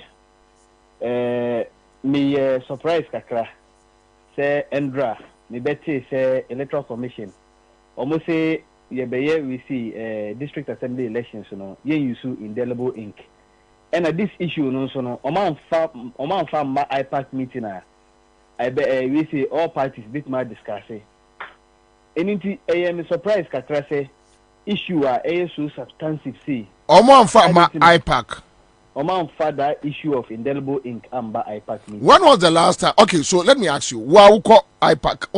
Why not represent the PNC? Me Faridin Yakubu and Janet Nabila. Can I represent IPAC meetings? Okay, so when was the last time I call IPAC meeting? Nukwe woman say the last IPAC meeting no. Me my national treasurer representing me because of little engagement with. Inti Endra na meneno bon komo ye bon hon komo na o ka chen me say IPAC meeting o ma discuss so many issues and me bisa no about the indelible ink and o ka chen me say indelible ink no it wasn't a matter o me discuss it under the IPAC meeting so I was a bit surprised area we so me say Ashanti regional EC we see head on also confirm the same issue Endra na me say asem no so I was a bit surprised say we say indelible ink a part of the process. The elections from Afarajan time up to say. The elections are Ghana Hanum. Yet Mrs. Sabibia, but indelible ink no, and it don't quite the Ansah. Ghana Hanum na. You started elections with opaque ballot boxes. And your best sign and the transparent ballot boxes by your best. Apart from that, and I said your friend is saying biometric device. It may detect fingerprints. Yes, I advance no, and I did facial. Your friend is saying they bet my detective winning. So we begin a machine no not winning machine now detective say yes, nipa see verified say nipa no na or share we see your friend is saying electoral we see records nimu. So I am so surprised say over the years this indelible ink has been part of adia HRS obi akoto aba because okoto aba na the indelible ink no amake unsa na HRS wakoto aba into untimi beto aba biom. So we were so surprised say electoral commission say this election district assembly election I beto no Tuesday we ombe ye free honum. I was a bit surprised and adia esa share me bufuo kra ne say almost say indelible ink no the cost of indelible ink high in person will reduce the cost of election, so they are not bringing it in this election. And it's going to be a test and as a pilot project against the 2024 elections. So some of us I was so confused, and I'm suspecting foul play. No, indelible ink. No, that is the only identifier. I said Obi are conducted. That is the verifiable one. the machine be verify all right but indelible ink no eno so na kire obia be hu se wakoto aba na ewie nti ade a kire se wakoto aba ne se ink no e bon nsem so electoral commissioner omu yi sa indelible ink we de yenum bi no yete no anye de kra enitina we are protesting against it say electoral commission omu sanko embra bium no omunye the right things because they pay true free and fair elections Okay, all right. Okay, so Honorable Yakubu, thank you so much. What me my confirmation here that's very. Okay, so let's come back to the studio. Kwabena. So yeah, me demanu you see, even with the IPAC, because I know no come on, before that, Name Mati said they never raised this issue at the IPAC. Never. Omo the CEO omo.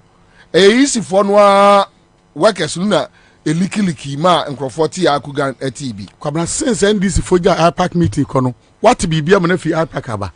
Since a political party no mo aka no obi anya party o. Omo de se bia mo se bia nya no kofi o ne gbomo baayi eno no mo gine ho. NDC ko a because NPP for plan wi ayapon. Omo ko ope ade bia ehu bia be to dwa amomo debate. NDC nko a political party bia ni o eye only NPP omo maka kwasi aparu na ho an de ba. Obi anfa bi obi apebi bia de kwa don ko na hwan. What am I say? So at the end of the media American so omo anko de Ghana fo nyina na omo enye adwene because me eyomo fort and sa niam we nyina ekọ na no mete na maami be ka kire Ghana fo nyina say wo ka kire GP say obehia security wo hwe de niam ekọ 2024 election no eso to be security ma na wo de ya mo adwuma security asemfa ho eno kire wo se wonya kro no obebo what am I say? Etin maame na prepare yene na ka bibia mudi agro na bibifo Ghana fo yesro moja yempento kwa yempe niam bi aka na anu ekoto aba ye wi domama communication the whole Ghana nobody oko parliament kura ni papers nyina yiraye oka ni nyina wo ni tim ye to aba wie omo ye press conference ku Ghana mo mi koko gina ho bi domama ntima nkasa 5 minutes super hini no ne wira ho wo wie ya 2 minutes okofie wo kwa kosu bibifo enye hwe mu ye nya amanenka na bi mo bra wu ho dodo na wu ni agya amanaka mo anhwe ye de mo de ko de wa Ghana fo wa rechemu de wa Ghana ekoso mo sa ye lucky afafanto eso na ati de se kuma se wa fa half mo wie mu vote ni nyina da so ye mo dia enti mo hawo ne se aniema bi se no dia mesira mo mo ni nya den de se mo ye bia mo nye sa de wei so omukọ oyekọba bi na asem a unsi ye stop bibia no mu nyina aba sa asem ehu eni kwa so ye to on the 19th abana with that ink that's so mutri ye bibi ma ink ni de ko yes the national officer point of correction just to correct it but to clarify something yene national peace council a meeting on the return of NDC to IPAC omo aye appeal ye twen say ye ne Jane Mensa ne EC Fobi ebetina say on some few issues. We are now waiting say the next IPAC meeting so no the invitation or ebeba. And before then then we'll trash out some few issues and then we'll go back to IPAC. Into the issue of IPAC in the what ye nyanto ho ansana na ye if they are going to call us to the next IPAC meeting. Okay, we are setting on the return. Okay, so now one quick comment here from Jerry Ajay says Bobie, my good friend Kojo Boy is getting a lot of things wrong. Is he telling us he doesn't remember the altercation that happened between Madame Jane Mensa and General Mosquito at one of the IPAC meetings prior to the 2020 elections?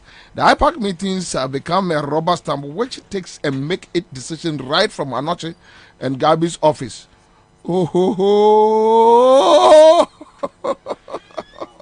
Anyway, so that's what is coming from Jerry Ajay. My answer next year me mrem.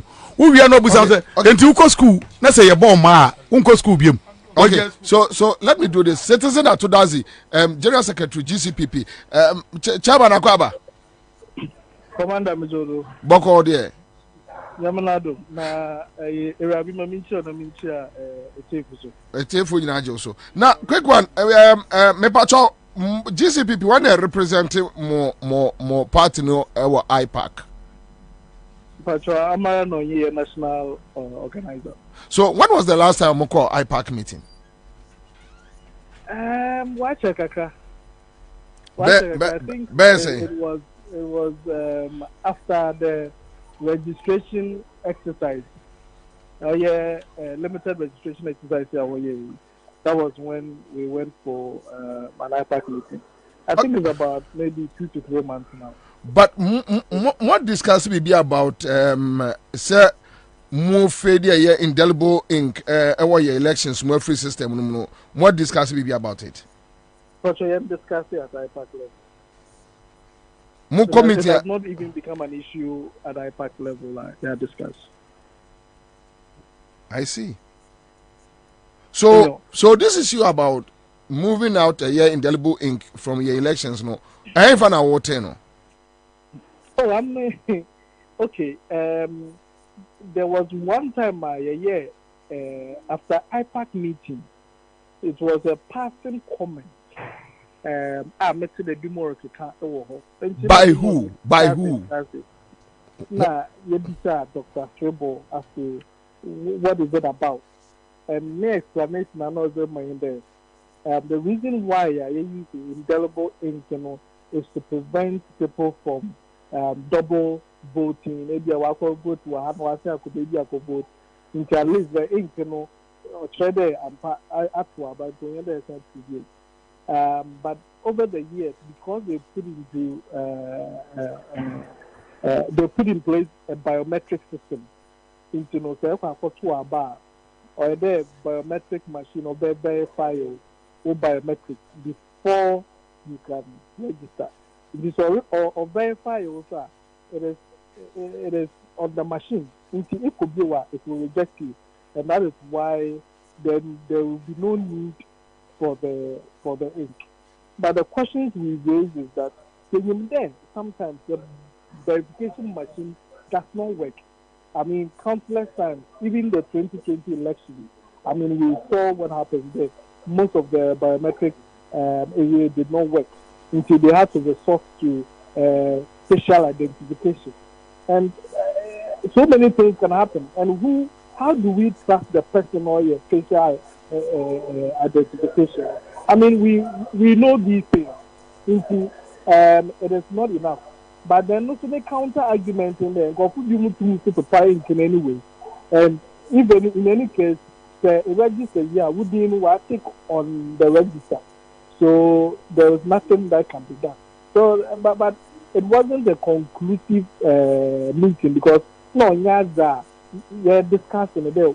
That worry about the okay. All right. After that, it was just a side discussion. Maybe they are thinking of it, but I just heard it yesterday through social media. This is something that they are thinking of doing. All right. Okay. Yeah, that's it. Never per se, yes, key clarification from other various, Yeah, well, peace council, what program they are to build consensus for our electoral reforms, and the BB them to the indelible ink. It is part of electoral reforms. There, you want to take a step about elections, and I think the electoral body not as today. If you want consensus, na obia anyantiase na process no ma da ho aye function ma no kwazia bem ma the result will be accepted by all. Every action that you take, you need people's buy-in. You don't just stand up and take a decision and go to work with it. Anyway, that is where a friend said debate na kwa kujina. Thank you so much. That's so let's come back to the studio. Okay, so let me go to Charles Nyame. Charles, now this is the situation we have on our hands. Commander, mechia minu yanmu mpenimfo ye akugane senior Makati and minu ya penny ye kudo yebwa. Commander, I think, sir, going forward, this is the time. I was say NDC as a party, approved Ghanaians, say NDC party is ready to secure the votes that Ghanaians are going to give them in 2024 elections. There has been incessant questions, say namukra yetu abanama muwia na mama conflict nchi monsa ajiambano. there is some mistrust Ghana for any NDC for. There's some perception say Ghana for who NDC for say NDC a weak, or the NDC party is becoming a weak party. They are not in the position to protect the votes of Ghanaians at the moment. 2020 a typical example. And what shall go for say they are going to take different approach in winning the elections. For 2020 elections approach ni biom. Say ya Ghana ubedru elections day. Ubeko police station bi no na machines aba ho nyina no enye adwuma. E was say polling agents the party officials are e wo ho no is ni form no omo build consensus say etwase ya to aba no dia kwan bezo ne mfa so nto. Ni na ya ja to so okay ye nyina wa ha ye be monitor. Say obia nyo overvoting and you know you do without the verification machines no na yen manual ne to na se eba ne sa na se ye ne manual ma beto kohwe nka mensa ade e ba be sa party in power no yen nanim se current EC aye NPP extension of NPP party and managing your electoral process under the guys under the leadership of Jane your friends that Jane Mensah, under the leadership of Jane Mensah. You know what I'm saying? It's just an extension of MPP as a party and on managing your electoral process. On one number recruiting conform by then on better I supervise you over the elections. Since you say Beyonce mini applica say nipa baako for na obehwese within wo kra time no. On one better both presidential and parliamentary ballot paper no amount. And you know entering into a deal with such a one person and a big deal cry. And yet they cry. And it's yaba verification machine na say. And you know you turn the manual. Wabetu ne anopa oko anopa tutu wabetu ko. Enu enyumra beka be 30 minutes 15 minutes. No my identify who say nipa wenu no ahwa omo man beto. Yeah. It's a one moment we recruit your monkofo. Yeah. Munkoko tunsim. Machine no where be adwuma. Enki bianka ni pan say be identify say wabako. Se wo se wabako na so se nchira me manko ye. Wo se oka ni din no ya mark enye sa na frɛ me se enye fra na frɛ me din nie. Wo be ya me den. And into the American say, and come to think of it.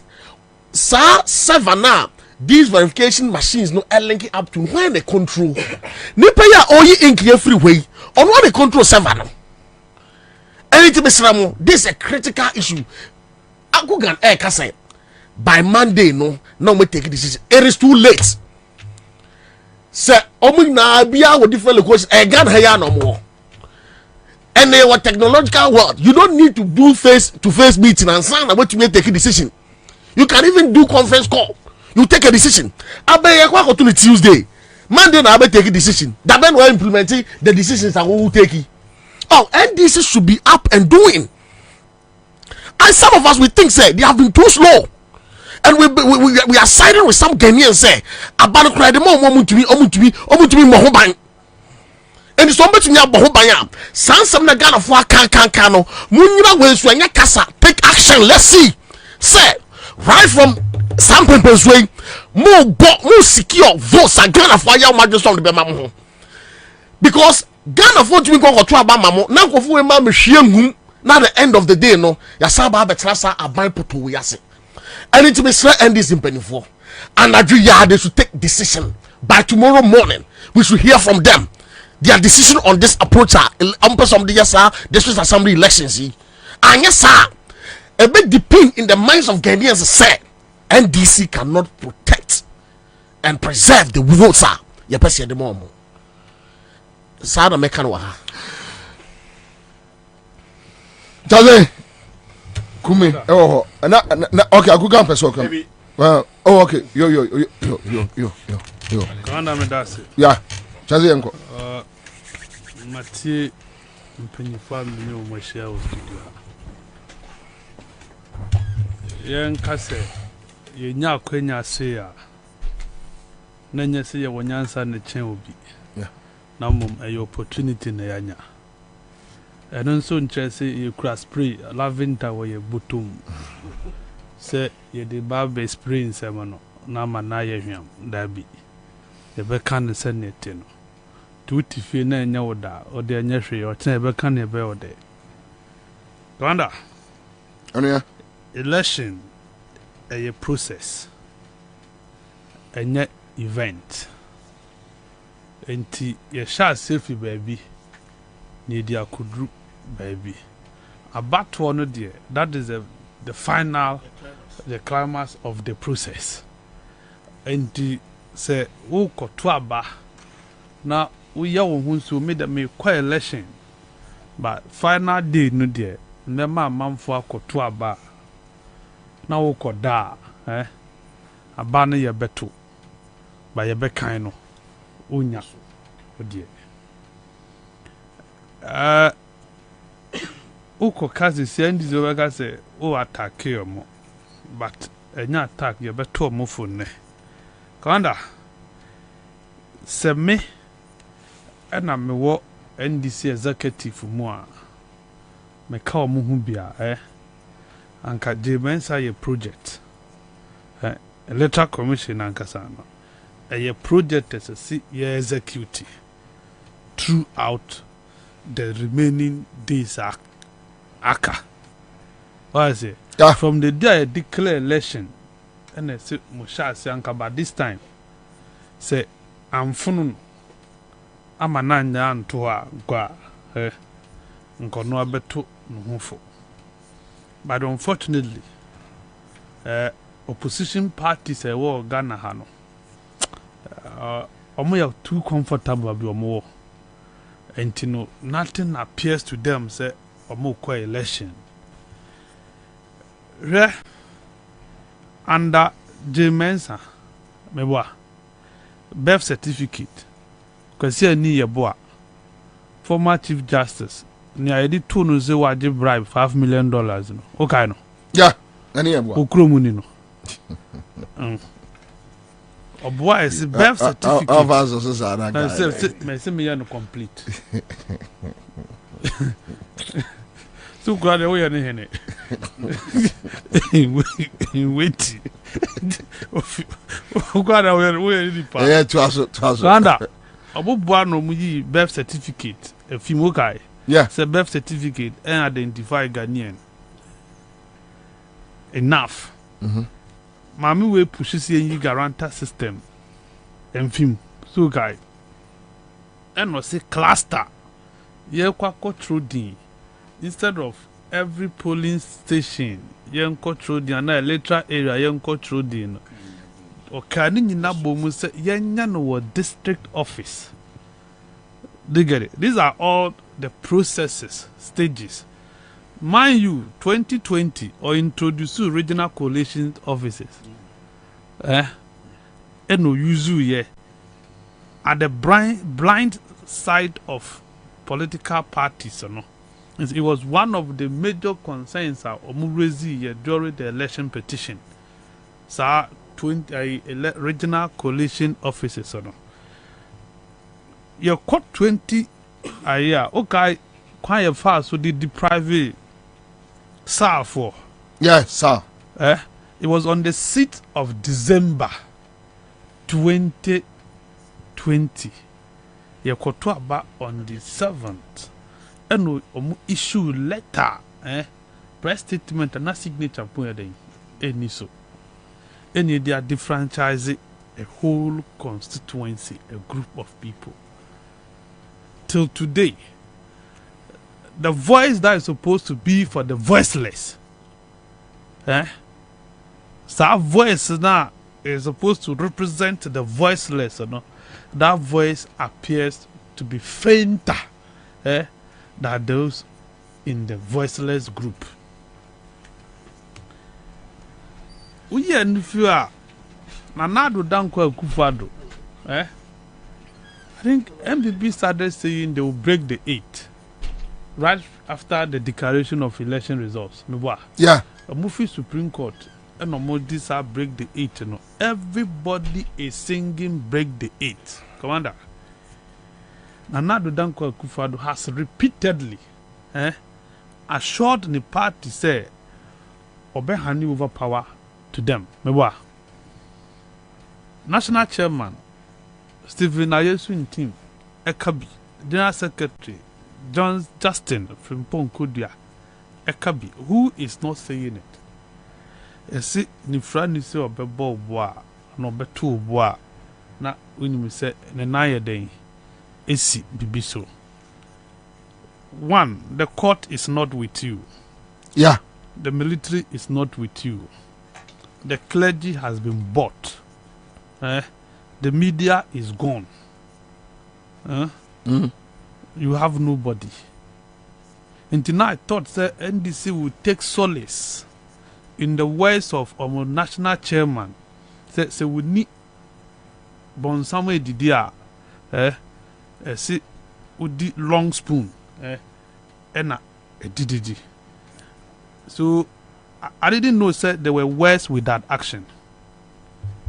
Those words were supposed to have been backed by action. So me see where your bon sound and many no by four see a tune sadidi. Na me amaka say as me di long spoon. And a corner in the what are the actions that trust with the long spoon? And I will need it. There's nothing showing that you are eating with a long spoon.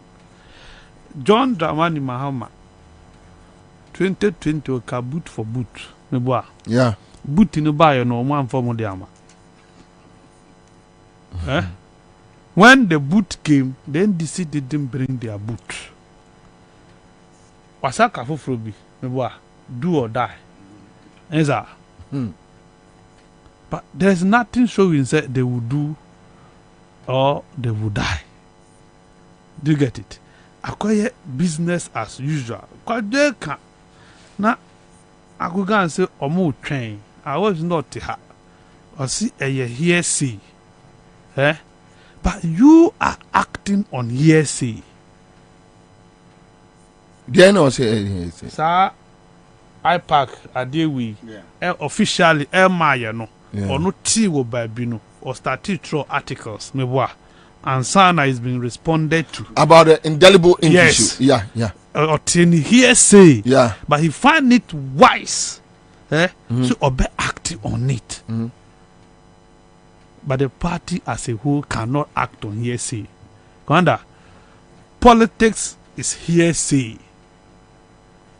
Ake need politics. It is just like journalism. You eavesdrop. Sanity rumors. There is an iota of truth in every rumor. Of course. Enuntino who ye politics that ye munipa bumfia. Wherever information is coming from, don't look at the person giving you the information. Take the information and work with it. But more train official statement one sad no. One time a buyer no. A buy number na court upon. Untimi nko court. Untimi nyashi. Do you get it? That is what they will do to you if you are in opposition and you want to sleep. And this for the APAC argument, let's deep it, let's dead it. Article 46 has given the Electoral Commission too much powers. And borrowing the words of K.T. Hammond, if you have unya young woman in the age of your friend there, Ansah, na o coconut head, no coconut head, she will act according to the letter of Article 46 of the 1992 Constitution. And exactly what she is doing. What does it say? I'm coming. If I think I should have it. that may be about Menyama because I was there.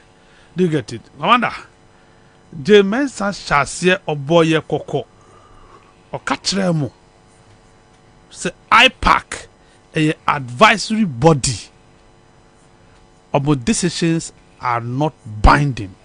She was emphatic when she made that declaration. No, Nimanyo him. James Sabu IPAC, Commander, Anka Onkoti eminent committee. Okay. Yeah. What eminent committee to advise the electoral commission until or the chief imam no more Duncan Williams no more one enka ho cathedral so for ni nyina no omo hobi just to weaken IPAC. The fact of the matter is one of the parties no who political parties in this country, MPP and NDC, apologists in Yaka, they don't qualify to be called political parties. What I say? But omo ye a man for bidding. Okay? They do the bidding of these two major political parties. So, if you don't mind, a quick one, I can give you the names of the composition of one the eminent yes. So you have Mrs. Giftia Fenyidazi as the deputy chairperson. So the committee has a former president of the Ghana Journalists Association, GGA, Mrs. Giftia Fenyidazi, as the deputy chairperson, and he's a well-known MPP card-bearing member. Yes. Okay. No, not first to say omone ya glue. Glue. Yeah. Nanya complete. We see me kind per se see. Okay. All right. So and now I think she's an ambassador or something. Yeah. Yeah, Wanya Juma. Yeah, Wanya Juma under this government. Okay. So the other members are Reverend Professor Emmanuel Asante, chairman of the National Peace Council. On the near Pia Stadium, Ekokonye. Yeah. Ewo Park Sono Ayonwa. Okay. So we have Sheikh Osman Nuhu Sharbatu, National Chief Imam, who the MPP and the NDC are trying to lobby. So sometimes, or not there, as and when, pay as you go, as and when. Then you have Mavi Muhammad bin Salih, and Amir of the Ahmadiyya Muslim community. We have Reverend Paul Kwabena Buafo, presiding bishop of the Methodist Church.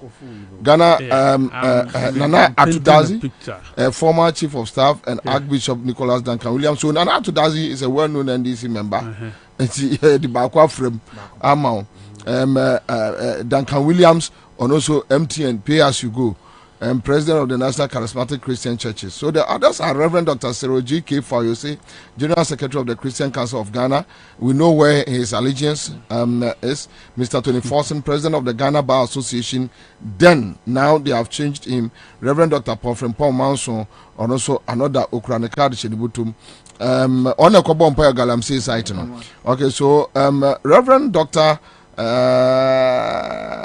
Most Reverend Professor Emmanuel Mati, National Chairman, former moderator of the Dr. Rose Mensa Kutin, gender something. So, yes, all these ones, more than half of them are members of National Peace Council. Yeah. So what disable Peace Council no? So you are meeting the National Peace Council to discussing modalities. Amudibeko IPAC. You are not strategic. You lack strategy. You don't know what you are talking about. Come on now, let me read Article 46 now. Okay. See, except as provided in this Constitution or in any other law not inconsistent with this Constitution, in the performance of its functions, the Electoral Commission shall not be subject to the direction or control of any person or authority. Finito. You see that thing? So we have created a monster out of the Electoral Commission, or not subject to anybody's direction or control. Mind you, anything or call Parliament odi LI ko catch and so di bill go say no koye ni say was me nye why onye yeah constitution no born womba is it people are strategic and this is our problem until we are meant and checkmate the powers. Sir, Bible no ye dey esakra ye no. Bible no na nkrofo so di bone. But then the same constitution talks about the use of discretionary powers. It says you shouldn't be whimsical, you shouldn't be capricious in the discharge of your power. That one too is subjective. Yeah. who determines what is whimsical? Whimsicality. No, who determines it? Who determines the whimsicality? Who determines? You see, so you claim that behavior is, I mean, a primitive, or he will tell you that no. So you not get the source of our problem as a country. It is the laws. The people sat in parliament, took money, and made for us. And those who have come with the opportunity, with the power to amend and change things for betterment of this country are bargaining and eating fat at the expense of the Ghanaian. You wouldn't have a hung parliament, Commander, and never see a Kosovo. You can't have a hung parliament with so-called speaker from the minority opposition. Now you will see so much rot, so much wrongdoings going on in this country, superintended over by the Speaker of Parliament, who sanctimoniously is ononi onwa. So that is our problem. You cannot call the electoral commissioner to order. Rwanda, Ghana, minister, we are, the parliament is even not able to call a minister to order. This is how weak the institution have become. They only have power over the nobodies. Parliament has power over the nobodies. Black Rasta, yen chenonkonko chinenim. Privileges committee. The last time they took Canada Japan to privileges committee till today, report to Maya. Meboa. Parliament is a useless place, blah blah blah blah. Now Mudini call the only mutakaya to Tradiano. Till the next report to Amada. Parliament seems to be condoning too many wrongs. When I call it a crime scene, almost yay. But if it's not a crime scene, I should have found for 200 parliament. Yambo MP as parliament. And he never bribe. At least 2 MPs, including the speaker, the then MP, is on record to have said, I'm on for 2 bribe. Meboa. Ya triansa. And your crime scene every day. Commander. So Jane Adukwe Mensah will continue with this trajectory. But do you think the soldier fought in Nigeria for nothing? So no say odi nkwasi asem. No, but so do you think is it normal? Afarijan abedi aban we so abere si soldier for then emu edin na soldier for ni Afarijan echi. Okoya Charlotte say baye. Na soldier for ni na. Yes, there was a time a soldier for didn't koya interview. Ewo joy. There's a police who say soldier, alcohol, command, protection. Yeah, that one was there. And we there throughout.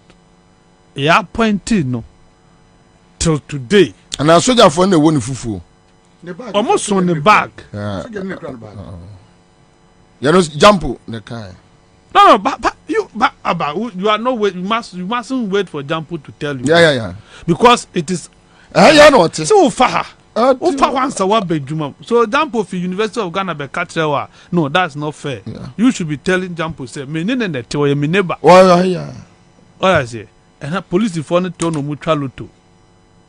No muji guess numbers. Then no ye mama no kwa aduma no mutifio na cars so ya dedicated buying security cars. Meanwhile boku ye nya bi na ye nkwanta ye nya bi na dia akosovo ye dia Jane Mensah alone. So she will do whatever she wants to do. Catch him say this woman was acting according to script. Okay. Yeah. You can't say that. before pen and the sun dream.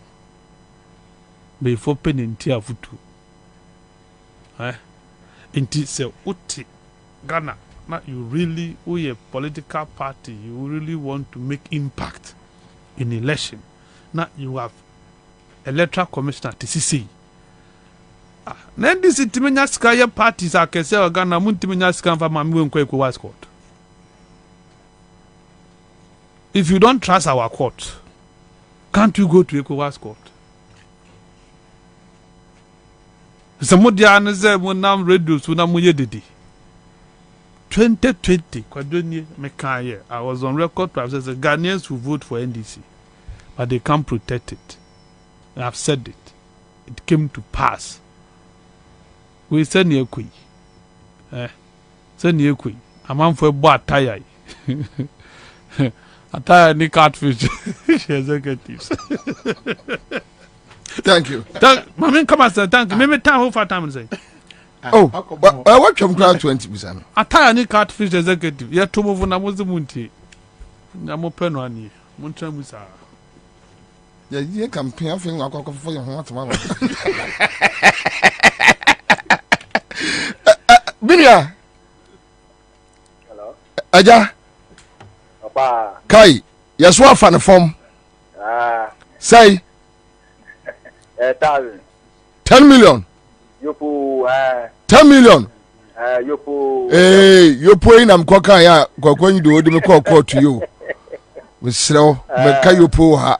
O papa won no di yopo. Hey, ucha say, catch me. Me try 30 Ghana ba 40 Ghana ba ko na abu mama mi. Na next week is any Christmas we o kwaji nkuko bi no abehye wo me to ade na ye di 20% ato no enti me so sa kopa bi sa. Shut up. Ade na di 20%. Shut up. Akpe. Wow, bodo. Anyway, all right. So tell me, winning 10 million out of CMG Sketchy, how do you feel? Oh, good. Good. Me a first time. So if you are, and we can't say 2,000. I mean, I can't more them say them for yeah, that's it. Yeah, that's a congrats. Because any international CMG Sketchy there. Okay, so I start 413 hash and then me 10 million. Me 10 million and then na say unya enyo ya na what do sako ho if say mebobo me last me che nipa be 5 6 7 10 million and then start for 13 hash, but my memory back to me panel kwayo ma me biemu emfamamo we no be ballers na makwaba ba be fa calls as we speak be nim say topics be or then ke person di nkomo na frafranto dey ade me kan say we enya dia topic we be go free. However ye biem so if you have any other issues you know remember be 5 6 7 minutes remember nyina other issues say yeah because obviously na mo other issues you want to touch on it, so let me give you that chance now. Yen komra biem ni enko kobra me da say wonim program adodo na tie ene se me ba topics en kofo anka sample mam topics se me ba wo me ni wonile ni serious because o panel members be constant dey omo ha good omo attack a certain personality too much wogine ho awon tie se me kwabena me dey say o tie wo ya santimi me bi fi asokoro fi mampon ye nyina fa the same kwaso na wo kwabena Bobie Ansah wo first ukro mo santimi mampon na kanko wo ko a na je wa krafie mampon ku ho na ne da wo tuma se me ka simi ami nua kuma ai sami won toso ene day bi obeba bia kofo na kofo de na waye se president bia bedi wo man yi so no ko president fon president ganga president wanya adia enka kwa ba akro di 90 plus 221 ye hu ne so mfa so bia na wotima se o man pani kofo ba bedi president obedi president ena ma ho kwa ye ho kwa na kwa nko ene other road no ai pando kwai can't be nko na ba wotima se o man pani kofo ne ba na o ma oyi abri kwai me ma examples ni bi o man pani kofo cape coast kwai na te se ai bomu kwai wo Kwabena Bobie Ansah okuro mu Asante Mampon wo kwai eku ne yentimi nko ye badwa ho no fie so kore ne banko ba yentimi ma ho no yesuro because enso kra fie kofo ne ba ne wayi niema ne nyina Mampon kwai Rollins na tue ndameka wa mo dia no ni kofo so ba no ba be hold on Asante Mampon kwai Rollins na what am I say no jitum my you fa wato no say Asante Mampon kwai me ba Asante Mampon kwai de ehyaase efri Mamponten ba aguna nyina jamase Rollins chamu adwira sechaduma se sataso afram so ewura mu konkranza nyina yeah we dey ho na magya ho na mama the bia parliament baba bia ko phone odi na tem ko phone odi na tem mampani mo adia na woye ya ko fo ye no but the point is the president but the point is can't he criticize hold on yeah, no, hold on. Can't he criticize? Why not? Kufo. Why not? So, but who betra now? Bo mampani that the JJD and Nkofo nyina ewu. Ne nwa woti kro we mu and then tete kwashe runabout. Ne mfu ne nwe and ponko gu. So you see, you two who the freedom say be raise issue about niema Rollins anye. Yes, that's all. But uba and Nkofo yo mambofo. Ono no tigana mu only state a president or one man there or doing the party one win Ghana for and come on Ghana for the one. Other side this is Ghanaians who can mistake. Let's other people on the far. I'm saying Ghanaians. There's no protect be protect. We are penny more who do mante. Now I know what ya no Kwabena Bobie Ansah me your hine. What's also your hine? What am I say? Young lady hine money ye. What ya? What's in there? Otumfo ekura we and what's this ska? Kwabena can show them ya rough. What hine ben or Otumfo education fund or ye a scholarship koko sheni pa aboa ohene be na wada places asabia musabia nyado wada dwirimpo se memi kuro mumpo say class unit block ran po no fort aba ho tibi gigi scan me da kwakoye ni ye ntua tax ma Otumfo ye ntua hwe ma Otumfo at least papa no wani so ade hu ototo ne niam ye and wo so oba bia aduru no me am hwe ag hospital wo niam e wo munye enko ye so it's better some ya metima there apa bibi na me dia ye bibi eno mistake be na waye onye mistake ya se ni patena hanum se ne monya ohina o stress ade ahemfo dodo Kwabena kire ma ahemfo dodo be na adwen se bia mu adwen papa mpo o mukro wodi ade mpa ko no ma sa adi abai otiso wodi ade ko no adi wotima se so at the end of the day se abai na amwa na se honum se ukogia na se ukokwalebu na akoso mo the hospital wo rebe ho wotima se wo rebe kra be ho eniema nkoye nti papa ne to na se wo hu se ni nkoye so at the end of the day me man for mo moa me ye ati kura mu na mo moa ye ni enti nya ni se ya ye wi a sky ba gino ye fa ko mo Otumfo ba government office mu enti bone be na waye ti Kwabena me de we nua na pa me chese masa ade ne de nya na nye obi anim se kufu ado tuoi ni tra pro ne na pro ne bibia pro ye nyina agiatum ba de nkrofo bi o mte ba bi a o mso ya pini o mo a mutibe ba na frafranto me da frafranto be di agro na frafranto agro ya wo die wo ye show so wo difa se me hu NDC ni anam hu obi o sympathizer of NDC no o di frafranto ana o kaseti frafranto a me wa mse kwa se bia nya do wadwiri mu no se wadwiri mu do pa na wo hwe vote awo Ghana for se bia nya do me Kwabena Bobie Ansah ba bia fi yesu ne ban da bia ba bia won ye pentu nya obi no kwoti bi fi mu a ebeboa afrafanto work oye me ka kire and this in ko Ashanti region ko nya sa nipa no but we are sure Alan Betia make impact in Ashanti region. I'm telling you ya tuwa Kwabena nan say you Ashanti region pa me wa Ashanti region pa abano na nko monto abano de omonto mo hu se Kufuado no waba bedu mo begu waba se wo mu etianto ye be gyan and this infanko but say no manya Alan no they will vote so part of NPP vote no do na be ko Alan ho ekoso so Alan want to fast vote ni ngede enwini NDC ni bia beto ma NDC vote no nya obenya kakra ka ho onya wia wa wini tia de na musa ni afrafranto mo ni yakuntokwa Kwabena Bobie Ansah misrew NDC fuo no a wo mdo mukura card ni ade no yesrew mo ntokwa bi on manya ntokwa papa ye fie won ntokwa so Kufuado tuo na nze ntokwa amuku nyina mo ja Kufuado obi anka Kufuado asembio wo baka se nyon no po no odi president no obi asora no kotake obi foforo obi so no kotake obi me wa Kufuado to Kufuado man ya agu nyina Kufuado eniema nko ye nyina Kufuado na akofo man boy foi aba hwe na no lesha ye kokogi sa trench IMF skade bayi trench de bayi Kwabena de na baba ye e bayi mpo ne sa to patrum na no bayi Makati ne boss collection hwe ska wo mo say no part of that money A part of Scaronia fee. Ne boss be. Anya Baumia. Then you campaign about what? We walk campaign 24 hours campaign for the person. The interview uses and what you say. Who support Alliance my boss. You must support the calls. We support from calls. Said you become a dear from Fanto my life. No, but Kasa, you are not being fair to McCarthy. Oh, dear McCarthy, the Hawk newspaper, front page, 6 months to 1 year. My Baumian Adia yo, Kutipomponi, one corner the other front page, no training my papa fano, sa Edia no better my and I'm a project here, Trama Kufuado, Eddie Bonnie, or project Baumiaba. Now, I advise you on the Kokofa. Cray and Robert device, ever Napo, a minipo.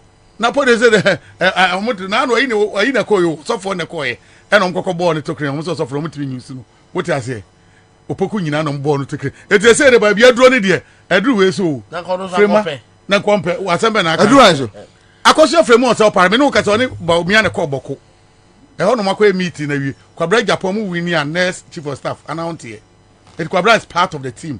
A frame is a president, a vice presidential candidate. Entina, what must say? Entina, Nenia Bressan, Nenia Brissa Crodom, what must say? It is Uncle Fu, Quabra, but Tatramu, Abedi Diagro, Abaya near Mania, the Nibraco by Bianco, a Kufado Nibaumian, that's a department me. Questions of Busa or Tibi Busa, Papaya and Yanko Fan or Nikui, Nina, a Jabaumia, and about Mia, Ghana economy, wouldn't say Yampa a chanabo. One word do no different thing altogether. There be your card for now. No, your mom wait 24 hours economy. Or can you also enter me and your possible to me any other day? One more slow. Meanwhile, by me, what she knew. What must say? And no say me, I made the second or Mampani that I went to my back church near Mamma. Kwabena 24 hours economy, and yet do running in any TSU. Because catch up yesterday, so come from Kenyans and coach and conforce a bedding. As it's a bed, yeah, saying, and who measures saying, Yatia, your bubble sian, the tia, and you may focus out to my say. It's also Banabe Chemi and son, me and son of Baby Chimno, you betray 1 week, and I betray 2 weeks and 1 month. Pay near Benny saying, or mobile system, better, and so to be checked near Mamma, many parties here. And I'm catching this for the baby economy where Druno. Then you call Omampania also the ban, a year, but then you cause of a neighbor. And compared them so simple, NPP it is important. We are near the winning election. What must say? Go for cash and carry so simple by now a year for hospitals. It is say they acquire them. We are required to go hospital. You bet you one. Do you say, Mamma or Tony Ma? Or no name say there is a policy to make the system correct so betting at 24 hours no on Tiasia. Mamma or a cry hano de a biotiasia. Mamma or Tibran Kenya's Bojamp and film faka. Ono na tete na me jano eye no ndisi 40 minute da bia meka ho kwabna mo ka tese me ne wo ka sen me na me du mo ani mo card ba me ensa si won man ka se hye no ba da so si won ko for de kwadwuma ba so to be ka port free kwabna o man tike wo mu nyina go for dia emfa hwe ma ni ani fu we no satoma ne entu ayo o man mu no o man wo ho togo tiwe wo ko togo sesi a metima ko toka cheap na dia ba so simple. Tell them not to be duty free. No more one no any our form hano. Yet be I can pay. I'm young baby. Monfa dear be a Tony Petri one, a sacra nipper. I could for a fishing high. I know the baby tea and all this is you. Mumpa dear be meet here. Economy much check quadrado baby a thing. And 124 hours economy. Oh, the nano, and people be cocaine. I was shared that on the chromophone. Will be antias here. What's it? Why you one? I don't know what it is. Would there be Odibia cast my MPP party? Your my friend party headquarters. Grano.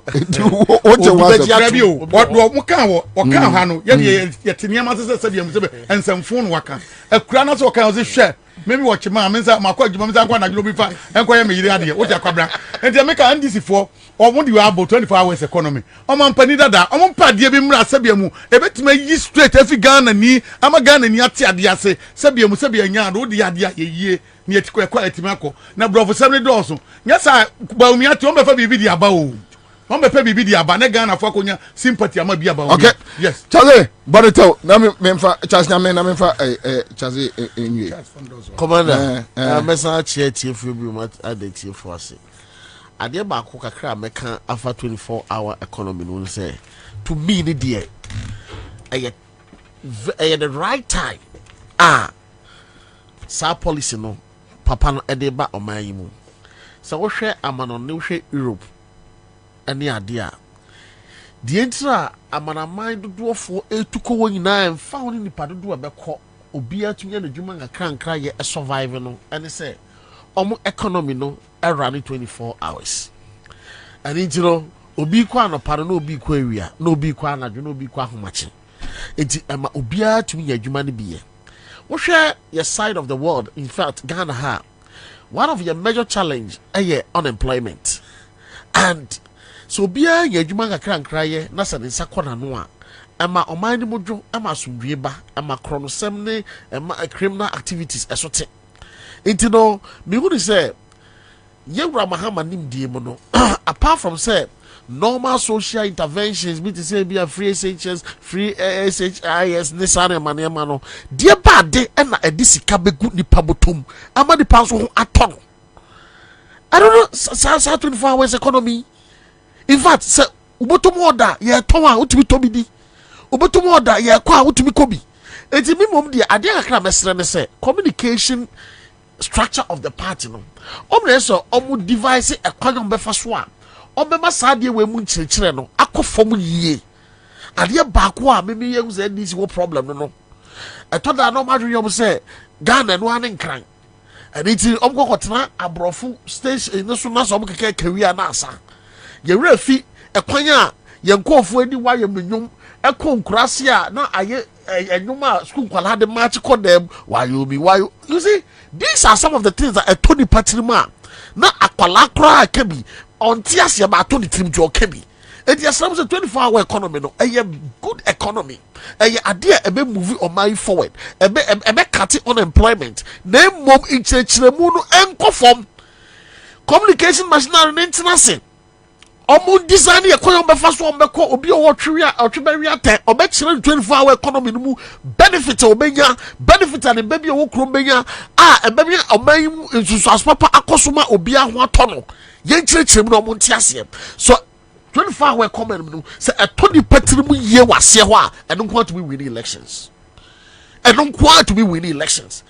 why na peduma one name pesika uko ye nkrasia nkwale so ne no titi nuase na say sia o madwuma o ya de bet edi ni natural no wadi bi enso owo ahode o nya adwuma obeye uko unam kwa ho amanfo de aso atoto o kwa kon osere o pa dokora do onya bi no o ma ye ready so nya adwuma obeye edi 24-hour economy ni me free say the best policy we criticizing negatively enye until say ebia ye implement na ye hu say niam bi nko ye be criticize na penifo aye ni ye eno no me de eno no be so ebio na me nu aka free port asem me ne ye adwene 100% because ye g then ye de ye free g ye port then ye de and random near buy a big asa or your Ghana ni a young girl wa foka afrikumas yo kotogo kwa de kwa kofani yama den ti na magana for faka kotogo kwa kofani yama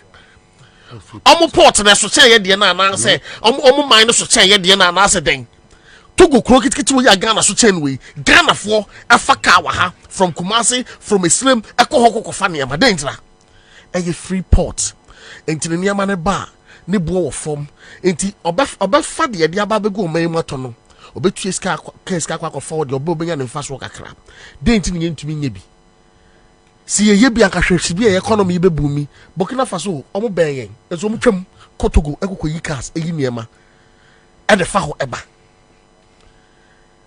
enti ama abribia no eye Togo economy no ebumi omo ko a ombetonsuo ombedidi obeko restaurant obeda hotel oye de enti o economy na ye de ebe bumi enti de enti na empenfo kakra o magye gu motom no omu nie no na de aka no omo nwene ho ma oman enyeyi and enti no a special appeal ye de fa so ato yewura dom hama anim se onimpenfo dwuro ho sa na se ebe yi a se de oye obetwa S-drashia mu obetwa we mu no sanka import duties ni ade no sanka yi free na se benya free port na se be minimize no na sanka niam atumi aboma yi mu na oman ombembe ye no ebinum afoka se de nkofo foka akotogo kokofa niam babeton na agifisa akababa dada ne kra fi oman mu sa na fofra ba fi seke ko kaneshi ko aidan kas dada ko free dada ko obi be kengi gi agi so fe ne sinyina wo be tani sia sa na boafu me wa so oni nin to kwakwabra because of money and the Toyota Cola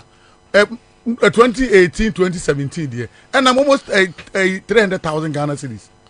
Toyota Cola adentia as we are talking cheap who be yin be 50 or 60,000 aden Toyota Cola now you koko yi cars me bishop the cars maybe 230,000 duty be 250,000 250,000 Ghana cedis one car any aden Kwabena. It's a idea. Sibia minu enka no. E ade bi asanke ndisi yes smart e de aba be twum se gang. Kadandi kagro no ewu. Ebiom mesan so etid your kan mu biom. Eni kwan say NPP NDC ye fight eye alanchamate on the Afafranto move. See yes sir. Nature say ye nyankasa no ye nim yanamo tutu na politics na ye ne ntiase. There is a simple principle on the battlefield. What time for be what down for? No, but why not fighting? Oh, I don't go social media. When you want I'm over papa mbekele. Say obi franto. No a raise issue a economic issue. Say oh, your mama time say na your mama anya dia. Ozi ndisi ni wa mo nya no. Ya mom won obi no. Me obi no also social media chairman. Also omo 24/7. We kwala no akoso so mo e no akobra e t-shirt it. No, but also a t-shirt it na hold on. The point is say Alajebatinsi or form a political party. Then we must subject him to whatever. Not this time. No. Maybe. It shouldn't be like and this year winning election 2008 now launch Martin one MPP. Yes. I know. So nya from Tona be chere Ghana for say omuntu aba NDC. But sometimes obiana motu modwuma to yemre. No. No any of us adwuma yemre kan tie to omo fire dey. Wutu omo fire dey. So the point is NDC should sit at one place. They should not talk about Alan. No information show them You see what I think NDC a winning election for Ghana people. Yes. Hold on. 2008 some of us who were there. We were deeply in there. We know what went on. Yeah. What do I say? Commander. And he said Alan Chematia Baba Betty Alan Chematia here campaign. And I no work. Or say Jomama policies any Baumia policies. Ain't me more mind could him. Meanwhile, Alan Martin was part of the Baumia policies. Yes. Now, so be free and this book criticizing the answer there be a PC. I know that side in America. Now, which side? Oh, won't say, Omaka say, Alan Martin, Ukofo to the Obachina Santa for the a t-shirt normal pay.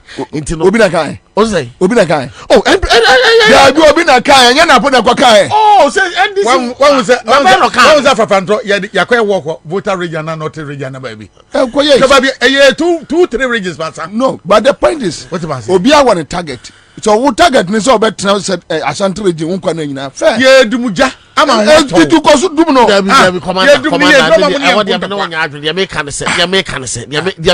What was a cabetimasi? I said, anything. Me no me no ye nim say ye bomo den se be ye Ashanti region adwuma na ye vote I appreciate date the person ye vote I appreciate wo ho me no me no gidi ye say se yetumi efa MPP for voter omunya no Ashanti region yetumi tiso na se ebi ba be di ye side ebeboa ye ma election ye be win with large obi a wakwa Franto will not vote for NDC o ko vote am Franto finito.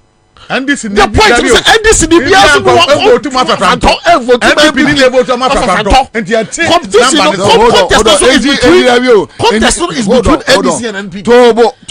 Tobo azabena ke ndie say no say ni say Franto any cry raise issue a efa NDC one NDC nkran no edabi we will deal with it. What are you talking about? Me baba now what are you talking about? Now so mo o si betra is Franto me Franto o betra ha wo ko we a uzo mo kan o se me de NDC boni number aye o nya NDC boni ba honto woni honto mo boni sikwa nim si e bebo akoye bo chiama ope o ye bebo achi no you already issues about say ni ye din ko I think commander sugar factory yeah. Eno no busa say na mahama ye ma honto nchirechire no ko busa say na mahama ye no bi busa say na say na lanchebati ye ya so da bi ande memusa oh na me dey for the point I make say NDC and Afafranto must have a middle ground to compromise. The time can know because say see no afafranto the NDC na kuta one agenda. You see, NPP no. I believe NDC is a formidable political party which can lose or win. NDC a winning power in Ghana here na Alan one party mu. That time brother they not in what when to be on your foot. And NDC a lose power na can go lose power no. Hold on. No, na some people so lose and can go lose. We are in Ghana yes. So the point is NDC NSA to 2 million. You have a political party about 19 years. MPP intimintra, you pick tradition intimintra about 19 years. 19 the team be so so be a conform free for buy when to be so please no commander me slap me making me point. Okay, yeah, make person be point and person be making it say NPP any afafranto afafranto bebia oye NPP ni akona ye kono a battle of numbers and ye kan ho asem battle of numbers no say what want to me amfa wo main opposition opponent die bi na so bi kokofa bia waboa say the parent to me amfa wo de on to me fa wo de na so beti wo main opponent die so a in a way no say the panel or yeah you mama in disguise. I'm telling you that's the truth. Oh yeah you mama in disguise. What you man yemre and baby a word you my ye den I want the panel yeah you ma wo. And you know sometimes I thought that what you say akwa ehu ahidie na so you say enam e de bia boyuma e bata ho. You know me free say you will push me cry you push you na say ho no say obey adwuma no mo mo nya adwuma no mo. Now, any done deal because you win with large margin. You say you're a good party, the MPP party. You're good. Okay, Charlie, family. Come on, I'm that's it. Issue ni say one. Kwaju MA propaganda ha ujano. I'm editor. I'm not the founder of the Hawk. Okay. I'm an employee until I work. What the ha? Now, but director of them. You want now you will pass a microphone. You go agenda. They ultimately make talk. Who director of them? Now, but a brown director, so name the number. Name number. Meaning now political party back. Your mamma, so can I say, make that be or Kamas. Okay. And you know, a Juman here. Paper no, me printing wo me fie. Nya me damu na print. E de sika. E na print. E na wo ni me say print na ye print no nya ye print no phone. You know the quality of my paper. Would me took front page no. So the na your propaganda when you home.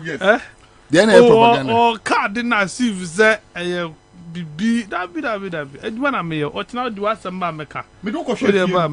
Yes, but o me fie no so is the go. Ana me dey say ba me fie. O ko na zo fie we. What shoes? Wo di ba me papers ka ho. Okay, why are there? Na se papers ka ho. O si ba. Why are there? I feel you your papers and sense for mo be fie. O for security gate o ma mo papers. There be documents no. Document na mo ho. Na mo ho. Nya chompa mo ye the promising. Corner on 24-hour economy. Mature debate no. Ena babia former president Mama Koka asem no. Uncle Kano TUC. Okay. Idea minyaye. They no can say any kind of statement. My understanding of no can any explanations are eba across left and right no. Abomi hu. But main kohonum. On say policy the who theorize policy who the policy about resolve problem challenges. Yeah. And crazy your unemployment is it youth unemployment anyway and they dear to and in sectors being and we are looking at because Mama was specific when he says obe allocate 3 billion United States dollars to the ICT sector. Sanokai.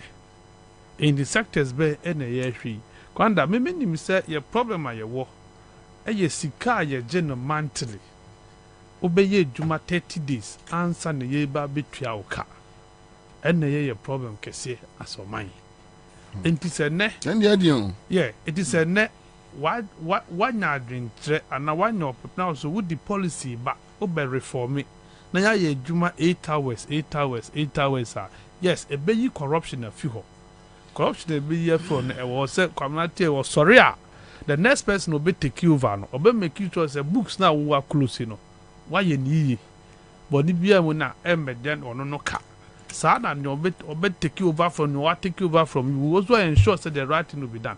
However, they did not include in it akitua mahama nka sa akitua no say ye 24-hour economy say ye sua New York ni esua Japan say omo ye bi pese ye bi Barcelona nightlife yes ye pese ye bi fine. How are we going to get our money? Is it going to be weekly, bi-weekly, and not the same monthly? And the one ye be ye obenya ye ba osika no e be delay come back still. So I think say yes, they must look at it na omfa enchechemumre na kwadwe can say communication. Commander, what I know is that who develop new idea before who the idea ni betu dwa no our team must have a better appreciation of idea na who di kwa kotu dwa no enti who hold the workshop na mo cheche mo ho na mo atenete mo ho Ansah na mo pi ne mo kwa obi to enwumokro no there won't be discordant tunes but there appears as among for discordant tunes when it comes to this 24-hour economy there. You see, yeah, omun share no so mo share no no mo kan be bom but then afafanto me di manusi wa afafanto no ampa NDC winning election na alan wo MPP but the question na one Ansah is say NDC na winning election 2008 no any ni ana. Well, they are the same people. When they knew Atamos and Rollins. So is that the same NDC? Tell me apart from 1 million, when they knew. Oh, NDC winning election year and Atamos take you over. So why then the new NDC? Yeah. Yeah. So it means that the old one, Buga NDC, no, they are not mun shata de fitano. Atamos are betraying. So it is not the same NDC. And they say no. A NDC or more gentle. NDC or mum poor muhasem. NDC obo official statement. Ansah no my. But even with the new NDC, no, still NDC won 2012, and I and the name count. When American, that is what I'm saying. So we are doing, and so they are the same people. And I'm questioning one answer, and I mean the chairman now was the general secretary. I'm drawing your attention to it. No, and I don't think say you will be right to say some be and Alan Sem. Alan the potential flag bearer. Yes, we need power of a party of a movement on Tea Party movement for change. Or coalition or the policies beba or kasa idea. I was see a man for wedding. A woman in me. I think or 2 job now so be a block. Oh block ya. Now so I'm an uppercut. Na ye koye ni sanete say yeah ye share chironia na mfodi ana we do mini akafra. That is how it should be. Intina Obuja Alan Kradia me I won't support it. Go Alan or 2 jobs or to 2 on a 1 or to 2 tuma baumia no what time we and we into omutu tuma no gia eye normal. Me da say Wango energy drink me pacho say enwumre wunyi bia no akwaji bi e mampom den mo agira ho so wo say adroba for ya mutie me school for mo ye eye ahodinwuma mo dia ne Wango energy drink. Wango energy drink, vitamins B3, B5, B6, B12 ashe ma be wa numbia na wo ya ha ho FD agiatum Greenfield Scientific Herbal Clinic almost say enkan kire omanfo say omo bright soja capsules and a bright garlic plus capsules yeda omo say na adia ede na efe quick credit omo investment microcredit limited dwumadi a wodie de boa adasa wɔse yɛnka nkyerɛ ɔmanfoɔ sɛ bosia bɔ wɔn mu gyina so pɔsi ne aduro yɛnoa ne imbus heba mixture top choco wɔanni bi wɔamma nkɔdaa no bi ayɛ wo ho fix my ride company limited ai kaa ho dwumadie deɛ wɔn mu gyina brane yakwaba I'll be back. Ghana for media sem dabremo sisi ade wo si dan ya any coin so over hukra esanse Alu Africa we got you covered. Alu Africa aye dwumako kese a eba ne nkyɛnse papa edi kru da so any trusses a Ghana ha any wiase afa na nyina yen ye lidie yen ane topo Alu Africa ewa abakwasam edimu eba no roofing sheet any trusses say ye papa nko ade a eye honom ena obenya ka ye quality sanso ya affordable bedroom fish ye aduonu nie edan ye buru 2 million ena Alu Africa ekru so. What a news! Yen chance ye di crew dance no. Ni amani dimu ne se emwodu. Ne bani diswo ni diswo. Fit is 0.35 mm. Echo si 0.5 mm. 0.35. Echo si 0.5. Alu Africa Trust so emwodu. Na a range fi 0.55.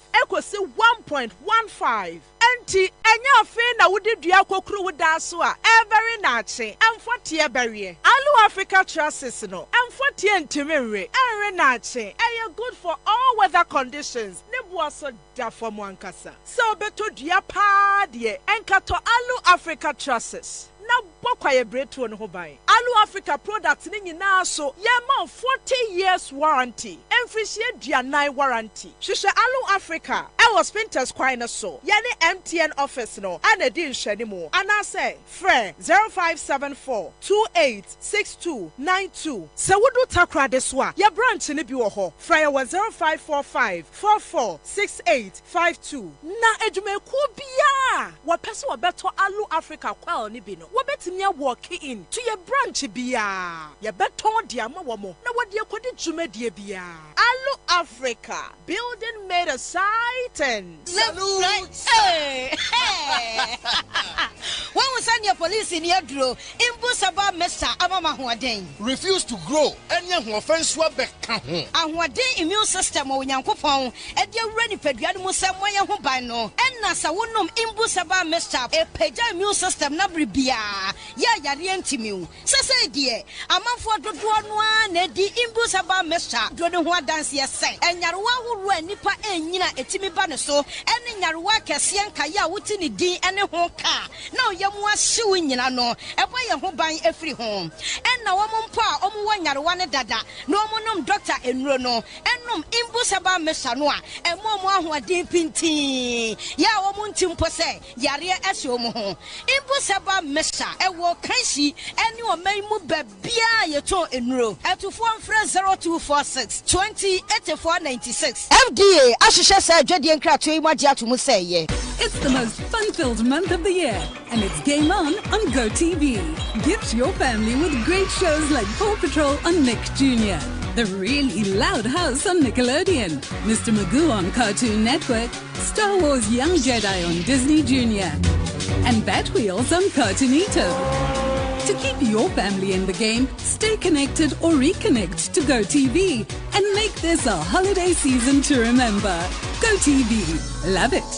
Unim say onipa bia kan kro ene ne ba aya na ejine sisi so nanso ekoba say sisi ne ho kotechima ene na asempa ene dia bon eno ti ana make for tabia herbal capsules e dia maw say yesisi ya dia pa ana age onipa bia na boso dia bobodia ne num tabia herbal capsules na boy yi usisi mama mai na wanya sisi etimi abo aduma pa say ya ayemtim ana age yefunu ya boso ama wuntimi nya wo ho hia bobodia ne num tabia herbal capsules na etimi yi ni ebefi afini pedienim ama wo yefunu ada ho tabia herbal capsules ebuso ewo pharmacy shops any herbal shops ewo wiase afana nyina ana afre ahomatrufo yi 0243 686861 hi say wo ma akranufo wo your penfo ana wondi infedu wochi a wonnum bi tabia herbal capsules wonsunum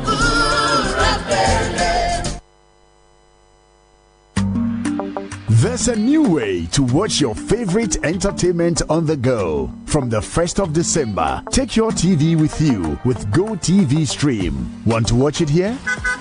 Go for it. Want to watch it there? Go for it.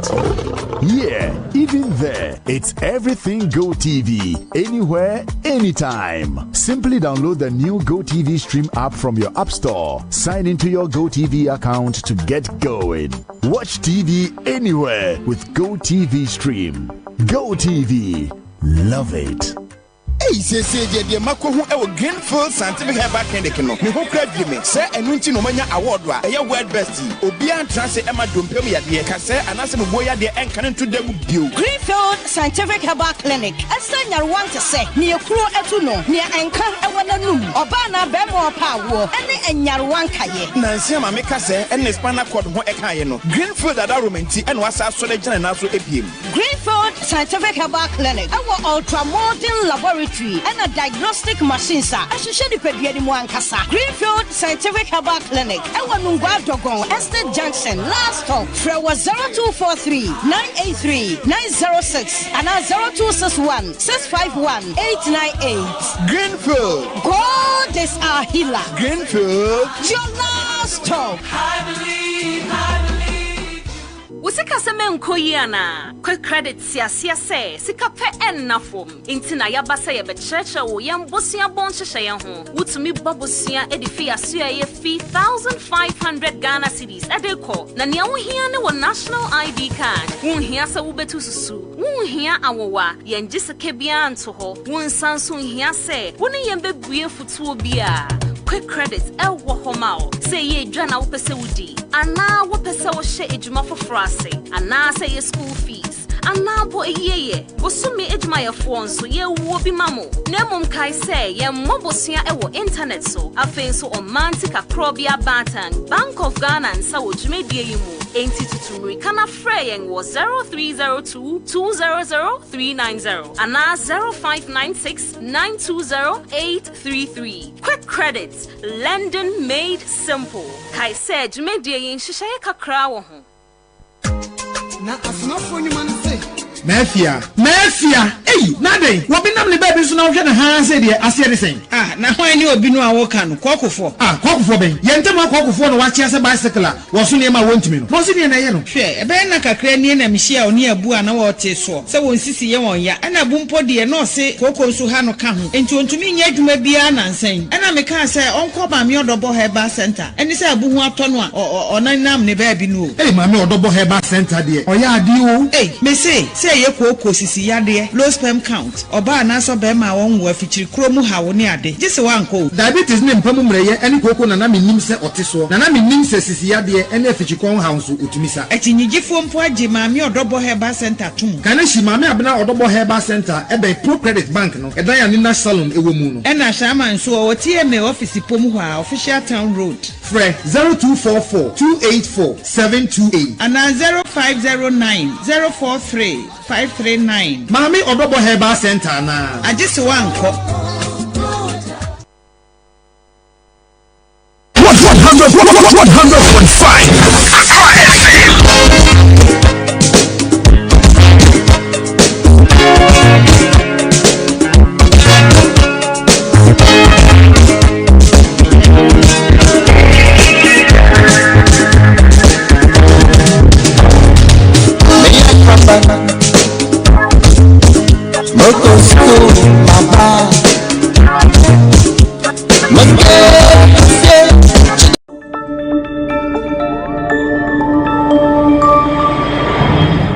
Citizen TV, Accra, Ghana. Citizen TV, the citizen's power. 0.5 Citizen Show and ASEAN Command Elder Sampa. Thank you so much. So the ananti a free baye donkobre, right? Bepem yes Henry. Yada sebebre. Good afternoon. Yo. I was here for and Charleston Con Anna and area baby I would tell you free no. And now baby ampa will share our social media so no. And chia and ya di every Greenfield Scientific Herbal Clinic asia ya yete ebre wo Dr. Penny ya wata aya sabie ano wone na dwuma fo nyinata ema ne mema wamsememfa ento animu sɛ yade biara ene wo edi asie yade biara etata wo ama wo de akina onya no aduro no abusia ene wie Greenfield Scientific Herbal Clinic Dr. Penisa memfa nto animu sɛ eni da so ho no mu esesa wo ba wo yade no asie betu ama wo to sonko aba mi kan no ebia na wuti ana eye wo ya wo ya hia enye yie asorobere anya ho ama sabere wuti ade no eka no ho a wo beka sa kuma bi ana de epa wutiri mu ana mpo mi kan se nyati ade ana wo so a won so de no eye stroke ana enya ho ama sabra me kasa yi baabi a woda no enya kura wo oridi ne fa no adwodwo wano fa chim ama no nso wo bra mpa nya asanketwa ebi mpa eba ye no wodi akina wonya no aduro ema sabre yi eka wabo ho no akwa akiri pa amoni da so nyina asa arusie Greenfield Scientific Herbal Clinic eno ane yesebra na woni yan emeto ntia se yade na etete wo no yade na ewo ni padua mu ya wo yon hia enye ye waba wonka am ye ka cho se de aduan de atosa wo no wuo ana beka ba mu ato abasakọ mu no yase ba modiada na enya ni da so na bra wo ba wo de wo se wo te se odi asempa kwame aponsmensa ya ofi Greenfield aseye wa ka sesa me ba mo se wo no ma ya de biara enimi di asie no me ba mo no me to nchia mo be ti ade na se pekope ama wo to sonko aba enti sa wo de wo ba na sa wo yade a etata wo no yemi entu ase ama wo antowa ye be san ade usika ama wo no okọ ba bi efise Greenfield de eba ya research medium a adwuma yaye every 2018 eba pom sabre no wo bia ni wa oba ya so ye no ade ne yade abre yen no asan ade yade na akọ de biara da ye nim de ye ka ya wo de na asiso efise ye wo mfidipa ane nupa sari yade ntia bia no yade betu ase ama wo to sonko aba minie ebia wo so de no na enye stroke ana na emum no wo so de wachi kasemu ana etutuo wachi kasenu mu eye wo ya etobia wakase wono mpere wo kase no asi aheda pa na de ade bi ebobo so ebi nso pa no wakohwe ase wo amado mpenu ebubu ayam anasa afekire wodi ye de aye biara no bomadi afa bre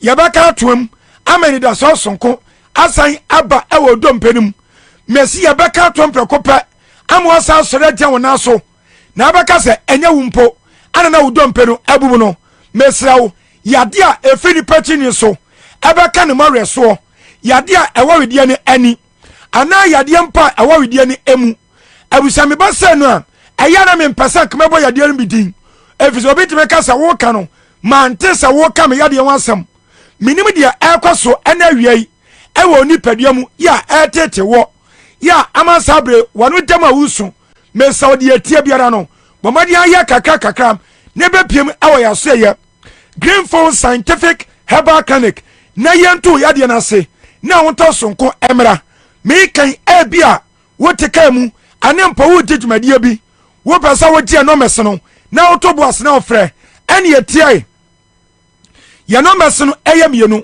de di kan no eye 0243 983 906 0243 983 906 and 0261 651 898 0261 651 898 waji numbers no awie no wo betima ahase afrem evisa Dr. Paninemu Dr. Bright Oko waya krado ya wo twa so abafre na de yakoso ni padua mu biara no woni no edi ho enkomo na wo ba ye de wasie mfidie no so na ye fidie na ba che yade no ba bia yade no ehyaase ani pompon so akwakoduru na sanso akire edukro ya yemfa enka no na woden sonko eno ni padua mu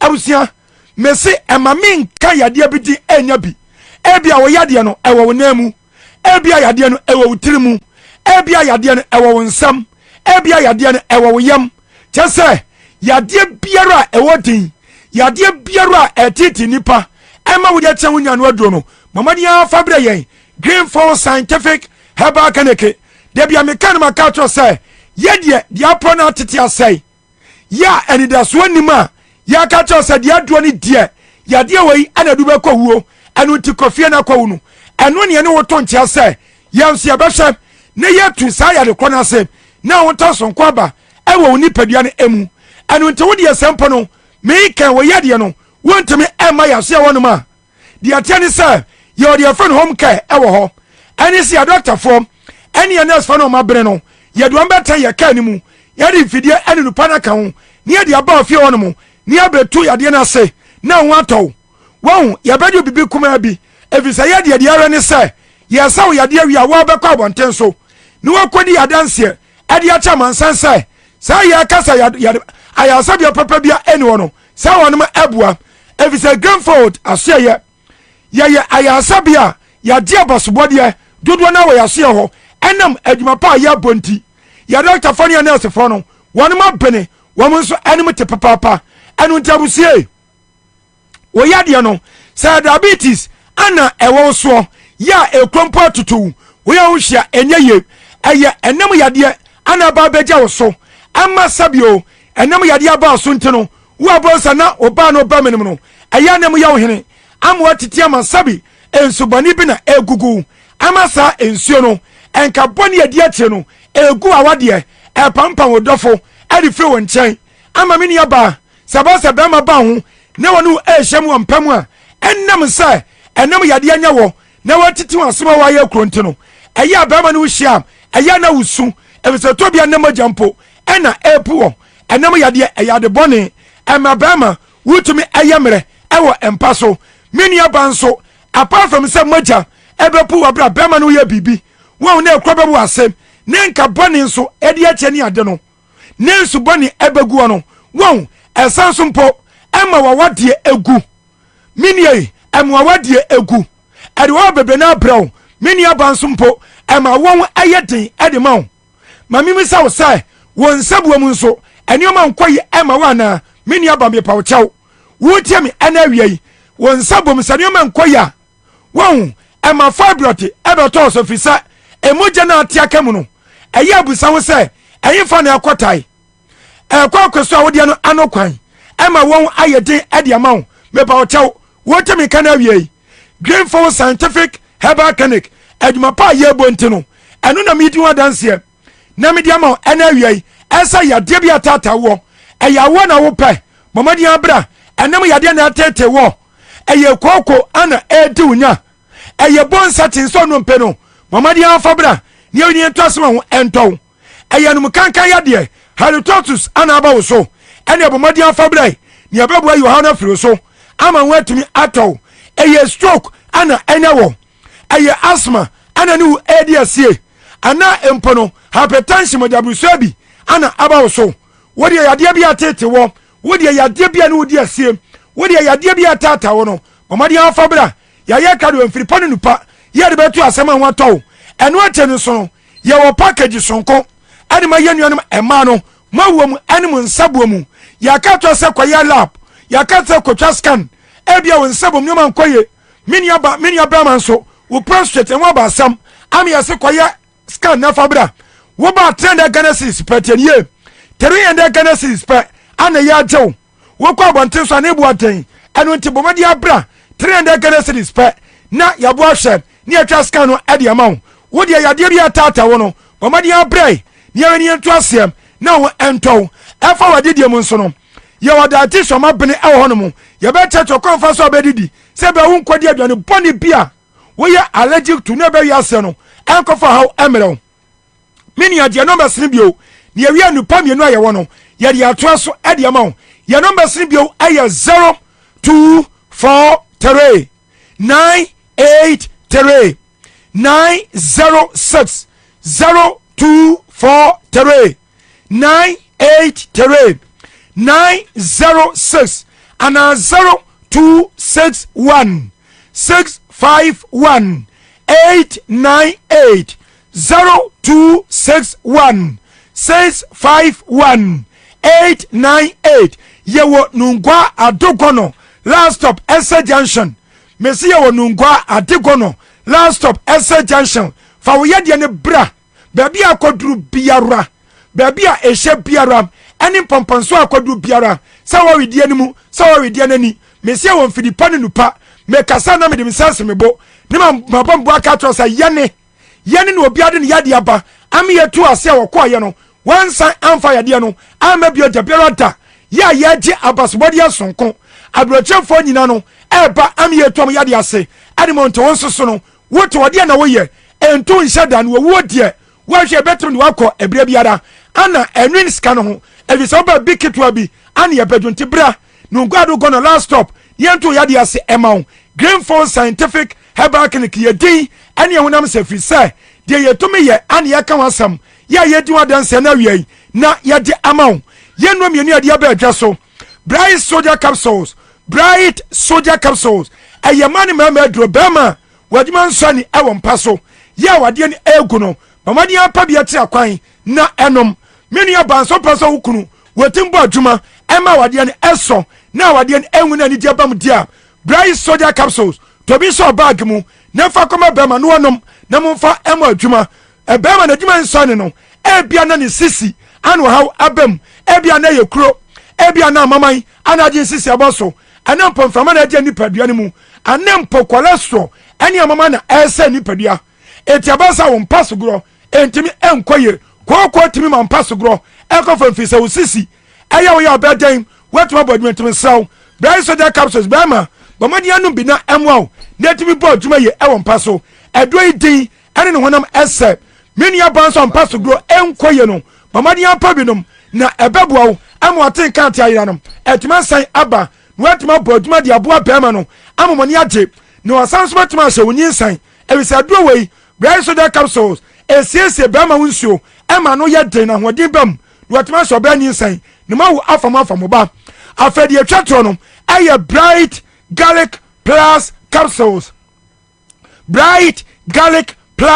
ebusia edo wo ye tatahwe eye garlic ne yetem nsuo ane ye dia ye ntadoi eye papaye ne anim garlic dumadi asonko a edi na edebua ni padua no eye dua ano nam papa hwe immune system ni padua no anwodeni asonko ade ukọ na edo ba wakoma wahara wa no mrebo na ayemre no mamadi anu bi na ahoden entumi emrem ebo ni padua no ban ebo immune system no ban ema yade antumi ho afen soso no wo blood sugar ema na gine kama ema anwode ban padua ne mu ana control cholesterol eyi cholesterol fe ni padua ne mu ema wode ban padua ne mu ehwe wo skin nso ema no eye fe kama ewa bra yade bia ntumi ema skin ye fe am yetimu sampa woni padua ne aye fe ana me kenso no wo bia nanim ato ya wontumi ne di wonom Bright Garlic Plus Capsules eduro no ebema nanum ato so wo betima wenam wo betumi adidi ntabusie eduro ye dura eye nura eye kama anu ntibabi etonno ton ani babi etonno makomako wodi wani kyerem a won sabeka bi abusami mpasema bo babi din na meja babi wodie babi ayetonno ton ani babi etonno makomako say fa wani kyerem wo pedro so pono a bamadi abra Greenfield Scientific Herbal Clinic ana afrayai awe no mesam ni betwa to no babi a wo biadi babrawo nanso anya bi eto aton na watima jinipa da sani enkwa fa wo yade anya betan ye Greenfield Scientific Herbal Clinic wo ba ya doctor for nemu to ma bene afenso so ye no atumi na enom to bi na nom nense so ni padua no die number sini bio ebra ye kwem ye number di kan no aye 0243 983 906 0243 983 906 and 0261 651 898 0261 651 898 Greenfield, God is our healer. Greenfield, we are there last stop and ho I was say friend ya kato ya fa course no ya da mase Waba tele Accra FM ya mami Accra we yalo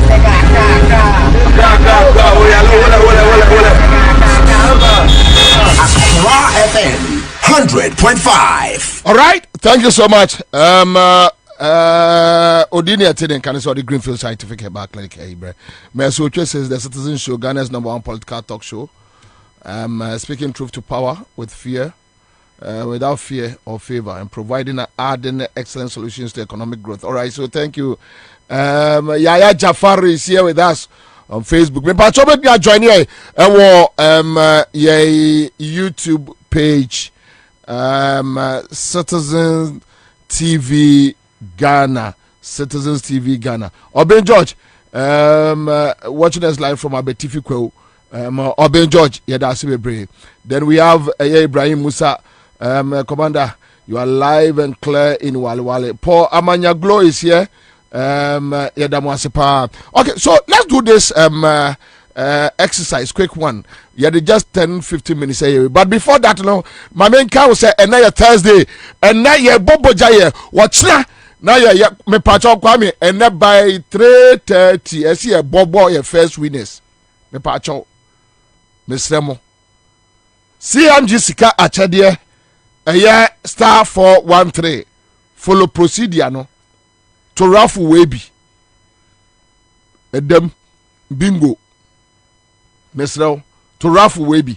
Nyame ya aduma by 3:30. Na me bomb me first winners. Okay, so let's do this. Within the next 10-15 minutes. Talk to me. Ghana situation. Water, light, food, rent. What's it to say? Okay, so tell me, what shall I have a Ghana genesis here? Are you happy with our current situation? We are citizens, and let's talk as citizens, not spectators. 0302208090. And we are baby biya. We are commercial car driver, private car driver, whatever. Talk to me about the police service, the military service, our health sector. Talk to me about anything. All right, so hello. Hey, baby. Yes, sir. Okay, Babu's Yanko. Yeah, Bobie, na minshira opa unyuma wo ye no Nyankopon ntu nko ma wa hoden nkwatintin. Me da se. Ah. Opa cho me pese me ka issue bi ansa na yakọ we issue no so. Issue be. Bawomia me Muslim me din di mafus me firi bi ebrekum. Ba kra na mete. Ma ba kra na me bo me bra. Me wozo. Ba one thing is do mama nyama o ye no du o amonka. Woko wanjia. Hello. It's your mafus. Woko wanjia. Do mama Islamic secondary school siwo after roof. Do mama na sisi wo. So bawomia onya hwe ma Muslims no. So wo hwe obi a ntimi ama o ze bawomia no de bia o sola ena ma yesi ama Muslim.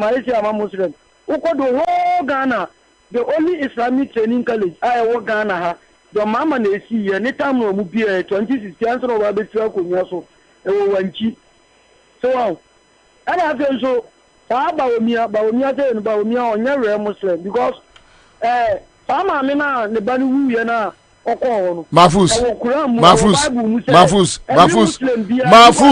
All right. Mafus, I think he's not ready to say no bidi. So let's move on.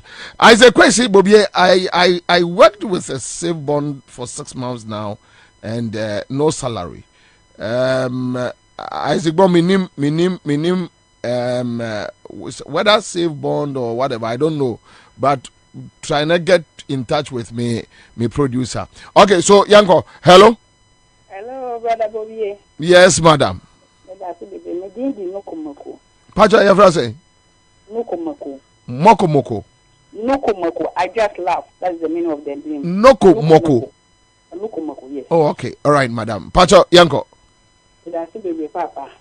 The person who decided to get a crow. concerning a mona assay na MPP for distributed to all the schools. No, if I told my Mushimu, every song will be dear my say you call them a yare.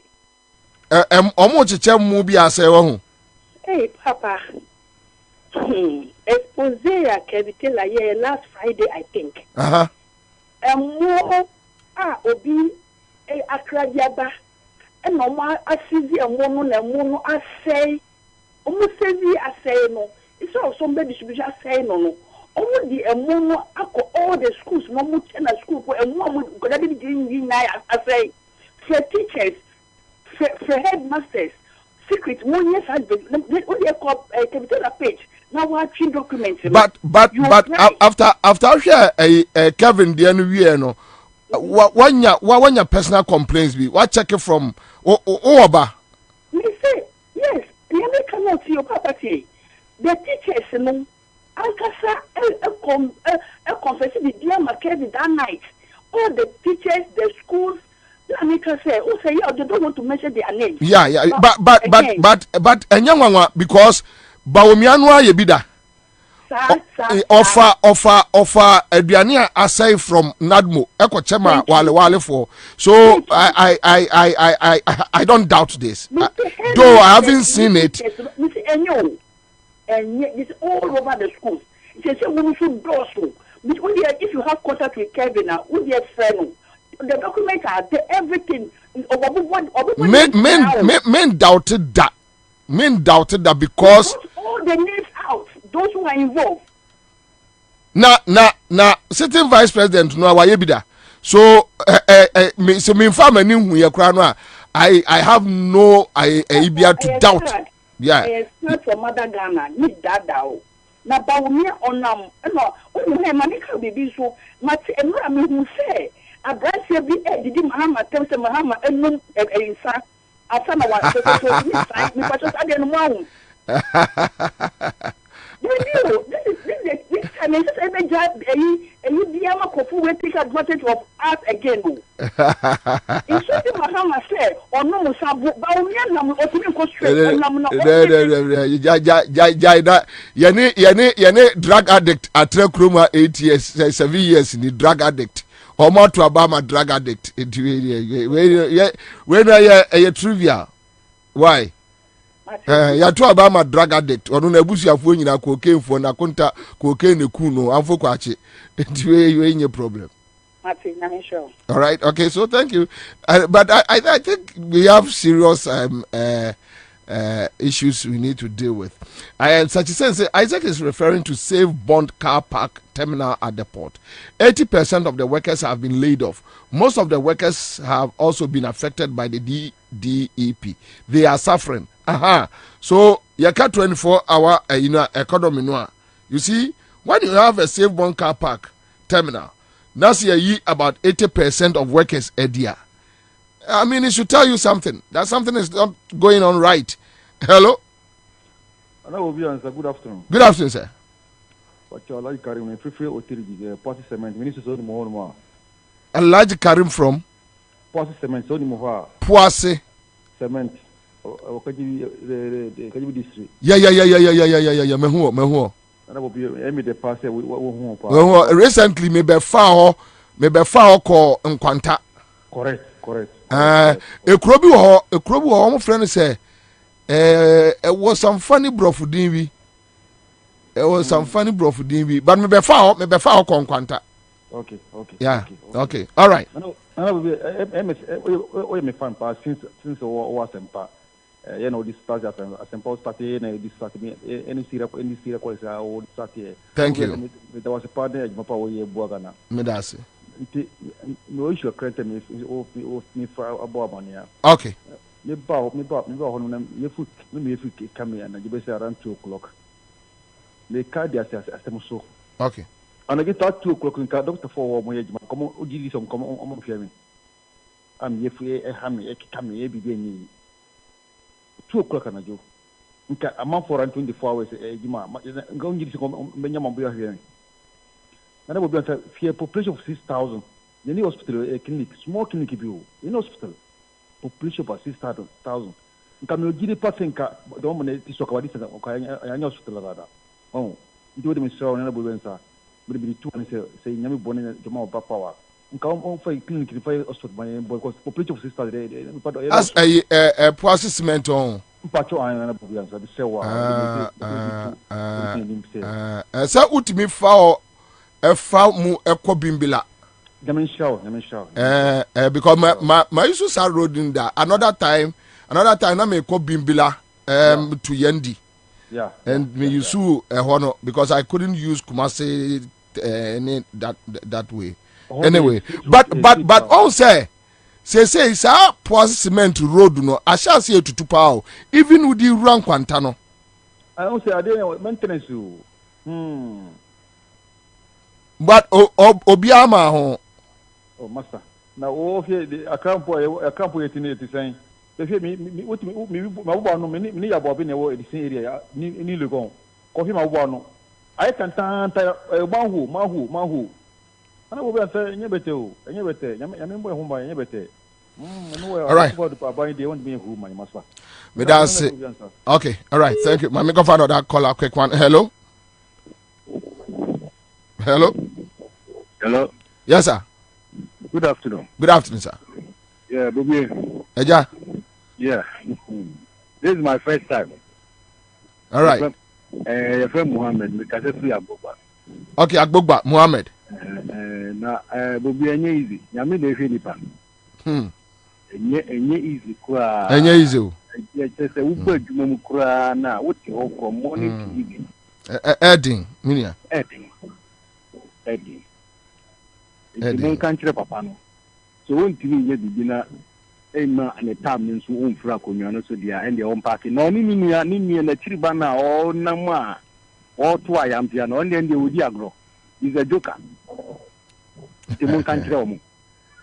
Ye wo chiri ye hwe ne o ne ye be tu nkofo so fu pa mu ko vote ye. All right, so John Akweta says, I'm watching from Spintex Road, Accra. All right, so hello. Yeah, hello. Pacho, Efros of free. Hey, Commander, I'm saying. Yami Adomboko. Commander, Emmanuel New. There's a Winniba. Okay, so Winniba for me and quick. Me a special impair. Commander, you have to know, and yet the crowd.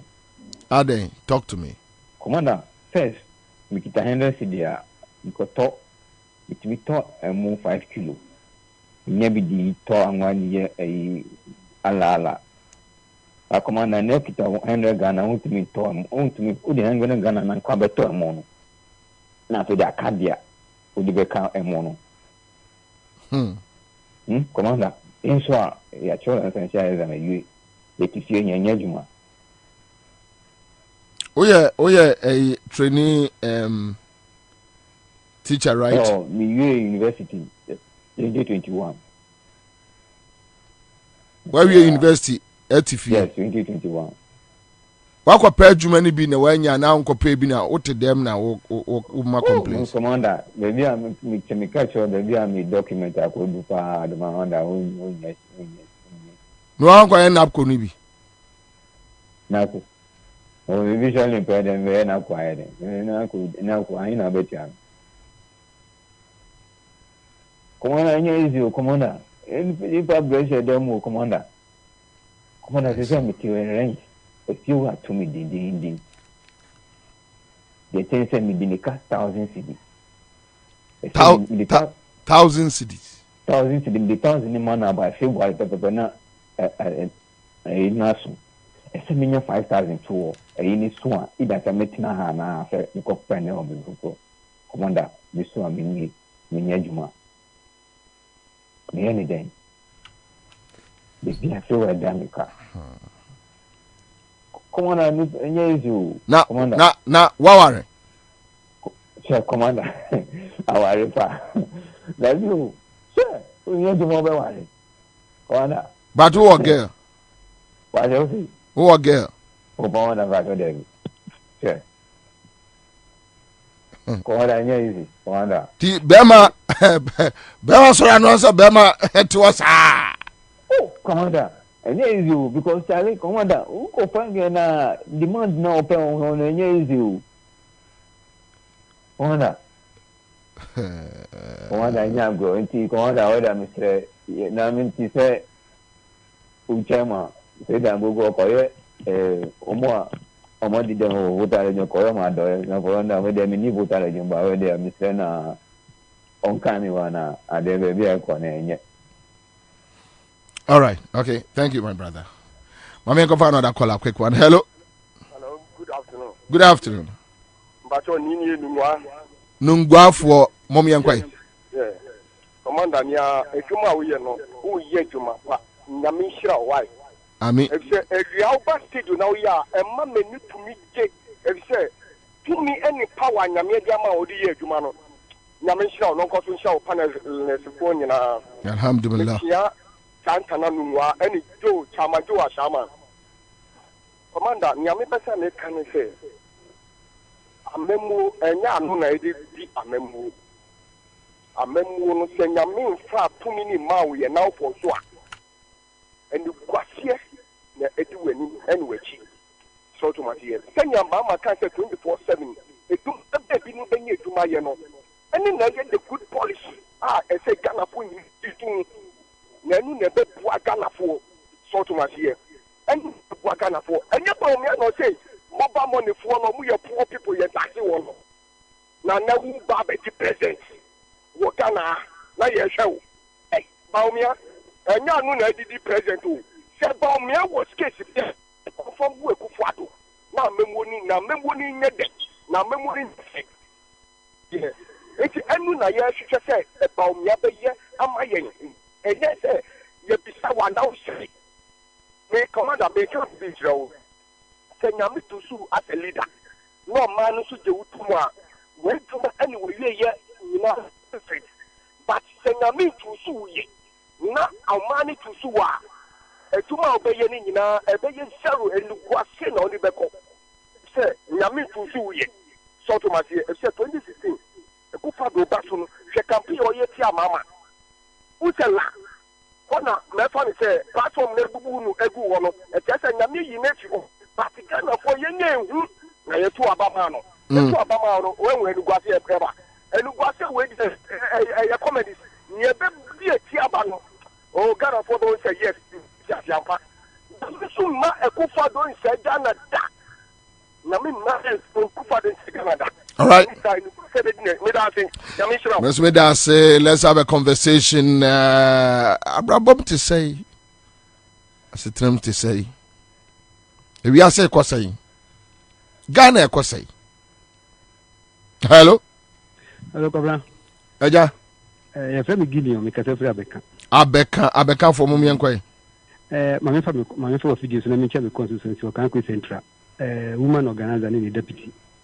Ejumapa omoye Kwabena ye nuanum bi ba ya omu enye ne ntem ayade ye nyina agyenkyere kakra omu ba omu kasa tuuma omu chedodo Kwabena bawumia na medi ne ho yawo Kwabena woda wa ba ma kan fi aka afi ewo wanim wonti ye hu ne wo ye obi na akyere na adwen bawumia koma ba ma ase onya twede kora bato me hwe ne TV so na ase papa ye de na hanza eden obi ne kuntokwa ana na japa ni papa japa die bi na obi ne pre ho ana sa ebi a akufu adon kwasi asem odi ye no ntino won so bedim kwasi asem sa bi Kwabena mi hu sa sana mi hu no because ba wo mi so ba go na di wo TV so se dia so yo ne John Mahama wo eno ana papa ohene no ka kire no se John Mahama nye ne tamfo na ase di wo no obi ko japa die bi hu Kwabena na chidifo no muntunofo na sa suban we yemfa ni president o Ghana fa ye mistake akoto Obama kufu adone ono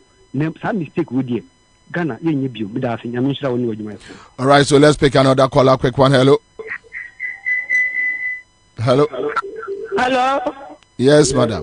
Mr. Bobie. Yes, madam. The friend Ansah Kusia, me friend Ama sama for Mommy and Kwai. Adiago sama ofidie ne man from Kakrama me. Mpacho se dia enye kura o. Mpacho omo ofidie ne man from Kakrama me. Mpacho maye. Okay. Mpacho kasa. Oh, Mr. Bobie. Mr. Ma ton ade aton na this year dia. Enti mon kan che sa ba omi anu so mpe ba bi ntina why?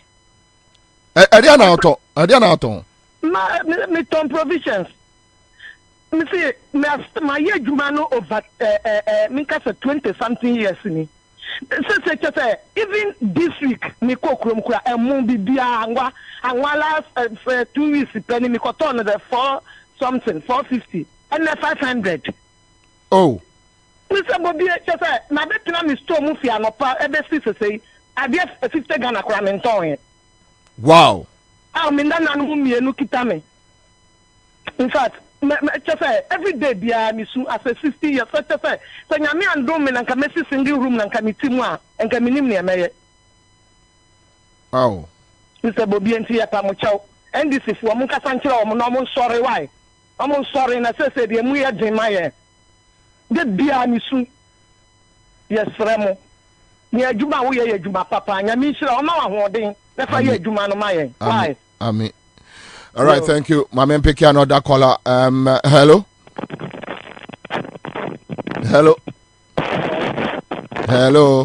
Yeah, good afternoon. Good afternoon, yeah.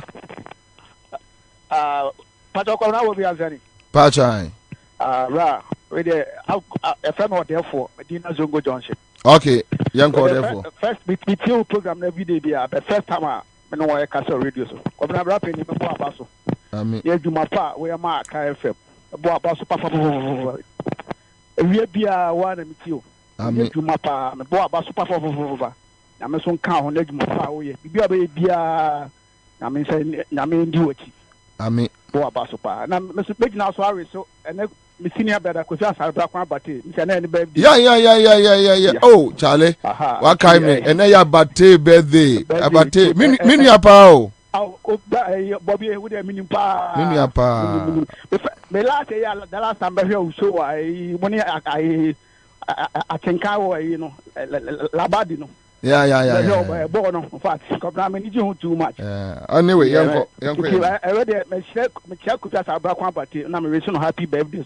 Okay, all right. That's it. My father last 2 callers, then I'm done. Hello, good afternoon. Good afternoon, madam. Yes, sir, Mame ya. Bobie money ajumawati. That's mame ya. Ya chiara na meja akuma me pa. Obete. Bobie. Mame ya. Da umia no ho. Sani awaye ne ho denden dia wo kasa ne resi so kacha Mahama 2016 say. Vice President no odi no wawie na djuma no nkotena. Sasa we ana NDP fo ohuya sho. Ya wo ya ma 96 am mo wie political science e wo legon. This time around, I'm the one who can never talk about. Bobie, what that? A Jumano, my year that. You know, me and least so well, no, then I make a Jumano, my year view. And my friend of what social media, and we know about 24-hour project in Mahama can almost press on. Or probably to who said, no, I'm our mind possible. Mahama so they provide security. Almost how anything. Bobie. Yami boy a whole by 2016 decimen, but the other 2024. Inshallah. Yeah, that's how frame of you. Inshallah. Inshallah. And one here. Inshallah. Yamen count. Inshallah. Baba. Amen. My main family last call and media. Hello. Good afternoon. Good afternoon, madam. But your friend Beauty. You first say Shama Market. Beauty. Yes. Beauty mpacho wa fidie no come from Kakrama mwai. Bobie, uni say Shama Market here way. Ye ni pipe or market. Oh, how? Ye ni pipe or market so e just here. Ye nya nsio e fan dume janu. Ye nya nsio fan dume janu. Emeka ho market na shi 2 times. This is ti ho. Ye nya pipe e wo market. The better just talk up ye ni bi Bobie. If you ever go to the scrap, you come on borehole water. You need the eye that bases here. You need to do. You have 5 services for almost 5 for you. It's a summer market for young boy. No matter why, and I have bread. Mate Beauty. Wow. A Shima market. Kwame, I deal with cross-checking. Your cross-checks, mommy. Say a Shima market, they don't have a urinal and they don't have water. Check him, mommy. Why? Yeah, check, mommy. But because I come akwa Shama market da. Also, yeah, very big market. TM gonna say all this one any BBSA. Okay. All right. So issues about 24-hour economy. I'm out for some Montiasi. We have a certain vice president. Obi eka adia ebua oman empuntuo. Obi eka adia ebema yetumpon akoye anim. Amemwo governance eye adwenkyere. Yetoato adwene. We have this blockhead vice president like Baumia. Or say no. Or no, or engaging in a civilized conversation. But he will go out there and insult.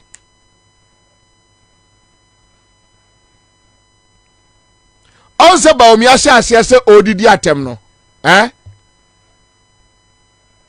Sir, you see, the reason why I always point to them, because I have worked with them before, and I'm talking about a Peace FM morning show for no, or Hina Jekumo say why no. That old man na ne buy Juma or Man FM no. Later, the nebano call a friend say Jubilee House, and I think something bad has happened. I don't know, but I don't want to talk about it. I've worked with them before. From you see Hello FM 2004. Those days now Father Dixon despite Eddie Womoba Kwesi Pratt Obami your friend say I'm a Benua do baby and Saba, the late baby and Saba Openia Jokum Nuamu. Na saa time no ebe and this ni kwa yadia ebe and they do it. They do it. Se Baumia na se Jomama na kan bibitia Baumia ka bete kwame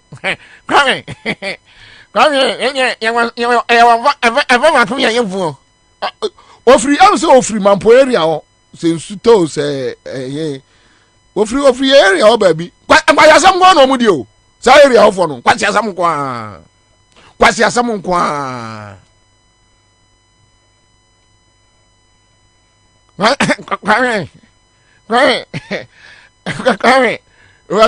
Kwabena so Benik Kwame yes simple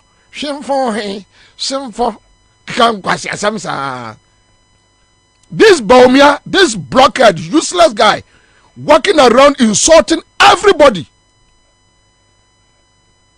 Obi the idea to board. Let's discuss the 24-hour economy. Also, there be made it do attempt. So I didn't know 24-hour economy. Then you have that small group of people, and you see, let me say this.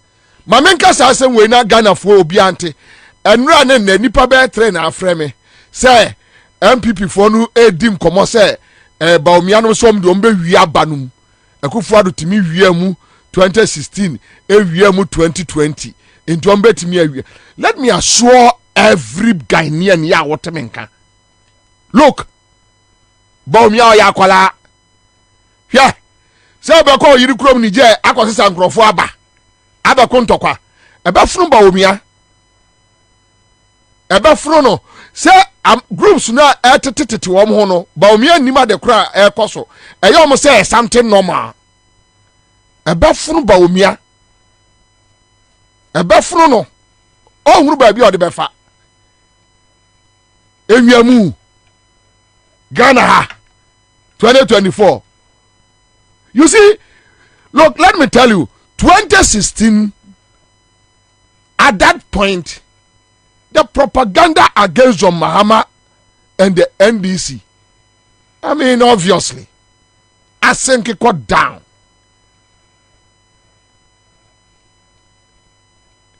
(2020) Akufo-Addo also onim election mu.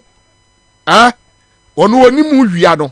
For the first time in Ghana history, opposition, and this opposition 2016, true or false, within 4 years, they were able to fight back and watch a parliament. You think NDC any serious political party? Ufus omu diagro. MPP was our record DB. So much opposition. First election after opposition, they were able to come back stronger. And what about the chair parliament?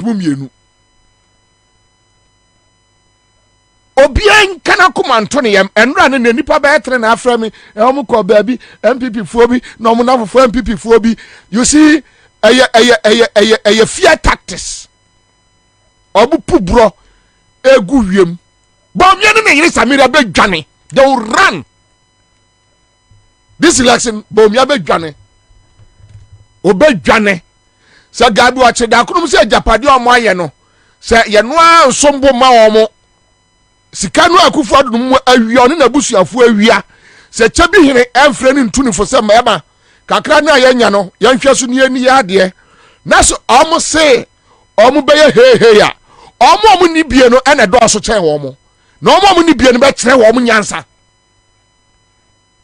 hwa bom ya ne yire no be dwane sister dear Samira Makacha say onye clean campaign.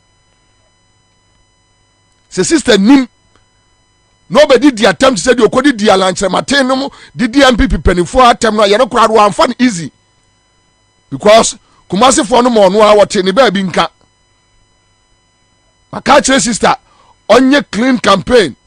Obi any problem say you campaign for your husband. Obi any problem. But say sister tism say gota agro no obedi bia e be fro no asmo obeti no ni ma amene ne papa kura da wo bonna ye be kan asante twi ama say won titwi no obekọ ni je akwaje nkyase ase aba ube wiem ekroma ma obi anya sa fie no nobody. And you see omo ya ade bi enti Oto ba abama NDC make me protect NDC will protect and NDC Ghanaians are going to protect this election. Ghanaians Ghana for the boss abato we hu ban hwe o ka se ma no ofre wa asama amasama say what turn the store free anopa bepe ma wia ekobo no nan ono yento na de one o ka se sama me no obetra o se bawomia wei ensa metra konya so. And they talk about military and no more military and none of probi friend you say omo de opompe pra and eba omo ba be CDS no omo de opompe pra ba opompe pra Rollins cry you two no opompe pra Rollins cry you two no opompe pra Rollins cry you two no Taba na Rollins eye bema no odi mani nsem e okrom ha no na opompe pra no hye dem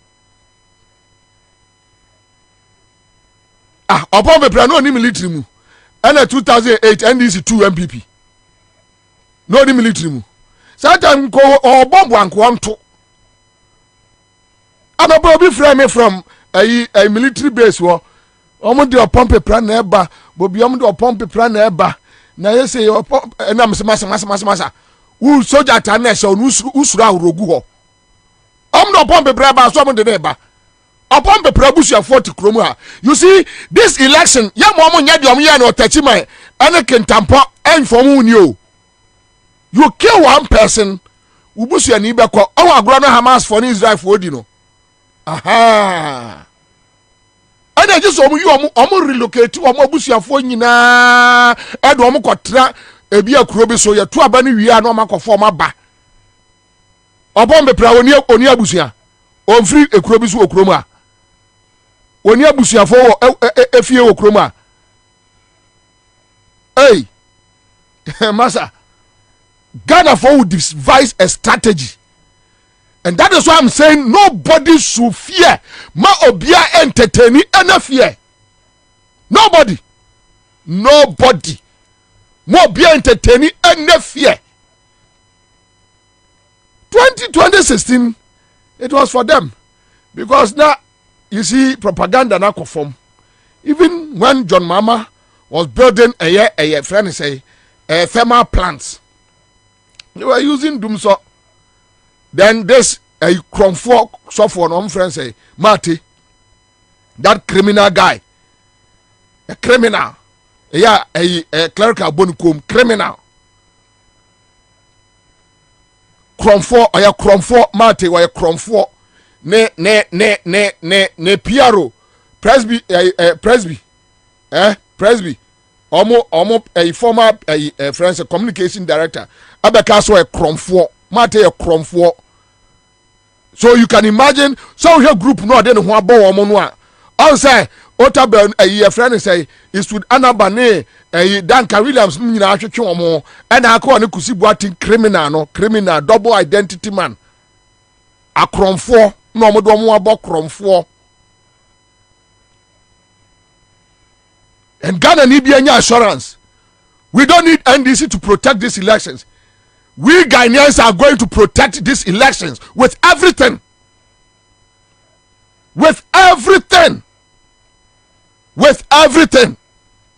Ghanaians will protect these elections. Yo, what do you soldier for police station? No, now Crawford will boost your fear. Yeah, Juba. Baba no mercy dynamo come. Ghanaians will devise a strategy against the Akufo-Addo and Bawumia. It will shock them. So we go to the polls. Obiatu number one. Near kind of 1-1. Who we near where we need. Other 7 years. Akufo-Addo and Bawumia we need. Mimidi Bawumia fie. Mimidi Akufo-Addo fie. Omo dia ne tantan. Me de yere. Baby anu a wo mo ho ayama kono. Ana omo boys ni nyina no.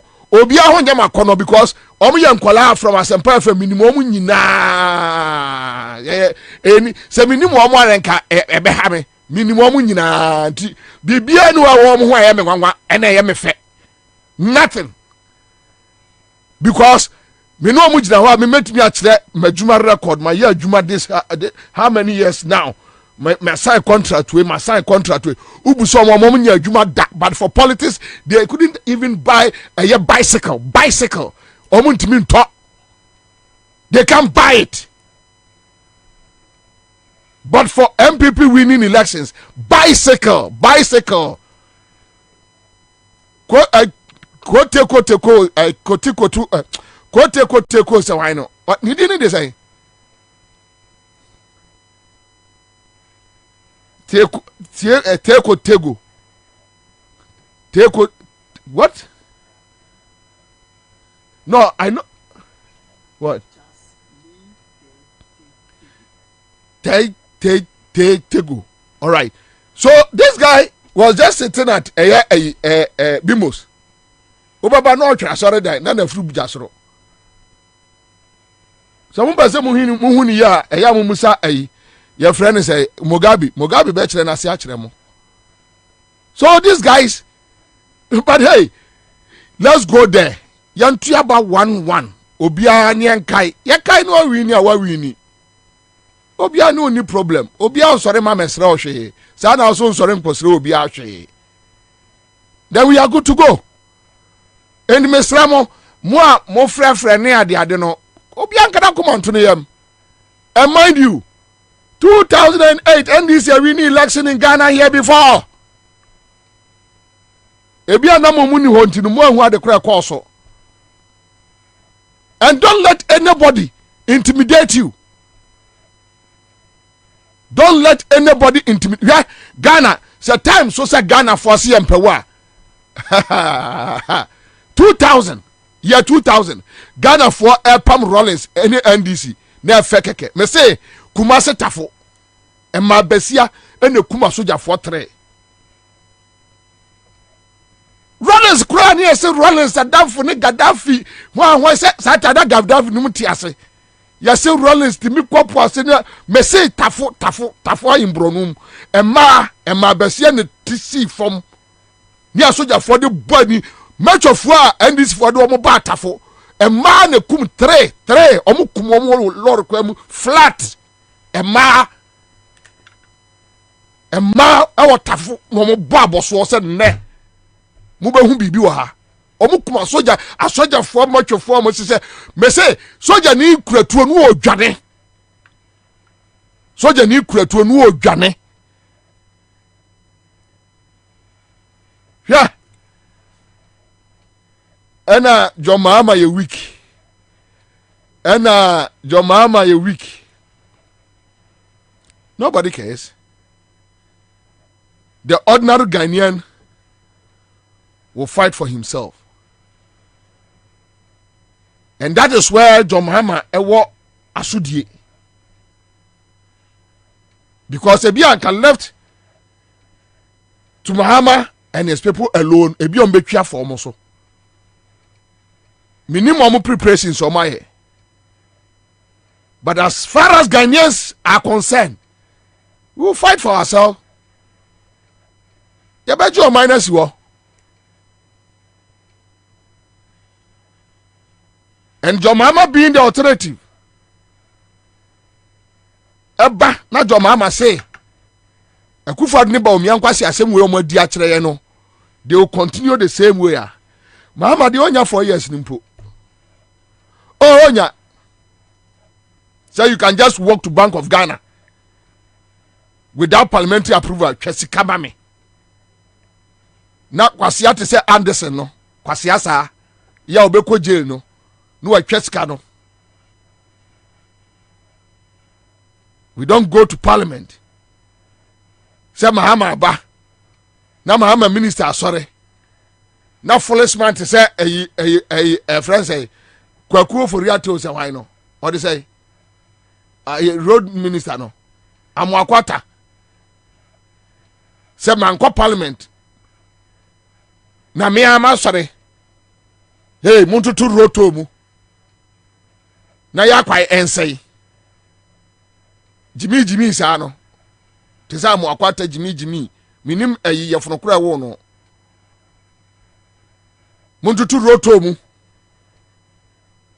On fa parliament ho. Say Mahama ba. With your current situation, Mahama say Akufo-Addo discount for private jet. Kakra na can also be for private jet. Hey, Bema. Can you be futu pao? Can be futu papa?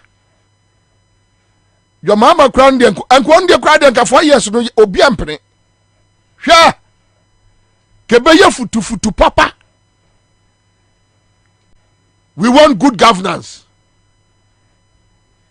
Create an enabling environment. Give us potable water. Good roads.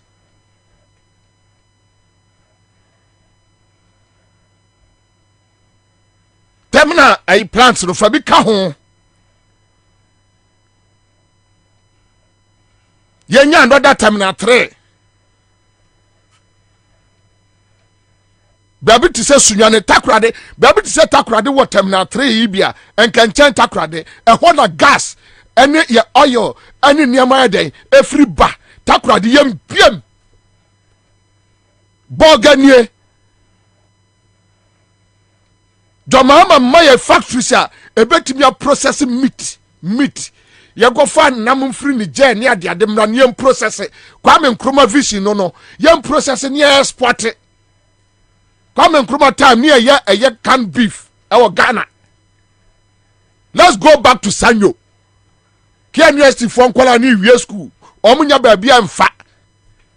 Young creative company say ye beti ye tape nkiti ibi.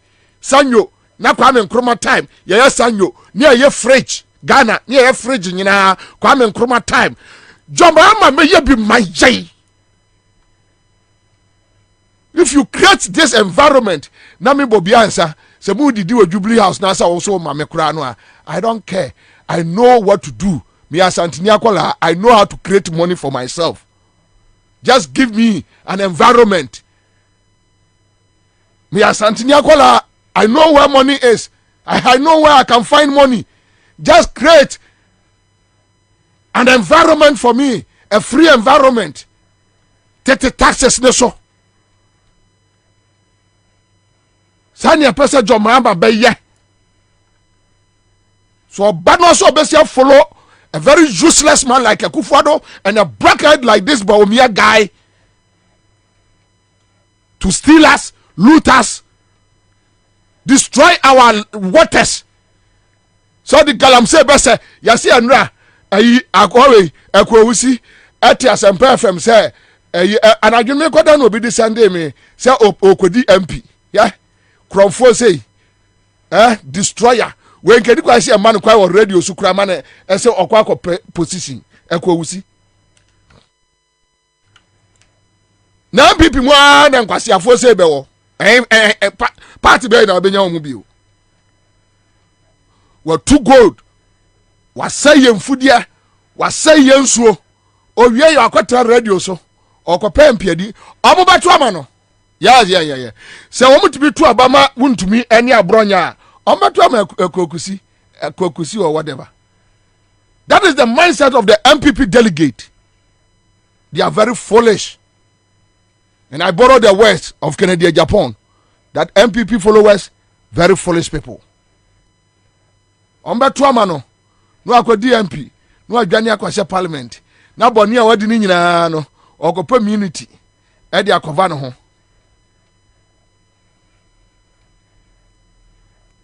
Commander Sugar Factory in Komono should not be as usual. Jomama ba on pejem manin konanim. Voter region yem biem.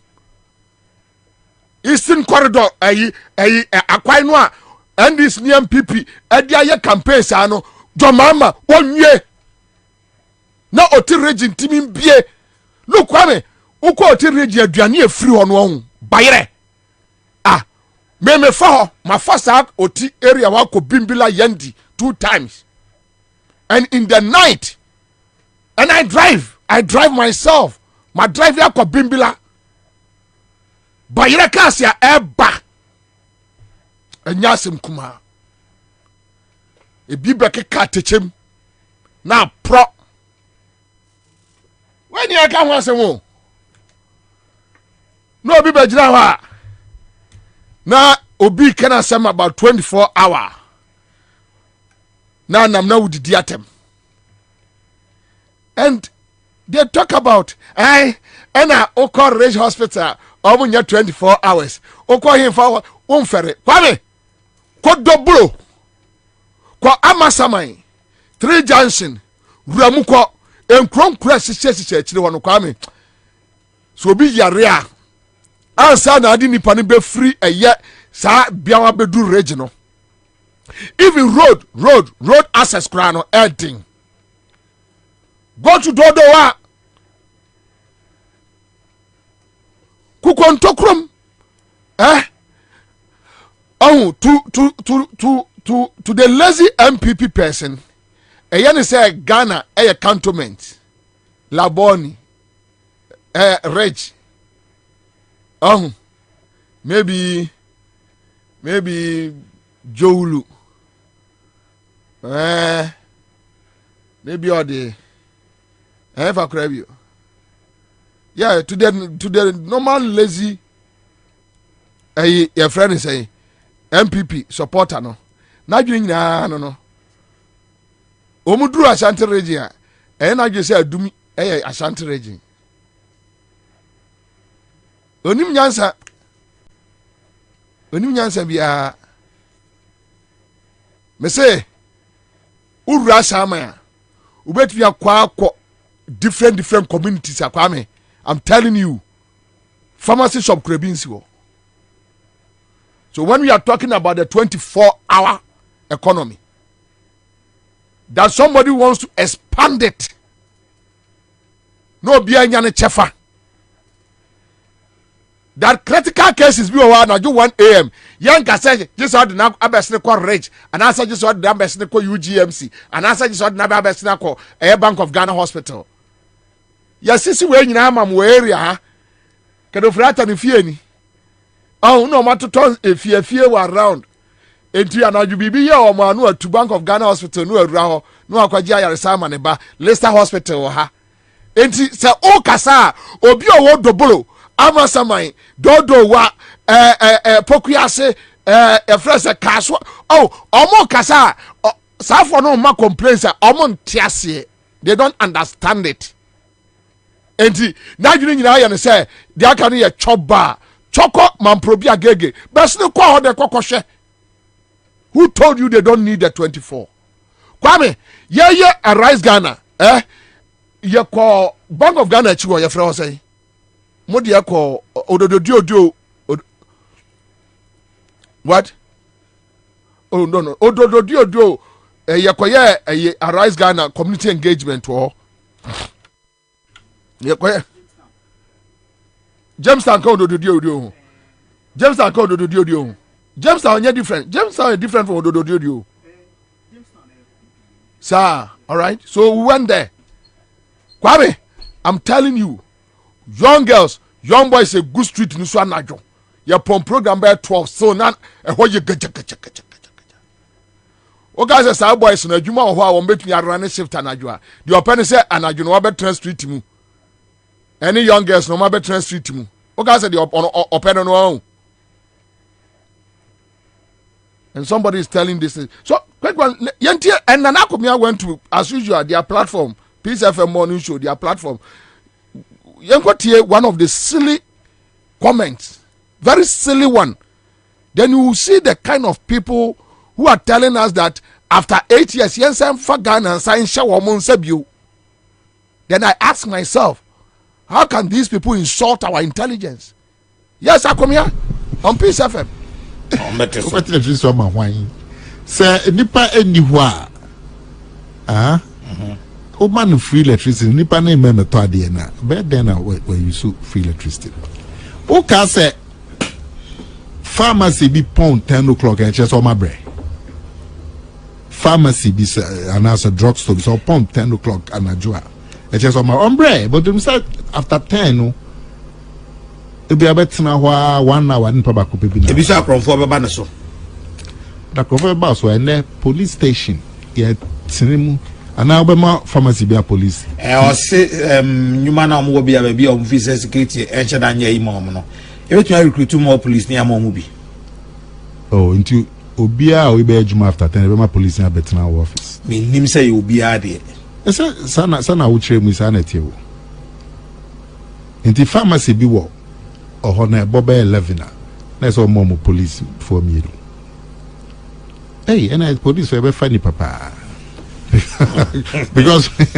Spinters Road in kwa shops war free tete kwashie ko sakumono no bi aka se na me pe police me badge after 10 me pe police and I said no kwa be police for be 2000 Spinters Road in kwa and I'm the family name hono event the quotation link event man and also and then pharmacies PO about 10 omunyapo but pharmacies omu baby nipa bodom pim omu body bia lorry station ben lorry station omu operate 24 hours and it depending on the conditions in the area untimi enyemra na eninti no Ministry of Agric on bet now 24 hours ministries and a Ministry of some of them produce omo produce BB and as omo yes service na Ministry of Agric omo offer service nipa nko hon enti na agogo STC no ono abai na num nsem about the way an NDC aye STC those tapes na ya shada de egu ho wa oni pagimi for kasa oza me catch say when they are talking omo nwene eye areas no a aya no ho a little bit rural areas now sprinters police for ni ho anajo may I live on Sprinters Road 24/7 yetimi tra street mu hospitals ma de eche we ebi at 5 o'clock 6 o'clock after na me ko fie me ka ye night workers no night workers no ya bo my way ho aban no ye just street no mu saa bia be 5:30 am after na bia me ko fie ada ni brebe bapa no a chim saa no Kwame fe kwasi ase ada ni brebe be chim saa no na ya no chese wi apie ya fe ni pe kwako ko twitwire siasa edi na ni akire krom. So we are not talking about only a security. John Mahama say, and now on Wajia to say 10 o'clock Manette area pharmacy shops upon these pharmacy shops entie akomia say enye bibi antio na de antine say after 10 enipa no tiwa 1 hour ne obi nipa ba ko pe biaba obi tiwa 1 hour enti sadia na watum. John Mahama say those who wants to run 24 they are giving them electricity incentives, energy incentives. Omunim nyansa omajimi entu kasa kwenyansa ni kasa omun tiase because enipa no ate no say anadwono enipa ba 11 no always see energy because more to nkania buom too much modi akọ IMF ana modi ye energy no akwa conditionalities no akomia ayemu na mo yes ade no you have created the problem. And when the people are suffering from what you have created, now so be so obeji wo mo a, then you are talking rubbish. When I want the guy na call IMF, conditionalities ni bi ne say you better to yanka ne abom. Pharmacy shop no to kania. Enche na asa after 10 and a wa wo kan nipa ne ba 11. Sa pharmacy shop no so onya incentives to say from a bia anajo 12 to bia anopa 6. Ebia mekani aban ebe hu bibi se amame se bia meto 30 cedis a meto 10 cedis aban se meto 10 cedis and answer from that pick no a free pick amame met me atrasia. Why not? Why not? Why not? Enti akomia otu kwa ekọ abrochire eya ohunu se other areas economy no air cost no na police for 5,000 Nigerian street mu police ni ba ko bia one shop. Is that what you see? Na ya kase to osro so obebusa na ya kase ni mo osro obusa akomia questions a obesa se abusa na de o ya NDC ni ana the next thing so mekwa ko borders fight ne Father Dex amane no maka chense ni emensi kokro ko show no so biu enti osro keso obusa na sa question no se kwasea utu kwai ekwa abrochire no jimi ene ayi gefo ebobra ewo abrochire no okwa eya na ayi baabi a wokọ no ya na night economy no koso no eya na shop akubia president Nigeria so police for 50,000 ewo street no. You are sick. You are absolutely sick. Go to Dubai.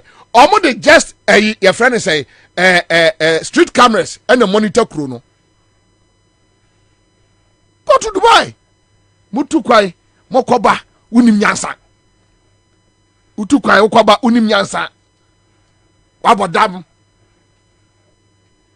This are massa argument we da ewo wiase. Say manet for no. Opa omo street no ye clean. Light no ejina so. Street lights no bosso. And abaya momo incentives. Electricity, water. Kwame, with even just police patrol team 1 constantly for the area. A man for be juma. Restaurants ne ye juma. Omo pubs ye juma. Ufu sa man for nya juma omo miebie e wo manet area o ka sa man for nya juma omo miebie ya they can run 24/7 pharmacy shop on kwa na manet for the esa omo onim nyansa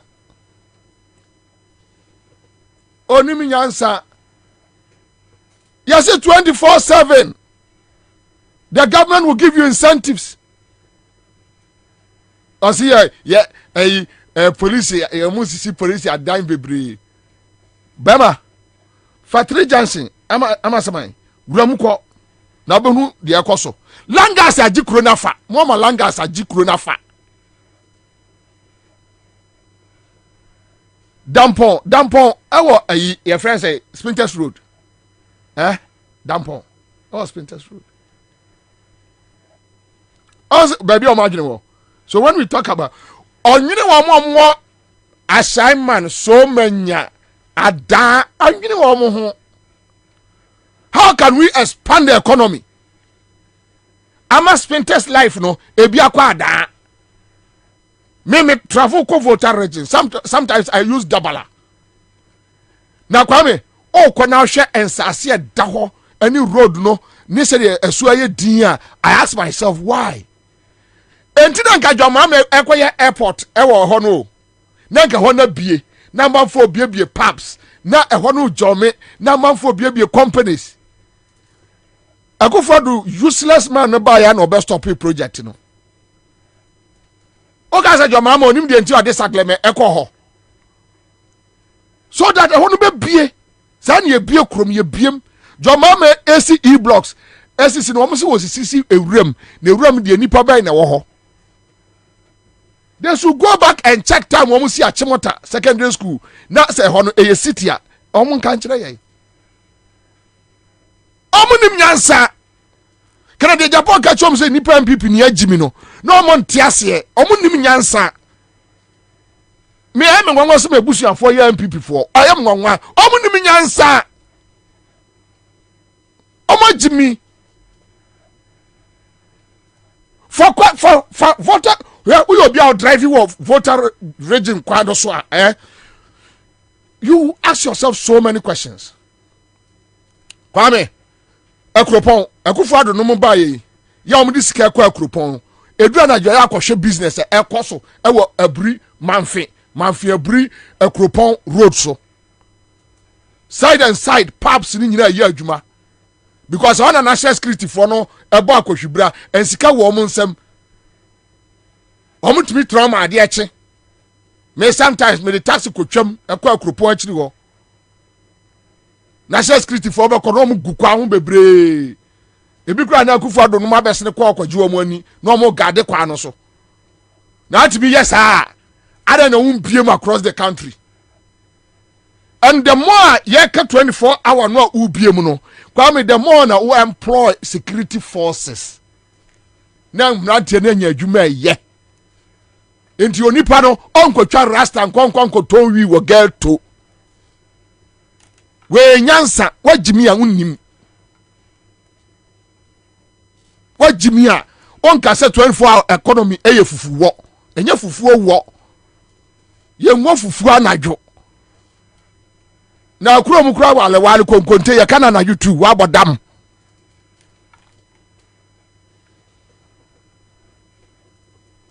kwame dia ka kura menye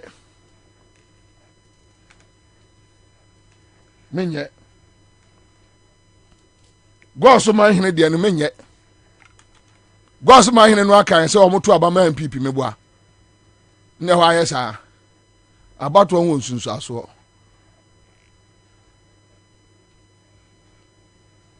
ni adaje mesrek civil societies Western Region MPP regional chairman omo na baso so nyansani kasa on safo we na eso mu jai MPP obi say MPP Western regional chairman eso o free party no mu eso free party no mu ya Western regional chairman eso o jai party no because onimnyansa too much to stay in a political party like MPP. Gada ni bia wutie mi okasa wo OKFM Neat FM, all right, this morning enra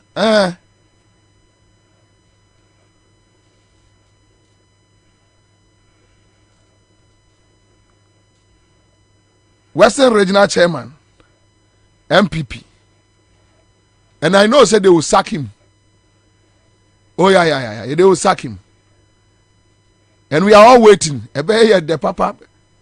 Because Nyansani say one Nicholas will train MPP. I don't know what he is doing in the MPP. You see, when people speak, I mean, with precision. On Kobe Nkuni Fau. Obanu ba. Ghana for Mr. Munya time ketua bintie eyi mame. Western region. Chairman. Western region chairman. Mr. Munya time, small time. Small time. Muntieni mame, small time. Just listen to him. My own question, Jomoro. Master, almost me, I'm a yakwana. How do you say, women say, but me, I campaign war. I have nothing to say, and there's nothing to show. Not to be going to jump up from so, and now, President, I asked for the beer and Bahama means in them, and got them question. Wow. But oh, you candid, wow. And someone of Sadia Tiana, what can know? It's very difficult. Just about 18 to 20 kilometers road. Now, GMPC, any Ghana gas. So, Uber Border Commission, this oil, everything is coming from Jomoro. That's what your question, first war, over.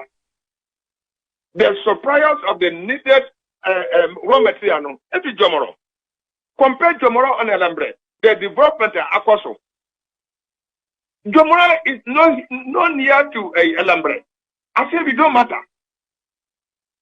No, you can't eat your cake and have it. Now, as the regional chairman, what you want among the years? Or we a big man? Master, my 200 more, my call cabinet meeting, my can want some cabinet retreat, my can want some. Master, I don't know, baby, I'm going to make the master no. The 2020 election. I say, guarantee a cost on me and showing ye and your manager here, the more we are losing Western region to NDC. And you come to pass. And you have not learned our lesson, and a lot of things have not been changed. My brother, me politics in the but bring forward the more. My heart won repetition or effort to two from my own constituency, Jomoro. Master, almost me, I'm a yakwana. How do you say, women say, but me, campaign war? I have nothing to say, and there's nothing to show. Not to be going to jump up from so, and now, President, I asked for the beer and Bahama means in them and got them constituency. Wow. But oh, you candid, wow. And someone of Sadia Tiana, what can you see? This man has won my respect. The MPP Western Regional Chairman has won my respect. This is how we want politicians to behave, both NDC and MPP. And just add any yakura no DHD.